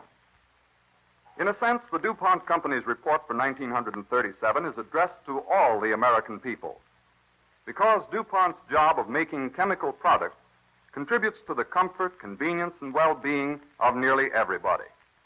Raw materials purchased for these products come from farms, forests, and mines throughout the nation.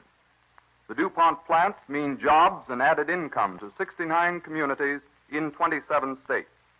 And DuPont products serve useful purposes in almost every home and every business.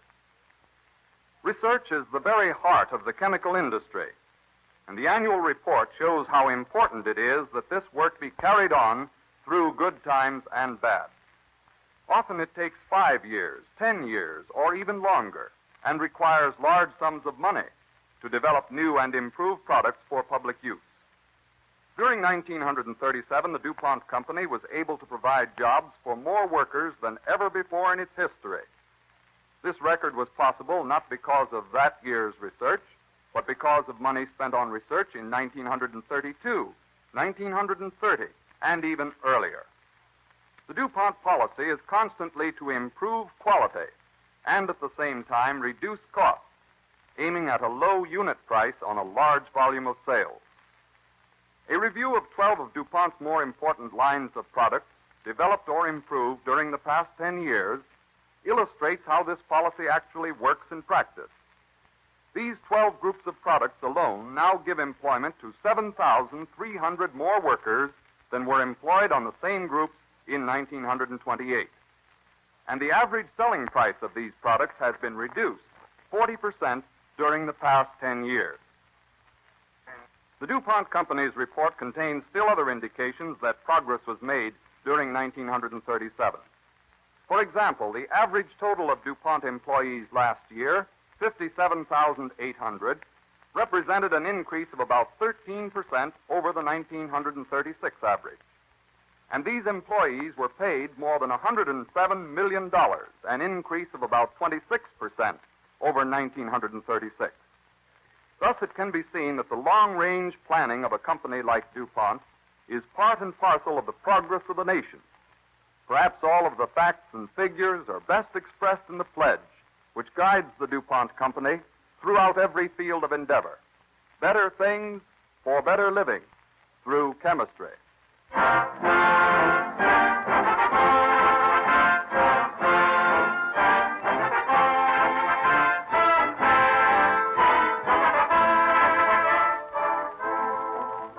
Of the Louisiana Purchase, of how the American government obtained the vast stretches of the great Northwest, will be the subject of our broadcast when next week at the same time, DuPont again presents the Cavalcade of America.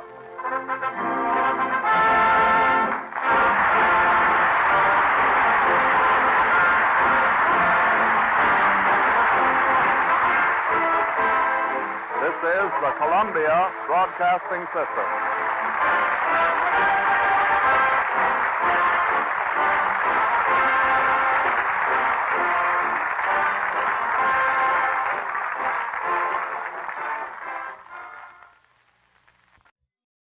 The Cavalcade of America, presented by DuPont.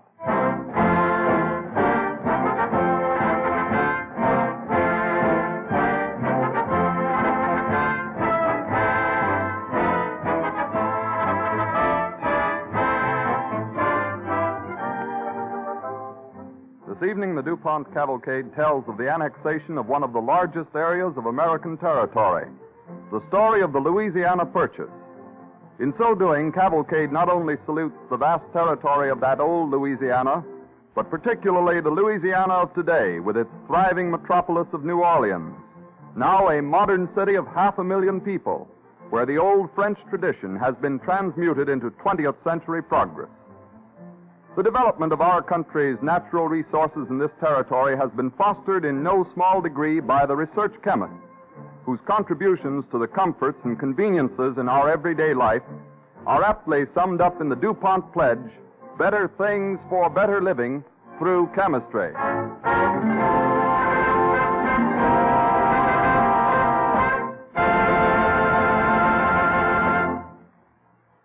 From Victor Herbert's operetta Naughty Marietta, a romance of New Orleans in colonial days, Don Voorhees and the DuPont Cavalcade Orchestra play "'Neath the Southern Moon."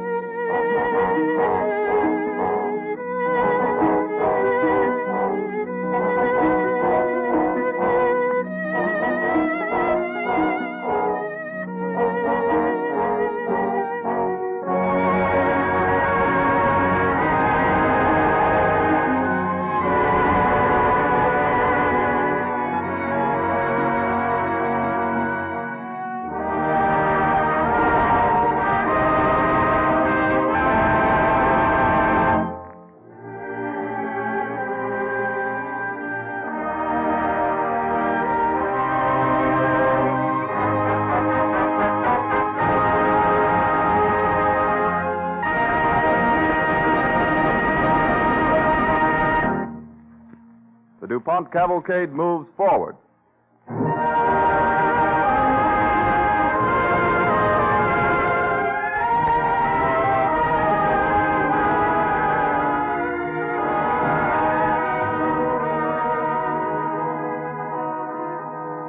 Originally discovered by the Spanish, a vast territory west of the Mississippi was later claimed by the French, and named Louisiana after Louis XIV. Under French rule, the city of New Orleans was founded, and it soon became a center of New World commerce. In 1763, Louisiana was ceded to Spain by the French, who feared to have the rich territory fall into British hands. But New Orleans continued French in thought and ideals, and French leaders never gave up the hope that Louisiana would once again belong to France. In the fall of 1800, a special envoy is ushered into the presence of the Spanish king, Carlos IV.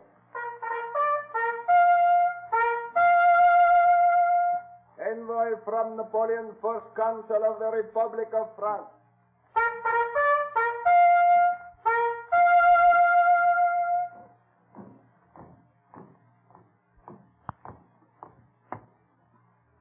Your Majesty, You may speak. in accordance with the instructions of Napoleon Bonaparte, my master and your ally, I am to inform your Majesty that in return for bestowing upon your Majesty's son-in-law the kingdom of Etruria in Italy... Ah, yes, Etruria. You said Etruria? Yes, your Majesty. In return for Etruria, it is expected that your Majesty will cede to France those holdings in North America known as Louisiana, Louisiana? formerly settled and possessed by France and ceded to Spain.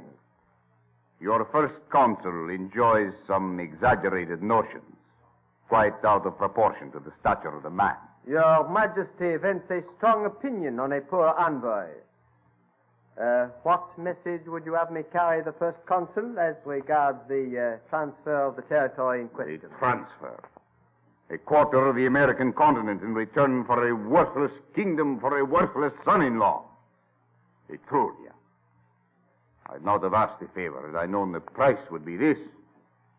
Still, I suppose he'd have found some other way of laying his hands on the territory.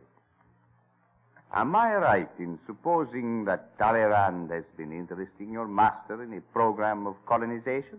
Your Majesty assumes too great knowledge in so humble a servant of the Republic. Well, let it be so. Go, take Louisiana home to your master. I will bear this news to France. Wait. There is a condition. A condition?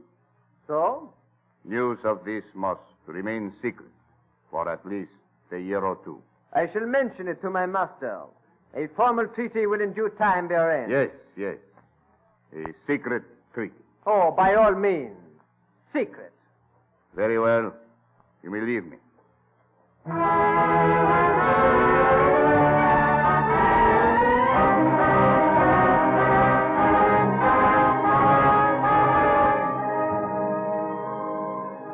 The secret treaty was made, and on the American continent, even though there was no official announcement of the new ownership, the frontiersmen using the Mississippi River as a means of distributing their cotton, pork, flour, lumber, and other produce noticed a change in the attitude of the authorities at New Orleans, which was a center from which their goods were shipped all over the world and even around to our own eastern coast. Early in the year 1802, a flatboat on its way to New Orleans, loaded with farm produce, ties up to a dock on the east bank of the Mississippi. All right, keep that line there. You got it? All right.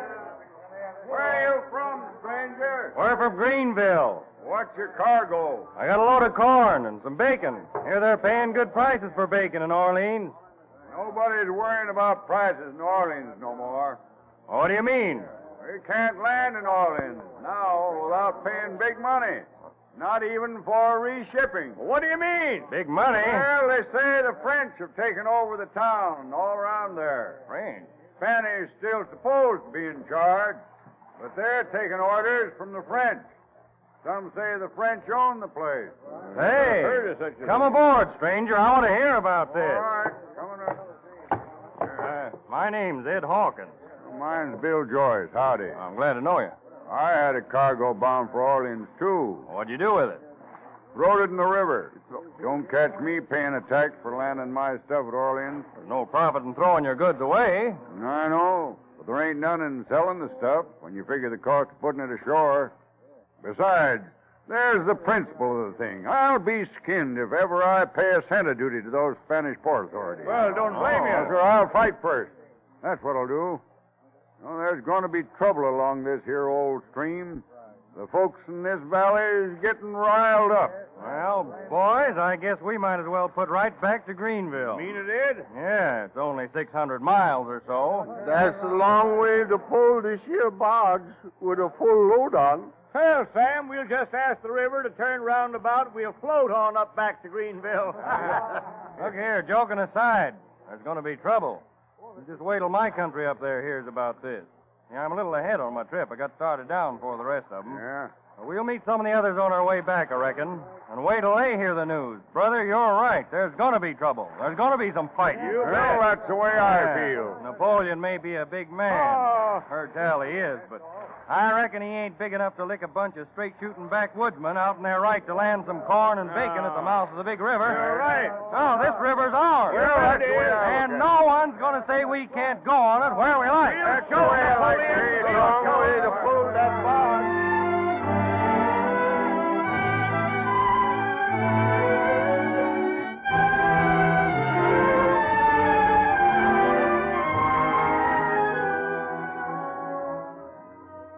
To the American frontiersman, this problem of the freedom of the river seemed a simple matter.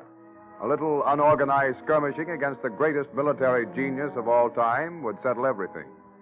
But to President Thomas Jefferson, himself something of a backwoodsman, who had closest to his heart the interests of westward pushing America, the matter was not so simple.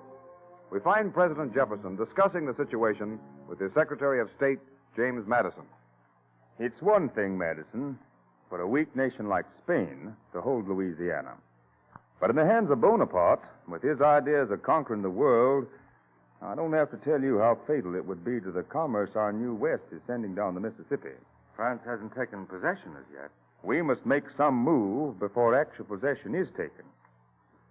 For years, this problem has perplexed me. When I was Secretary of State to General Washington, I approached both France and Spain to see whether we might not acquire the city and island of New Orleans, or someplace near the mouth of the Mississippi where we could establish a port. Now, if we could only persuade the French government to grant us certain lands or territorial rights. Bonaparte is the French government. As you say, he's mad for empire. He'd never give it up. I must write to Livingston again. As our minister, he might broach the subject once more. I'll prepare a letter to him at once. Robert Livingston is diplomatic. He's well liked in France. He might achieve what we're after. Ring, sir? Oh, yes, Louis. I want to prepare a letter to Minister Livingston. Oh, is anyone waiting to see me? Yes, sir. There's a messenger from the West, from Natchez. He arrived some little time ago and seemed in an urgent frame of mind. I told him that you were engaged and might not be able to see him. From Natchez, eh? In an urgent frame of mind. I'll see him. Yes, sir. And this letter just came for you. Oh, thank you.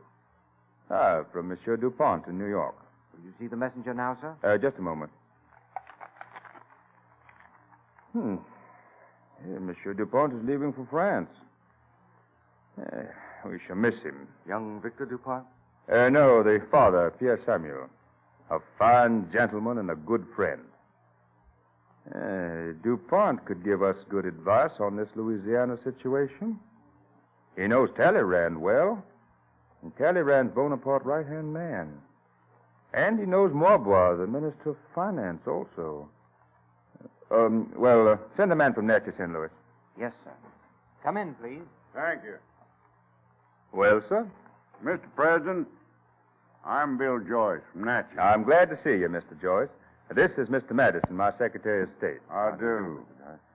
You've important news from Natchez, Mr. Joyce? That I have, Mr. President. The countryside is up in arms out our way. We're planning to float down the river and assert our rights. What rights, Mr. Joyce? Our rights to land stuff at Orleans, free of charge. You see, Mr. President, the trouble has started already.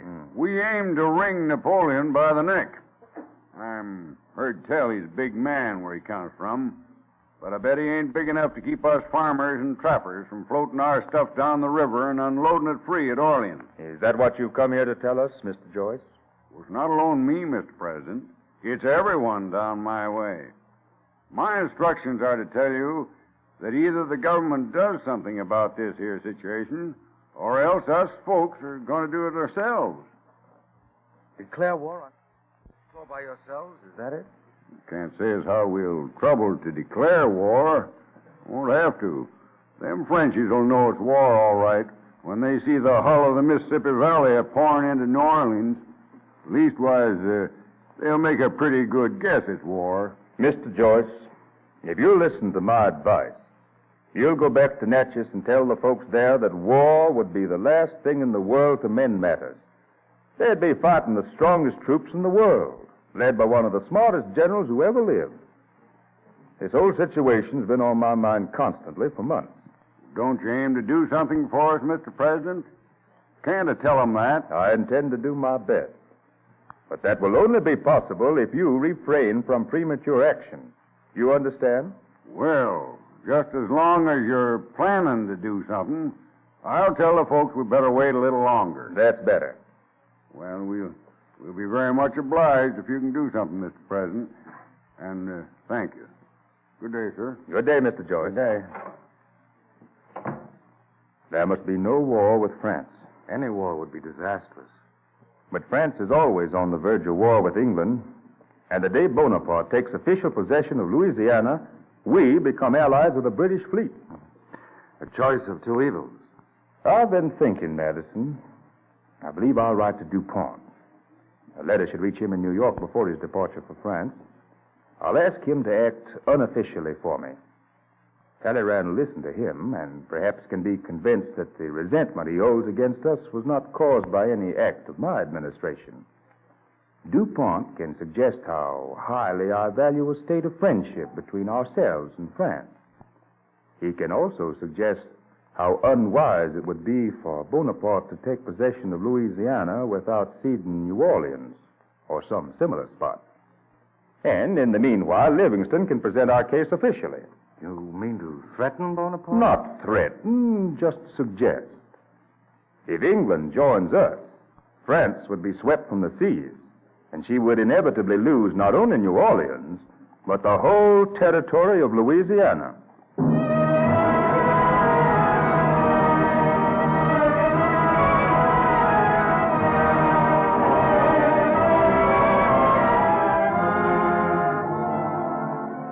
Jefferson's letter, written on April 25, 1802, was received by Pierre Samuel DuPont on the eve of his departure for France.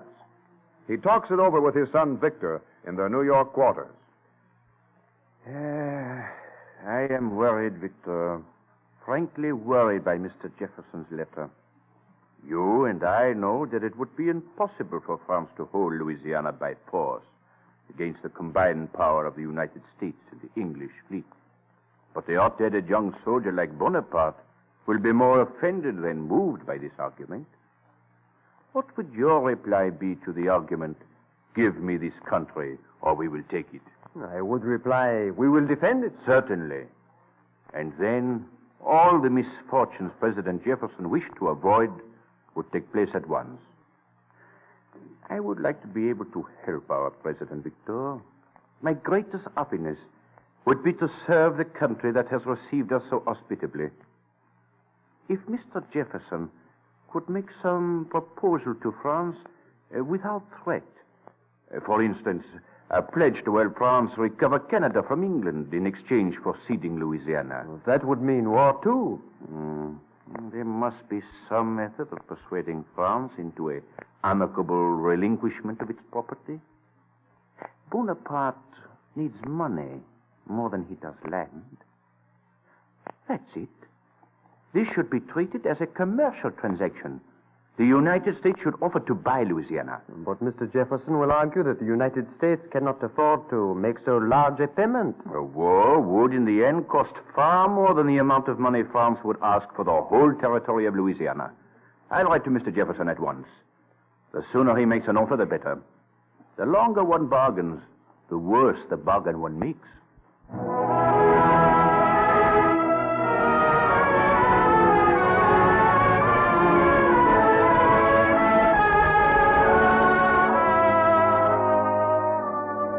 Pierre Samuel DuPont's letter to Jefferson, written on April 30th, 1802, was the first proposal, so far as records show, that the United States should think of buying all of the Louisiana territory. After extended correspondence between the two men, Jefferson instructed Robert Livingston to propose the purchase of at least some part of Louisiana. In France, DuPont continued in Jefferson's confidence, and as a result of his unofficial talk with Marbois and the others, was optimistic on the outcome, while Livingston was pessimistic. Meanwhile, the frontiersmen on the Mississippi became increasingly restless, and Jefferson realized that he must move quickly to avoid a break. He therefore appointed James Monroe to act as his minister plenipotentiary and envoy extraordinary. Shortly after Monroe's arrival in France, Napoleon Bonaparte is found arguing with Talleyrand, his Minister of Foreign Affairs, and Barbara Marbois, his Minister of Finance. Enough, Talleyrand. Your schemes begin to bore me. But, sire, Don Carlos of Spain has at last signed the order delivering Louisiana to France. Now, why not look towards the American continent and give up the strife with England? With England? Never.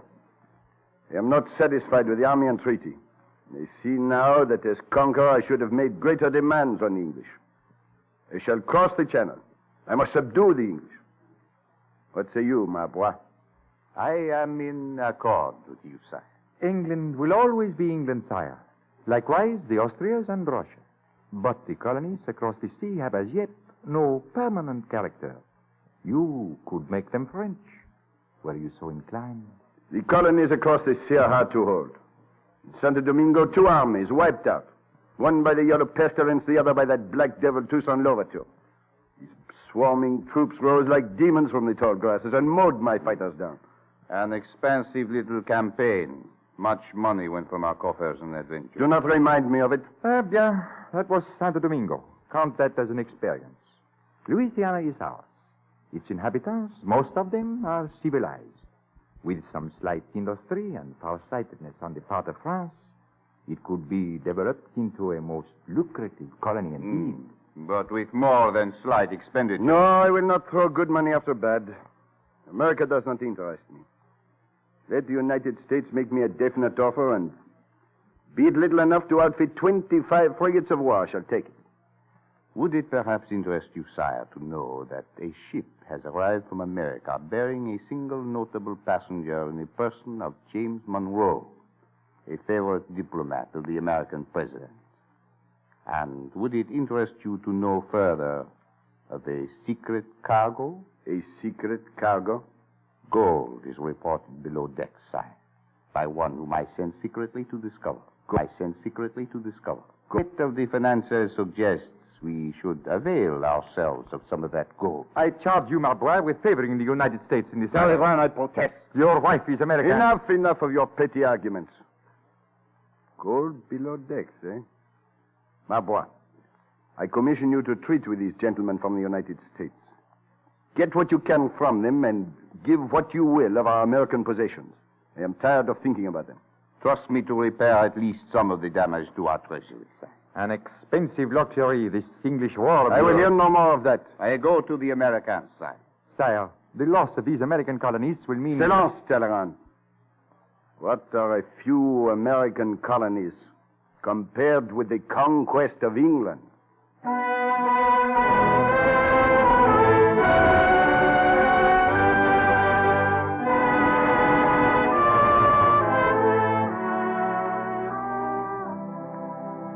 So, according to Napoleon's wishes, his ministers bargained with the American representatives. And on April 30th, 1803, Talleyrand and Marbois meet with Monroe and Livingston for the final negotiation. Livingston is reading the treaty. The United States of America is to pay directly to France the sum of 60 million francs and to assume debts owed by France to American citizens, which are estimated at 20 million francs. Altogether, about $15 million in American money, Monsieur Livingston. A fair price, eh, Monsieur Monroe? It should be after our many hours of bargaining. It is a pleasure to bargain with you Americans. You are so sure of what you want. You are not a bad businessman yourself, Monsieur Marbois. Will you sign here, Monsieur Monroe? There you are. Merci. And you, Monsieur Livingston? Yes. Merci. Monsieur Talleyrand? Oui, monsieur. And I will sign here, monsieur. Louisiana is yours. We are all satisfied? Monsieur Talleyrand, what are the exact bounds of Louisiana? That, Monsieur Monroe, I do not know exactly. From the Mississippi River westward. You must take it as we received it from Spain. At any rate, you have made a good bargain for yourselves. Undoubtedly, you will make the most of it. It will be enough. Monroe, we can consider this the noblest work of our lives. From today, the United States takes its place among the powers of first rank.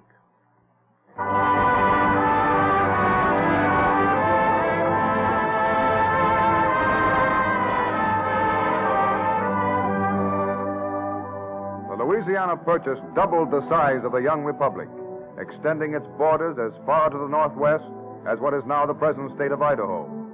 This was the start of an expansion that changed the United States from a small seaboard country to one of the great nations of the world.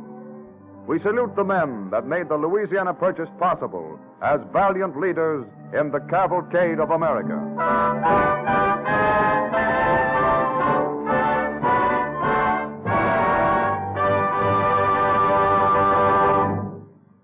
Far-seeing as those leaders in the Louisiana Purchase were, even they never dreamed of the vast riches hidden beneath the earth's surface in parts of that territory. For nearly 100 years, nature's treasure lay undiscovered. Then, there were often moments like this.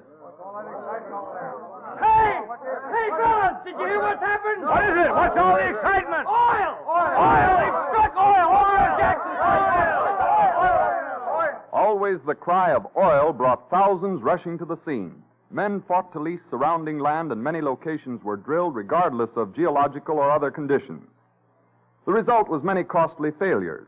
Less than one wildcat well in 50 turned out to be profitable. Today, however, science has taken much of the guesswork out of prospecting for oil.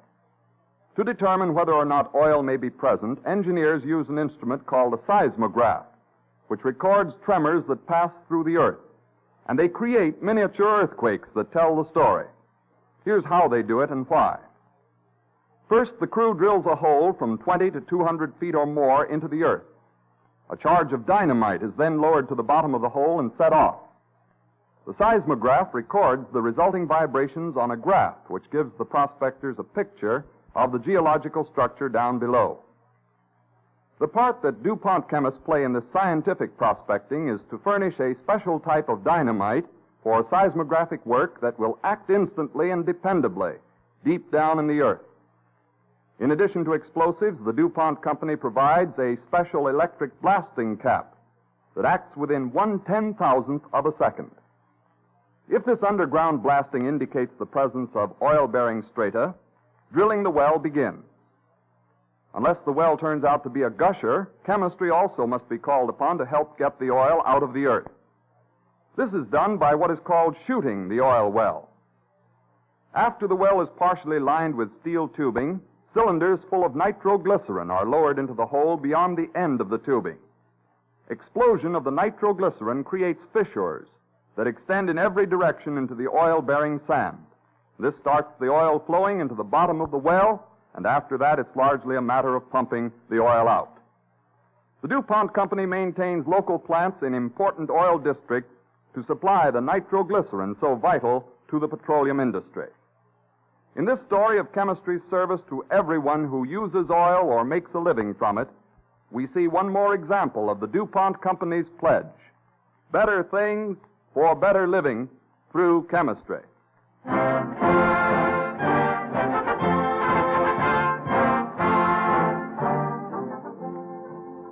Noah Webster, the story of the maker of the first American dictionary, who was called the nation's schoolmaster, will be the subject of the broadcast when next week at the same time, DuPont again presents the Cavalcade of America.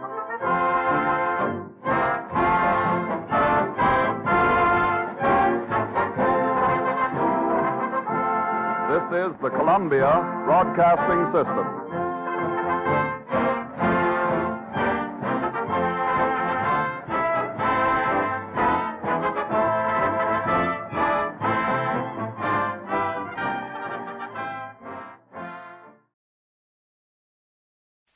The Cavalcade of America, presented by DuPont.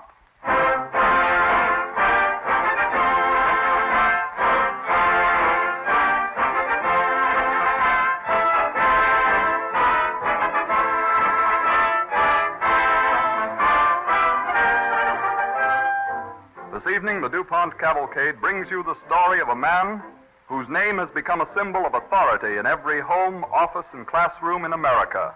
The schoolmaster to a nation, Noah Webster. We also have an announcement that will be of unusual interest to a number of our listeners. Many people who enjoy hearing the brief stories of chemistry told at the close of our broadcasts each week have asked for more information about these modern achievements of science. A 32-page booklet illustrated in color called Chemistry and You may be secured free of charge by writing DuPont, Wilmington, Delaware. We'll tell you more about it at the end of the program.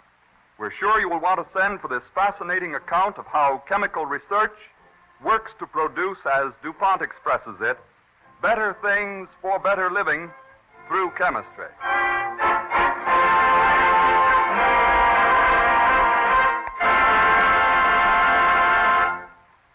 As an overture, Don Voorhees and the DuPont Cavalcade Orchestra played They Didn't Believe Me.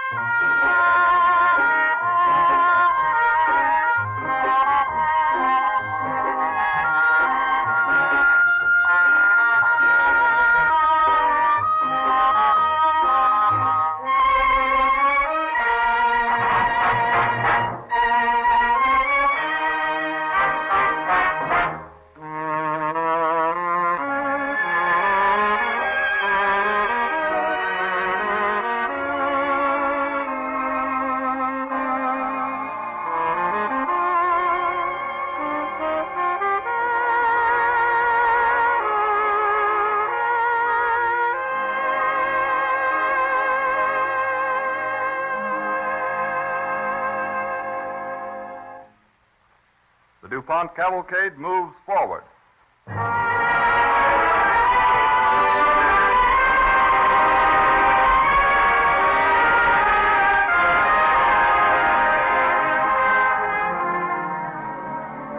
Noah Webster, America's first great lexicographer, was born in West Hartford, Connecticut, October 16, 1758. As a boy, he was very studious. When he was graduated from Yale in 1778, in his 20th year, he went back to his home. One day, his father and mother are in the family living room talking. Let the boy alone, I tell you. He knows what he wants to do, and it's not our right to disturb him. But, Father, he's been in his room for 3 days. He won't even come to the door. Must be something very serious to keep a boy from speaking to his mother. It is serious. I suppose I may as well tell you, Mercy. You'll give me no rest until I do. I've told the boy the truth. He knows how poor we really are. Oh, you shouldn't have told him. I thought it was his right to know. We've given up much for him, Mercy, and done it willingly. But the time has come when he must manage for himself. He's still so young. He's a man now, Mercy. He must take up the burden. You aren't going to send him away. Well, he must decide that. Noah has had his share. We have Charles to think of now. I suppose so. What did you tell him? I told him that we had mortgaged the farm to give him his education. Oh, Father, that was cruel. Did you have to do that? He had to know sometime. I told him he would have to make his own living. I had done all I could. So that's why he's locked himself in his room. You've broken his heart. But, Mercy, we have other children. We must be just. I'm going to knock on his door again. Perhaps he'll answer me. He's eaten nothing. He's breathing himself to death. Quiet, Mercy. Here he comes now. Noah, my dear, I've been so worried about you. Will you eat something now? Presently, Mother. Oh, you mustn't be hurt. You mustn't grieve. I'm not grieving. Noah, your father's told me. I know why you've been locked in your room. You think I've been sulking? I think his news has overwhelmed you, dear. Well, I'm not overwhelmed, Mother. I've been blind not to realize the circumstances sooner. But why have you shut yourself away? I've been fortifying myself. Thinking. Fortifying yourself? Father, there's one thing I want most in all the world. I've thought about it for 3 days in there. Seems impossible, but my mind's made up. I'm determined to study law. But that calls for money. Where will you get it? I have a plan that I'm sure is right, Father. First, I'm going to be a schoolmaster. I can teach in the daytime and study law at night. It'll be a bargain. This country needs education, and I'll provide it in exchange for my own. But you can't earn enough teaching here in Hartford in this little school. Well, then I'll teach in a larger one, and larger, till I accomplish what I want. I admire your spirit, boy, but... Teaching's the one thing I know, Father. The one way out of all this.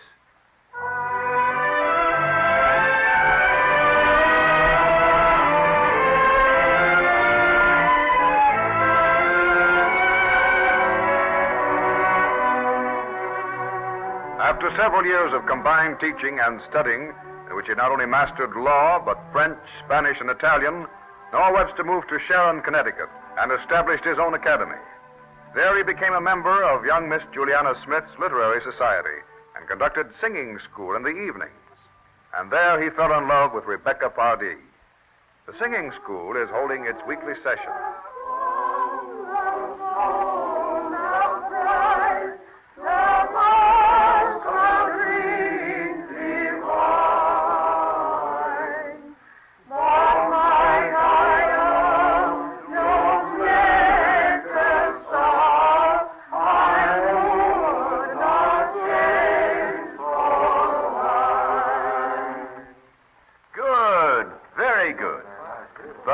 Please, Miss Juliana, a little more voice. Very well. Now we'll have a few minutes recess. You probably all would like to move around. I think so. Rebecca. Yes? Did you hear him? Not singing, indeed, the big stupid. Shh, Juliana, he'll hear you. I shan't care if he does. Oh, but it would hurt his feelings, and he's so kindly. Well, he may be kindly, but he's surely tiresome. Why, Juliana, how can you speak that way? Why, even your father says that he's bound to make his mark. That he's a painstaking man and a thorough student. Oh, he's all of that, but I find him deadly dull. Well, I don't. Why, Rebecca. I think he's fascinating. I like him. Oh, Rebecca, and I never even suspected it. Why, you're blushing. Oh, Juliana, I'm sorry, but I've just got to talk to someone. I'm in the most awful predicament. I don't understand. Oh, Juliana, the Major has come home on leave. Oh, how thrilling. Rebecca, are you going to marry him? Well, that's the trouble. I don't know. Don't know why I thought... Well, you thought I was walking out with him before he went away. Well, I was. And I liked him a great deal. We had, well, practically an understanding. Now that he's home. Now that he's home, he wants a definite answer to his offer of marriage. Well, you are going to take him, aren't you? Oh, Juliana, don't you see? That's the trouble. I I've had an offer of marriage from Noel Webster, too. Oh, and what does the Major say about that? Well, the Major doesn't know. And Papa says I must choose between them at once. He prefers Noah, but he thinks that I'm bound to the Major. Mama prefers the Major. Well, Rebecca, what are you going to do? Well, you know as well as I do. In such situations, the custom has always been to put the decision up to the elders of the church. And Papa has taken the matter to the elders, Juliana. And I imagine you're hoping they decide you can marry Noah Webster, even though you've had an understanding with the Major. When will you know? Any moment now. Papa's coming over to tell me. Rebecca, Aha. I've been looking all over for you. May I have the honor of escorting you home when singing school's over? Why, Oh, excuse me, Mr. Webster. I know you and Rebecca have matters of importance to discuss. What? Is anything wrong, Rebecca? nothing, Noah, except... You're pale. Are you ill? Not ill, really. Noah, I've something to tell you. Something favorable, I hope. Noah, I haven't been able to make up my mind. You can't choose between us. I like you both, Noah. But in a way, I'm bound to the Major. Oh, Rebecca. You see, before he left, I had an understanding with him. Before I met you. So the custom is, in such situations, to have the elders settle the issue. And I must accept their decision. But whatever they decide, I want you to know one thing, Noah. Yes? I... Here's your father now. Well... Oh, Rebecca, is this right? Is it fair to leave our happiness to the decision of someone else? I care for you deeply. Well, that was what I wanted to say to you, Noah. Now, before Papa comes, I'll have to do whatever the elders have decided. And perhaps it is right that I should marry the Major, but I love you. Oh, Rebecca. Oh, good evening, Mr. Webster. Good evening, Mr. Party. Rebecca? Papa, tell us. Mr. Webster understands our position. I've just told him, Father. Oh, please. The elders have given the matter much consideration, Mr. Webster. And their decision? Their decision is that it's Rebecca's duty to marry the Major. Oh. My best wishes to you and the Major, Miss Party. Mr. Webster, I'm sorry. Oh, Noah. Will you give him my congratulations? And if I don't see you again, will you know that I shall never cease to wish for your happiness? Not see me again. I'm leaving Sharon immediately. Leaving? Giving up your school? Oh, come now, Mr. Webster. You'll get over this. Yes, I shall get over it. But that doesn't make the pain any less now.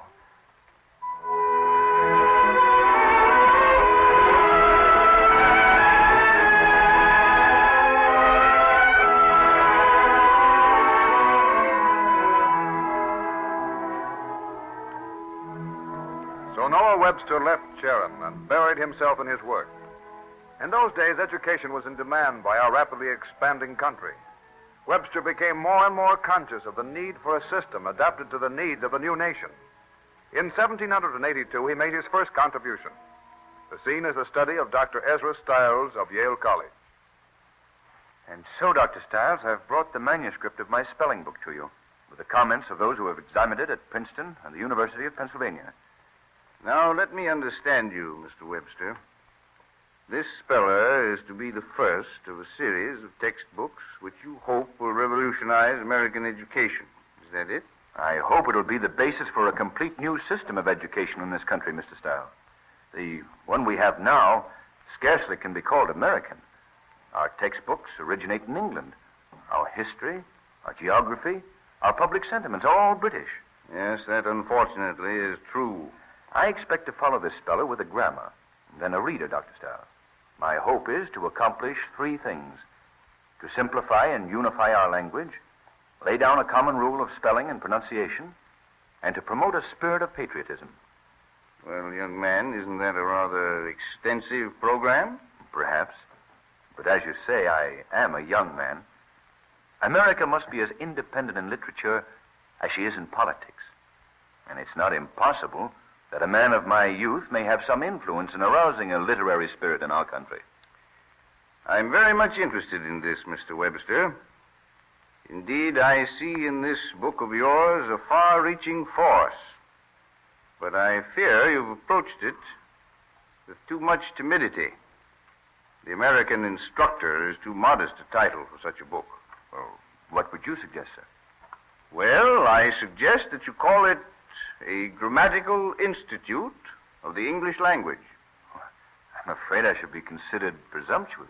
Assuredly, you will be considered presumptuous. You'll be attacked from all sides. But your purpose is worthy of the battle. But, Dr. Stiles, you're proposing that I set myself up as an absolute authority. I'm proposing more than that, Mr. Webster. I'm proposing that you become the lawgiver in language here in America.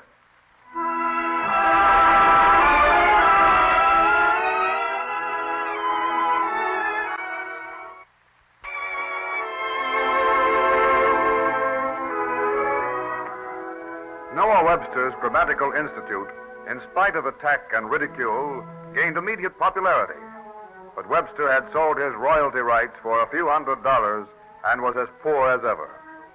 He traveled through the country preaching his doctrine of nationalism, and in Boston found a second Rebecca, a gay and charming girl. After an understanding, which lasted more than 2 years, he married Rebecca Greenleaf and settled in Hartford. The day following their marriage, they go to inspect their new home. My dear, I marvel at your ability. When I realize that you have furnished a house completely, furniture, china, looking glasses, and bought your wardrobe, all from the wedding check which your brother James gave us, I'm amazed. We start our married life comfortably and free from debt. Well, Noah, Why, Becca, the furniture for the parlor hasn't arrived. That's strange. Well, Noah, I must tell you. The other things all seem to be here. Sitting and dining room are in order. And, why, Becca, nothing has come for the kitchen.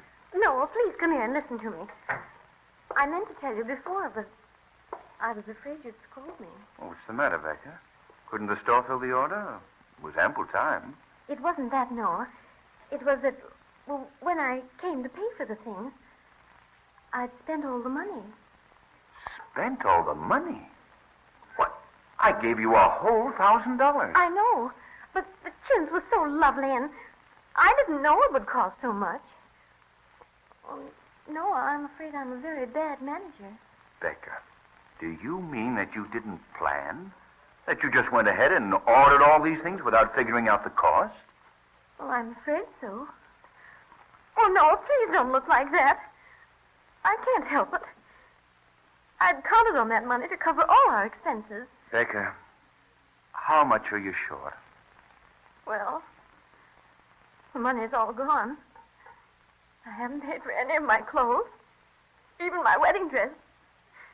And there's no furniture for the parlor, and no carpet. Oh, no. I haven't bought a single thing for the kitchen.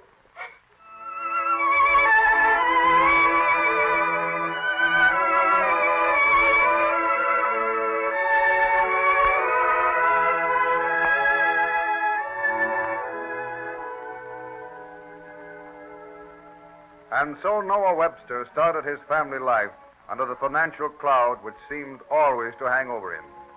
But he adored his wife, who was always light-hearted in spite of his serious-minded attitude. In 1793, he moved his family to New York and became editor of the American Minerva. His editorial views met with violent opposition. In May 1800, he is in the office of the magazine in conversation with his editor, Samuel Bayer. I don't understand it, Bayer. I've been honest in my policies, frank in my opinions. What is my fault? Why am I the object of all this conflict? Well, perhaps you've been too honest, too frank. A man who has not said all has less to retract, you know, when the opposition is in power. Yet I've only sought to point out where they were wrong. No man can do that and be loved, Mr. Webster. But I've only wanted to be a prompter. A man who sits behind the scenes to help the actor when he forgets. A prompter does very little, but that little is necessary and does much good. I've wanted to show the vice and the folly. You have done that at every point, Mr. Webster. It has not been without effect. You have many admirers. You have also many enemies. Why? Why, when I am only trying to do good, why should they hate me so? Human nature hates correction. I suppose so. Well, then, I must fortify myself for the greatest hatred I have ever faced. For I'm about to undertake wholesale correction. What are you going to do now? Finish the work of which I have dreamed for years. I'm about to compile a complete dictionary by it. I'm about to record the American language.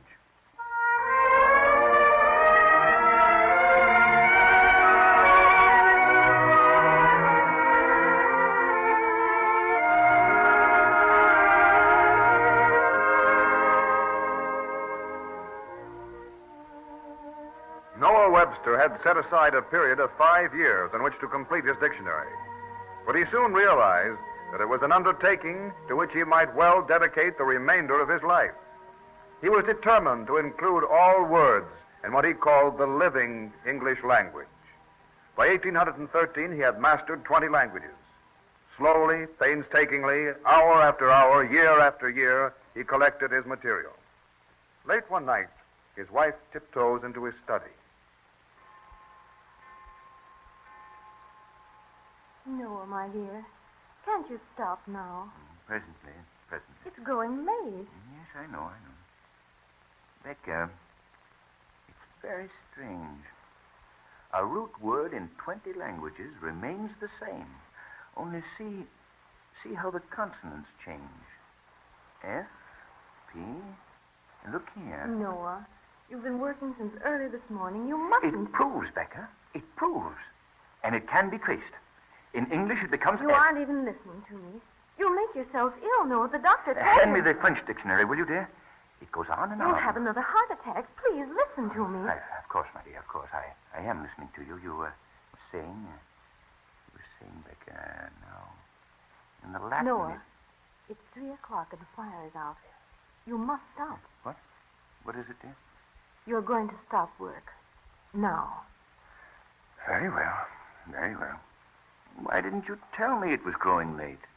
Tell you? Oh, my dear, your eyes are inflamed again. Oh, they're only tired.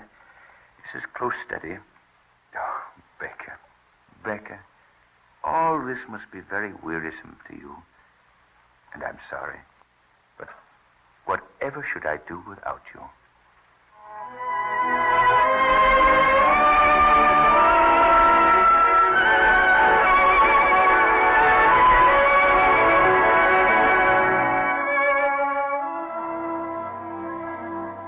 Webster was 70 years old when in 1828 he returned from months of patient research abroad and took up his usual routine again in his study in New Haven. In the next room, Mrs. Webster talks with a group of neighbors. I'm sorry that I can't disturb him, but it is a rule even on his first day at home. Well, we only came to bid him welcome. We hear his dictionary is almost finished. Yes, it is nearing completion, but he's still working. Well, Mrs. Webster, we've planned a little celebration in honor of Mr. Webster's return. Some of the professors are coming over from Yale, and quite a lot of the townsfolk. And I took the liberty of writing your daughters, and they'll all be here most any time now. Why, that is a surprise. We want Mr. Webster to know that New Haven's proud of him. We think he's doing a fine thing in writing this dictionary. A thing folks will remember and be grateful for. Oh, but there'll be people here to tell him better than I can, but when can we see him, Mrs. Webster? Well, I usually go in and interrupt him about 4 o'clock. Take him some fruit or cake. Well, it's most 4 now, and folks will be coming soon. Well, I'll go in and sort of pave the way.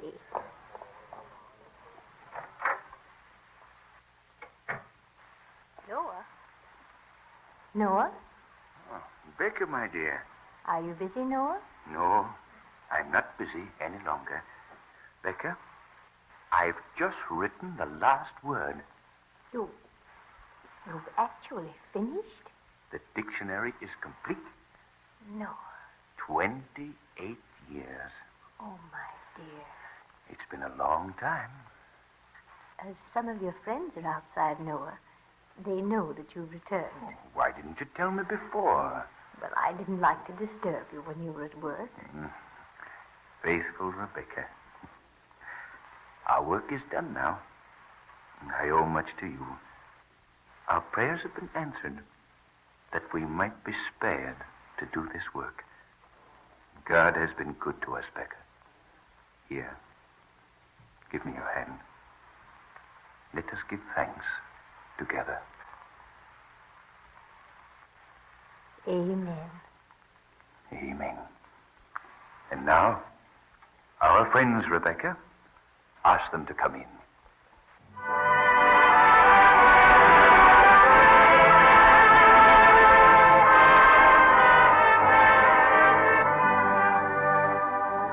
Noah Webster lived to be a patriarch of 85. The storm which centered about his textbooks and his dictionary died away, and his American version of the Bible occupied his old age. He died May 28, 1843, but he lives in the memory of America as both teacher and preacher. DuPont is proud to salute him tonight as a nation's schoolmaster in the Cavalcade of America.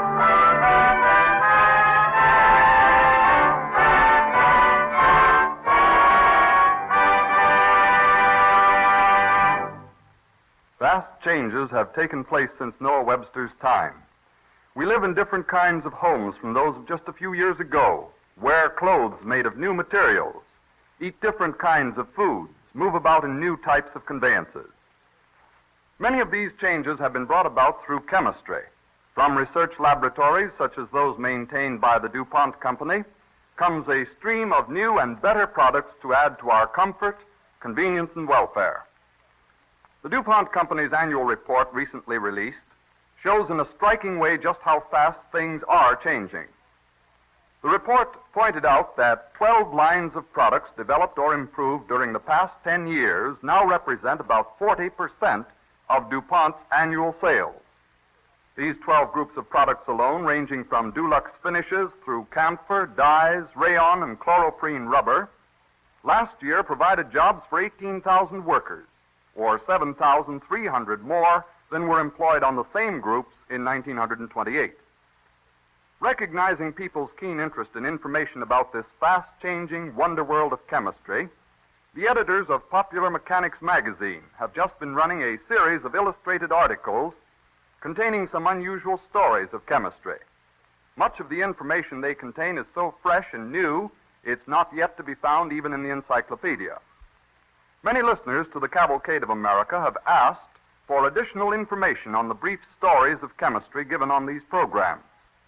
Therefore, we've secured permission to have these Popular Mechanics magazine articles reprinted in the form of a 32-page booklet, especially for our Cavalcade audience.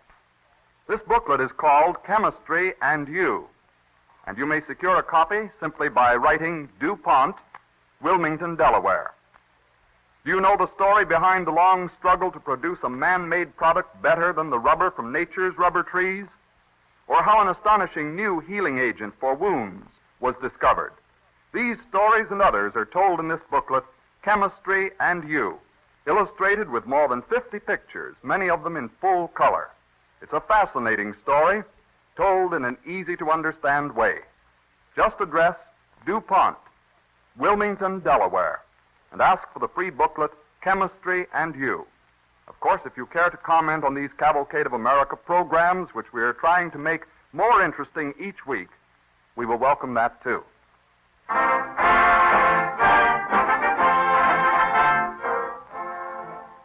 The story of one of the most remarkable women of our time, Anne Sullivan Macy, and how she taught Helen Keller a method of communication with the outside world, will be the subject of our broadcast when next week at the same time, DuPont again presents the Cavalcade of America. This is the Columbia Broadcasting System.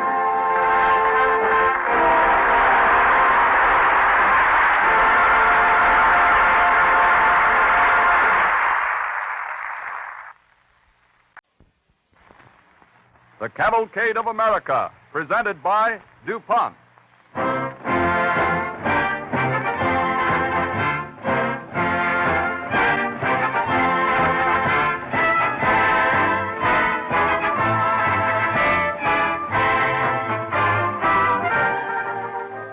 This evening, the Cavalcade of America brings you the story of a woman who went down into darkness that she might bring another into light. Anne Sullivan Macy takes rank among the foremost educators, but her work was a labor of love, and she found her reward in aiding her beloved pupil, Helen Keller, who knew her only as teacher. Many people who find the brief stories of chemistry on these broadcasts interesting and instructive have asked for more information about these achievements of science. To satisfy this demand, DuPont has prepared a 32-page booklet illustrated in color called Chemistry and You. You can obtain a copy free of charge by writing Radio Section, DuPont, Wilmington, Delaware.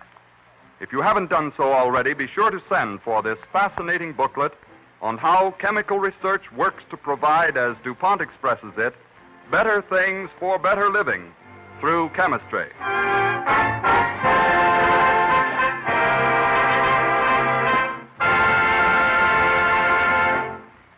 As an overture, Don Voorhees and the DuPont Cavalcade Orchestra play The Song Is You from Jerome Kern's operetta, Music in the Air.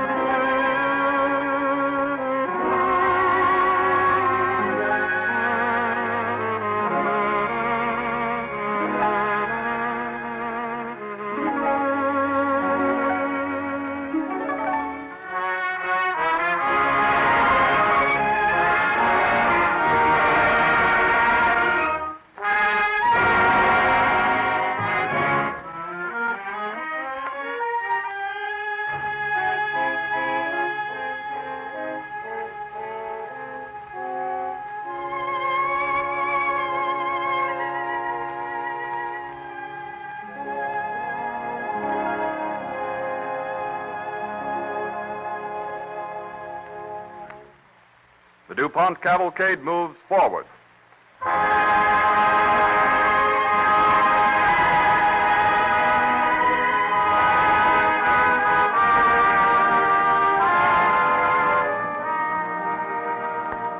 Born April 14th, 1866, Anne Sullivan's life had its beginning in darkness and poverty. Blind and abandoned, she was for several years a public charge in an institute at Tewksbury, Massachusetts. Conditions there were hard, particularly for a child. Finally, an investigation was ordered by Dr. Samuel Gridley Howell, chairman of the Board of Public Charities. And as our story opens, a committee is expected to visit the almshouse. Young Annie Sullivan, tremendously excited, stumbles blindly about on the heels of Maggie Hogan, who is in charge of the ward. Say, then I've told you all I know, Annie. Now leave off asking and let me get something done. But are you sure, Maggie, that today's the day? Today's the day, and Frank B. Sanborn's the man who's coming. And if there's a person under the stars that can help you, Annie, he's the one. You think he could really get me out of here? He could that if he tried. Yes, but where'd I go? I can't go back to the Sullivans, Maggie. They'd only send me back here again. I can't work being blind. Can't read or do sums. There's schools where folks like you can learn to read. And Mr. Sandburn knows all about 'em. He's on one of them board things. You mean you can learn to read and things without seeing? That's what I'm telling you. And if you can let this Mr. Sandburn know how much you want to learn, too, maybe he'll do something for you. Don't be telling Annie that, Maggie. Oh, Tilly. They'll never let Annie out of this place. Ain't I been trying to get out for years and years, and they won't let me out. They don't let our kind out, ever. I ain't your kind, Tilly. Am I, Maggie? No, Annie's different. If she can just get to Mr. Sandburn. Don't be a loon, Annie. You couldn't do nothing if they was here right now. She could tell them right out that she wanted to get away from here, that she wanted to learn so she could understand things. Would I dare? Sure you dare. Ain't you Irish?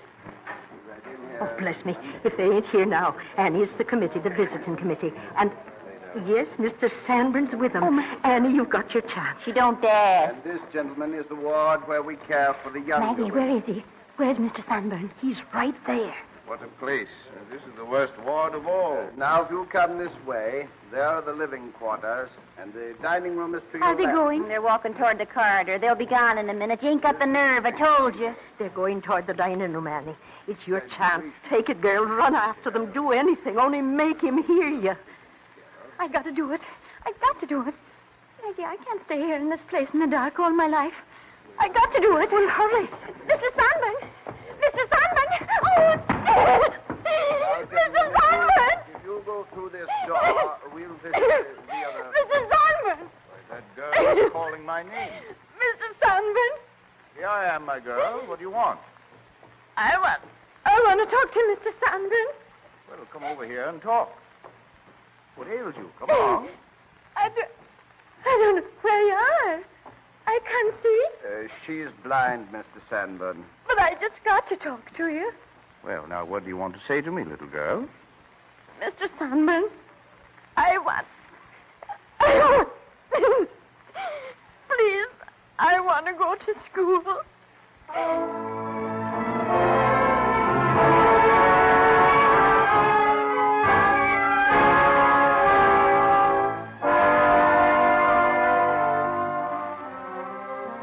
And so on October 7th, 1880, Anne Sullivan left the Tewksbury Almshouse and entered Perkins Institution for the Blind. She was 14 years old, an unkempt, excitable girl with no education, but eager to learn, she learned quickly.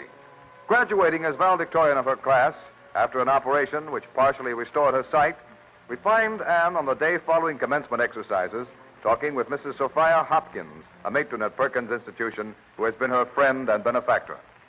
There must be something for me to do now that I can see a little.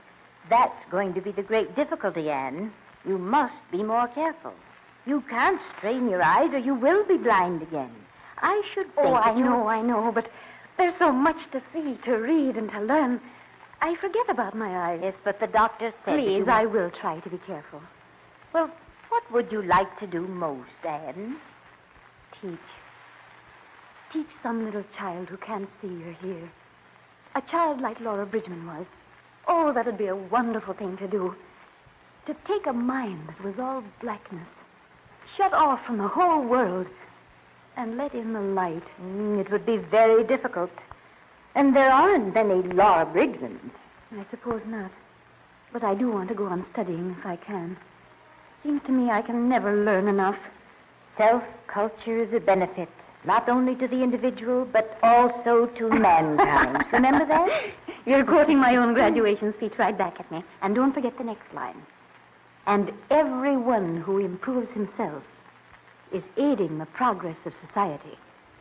And everyone who stands still is holding it back. Well, Anne, you're not one who will ever hold it back.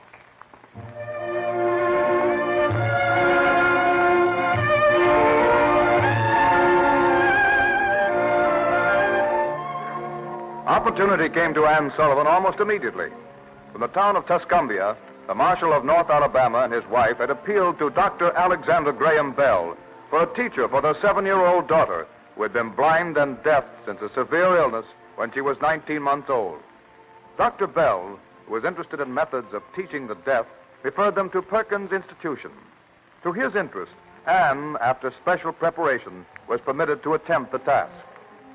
On March 3rd of the year 1887, she arrives at the Tuscumbia station. Oh, you Miss Sullivan? Yes. The carriage is right over there. And we've been meeting every train for 2 days. Oh, I'm so sorry. My tickets were all mixed up and the trains were late. I had to change half a dozen times. I was desperate. Well, my wife's been so anxious to see you. Oh, this is Miss Sullivan, dear. Oh, Miss Sullivan, I just had to come down to meet you. I wanted to talk to you before you saw my little girl. I'm so glad you did. Did you have a bad trip? Oh, yes. I had another operation on my eyes just a few days before I left Boston. Oh. The smoke and dust have inflamed them a great deal. Get in here, won't you? Yeah, I'll put your bags in, miss. You should be more careful. I know I should. You see, I was blind for a long time, and if I lost my sight again, I believe I would die. We're ready, Jane. All right. Get up, Sally. Come on, get along. Get it. I wanted to talk to you. Prepare you for meeting my little girl. You know all about her, of course. Only what you've written. She hasn't been able to see or hear since she was 19 months old.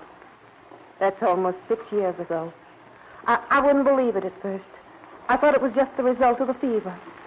But we've taken it to all the good doctors, and they say there's no hope.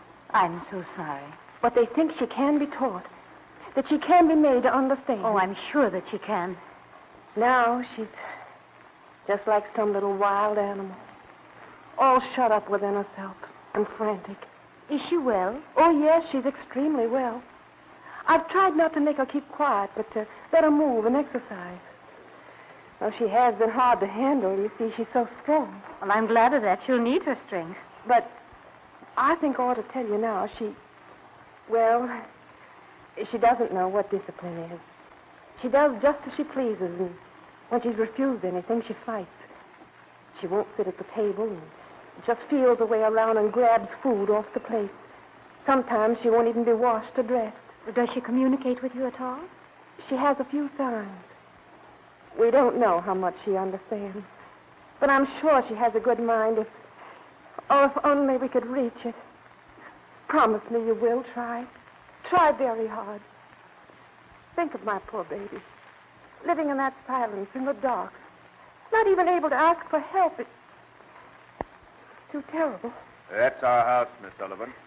There she is in the doorway. There's been so much excitement about your coming. She's felt it. She's been simply wild for 2 days. Oh, tell you what. Oh, my dear, look at her. She's all dirty again.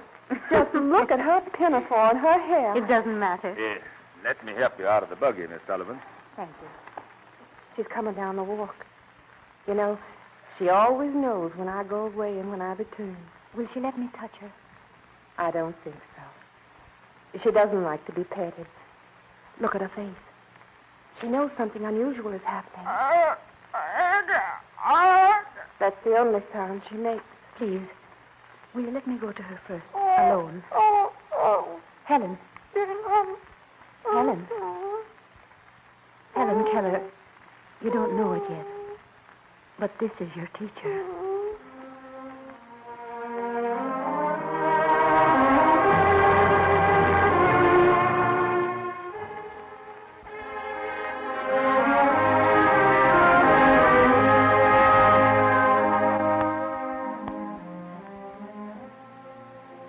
The work which was to absorb Anne Sullivan for the rest of her life began immediately. At first, it was a struggle in which she seemed to be defeated. But she continued to spell into Helen's hand, and gradually, as the object, coupled with the word, was presented again and again, Helen began to grasp the significance. And then came the historic day when the two of them came rushing toward the house from the old pump and found Helen's father. They were both half hysterical with joy. Captain Keller. Captain Keller, it's happened. It's happened. Miss Sullivan, what's the matter? Are you ill? Is Helen? No, we're not ill, but it's happened. It's happened at last. What's happened? Helen understands. Understand? Yes, look at her. Look at her. Did you ever see such joy, such wonder on a human face? Oh, we can go ahead now. We can do anything. Well, I don't know what you mean. What has happened, Miss Sullivan? I'm so sorry to be emotional, but It was a surprise. What? Well, you see, it was this way, Captain Keller. Ever since I've been here, I've been trying to make Helen understand that everything has a name. I've spelled it out over and over into her hand. Yes, yes. I was spelling the word water. I've told it to her before when she washed, and just now as she was holding her cup and I was pumping for her, I spelled it once more. And just as the cold water rushed into her cup, she seemed to grasp the idea, and her face lighted up and she spelled it over and over again. But that doesn't... Oh, it does. I know it does. She sat down on the ground and began patting things and asking me what they were by touching them and stroking my arm, and I spelled them all into her hand. Well, you could tell by the way she looked that she understood. She's learned at least 20 new words. She's sitting there now, spelling them to herself, and so happy. Miss Sullivan, I hope you're right. Oh, of course I'm right. Captain Keller, Helen understands the meaning. She can't hear with her ears, but her mind isn't deaf anymore. She isn't shut off any longer. She can learn anything in the world.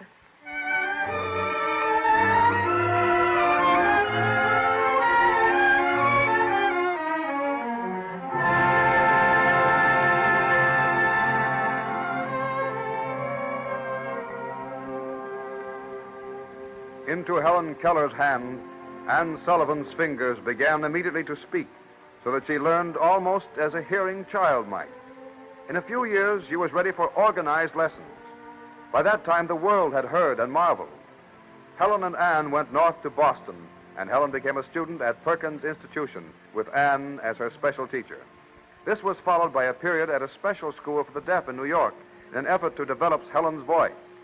In 1900, we find Anne with Dr. Alexander Graham Bell, who had become deeply interested in them. And how is the work going, Anne? Very well. It's an excellent school. Helen's happy here. But I am afraid we shall never be able to make her voice a natural one. She will probably be able to utter only unintelligible sounds. Well, Anne, you've already accomplished miracles. She had attempted to speak even before she came here, hadn't she? Oh, yes. And the time we spent on it wasn't wasted because it has given her another method of communication. You see, if she puts her thumb on your throat, her forefinger on your lips, and her middle finger on your nose, she can understand what you're saying. It's very valuable when she wants to communicate with someone who doesn't know the manual alphabet. You're doing a wonderful piece of work, Anne. Oh, Dr. Bell, I'm not. That's what worries me. I love Helen so much. It seems that I can't be separated from her, but she's getting beyond me. Beyond you? Yes. Well, she needs to go on and on. With my limited education, I'm afraid I'm not the person to work with her. Well, that's nonsense. She couldn't go on without you. Anne, you should write a paper on the subject and take the credit that belongs to you. Oh, I haven't time to be academic. Tell me, Anne, what are these great plans which Helen is hatching now? Dr. Bell, Helen wants to go to Harvard. Harvard? Oh, but that's impossible. Only men can go there. I know, but failing that, she set her heart on Radcliffe. Well, it's a new idea, but I don't see why not. Well, of course, she isn't properly prepared. Her education has been good, but it hasn't been aimed at all at college entrance requirements. Well, that could be remedied. You too believe she should do it? I think Helen should set her own limitations, not have them set for her. She has a fine mind, ambition, courage, and you. But, Anne, it'll be a great strain on you. Oh, I don't mind that. It'll mean almost endless research and study for you. Will your eyes stand it? They'll have to stand anything for Helen. Well, if we selected a special school and you were willing to bear the burden... Oh, it's no burden. I want her to do it. You can't imagine how much I want it. It's only that I must be sure that I am the one to help her. There can be no question about that. Then I'll start investigating preparatory schools tomorrow. Helen is so eager to get started. And you? Well, I'm wild to get started, too. It's a daring plan, but... Well, you've convinced me I have all I need to take us through.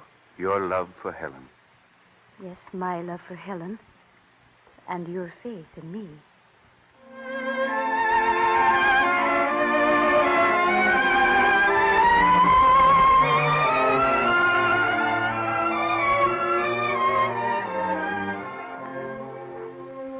So through the next 8 years, Anne, with her eyesight growing dimmer and dimmer, read volume after volume. In 1904, Helen graduated with honors from Radcliffe, and she and her teacher were ready to begin their life work. In spite of her marriage to John Macy, the brilliant author and critic, Anne refused to leave Helen. Lecturing, lending their influence to the cause of the handicapped, the two women traveled throughout the country. Their efforts raised the sum which made possible the beginning of the work of the American Foundation for the Blind, whose activities are now conducted on a nationwide scale. It was only when her health broke completely that Anne Sullivan finally yielded to the necessity for a quieter life. One evening, following a lecture in San Francisco, she finds herself unable to face the visitors who were announced by their companion, Polly Thompson, in their dressing room. Polly, please ask them to leave. I simply cannot see anyone tonight. But they're asking for you. Well, they want to see Helen. You'll have to talk to them. I can't. Oh, you're tired, Anne. Too tired. This trip's too much for you. You must be more careful. How can I be more careful? I've tried not to keep Helen dependent on me. I've turned everything I could over to the others. I know. You've been wonderful. But you're not well, Anne. And I'm worried about your eyes. Yes, I'm worried about my eyes, too. Oh, we should take you back home. Anne, you don't like to lecture, really, do you? Well, no. Yet you always tell the story of Helen Keller as though you were relating it for the first time. You could tell it just as well. And I'm afraid you'll soon have to. Oh, I couldn't. You never take credit for anything. It's not only the way you tell the story, it's the way you speak of education, your theories of teaching. Who do you think was in the audience tonight? Oh, I couldn't guess. Dr. Montessori, the great Italian educator. Montessori? Yes. She's in the other room now with some friends. She wants to see you, Anne. Now, may I open the door? Oh, yes, yes. Do come in. Miss Sullivan? Yes, Dr. Montessori. I am proud to greet you. You are a great teacher, Miss Sullivan. The educators make tribute to me, call me a pioneer. I have but followed in your steps. It is you. You are the pioneer.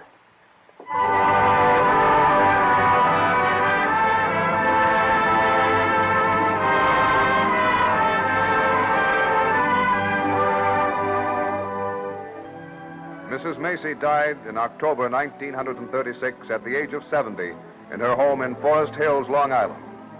Her sight was gone, and she was in pain during most of her last years.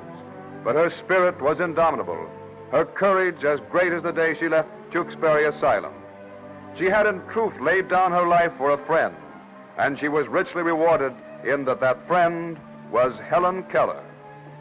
Miss Keller observes March 3rd, the day in 1887 when she met her beloved teacher, as her sole birthday. With her, DuPont salutes Anne Sullivan Macy as one of the heroic figures in the Cavalcade of America.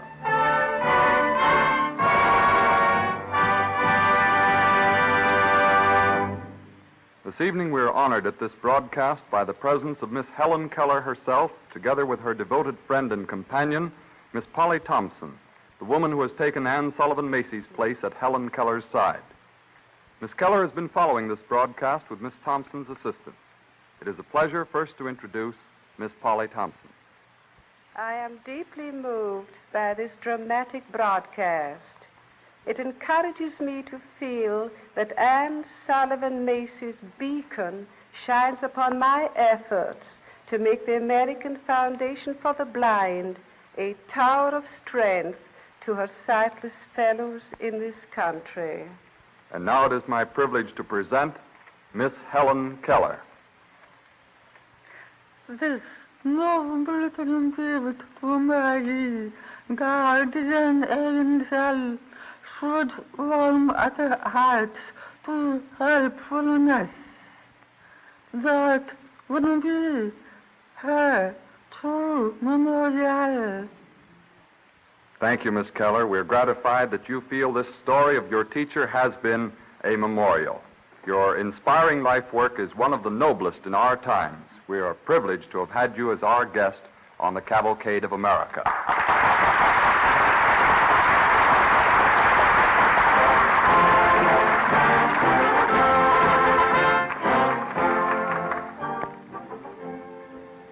The other day, on a visit to the DuPont Company's Central Experimental Laboratories at Wilmington, the chemist guiding me said, "Here's the room where we do our microanalysis." Well, that word had me stopped for a while. But here's how he explained it. Analysis means to separate anything into all its parts. And micro means small. Microanalysis simply means doing the separating job in a very small way, using extremely small amounts of material. And when I say small, I mean tiny. This chemist showed me a sample as small as 5 milligrams, or 1/5,000th part of an ounce. It looked like a few specks of dust. I asked him, how in the world can you measure such a tiny quantity? He showed me a most delicate balance or weighing machine so finely adjusted that it can accurately measure 1/1,000,000th of a gram. It was enclosed in a glass case and balanced on a knife edge of agate. The reading had to be done through a powerful magnifying glass. Nobody slams any doors in that room because vibration is a constant worry to the chemist using such a delicate instrument.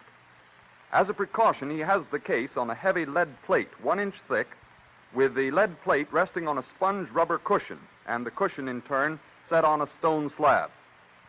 In spite of all this care, he had some trouble last summer with vibration that shook the scales.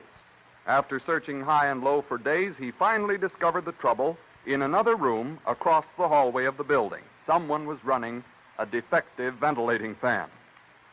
The fine scales are important, but a lot depends on how the material is handled, too. By using heat, the sample is broken down into its chemical ingredients, which are collected in glass tubes and carefully weighed.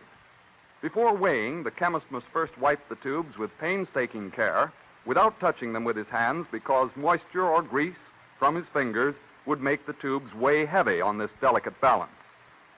Finally, when he's done his figuring, way out to 6 decimal places, he knows almost to an atom, that tiniest unit of matter, what the material contains. And it's vitally important that the research chemist should know exactly what he has in his test tube at every stage of his experiments. This method of analysis permits the study of very small amounts of material, and it's quick. Such infinite care and research helps make it possible for DuPont chemists to improve existing products and create entirely new ones, thus fulfilling their pledge, better things for better living through chemistry.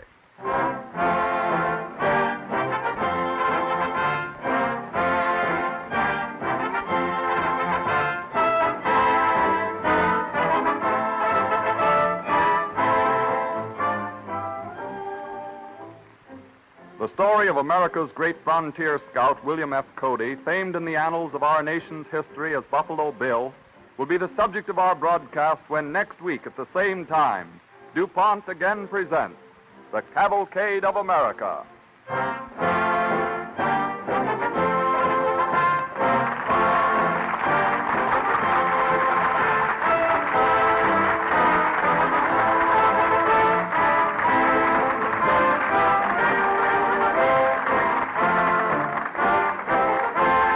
This is the Columbia Broadcasting System.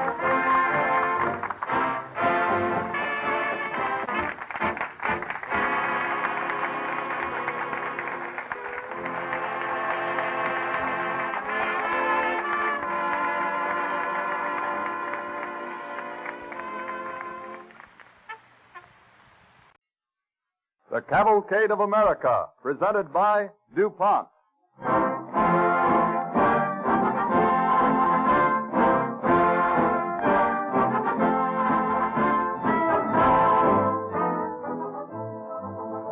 This evening, the Cavalcade of America brings you the story of a man who has become to be the symbol of the early days of the West, William F. Cody, Indian fighter, Pony Express rider, buffalo hunter, and Army scout, known best as Buffalo Bill.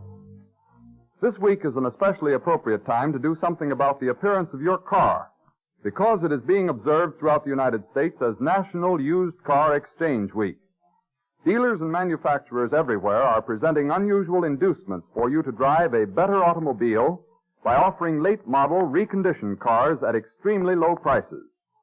Here, too, chemistry plays a part by enhancing the value of good used cars, for many of them are refinished and touched up with the same DuPont finishes with which they left the factory. If you're keeping your present model, you can restore that showroom beauty and recapture that original thrill of new car ownership by having it refinished at any one of the thousands of refinishing stations in the United States that use DuPont finishes. You'll find a new pleasure and satisfaction in the old bus when it blossoms out in a bright new coat of Duco, Dulux, or Pyrolux finish.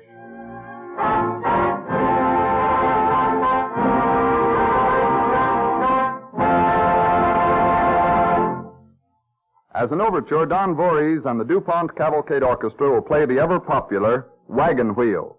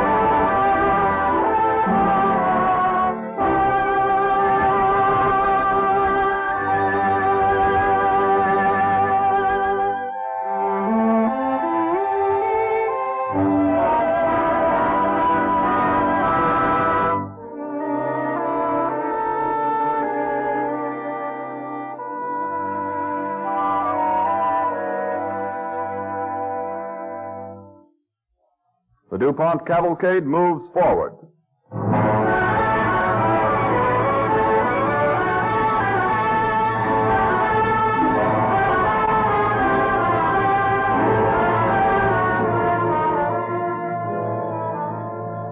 William F. Cody was born February 26, 1846, in Scott County, Iowa. When he was 8, the family migrated to Kansas. The boy lived the adventurous life of the West of that day. He herded cattle, hunted buffalo, rode Pony Express, and served as a private during the Civil War. In 1865, while visiting in St. Louis, he met Louise Federici, who was later to become his wife. We find them on the deck of an old Mississippi steamer on its way up the river to the town of Leavenworth, Kansas. The boat, which is tied up at a landing to take on wood for the boiler, is about to depart. Well, Lou, darling? Afraid? Afraid? What's there to be afraid of? Oh, nothing, I guess. Only now that we're married and you're coming away with me, I'm suddenly realizing what I'm asking you to sacrifice. What I asking? Well, I'm taking you to a new life. Asking you to face hardships, dangers maybe, to live in a wild, strange country away from everyone you've ever known or cared for. I'll have you, won't I? Well, yeah. Well, I knew all the rest before. Will, who are those men on the bank? Oh, that's just a bunch of men unloading the cargo. No, I don't mean those. I mean the men on horseback. You see? They seem to be pointing at us. Hey, Hawker! Hey, get us some house runner! Get him, somebody, get him! Yeah, come on! Lou, stand behind me, quick. What is it? Get back quick. Be quiet. Don't move. Will, he's got a gun! Missed me. Lou, keep close behind me. I don't want to shoot if I don't have to. Don't stand there, please! The boat's pulling out, and they're riding away. I don't believe they'll fire again. Oh, Will. Far enough away from the dock now, I guess. We're safe. Fine advantage to take up a man when he can't take his gun and get down to face him. Lou, what's the matter now? It's all right now, darling. Nothing to be afraid of. I'm sorry. Poor baby. Who were they? Some of Jesse James's gang. I had a little trouble with them once before. Jesse James? The robber? Yeah. Well, Lou, I'm sorry you were frightened. I shouldn't have brought you out here to all this. Oh, it's nothing. I'll be all right in a minute. Well, I wasn't expecting it. Lou, darling, I want to ask you something. Do you want to turn back? Why, Because, darling, if it's too much for you, if you think you aren't going to be able to stand my life, I'll try to stand yours. You see, honey, it isn't just because I like the free life that I want to come out here. The world isn't big enough for everybody that's in it. They've got to spread out. And they'll come this way. You mean people will settle out here? Hundreds of them. Why, every day wagon trains start across the plains, and they're building railroads in Kansas. And they need men who know the West to clear the path. It's a wilderness now, but someday there'll be towns out here as big as St. Louis. Oh, Will. It's true, darling. In this country that I love, I'll be working for tomorrow. And I want you to help me. But if you don't want to take the risk, we'll go back. Well, sweetheart, what do you say? Will, do you remember what the minister said when we were standing there, being married? He said, give me the ring, and I couldn't find it. No, I don't mean that. I mean, what he said about always being together. Till death us do part. Yes. I remember that, Lou. Well, I meant that, Will. I want to be with you, always.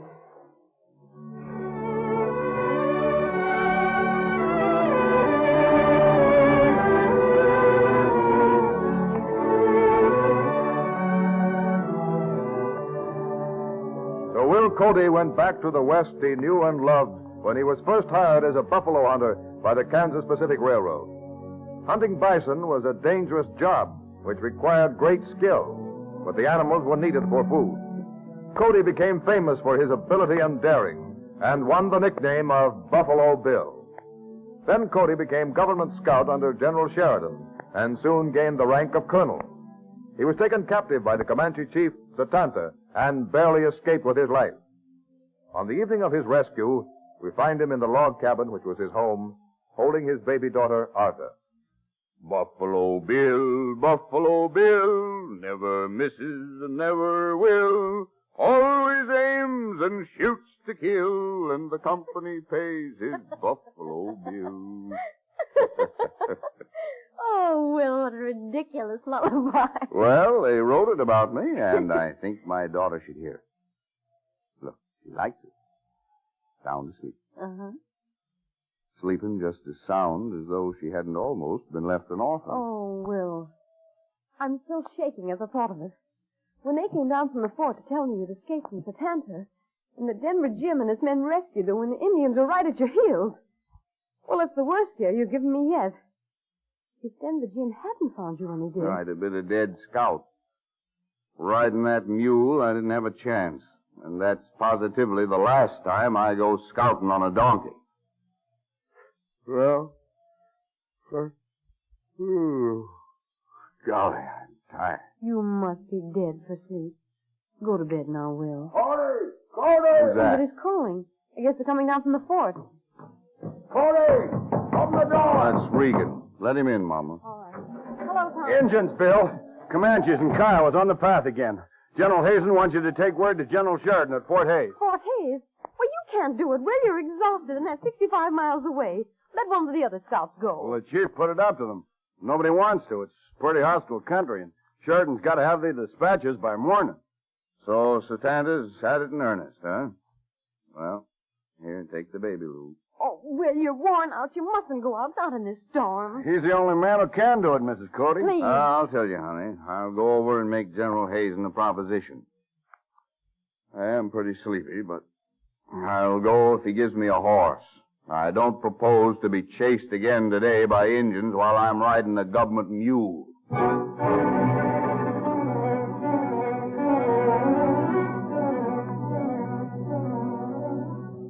So Will Cody rode all night through the storm, carrying the dispatches. Twice he was thrown from his horse, but he persisted, and we find him early next morning. Come on, lady, come on. Nearly there. Just a little more. We'll get some food and some sleep. Oh, who's there? Colonel Cody. Messages from General Hazen at Larned. Well, you can either, Colonel Cody. I got to see General Sheridan immediately. Oh.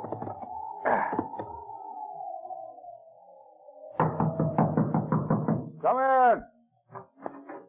Well, if it isn't Buffalo Bill himself. Come in, Colonel Cody, come in. You're just in time for breakfast. I brought dispatches from General Hazen. Now, get to the fire, man. You must be frozen. Let's see. Satanta, huh? Well, this is bad business. Colonel Cody. Yes, General Sheridan? I'm in serious straits. These orders must go to Fort Dodge at once. Fort Dodge is 95 miles from here, General Sheridan. And you've been traveling all night. But I haven't a scout capable of making the trip. You know the country. You've eyes like field glasses. It's a lot to ask of you, I know. The only stop is Coon Creek. Can I get a fresh horse there? Horse? Sure.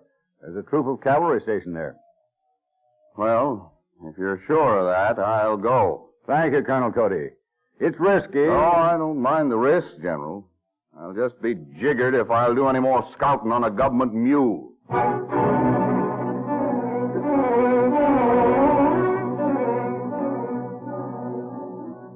At 10 o'clock that night, Colonel Cody arrived at Fort Dodge to learn that there had been another Indian outbreak on the Arkansas River near Fort Larned. Again, he was the only scout who would undertake the trip back across the prairies to Fort Larned and carry the warning. After a short sleep, he reports to the commanding officer. Now, if you let me have a horse, I'll be on my way, sir. Colonel Cody, we haven't a horse available. I have to give you a mule. What? I'm sorry. Then I don't make the trip. I won't ride one of those concerned things again. But, Colonel No, Cody... don't ask me. I'll ride no mule. The outbreak on the Arkansas River is extremely violent. General Hazen must be notified at once. What? Well, bring on your mule. I'll take just one more chance.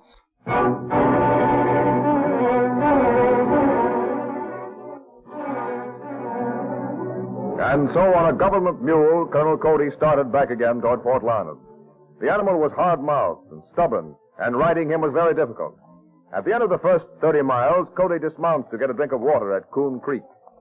Oh, you brute. Want to get a drink. Come on, you. I can crack the ice. I'll give you a drink, too. Stand still. Whoa! mad animal. Wait till I get you. Wait for... Whoa! Whoa!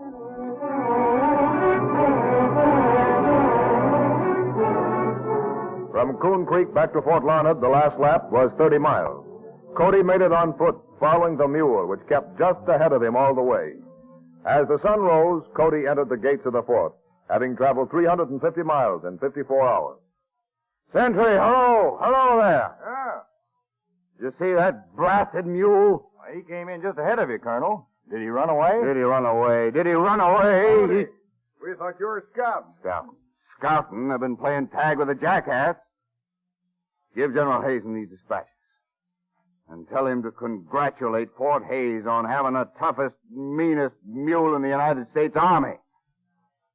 I'm going to bed. Well, Cody, they chased the Comanche south of the Arkansas, but there are more emergency messages for General Sheridan. You'll have to go back to Fort Hays with him. Fort Hays? Well, maybe I won't need any sleep at all once I get the hang of it. All right, Regan, get me a horse. I'm sorry, Cody, but there aren't any horses.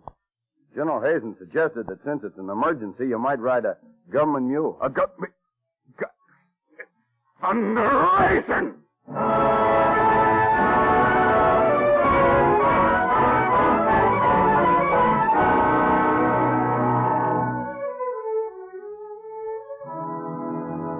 As the years passed, Colonel William Cody, Chief of Scouts, became one of the great dramatic figures of the West. He was a justice of the peace, then a state legislator.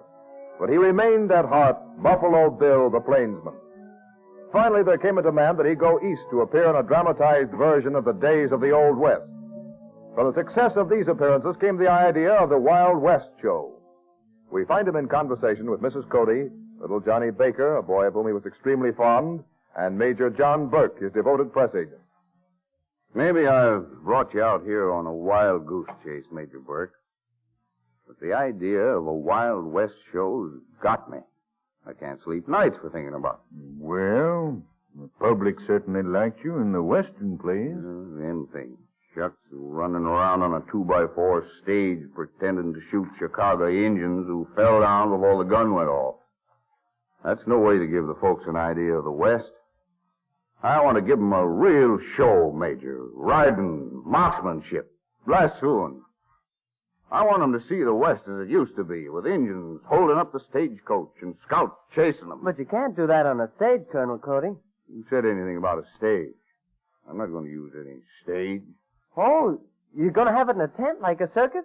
No, Johnny. The tent would be full of bullet holes in no time. I'm going to have it right outdoors. Canvas sidewalls, maybe, but plenty of room for the horses. A place where we can really ride. Round up buffalo. Sounds wonderful, Bill, but sort of impossible. Nothing's impossible. I could gather together a show like that in a month. Where'd you get your Indians? Right here. No more of that back east kind. Well, I can go out to the Pine Ridge Indian Agency today and get all I want. Chase the stagecoach, do their dances. You'd want a real stagecoach. And I can get a real one. The old Deadwood stagecoach. It was held up so many times. It was full of holes as a sieve. They got a new one now. I could buy that old one cheap. Will, it'd be wonderful. Can I go along, Colonel Cody? Go on? Sure, Johnny. You're going to be the champion boy shot of the world. A champion? Sure. You have the makings of a champion. Why, we got a whole show already. You and little Missy. You mean Annie Oakley, that girl? Annie Oakley may be only a girl, but she can shoot. She came to me when she was with the circus and begged me to give her a trial, and she's good, Bert. She's good. She's pretty, too. The men like her for that. Yes, and the women will like her, because seeing her will help them get over being scared at the sound of shooting. We'll put her on early and catch their interest. It's sort of a shame of her. We can get the performers, we can get the stars, we can get the engines, we can get the horses. There's just one thing more we got to get, or the whole thing's a bust. What's that, Colonel? You. Me? That's right, you, Major Burke. My way of thinking, you're the best publicity man in the world. And if I can't have you for advance agent, the deal's off. Why, It's a gamble, I know it. These little shows have been different. But this, well, I'm asking you to take a risk, Bert, and I haven't any right to do it. Colonel, I want to tell you something. First time I ever saw you, I thought you were the handsomest, straightest, finest man I'd ever seen in all my life. I still think so. When it comes to telling the world, it'll be a pleasure. There's nothing I'd like better, Colonel, than to make Buffalo Bill's Wild West show the greatest show on earth.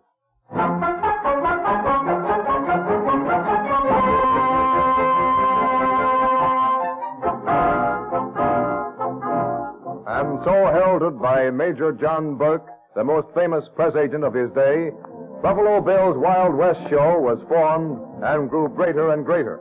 It played triumphantly at the Columbian Exposition in Chicago in 1893 to 6 million people. But Cody the showman was forced to yield once more to Cody the scout. Out in Nevada, there was a Sioux uprising. With General Miles, Cody hurried westward. But before they arrived, there had been the historic fight at Wounded Knee. General Miles immediately calls a great council. I'm sorry you didn't get here sooner, Cody. Battle of Wounded Knee was a massacre. I believe you could have prevented it. Yeah, the Indians would have listened to me, I think. Well, it's too late now. Important thing is to prevent another like it. We've got to hold these Indian braves who are prisoners as hostages, so that the Indian wars are over forever. It's time for the council. Call them to assembly. Hale, Connie. Hale, po. Hale, Connie. Hale, po. Here's Short Bull now with Interpreter Horncloud. Oh, Kula. What's the Pahaska? Oh, Short Bull.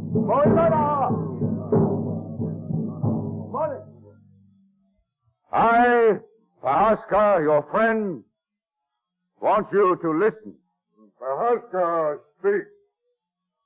The Indian wants peace. White man wants peace. Pahaska speaks the truth. Me, Horncloud, speak for Short Bull. He want only peace. Our braves are dead. Our squaws are dead. Our chiefs are captive. Short Bull, he say, fight no more. Now he's silent. Short Bull is silent. And it's too late to bring back those braves who are dead. But the white man would dwell with you now in peace. To make sure there is no more war, your braves stay with us. If your promise fails, their lives are forfeit. What do they say, Horncloud? Chief say they will come with you, Pahaska. Live with you. No, you don't understand. Not with me, not with Pahaska. Well, why not? You're the logical person to take them, Colonel Cody.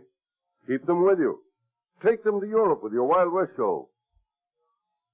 Horncloud, who would go with me over the waters to strange countries?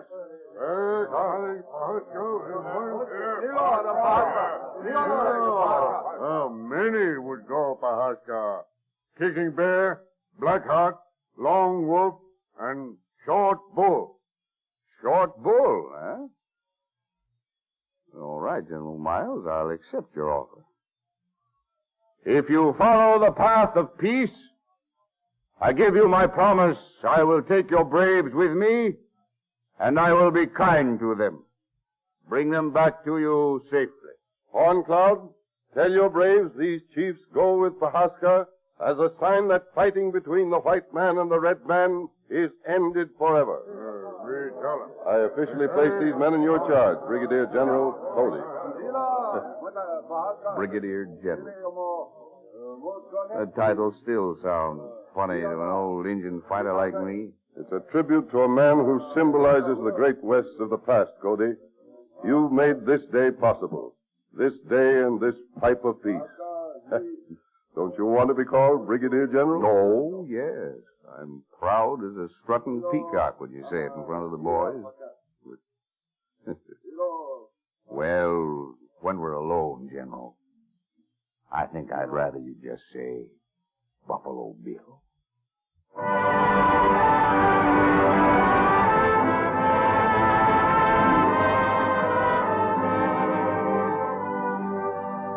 William Frederick Cody died on January 10th, 1917, and was buried with honors in the resting place he himself had selected, on top of Lookout Mountain near Denver, Colorado. In Cody, Wyoming, a bronze statue of him has been erected, and a museum holds his guns, his gay coats, his broad-brimmed hats, and his silver-mounted bridles, preserving to America the memories and traditions of the dangerous, thrilling days when the West was young. DuPont salutes this era by paying tribute to Buffalo Bill, brave leader in the Cavalcade of America.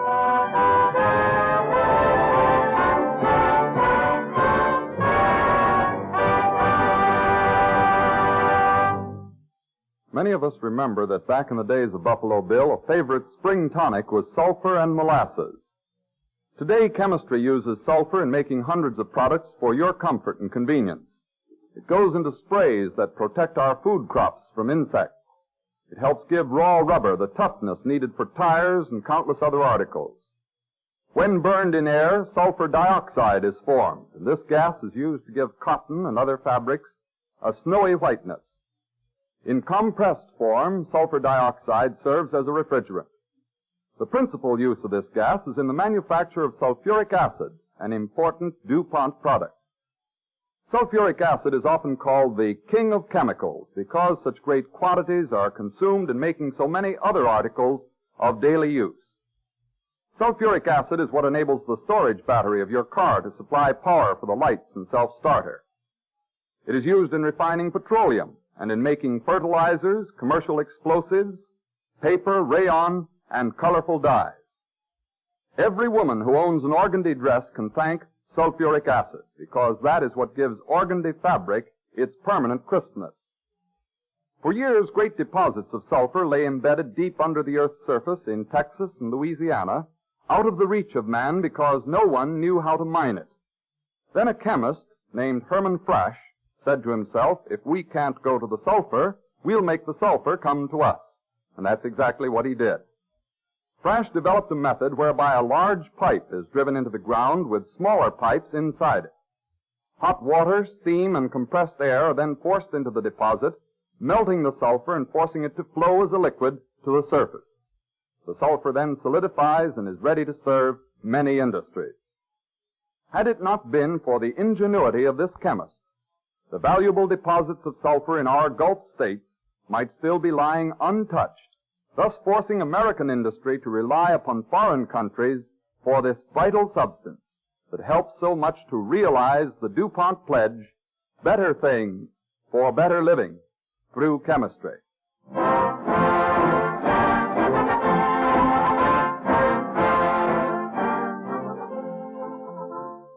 The story of Captain Robert Gray, American navigator, whose discovery of the Columbia River gave the United States one of its strongest claims to the Oregon Territory, those lands which now make up the 3 states of Oregon, Washington, and Idaho, will be the subject of our broadcast when next week at this same time, DuPont again presents the Cavalcade of America. This is the Columbia Broadcasting System.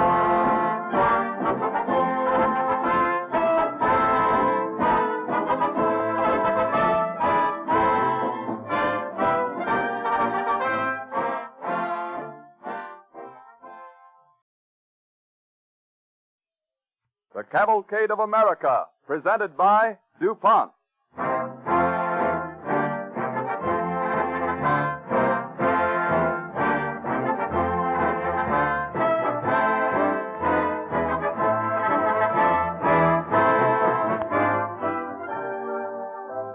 This evening, the DuPont Cavalcade brings us the story of Captain Robert Gray, American navigator, whose discovery of the Columbia River gave the United States one of its strongest claims to the great Oregon Territory, the lands which now make up the 3 states of Oregon, Washington, and Idaho. For the benefit of listeners who want added information about the stories of chemistry presented on these broadcasts, DuPont recently offered free copies of a 32-page booklet, Chemistry and You. If you haven't written as yet for your copy, do so while the supply lasts. Just address DuPont, Wilmington, Delaware.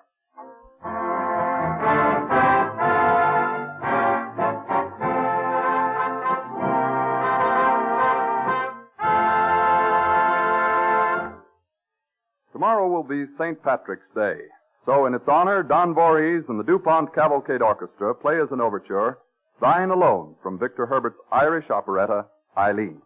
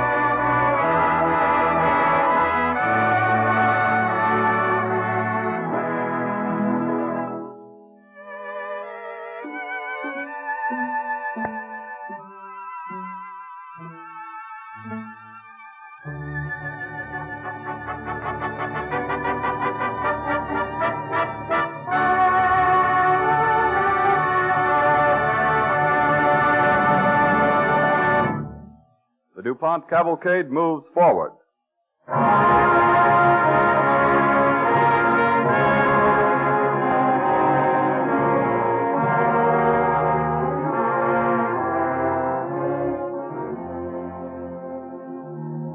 Robert Gray was born in Tiverton, Rhode Island in 1755.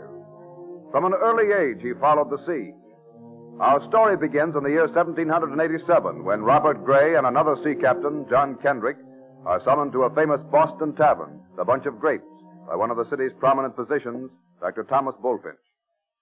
Come in, Captain Kendrick. Come in, Captain Gray. I want you to meet these gentlemen.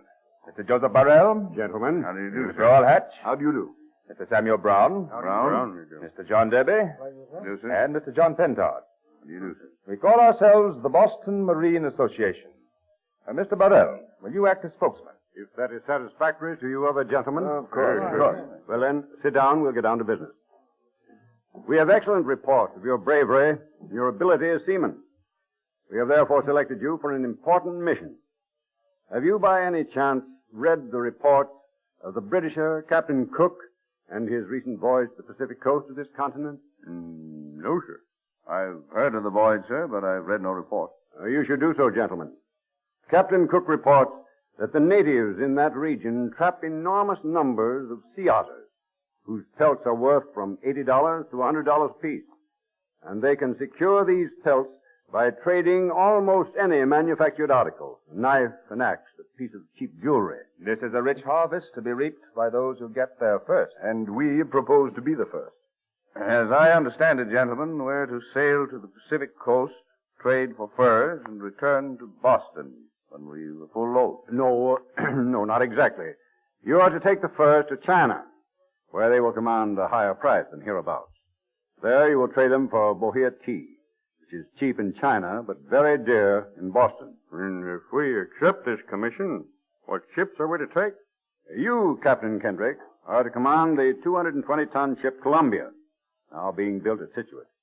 And you, Captain Gray, are to command the 90-ton sloop Lady Washington. But, which of us is to be in command? Well, it seemed to us that since you, Captain Kendrick, are the older man and have presumably had more experience, you should be placed in command of the expedition. Is this acceptable to you, Captain Gray? Why, yes, sir. And to you, Captain Kendrick? Of course, sir. Then that's settled. We count on you two men to undertake the voyage, provided, of course, that such details as pay, equipment, and so forth can be satisfactorily arranged, as I know they can. Yes, sir. Yes, sir. There's one thing more. While our primary purpose is to trade for furs and tea and to make money, we should also like to give our country a claim to these western lands. But, sir, haven't the Spaniards, the English, and the French already touched those shores? We can't disregard their claims. We can if we can establish a better claim for ourselves. If, for instance, we can find an important, undiscovered river and lay a claim to that, the United States will have an unshakable claim to that river and all the land it drains. But is there such a river?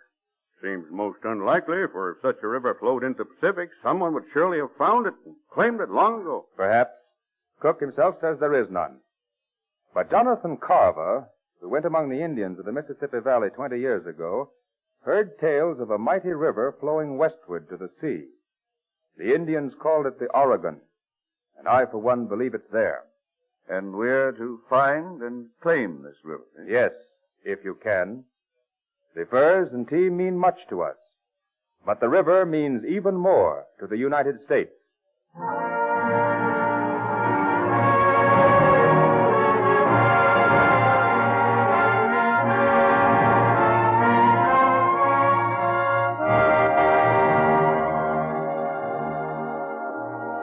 Captain Robert Gray and Captain John Kendrick set out from Boston on October 1st, 1787.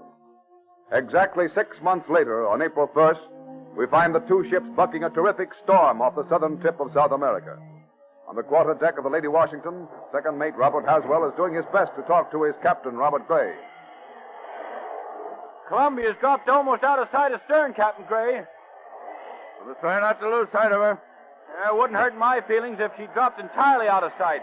Mustn't show your feelings so, Mr. Haswell. I asked that you be transferred to this ship at the Cape Verde Islands because I could see that you and Captain Kendrick were not getting along well. But he's our commanding officer, and we must follow his orders. He's cheating the owners, that's what he is, sir. 6 weeks at the Cape Verde Islands, doing nothing. 4 weeks at the Falklands. He doesn't care if we ever get to Nootka Sound. I wish you were in charge, sir. Such talk does no good, Mr. Haswell. Captain Kendrick's doing what seems right to him. He has a reputation of being an able commander. Well, no good officer would strike his mate as he struck me. He wanted me to hit him back so he could lock me up or hang me. If you hadn't taken me on, sir, he'd have goaded me to doing it. Said enough, Mr. Haswell. Captain Kendrick ordered me to keep the ship together. I'm going to try and carry out his orders. Yes, sir. If I may say so, sir, I doubt if anyone could in this storm. They're falling farther astern every minute.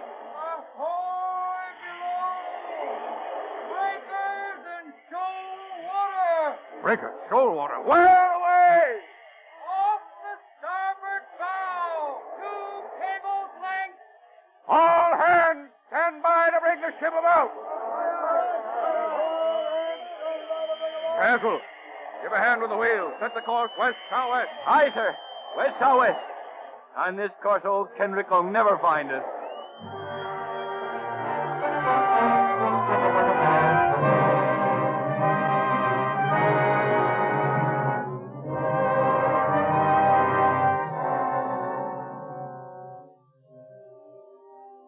When the storm at last blew itself out, Captain Kendrick and the Columbia were nowhere to be seen.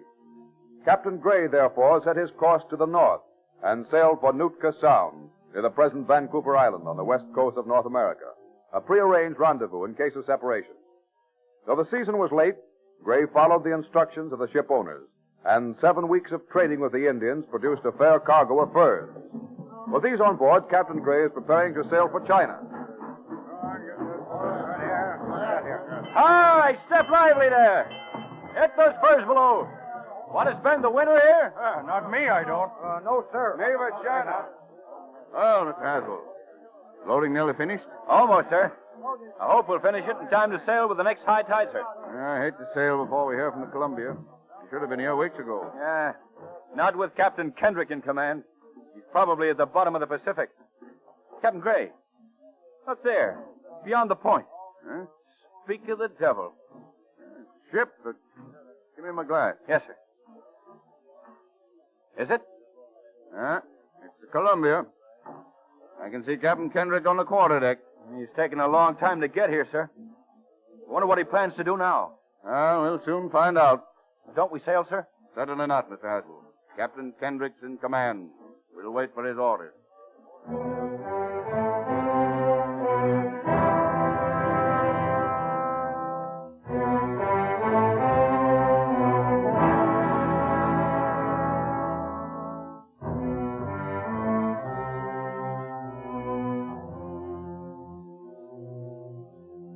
Gray's plans to sail for China were changed at Kendrick's order.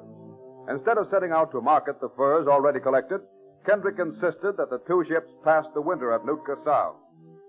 Making the best of a bad situation, Gray spent his time overhauling the Lady Washington in preparation for the next year's work. But Kendrick made no move to do the same for the Columbia. Then, one day in July 1789, Captain Kendrick called Captain Gray to his cabin on the Columbia.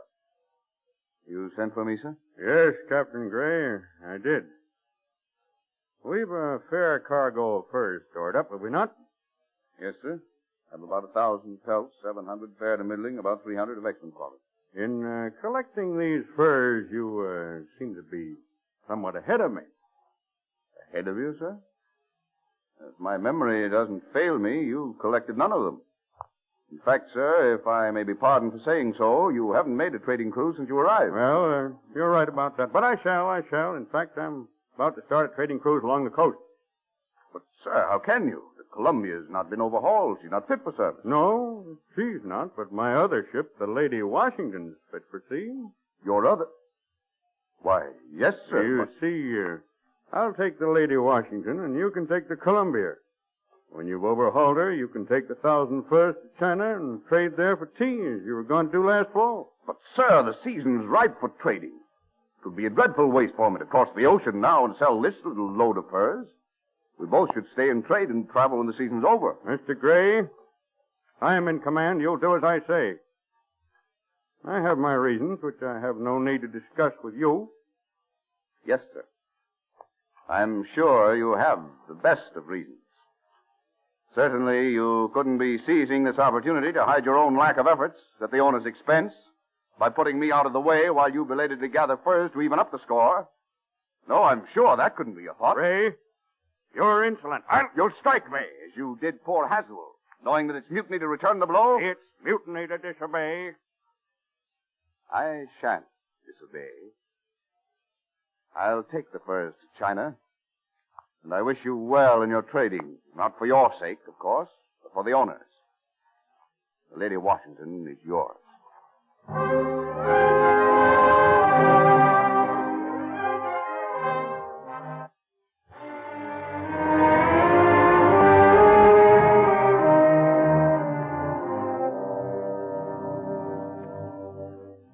Following Kendrick's orders, Gray sailed the overhauled Columbia to China, and there traded his furs for 600 chests of tea, and then sailed south around the tip of Africa and northwestward across the Atlantic to Boston, choosing this route simply because it was the nearer. On August 10th, 1790, the Columbia sailed slowly up Boston Harbor. Certainly seems good to be back home in Boston, Captain Gray. And the old town looks the same from here, Mr. Haswell. Always mighty good. But I hate to face the owners with so small a return. We might have had several thousand chests of tea instead of just 600. Hey, what's that? Cannon, the fort. See the cloud of smoke? Well, yes. But why? What are they firing at? Sure, I don't know. There it is again. Now, what do you... There's someone in that little boat hailing us. Ahoy there! Who are you? It's Sparrow! Joseph Sparrow! I want to come aboard. Mr. Burrell, one of the owners. Ahoy there, Mr. Burrell! We'll throw you a line and drop a ladder. Yeah. I'll throw the line as we pass him. Ready, sir? Here goes. Set. Yeah, that's it. Drop the ladder. Yes, sir. Steady, Mr. Burrell.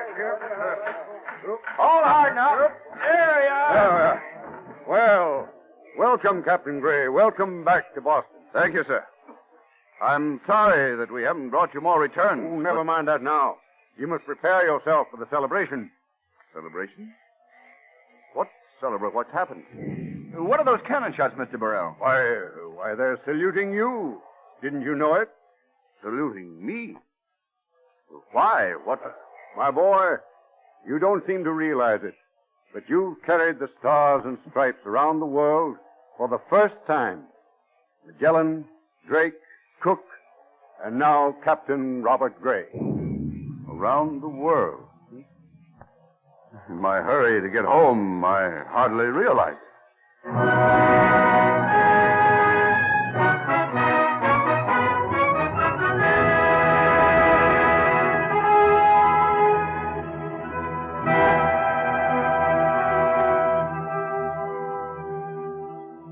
To Captain Gray's amazement, all Boston turned out to do him homage for his voyage round the world. Even the owners, though disappointed in the trading, were impressed and decided to back him on another expedition, this time in sole command. So on September 28, 1790, the Columbia once more sailed for the northwest coast of North America, where it arrives early in June 1791. Mr. Haswell, look yonder off the starboard bow. I see nothing, sir, except the shore. See where I'm pointing? Is there not an opening in the shore, as though a river poured into the ocean there? Perhaps a river. More likely a bay, sir. Breakers are foaming all across it. Well, we'll bear in close and have a look. If only that might prove to be the river of the West that Carver spoke of. Well, it can't be that, sir. If it were, someone else would have found it long ago. And it is an indentation, though. I'm going to try to force an entrance. Helmsman! Aye, sir. Bear in toward that indentation in the shore. 3 points off the starboard bow. But, Captain Gray, it's dangerous. The sea's rough and the breakers show the water shallow there. We'll strike and pound to pieces. The river of the West will be a chance worth taking. Stand by to lower the pinnace. You send the pinnace on ahead, sir? Yes. Mr. Boyd. Yes, sir. Coming. Mr. Boyd, you'll take the pinnace out ahead and sound the entrance to that bay or river mouth. We'll follow your signals and your lead. Today, sir, in that surf? Today, at once. Yes, sir. At once. Helmsman, bring her up into the wind. Aye, sir. I don't know whether it's a river or a bay, Mr. Haswell, but we're going to find out.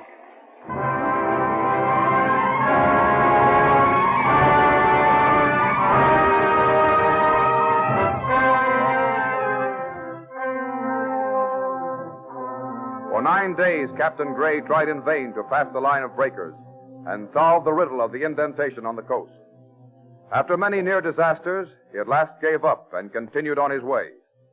Early the next spring, cruising near the mysterious indentation, Gray came upon the British ship Discovery, commanded by Captain George Vancouver. The two captains confer in Gray's captain on the Columbia. So you see, Captain Gray, we have as yet made no discoveries worthy of note. We've sailed along the coast for nearly 250 leagues, seen no appearance of any opening in its shores. That's very strange. Last summer at latitude 4610 north, I found the entrance of what I took to be a sizable river. Spent 9 days trying to get in, but couldn't because of the surf and shallow water. 4610, you say? 9 days, you say, eh? Well, what's so amusing about that? I fail to see a jest in 9 days wasted in the surf. No jest, you say, eh? And you Americans say we English have no sense of humor. Well? Why, man, that was no river. It was Deception Bay, named years ago by Captain Mears, who made the same attempt you did. What? So, that's your great discovery, eh? Why, less than 2 days back, I myself passed the bay and observed it well. Well, did you get your ship inside the breakers? Inside the breakers? Bless you, no. I knew better. I wouldn't waste 9 days repeating Mayor's mistake. And yours.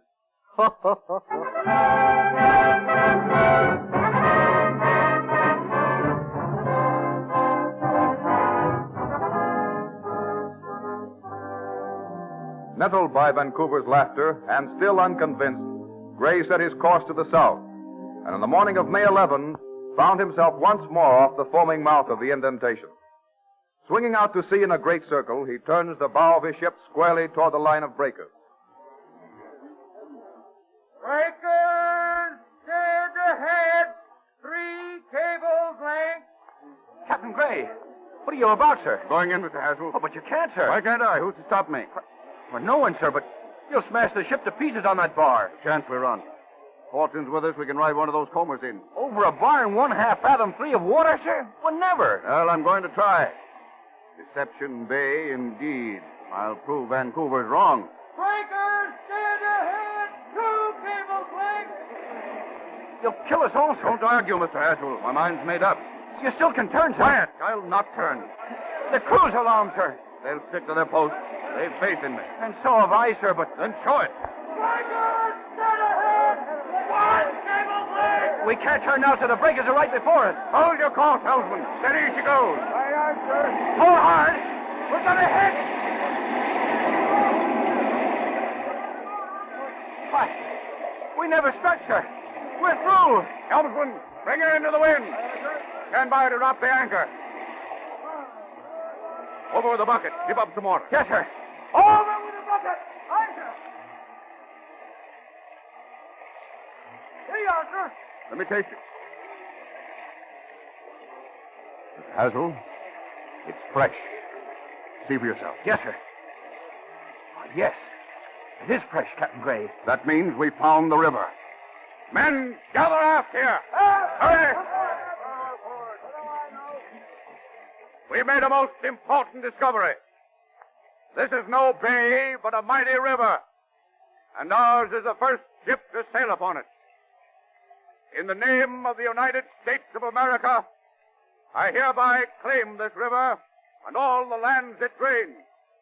And I bestow upon it the name of our own staunch ship, the Columbia.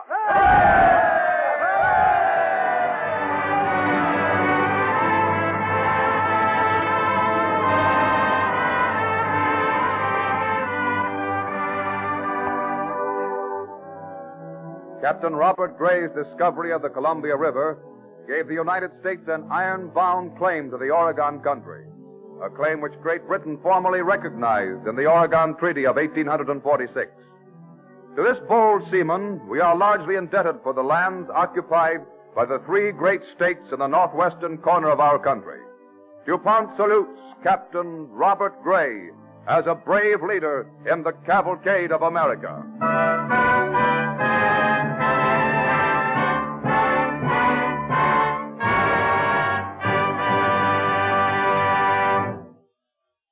By presidential proclamation, next week has been named National Wildlife Restoration Week, an occasion for us all to cooperate in restoring our country's wildlife, whether it wears spurs, feathers, or fins, or even the green of field and forest. America's wildlife is vanishing because man has upset nature's delicate balance. By thoughtlessly removing natural vegetation and destroying animal life, we Americans have brought about such catastrophes as floods, dust storms, soil erosion, and water shortage, as well as a decrease in wildlife of every sort. Every one of us has a direct personal interest in the work of restoring and protecting America's wildlife resources. When you restore for wildlife, you restore for man. Every form of wildlife plays some part in our struggle for existence. Consider the beaver, for example. In damming streams to protect his houses, he builds reservoirs that save water, stop the rush of streams, and cause rich soil to settle instead of being carried away to the sea. In many areas in the West, when beavers were trapped out, ponds and lakes dried up. Valleys once covered with grass were turned into deserts, allowing soil erosion to set in. Such erosion has helped create the Dust Bowl area, which is devastating a portion of our country. Today, as part of the wildlife restoration program, beavers are captured in farming districts where they don't belong and are taken to the headwaters of streams in the drier, forested regions.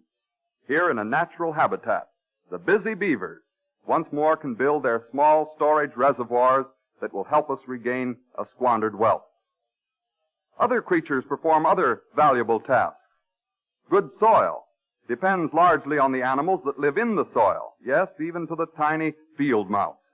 By burrowing and living in the earth, animals such as rodents actually cultivate it, give it air, fertilize it, and increase its water-holding capacity. Among the many birds that are being restored by this great wildlife movement is the bobwhite.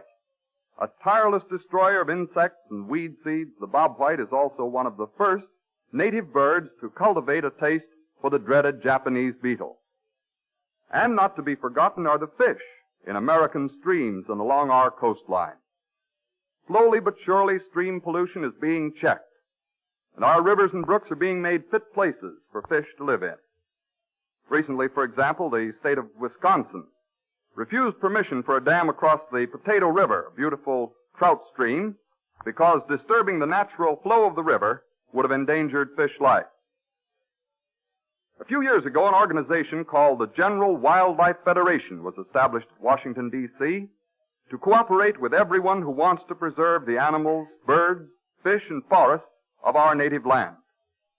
DuPont is proud to play a part in calling attention to the aims and ideals behind this worthy movement, which will find expression throughout North America in Wildlife Restoration Week, beginning next Monday.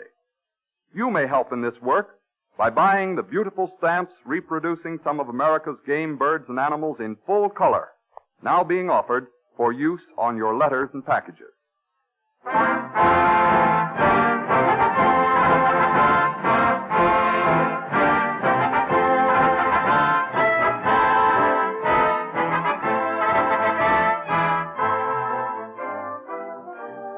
As a salute to Wildlife Week, John James Audubon, painter and naturalist, will be the subject of our broadcast when next week at the same time, DuPont again presents the Cavalcade of America.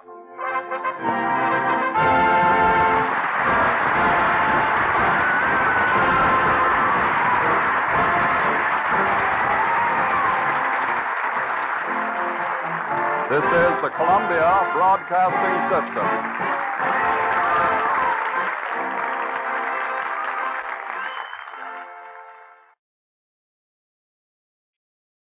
Cavalcade of America, presented by DuPont.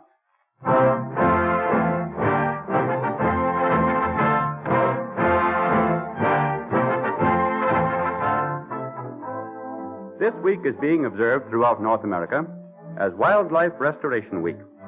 As a tribute to that effort, the DuPont Cavalcade this evening brings you the story of John James Audubon, who was outstanding in passing on an appreciation and love for outdoor America.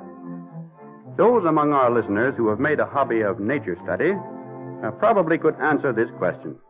Is camphor an animal, vegetable, or mineral product? The answer to it will be given in our story of chemistry, told at the close of this broadcast. But more than that, you'll hear a number of facts about camphor you probably never knew before. Camphor is an important raw material for American industry. and the part that research chemists play in providing camphor from many products you use is another good example of the DuPont pledge. Better things for better living through chemistry.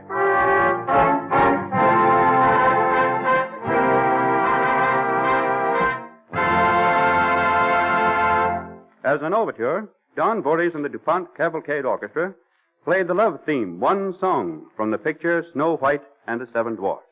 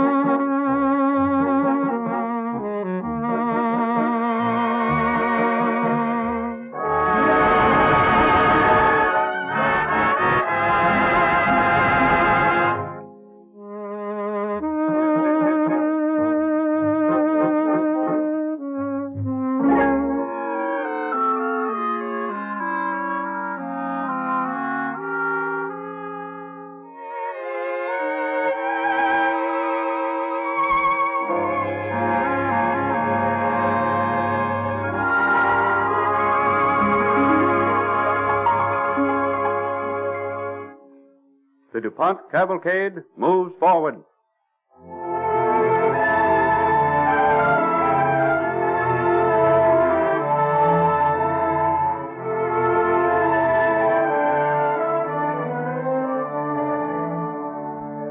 John James Audubon was born in 1785 in Haiti, of French parentage.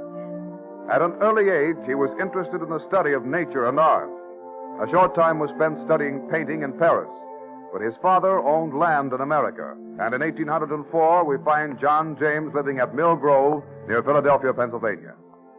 In the living room of her father's mansion at Fatland Field, Pennsylvania, pretty Lucy Bakewell looks up as a servant enters. Miss Bakewell, who you think is riding up the road fast as ever you please? The young French gentleman who's come to settle at Mill Grove. Oh, he must be coming to call on Father. It's rather a belated call, seeing he's lived here some weeks.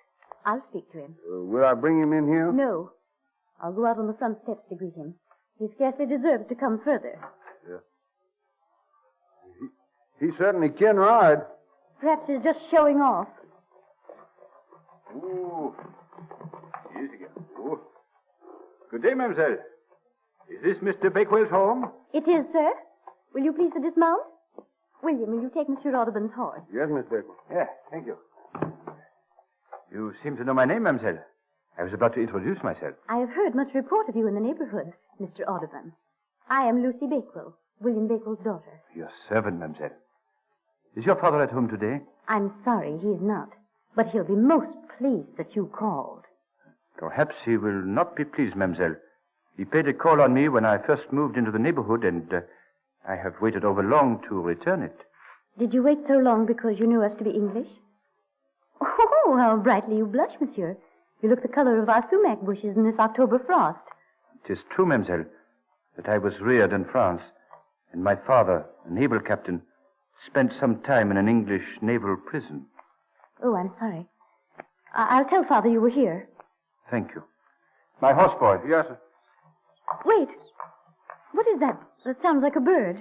It seems to come from your saddlebag, sir. Oh, I found a small nuthatch lying in the road as I was coming here. You capture birds, sir? Oh, I but captured it to help it, mademoiselle. One leg is hurt. I will show you. There. See for yourself. Oh, the poor darling. It's so soft and gray. Here. Hold it, mademoiselle. It's too frightened to peck. Here. Oh, how cute. I will take him home, cure him, and make him serve as a model for a drawing before I release him for good. Let me show you how his wing looks, spread. Oh, how beautiful he is. You hold him far more gently than I. Did you say you would draw his picture, but why? Because I love birds, mademoiselle, and think them marvelous work, and think them marvelous work, and think them marvelous work, and think them marvelous work, and think them marvelous work. I like the birds of France, but since my father has sent me here to manage his properties, I have thought of nothing but the birds of America. You like it here? Oh, indeed I do. And you mean to settle for good? I hope to, yes. So do we. At first we thought we should miss England, but this land has such warmth of color, such freedom. Aye, the turning of the leaves in autumn, this red and gold brilliance in the woods. There's naught to compare with it in France. Nor in England. I'm glad you like the woods too, monsieur. Oh, I spend all day riding about in them, observing each change breathless with pleasure as the winter draws on. And then I trap what birds I can that have not already flown south, and place a small band of silk thread on one leg that they cannot dislodge. And in the spring, I shall watch to see if the same birds come back to this neighborhood. Oh, you are truly scientific. And this small fellow, you'll band him with thread? Oh, yes, when he is well. Oh, well, perhaps the long ride home. He really should be taken care of at once, should he not? Yes, it would be better for him. He might be warmed by our fireplace and given a drop of warm tea. Might his finder not share in these benefits too, Mistress Lucy? I was rude to you when you rode up. I'm so sorry. I deserved punishment for neglecting to be friends with my neighbors. Father will be home at any moment. He'll be glad to welcome you. And since, after all, we live in America, the fact that you are French and we are English, should it matter now? It should not matter in the least, mademoiselle. For now we are Americans. William, please stable Mr. Audubon's horse. Yeah. And tell Martha to prepare us tea.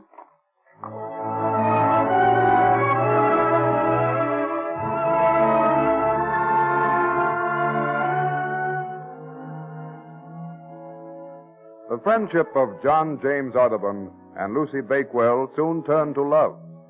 His devotion to the study of bird life was shared by the lovely young girl he determined to make his wife. Hoping to earn enough money to marry her, young Audubon went to Kentucky a few years later and set up a frontier store. In the spring, he returned. As he arrives at the Bakewell farm, Lucy is waiting for him. Lucy, how are you, my dearest? I'm well, John. I'm so happy to see you. Oh, you're as brown as an Indian. I'd scarce recognize my elegant Frenchman in this frontier garb. Oh, nay, I am not French now, Lucy, but a true Western settler. Will not your father be the better pleased with me? He will be glad to see you again, John James. All the family will rejoice that you're back. And as for Lucy, do you rejoice too? Of course.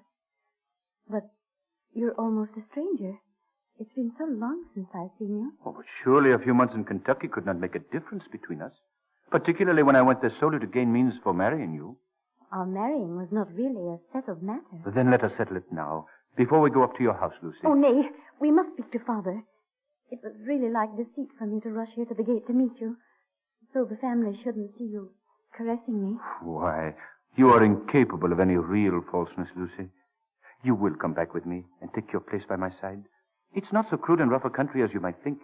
There are goodly folk already, and more arriving each month. Yes, but I somehow cannot imagine you, John, running a frontier store. Indeed?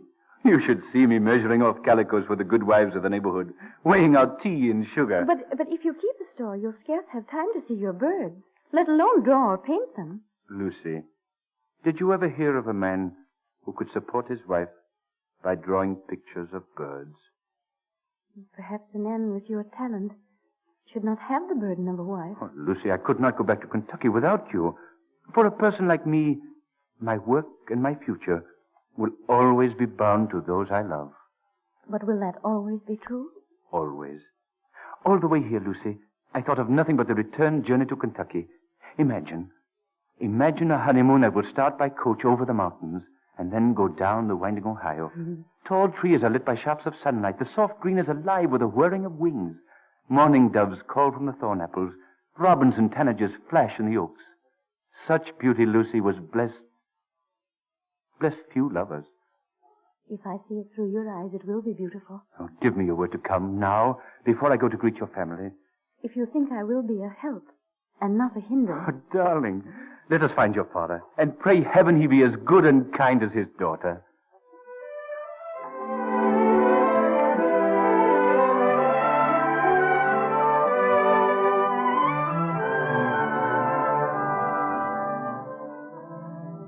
John Audubon and Lucy were married and followed the great American pilgrimage to the West. But misfortune seemed to harry all Audubon's plans. His frontier store did not prosper, and he and Lucy were saddened by the death of two of their children. In all this sorrow, John found his only consolation in his increasing skill in painting the wilderness birds. Finally, in 1819, several years after their marriage, increasing debts necessitated the selling of all their goods. Have we got all the chairs out, Charlie? Got 'em all, Mr. Ridge. Well, then better take this table next, I reckon. Sure thing. Oh, wait, please. Well, what's the matter now, Miss Audubon? Lucy, please come outside where it will be less painful for you. No, John. Mr. Ridge, I will no longer plead with you for each bit of our furniture. I'm resigned. But in the drawer of this table are a few trinkets which I did not remove. All right, I'll get 'em for you. Yeah. These what you want? Mostly paint and drawing pencils, ain't they? Yes, my husband, you know, he paints a great deal. So I heard. Reckon it's one reason he's losing his home. Well, I don't know whether I ought to let you have these pencils or not. But why not? Oh, let them go, Lucy. It is of no consequence. But, John, you have no other pencils. We can't see what we'd do with 'em, Mr. Ridge. We better ask the creditors first, because they're part of this property, and it's being sold up entire. Now, what's this at the bottom of the drawer? There looks to be an old portfolio filled with pictures of birds. You do these, Mr. Audubon? I fear you'll find them very trivial. No, they look right pretty. Look here, Charlie. Wild turkey cock. Yeah. Might be right out in the woods yourself looking at a bird like that. You're welcome to the lot. Oh, no, John, no. Why, we wouldn't take 'em, Miss Audubon. Pictures like that are pretty, but no daggone use in the world. Here you are. Thank you. Thank you very much. Thinking I'd take pictures. Well, come on, Charlie. I'll give you a hand with this table, and then we're through. You betcha. Wasn't much here anyway. Now, look out. Careful now. Come on, bring it along. I got Get out for that door. I have it. John, do not look so tragic. We have our future to think of. We must make our plans. Lucy, let us not waste time on the whimsical notion you spoke of last night, that I go to Louisville. You have friends there. It's a larger city, and your friends can help you to get more crayons and drawing paper. For what purpose, Lucy? To spend some time in the fields and woods, drawing your robins and tanagers. You'll forget this humiliation the sooner. I cannot afford to forget it. John, why cannot we muster courage to face the truth? We both knew soon after we came here that you were not suited to running a store. But instead of turning from this to your one great gift, We feared to take the chance. A gift? Rather a curse. Oh, no, John. When I've looked at your pictures, I've often thought, this is not painting alone, but history. Already the West is changing. The people coming after us, my dear, will never know the splendor of the West as we have known it, but they'll value its tradition in their lives. Enough to pay for it, you think? Oh, try it, John. Put the leaves of the trees and the strange flowers and the rush of wings on paper. Paint all the birds you can find in America. It would take years. Then the sooner you start, the better. I'll pack your knapsack tonight and at dawn you set out. But what would you do? I'd have to go south and east. While I'm wandering through the woods, how will you and the children live? When you settle anywhere for a while, we'll join you. I'll teach school. No. You'd be struggling along lonely, pitied by your neighbors. I'd be looking at your pictures at night, feeling myself back again. Back in those beautiful forests we rode through on our honeymoon. I've never forgotten them, John. I know how to cherish my happiness.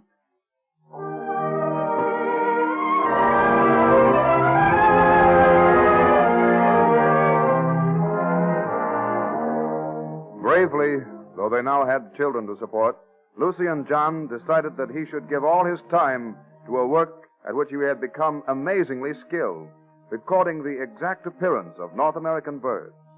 Lucy began to teach, going first to Cincinnati, while John Audubon worked in the wilderness, spending hours in the careful observation of birds and trees, and paying his expenses by making crayon portraits, his family struggling along without him.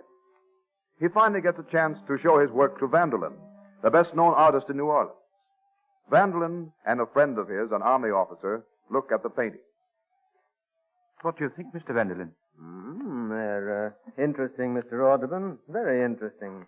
Don't you think so, Colonel?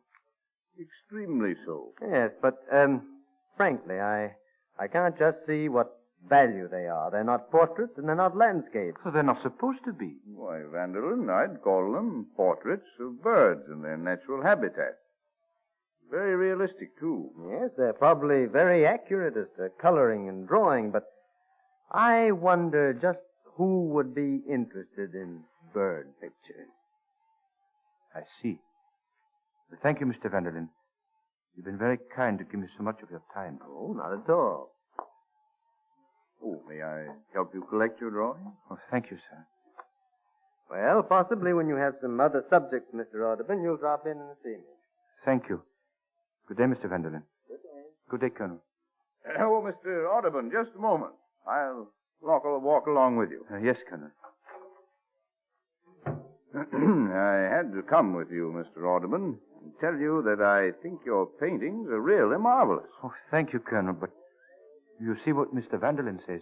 Oh, don't let him discourage you. I don't know anything about painting, but when I looked at those pictures, I really felt as if I was standing right there in the woods.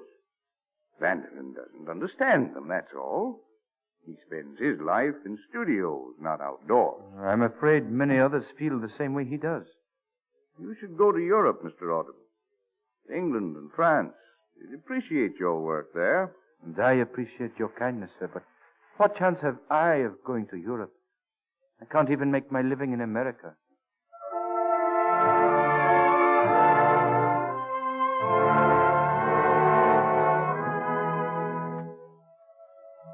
Audubon remained in Louisiana to paint birds and plants in settings of color and beauty.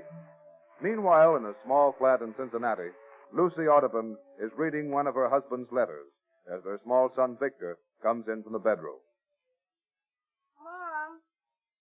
Mom! Oh, hush, Victor. Why did you wake up, dear?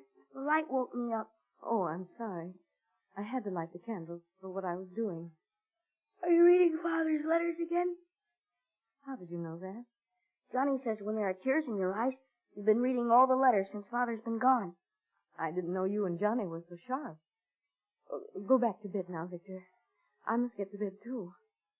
Do you get tired teaching school, Mom? Oh, everyone gets tired of what they do sometimes, Victor. Yes, but you're taking care of us at night and teaching all day. Are you going to bed? You'll wake up your brother. I'll whisper. It's cold in here. But it's nice and warm where Father is, isn't it? Yes. Louisiana is a heavenly place, he says. No snow like we're having here. He says he's painting birds and plants that are bright as in the tropics. And did he sell any pictures yet? Not yet. No bird pictures, I mean. He's painted a few little portraits, but he says people know from his clothes that he's poor, so not many of them want portraits by an unsuccessful artist. Too bad. Yes. But it doesn't really matter. Because your father's collecting pictures of hundreds of American birds. He really should go to Europe and get a reputation there. And in 2 years, I'll have saved enough. You see, that's the reason, Victor, that even with my teaching, we don't have much money. I must help your father before it's too late. I suppose he'll get to Europe if you want him to go. Yes, I want him to have a real triumph. You see, he's doing work that belongs to the world, and the world must hear of it. Look, dear, he sent some pictures to me with his letter. Oh, what's that? The snowy heron. The best one I ever saw. It's really beautiful, Mother. Yes, it's magnificent. Big white heron with those feathery plumes. That plantation house in the background. It's going to look awful pretty in the room. Can I wake up Johnny to look at it? Oh, dear. It is beautiful. Why are people so blind? When will he be happy and free to do his work?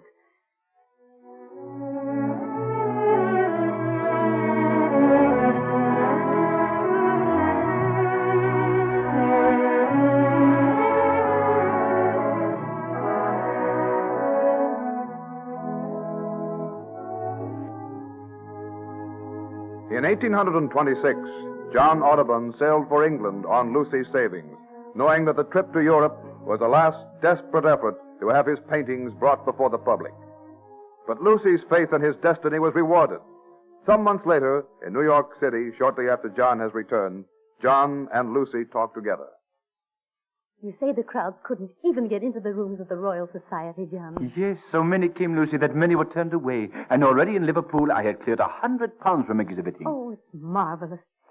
And Sir Walter Scott sent for you. Yes, he was most kind. He had seen my drawings and wanted to meet me. Who else met you, John? But did you not read my letters, Lucy? Naturally, I read them, silly. But I must hear about it as you tell it. Who else welcomed you? Well, Lord Elgin. He is the man who brought the marble statuary from the Parthenon to England. He drank a toast to me, Lucy. And then there was an appraiser at the Royal Society who said my painting of the wild turkey cock was worth 100 guineas. Why are you laughing, Lucy? That's the one the man at Henderson who took our furniture said wasn't worth a thing. So it was. I had forgotten. The Birds of America. It seems strange Europeans should be interested in a book like that. Oh, but they're very much interested in America, Lucy. I could find but one flaw. What was that? That you were not there for our triumph. For it was your triumph, too. It was your book. And I had no way to make them understand. Oh, John, I'll be content with an American triumph. It's not likely I'll have one. The Americans know their own birds and forests. Will not find the vision overwhelming. Maybe you're wrong, John. I have a message for you that I've not delivered. Oh, yes? What is it? A gentleman brought it. It's a welcome from the President. The President of the United States? Does that mean more to you than foreign royalty? Oh, much, much more. Yes. You are to go to Washington, where he wants to shake your hand. That will be my triumph, John. You've won the gratitude of your own country.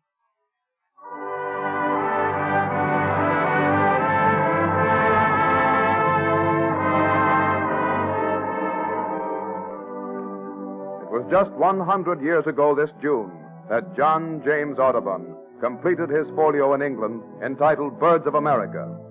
Evidence of renewal of interest in the work of Audubon is to be found in the national exhibition of his original paintings, including the famous turkey cock, which the Academy of Natural Sciences of Philadelphia will hold from April 26th to June 1st this year.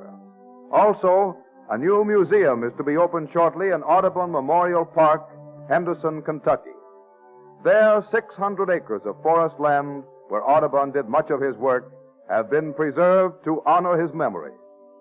This evening, DuPont salutes John James Audubon, American painter and naturalist in the Cavalcade of America.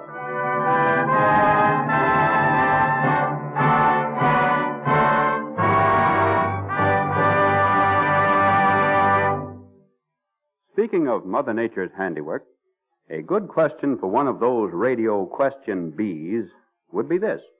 What is camphor? An animal, vegetable, or mineral product?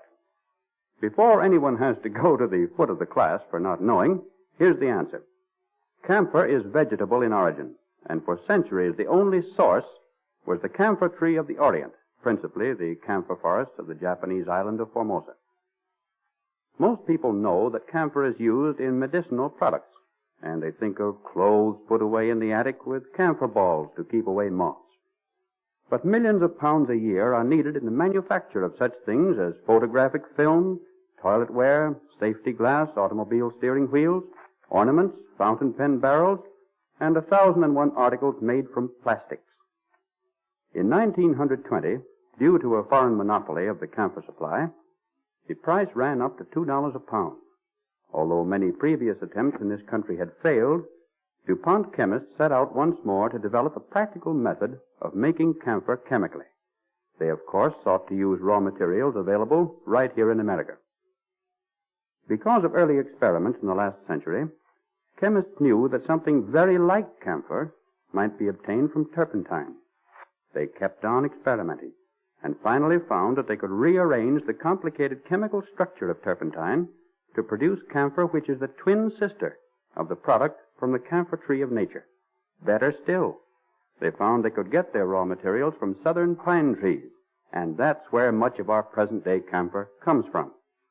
After extraction, the basic material, pinene, is shipped to Deepwater Point on the Delaware River, where DuPont has built the only synthetic camphor plant now operating successfully in this country.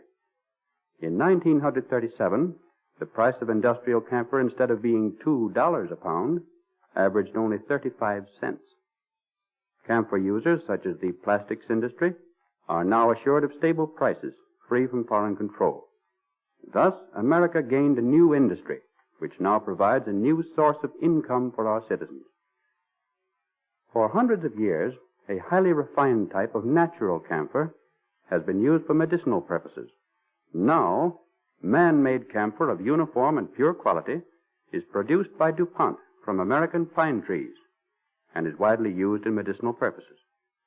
The story of man-made camphor shows how resourceful chemists are in finding ways to create and produce at low cost products that the country needs, and is one more example of how the DuPont Company carries out its pledge. Better things for better living through chemistry.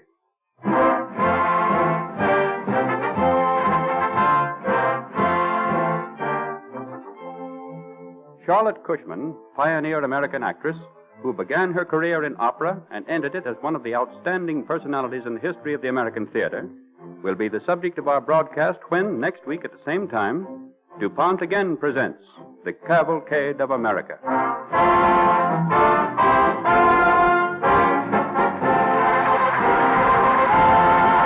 This is the Columbia Broadcasting System.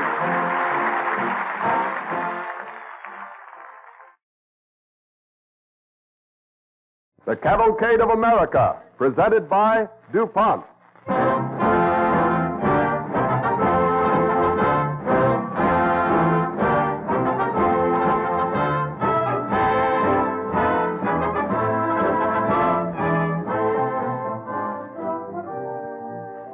This evening, the DuPont Cavalcade presents the story of Charlotte Cushman, America's first great actress. Through her pioneering efforts in the early theater of this country, the drama received an impetus that carried it to a foremost place in the standard of American culture. You'll enjoy the story of chemistry at the close of our broadcast tonight. It's about perfumes and aromatics. You might think, for instance, that 10 tons of violets would make some pretty nice violet perfume. But something is missing. How DuPont research chemists improve on nature and supply just the right aromatic to create a true violet odor is one of the many curious facts told in tonight's story of better things for better living through chemistry.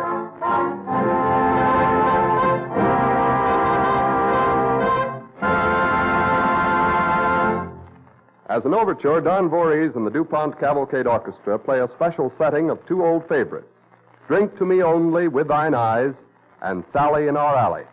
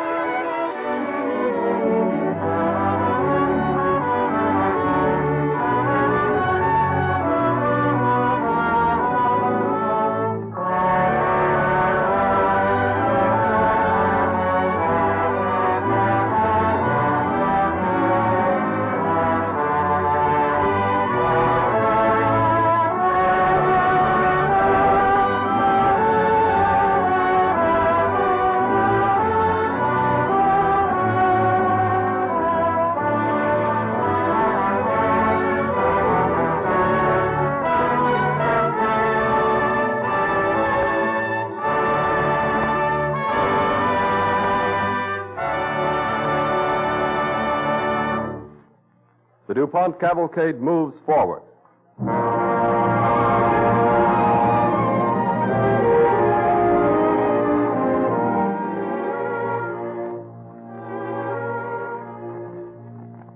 To be the first great American actress is a unique distinction. Through the brilliant versatility and genius of Charlotte Cushman, the American stage achieved its earliest prominence. Born July 23, 1816, of Pilgrim ancestry, Charlotte, at the age of 19, had resolutely determined to support her poverty-stricken family. Thus, one Sunday morning, she is talking excitedly with her sister on the steps of an old Boston church before services. Susan, is he here? I don't know, Charlotte. I looked for Mr. Mater everywhere. Oh, he'll come. I'm sure he will. Perhaps he isn't coming after all. Oh, he must. He promised to meet you on the church steps this morning. Good morning, Miss Black.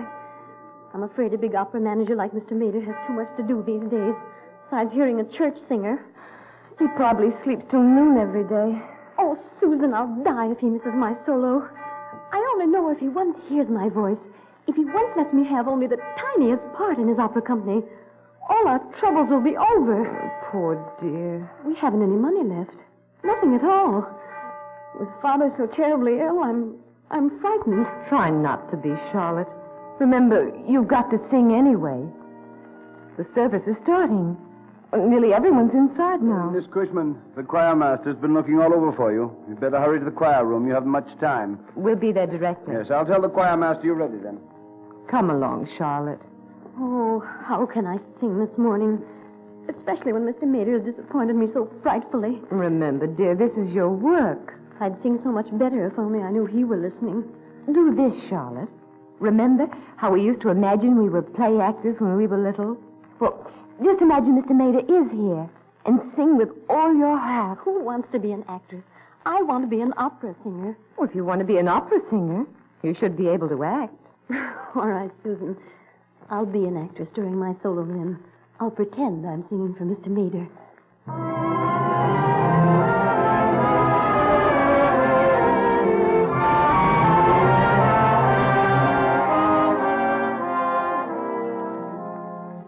Charlotte and Susan hurry to the choir room. The services begin.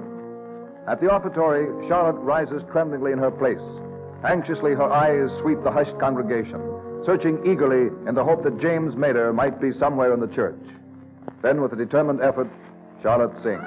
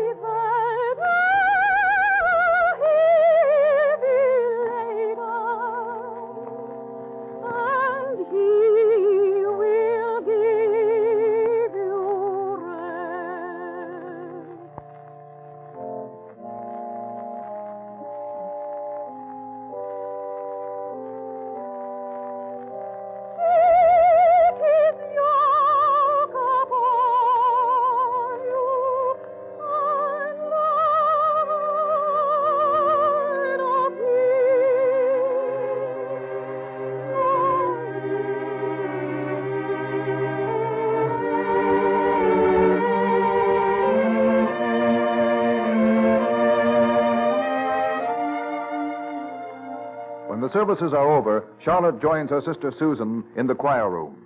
Oh, Charlotte, your solo is heavenly. Well, anyway, I pretended Mr. Mater was right here in the church listening to me.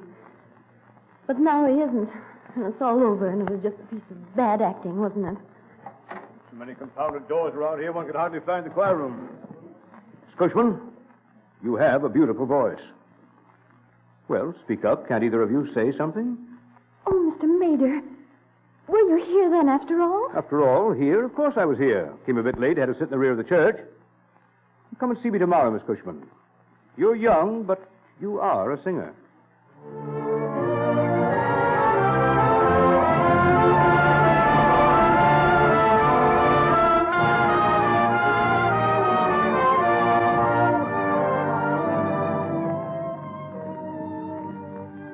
So Charlotte made her debut in the role of the Countess Almaviva in James Mater's production of Mozart's The Marriage of Figaro at the Tremont Theater in Boston. The city went wild with enthusiasm over the young prima donna. The girl's eager, ambitious mind was filled with glimmering visions of a rapturous operatic career. But one night in New Orleans, James Mater and Charlotte's sister Susan stand in the wings of the opera house as Charlotte sings her aria.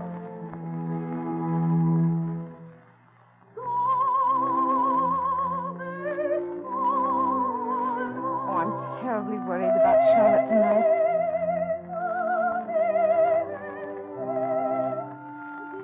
She tries too hard. She's overworked her voice. Charlotte's been singing too much lately, Mr. Mater. She's just tired tonight, I think. No, it's more than that, Susan. In spite of my warning, she constantly strains for those high notes. She's ruining her voice if she hasn't already ruined it. You don't really think that... Listen.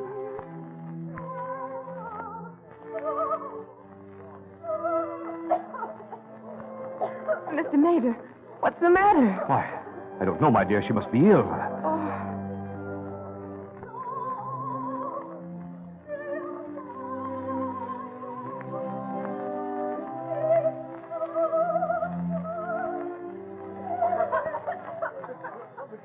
Quick, Ryan. Drop the curtain. Yes, sir. Charlotte, come here, dear. We'll go along to your dressing room. Miss Cushman, what happened? Charlotte. Oh, Mr. Maynard, I don't know what could have happened. My throat is gone. I'll get you some water. Oh, never mind, my dear. Ryan, tell Miss Henshaw to go on in Miss Cushman's part. Yes, sir. Yes, we're going to take Miss Cushman to her dressing room. She must rest. Come along, Charlotte. Oh, Mr. Maynard, I can't understand this. I didn't think I could lose my voice. So all of a sudden, I wanted to be a success so desperate. Well, that's often the way, my dear. I don't blame you. I censure your ambition. But now it's all over. Completely finished. I'm a failure. Oh, don't say that, Charlotte. Don't say it because it isn't true at all. Oh, it is true. I know. Charlotte, come in the dressing room, dear. We can talk so much better then. Are they going on with the performance, Mr. Maynard? Well, of course, my dear. Miss Henshaw will finish the opera for you. And after a good night's sleep, Charlotte, you'll be as fresh as ever. Tomorrow you'll see that... There won't be any tomorrow, Susan. My voice is ruined. I know. My operatic career is over. Oh, don't take it so hard, Charlotte. It may not be so. Oh, I'm a failure. I don't know what I'll do now. Well, you're not a failure, Charlotte. Of course you're not, Charlotte. You just wanted success too suddenly, that's all. You overworked your voice. You must rest. You mustn't jump at conclusions too quickly. One night, one failure doesn't mean your operatic career is over. But I know my own voice. I shall never sing again. Oh, Charlotte. Oh, answer, Susan. I don't want to see anyone. All right, Charlotte. Yes? What is it? I'm a friend of Jim Mader. Could I speak to Miss Cushman, Oh, please? come in, Barton. Come in. I'm delighted to see you. This is Mr. Barton, Charlotte. He's a dramatic coach and a producer. It's a pleasure to meet you, Miss Cushman. I was out in the house tonight, but please. I realized what happened, that your voice was overstrained. Miss Cushman, I'm going to speak impulsively and quickly. Will you listen? Certainly. Go on, Mr. Barton. Miss Cushman, it's true you did not appear to the best musical advantage tonight. And yet, you were absolutely dominating out there on that stage. Your dramatic presence is astonishingly superb. Would you consider becoming an actress? Charlotte. There, you see, Charlotte? The world is full of careers. An actress? Oh, yes. Tell me, Mr. Barton, do you think I might become an actress? I'll teach you. But you must work very hard. Oh, I will. I vow I will.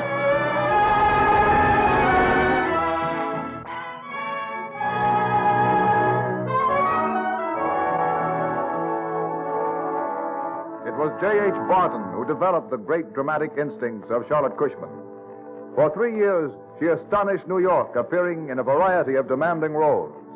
Then, in 1844, determined to bring unusual distinction to the American theater, the actress sailed for England.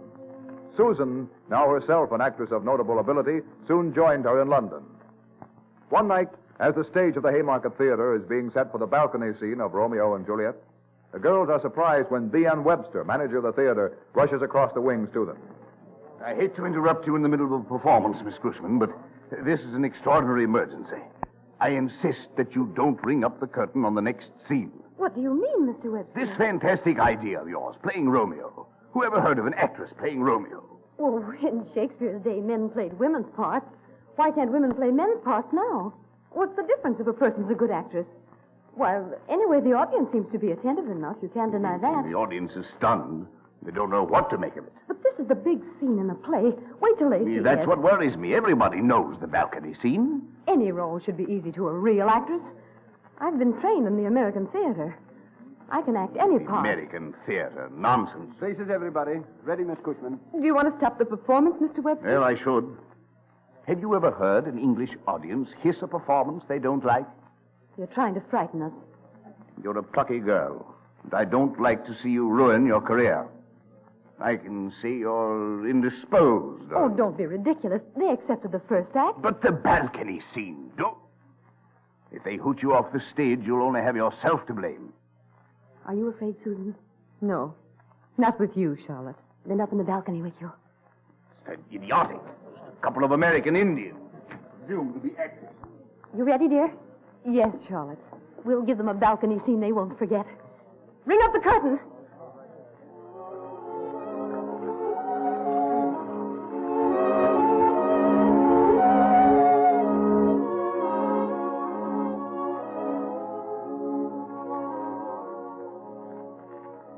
He jests at scars that never felt a wound.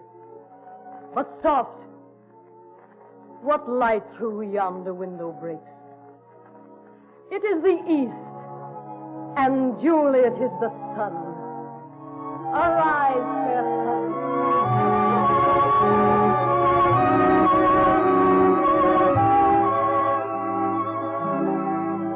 In the old Haymarket Theater, the audience sat enthralled as the beautiful voices of these young American players rose in lyric recitation of the tenderest love passages in literature. The silence is breathless as the scene draws to a close. Good night. Good night. Parting is such sweet sorrow that I shall say good night till it be morrow. Sleep dwell upon thine eyes, peace in thy breast. Would I were sleep and peace, so sweet to rest.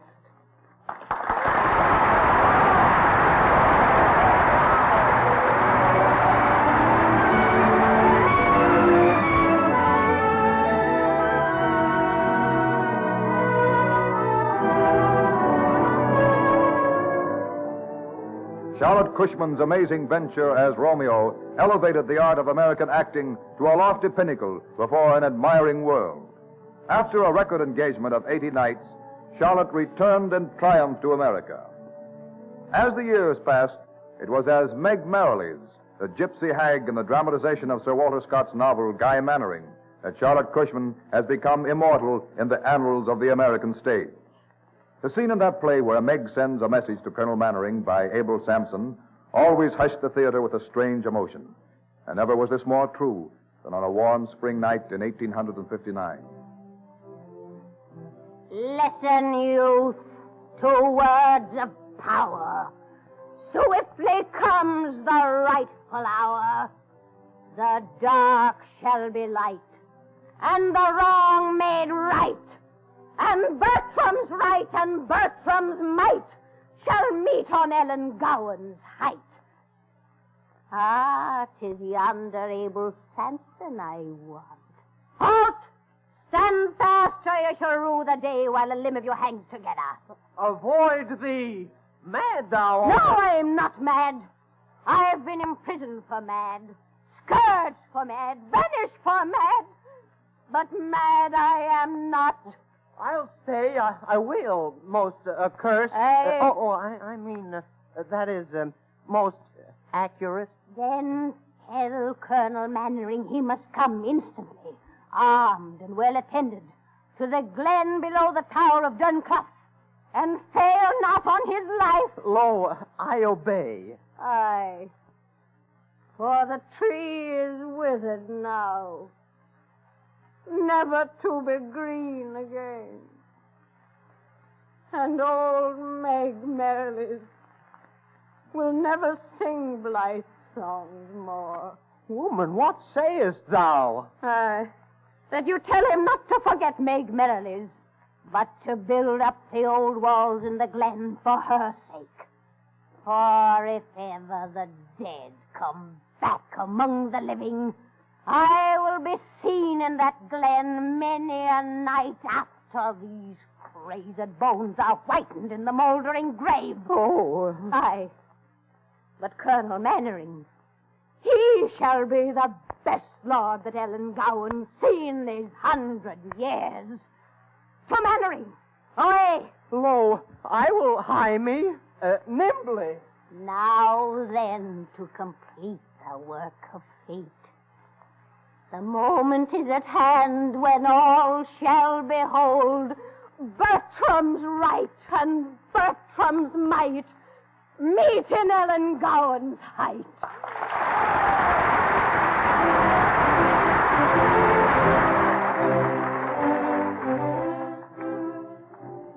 When the curtain falls on the play that night, Charlotte finds her old dramatic coach, Mr. Barton, waiting for her in the wings. Charlotte, my dear, how good it is to see you. After all these years, my old friend. It's almost like old times. Almost. I felt I had to come tonight. Yes, I understand. This is Mr. Carney, Mr. Barton. How do you do, sir? A pleasure, sir. He's Abel Sampson in the cast. That was a great performance, Miss Cushman. Don't you think so, Mr. Barton? You'll excuse me, won't you? I don't feel like talking just now. I'm a little tired. I'll wait for you at the stage door, Charlotte. Mr. Barton, I've played with a lot of actresses, but never have I been as moved as I was tonight. Didn't she play that scene magnificently? More magnificently than you think, I'm afraid. Oh, I'll never forget the way she said that line. The tree is withered now, never to be green again. She put her whole heart into it. She most certainly did, young man. Her sister Susan died this afternoon.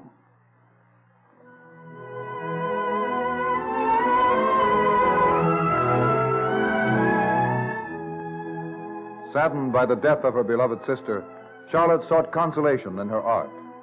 The greatest actress of her day, her name was billed with the foremost names in the theater of her age. After her retirement from the stage, Charlotte gave a series of dramatic readings throughout the nation. One evening in 1875, as she leaves the platform of a theater in Chicago, a young girl approaches her. Miss Cushman? Yes? What is it? Miss Cushman, could I speak with you a moment? I'm an actress. My name is Jane Lewis. Certainly, Jane. Come over here. We'll sit down. Thank you. It's awfully nice of you. Now then, what did you want to talk to me about? Well, Miss Cushman, as I said, I'm an actress. Just a little stock company, you know. But I'm young and I want your advice. Oh, I've got loads of friends, but yours is the opinion I'd like to have. What's bothering you, my dear? You see, it's this. I'm in love. Yes? And if I do get married, my fiancé wants me to give up the theater. I see. And you want my advice, do you, Jane? As an actress. Yes, Miss Cushman. As an actress? Well, that'll be a little more difficult than if I advised you as a woman, my dear. No. As an actress. Please, Miss Cushman. Very well, Jane. Now, what I'm going to say to you, my child... Oh, I wish it might be written on the wall of every young American actress's dressing room. It is this. I found my career to be sadly real and intensely earnest. To be thoroughly earnest is the secret of success, Jane. Art is an absolute taskmaster. It will not be trifled with or slighted. Art requires the most entire self-devotion. There's your answer, Jane. And it repays. Ah, yes. It repays with glorious triumphs.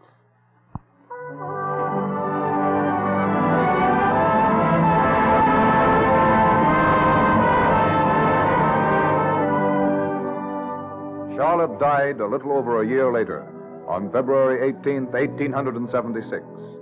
In an age when actresses are customarily typed, the memory of this pioneer American artist who portrayed roles of every age and description becomes an inspiration. The Cushman clubs maintained in several cities throughout the United States for actresses touring with road companies symbolize a tribute to the ever-present spirit of Charlotte Cushman. The only actress to achieve a place in the Hall of Fame, DuPont salutes Charlotte Cushman in the Cavalcade of America.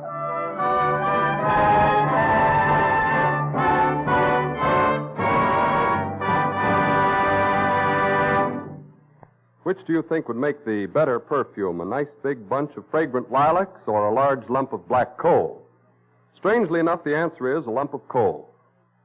No one has ever succeeded in producing the true lilac odor by extracting the natural oils from the flower itself. But from coal, chemists extract coal tar, which provides bases for sweet-smelling perfumes. Of course, the natural flowers are used in certain cases to produce perfumes. But 10 tons of violets, for example, are needed to get a single ounce of natural violet essence. That's a mighty slow and expensive operation. And even when nature's own flowers are used, something is missing in the final extract. It really doesn't smell like violets do. So chemists add man-made essences to bring out the true odor of violets. Chemists have developed more than 1,000 chemicals called aromatics. This has made it possible for millions to enjoy perfumes that once were far too expensive for the average purse because of the lack of, and therefore the high cost of, nature's ingredients. Today, DuPont chemists duplicate odors like lilac or lily of the valley, which could not be produced a few years ago at any cost. The chemist, too, has originated many pleasing new odors that even old Mother Nature never thought of. One of the latest made from a coal tar product is trademarked Alpine Violet. Perfumes made with DuPont aromatics provide the elusive fragrance of a flower called the mountain cyclamen. Many a musk deer now racing happily across the rocky slopes of Tibet owes its life to the research chemist.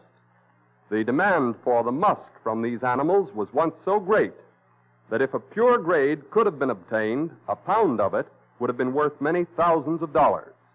So the musk deer stood a good chance of becoming exterminated until the chemist made a synthetic musk for a fraction of the price. The synthetic musk blends many odors into one and at the same time gives permanence or lasting power to perfumes. These aromatic bases impart a pleasant odor to soaps, cosmetics, and toilet goods of all kinds. They also give an agreeable scent to leather, paints, textiles, and linoleum. Perfumes are even used to make medicines and inks pleasing to our sense of smell. In fact, many products that serve us daily would offend our noses if it were not for the art of perfumery. Aromatic bases are just a few of the useful products that DuPont chemists make from coal tar. And coal tar is but one of the many raw materials with which DuPont chemists work in their constant effort to provide better things for better living through chemistry.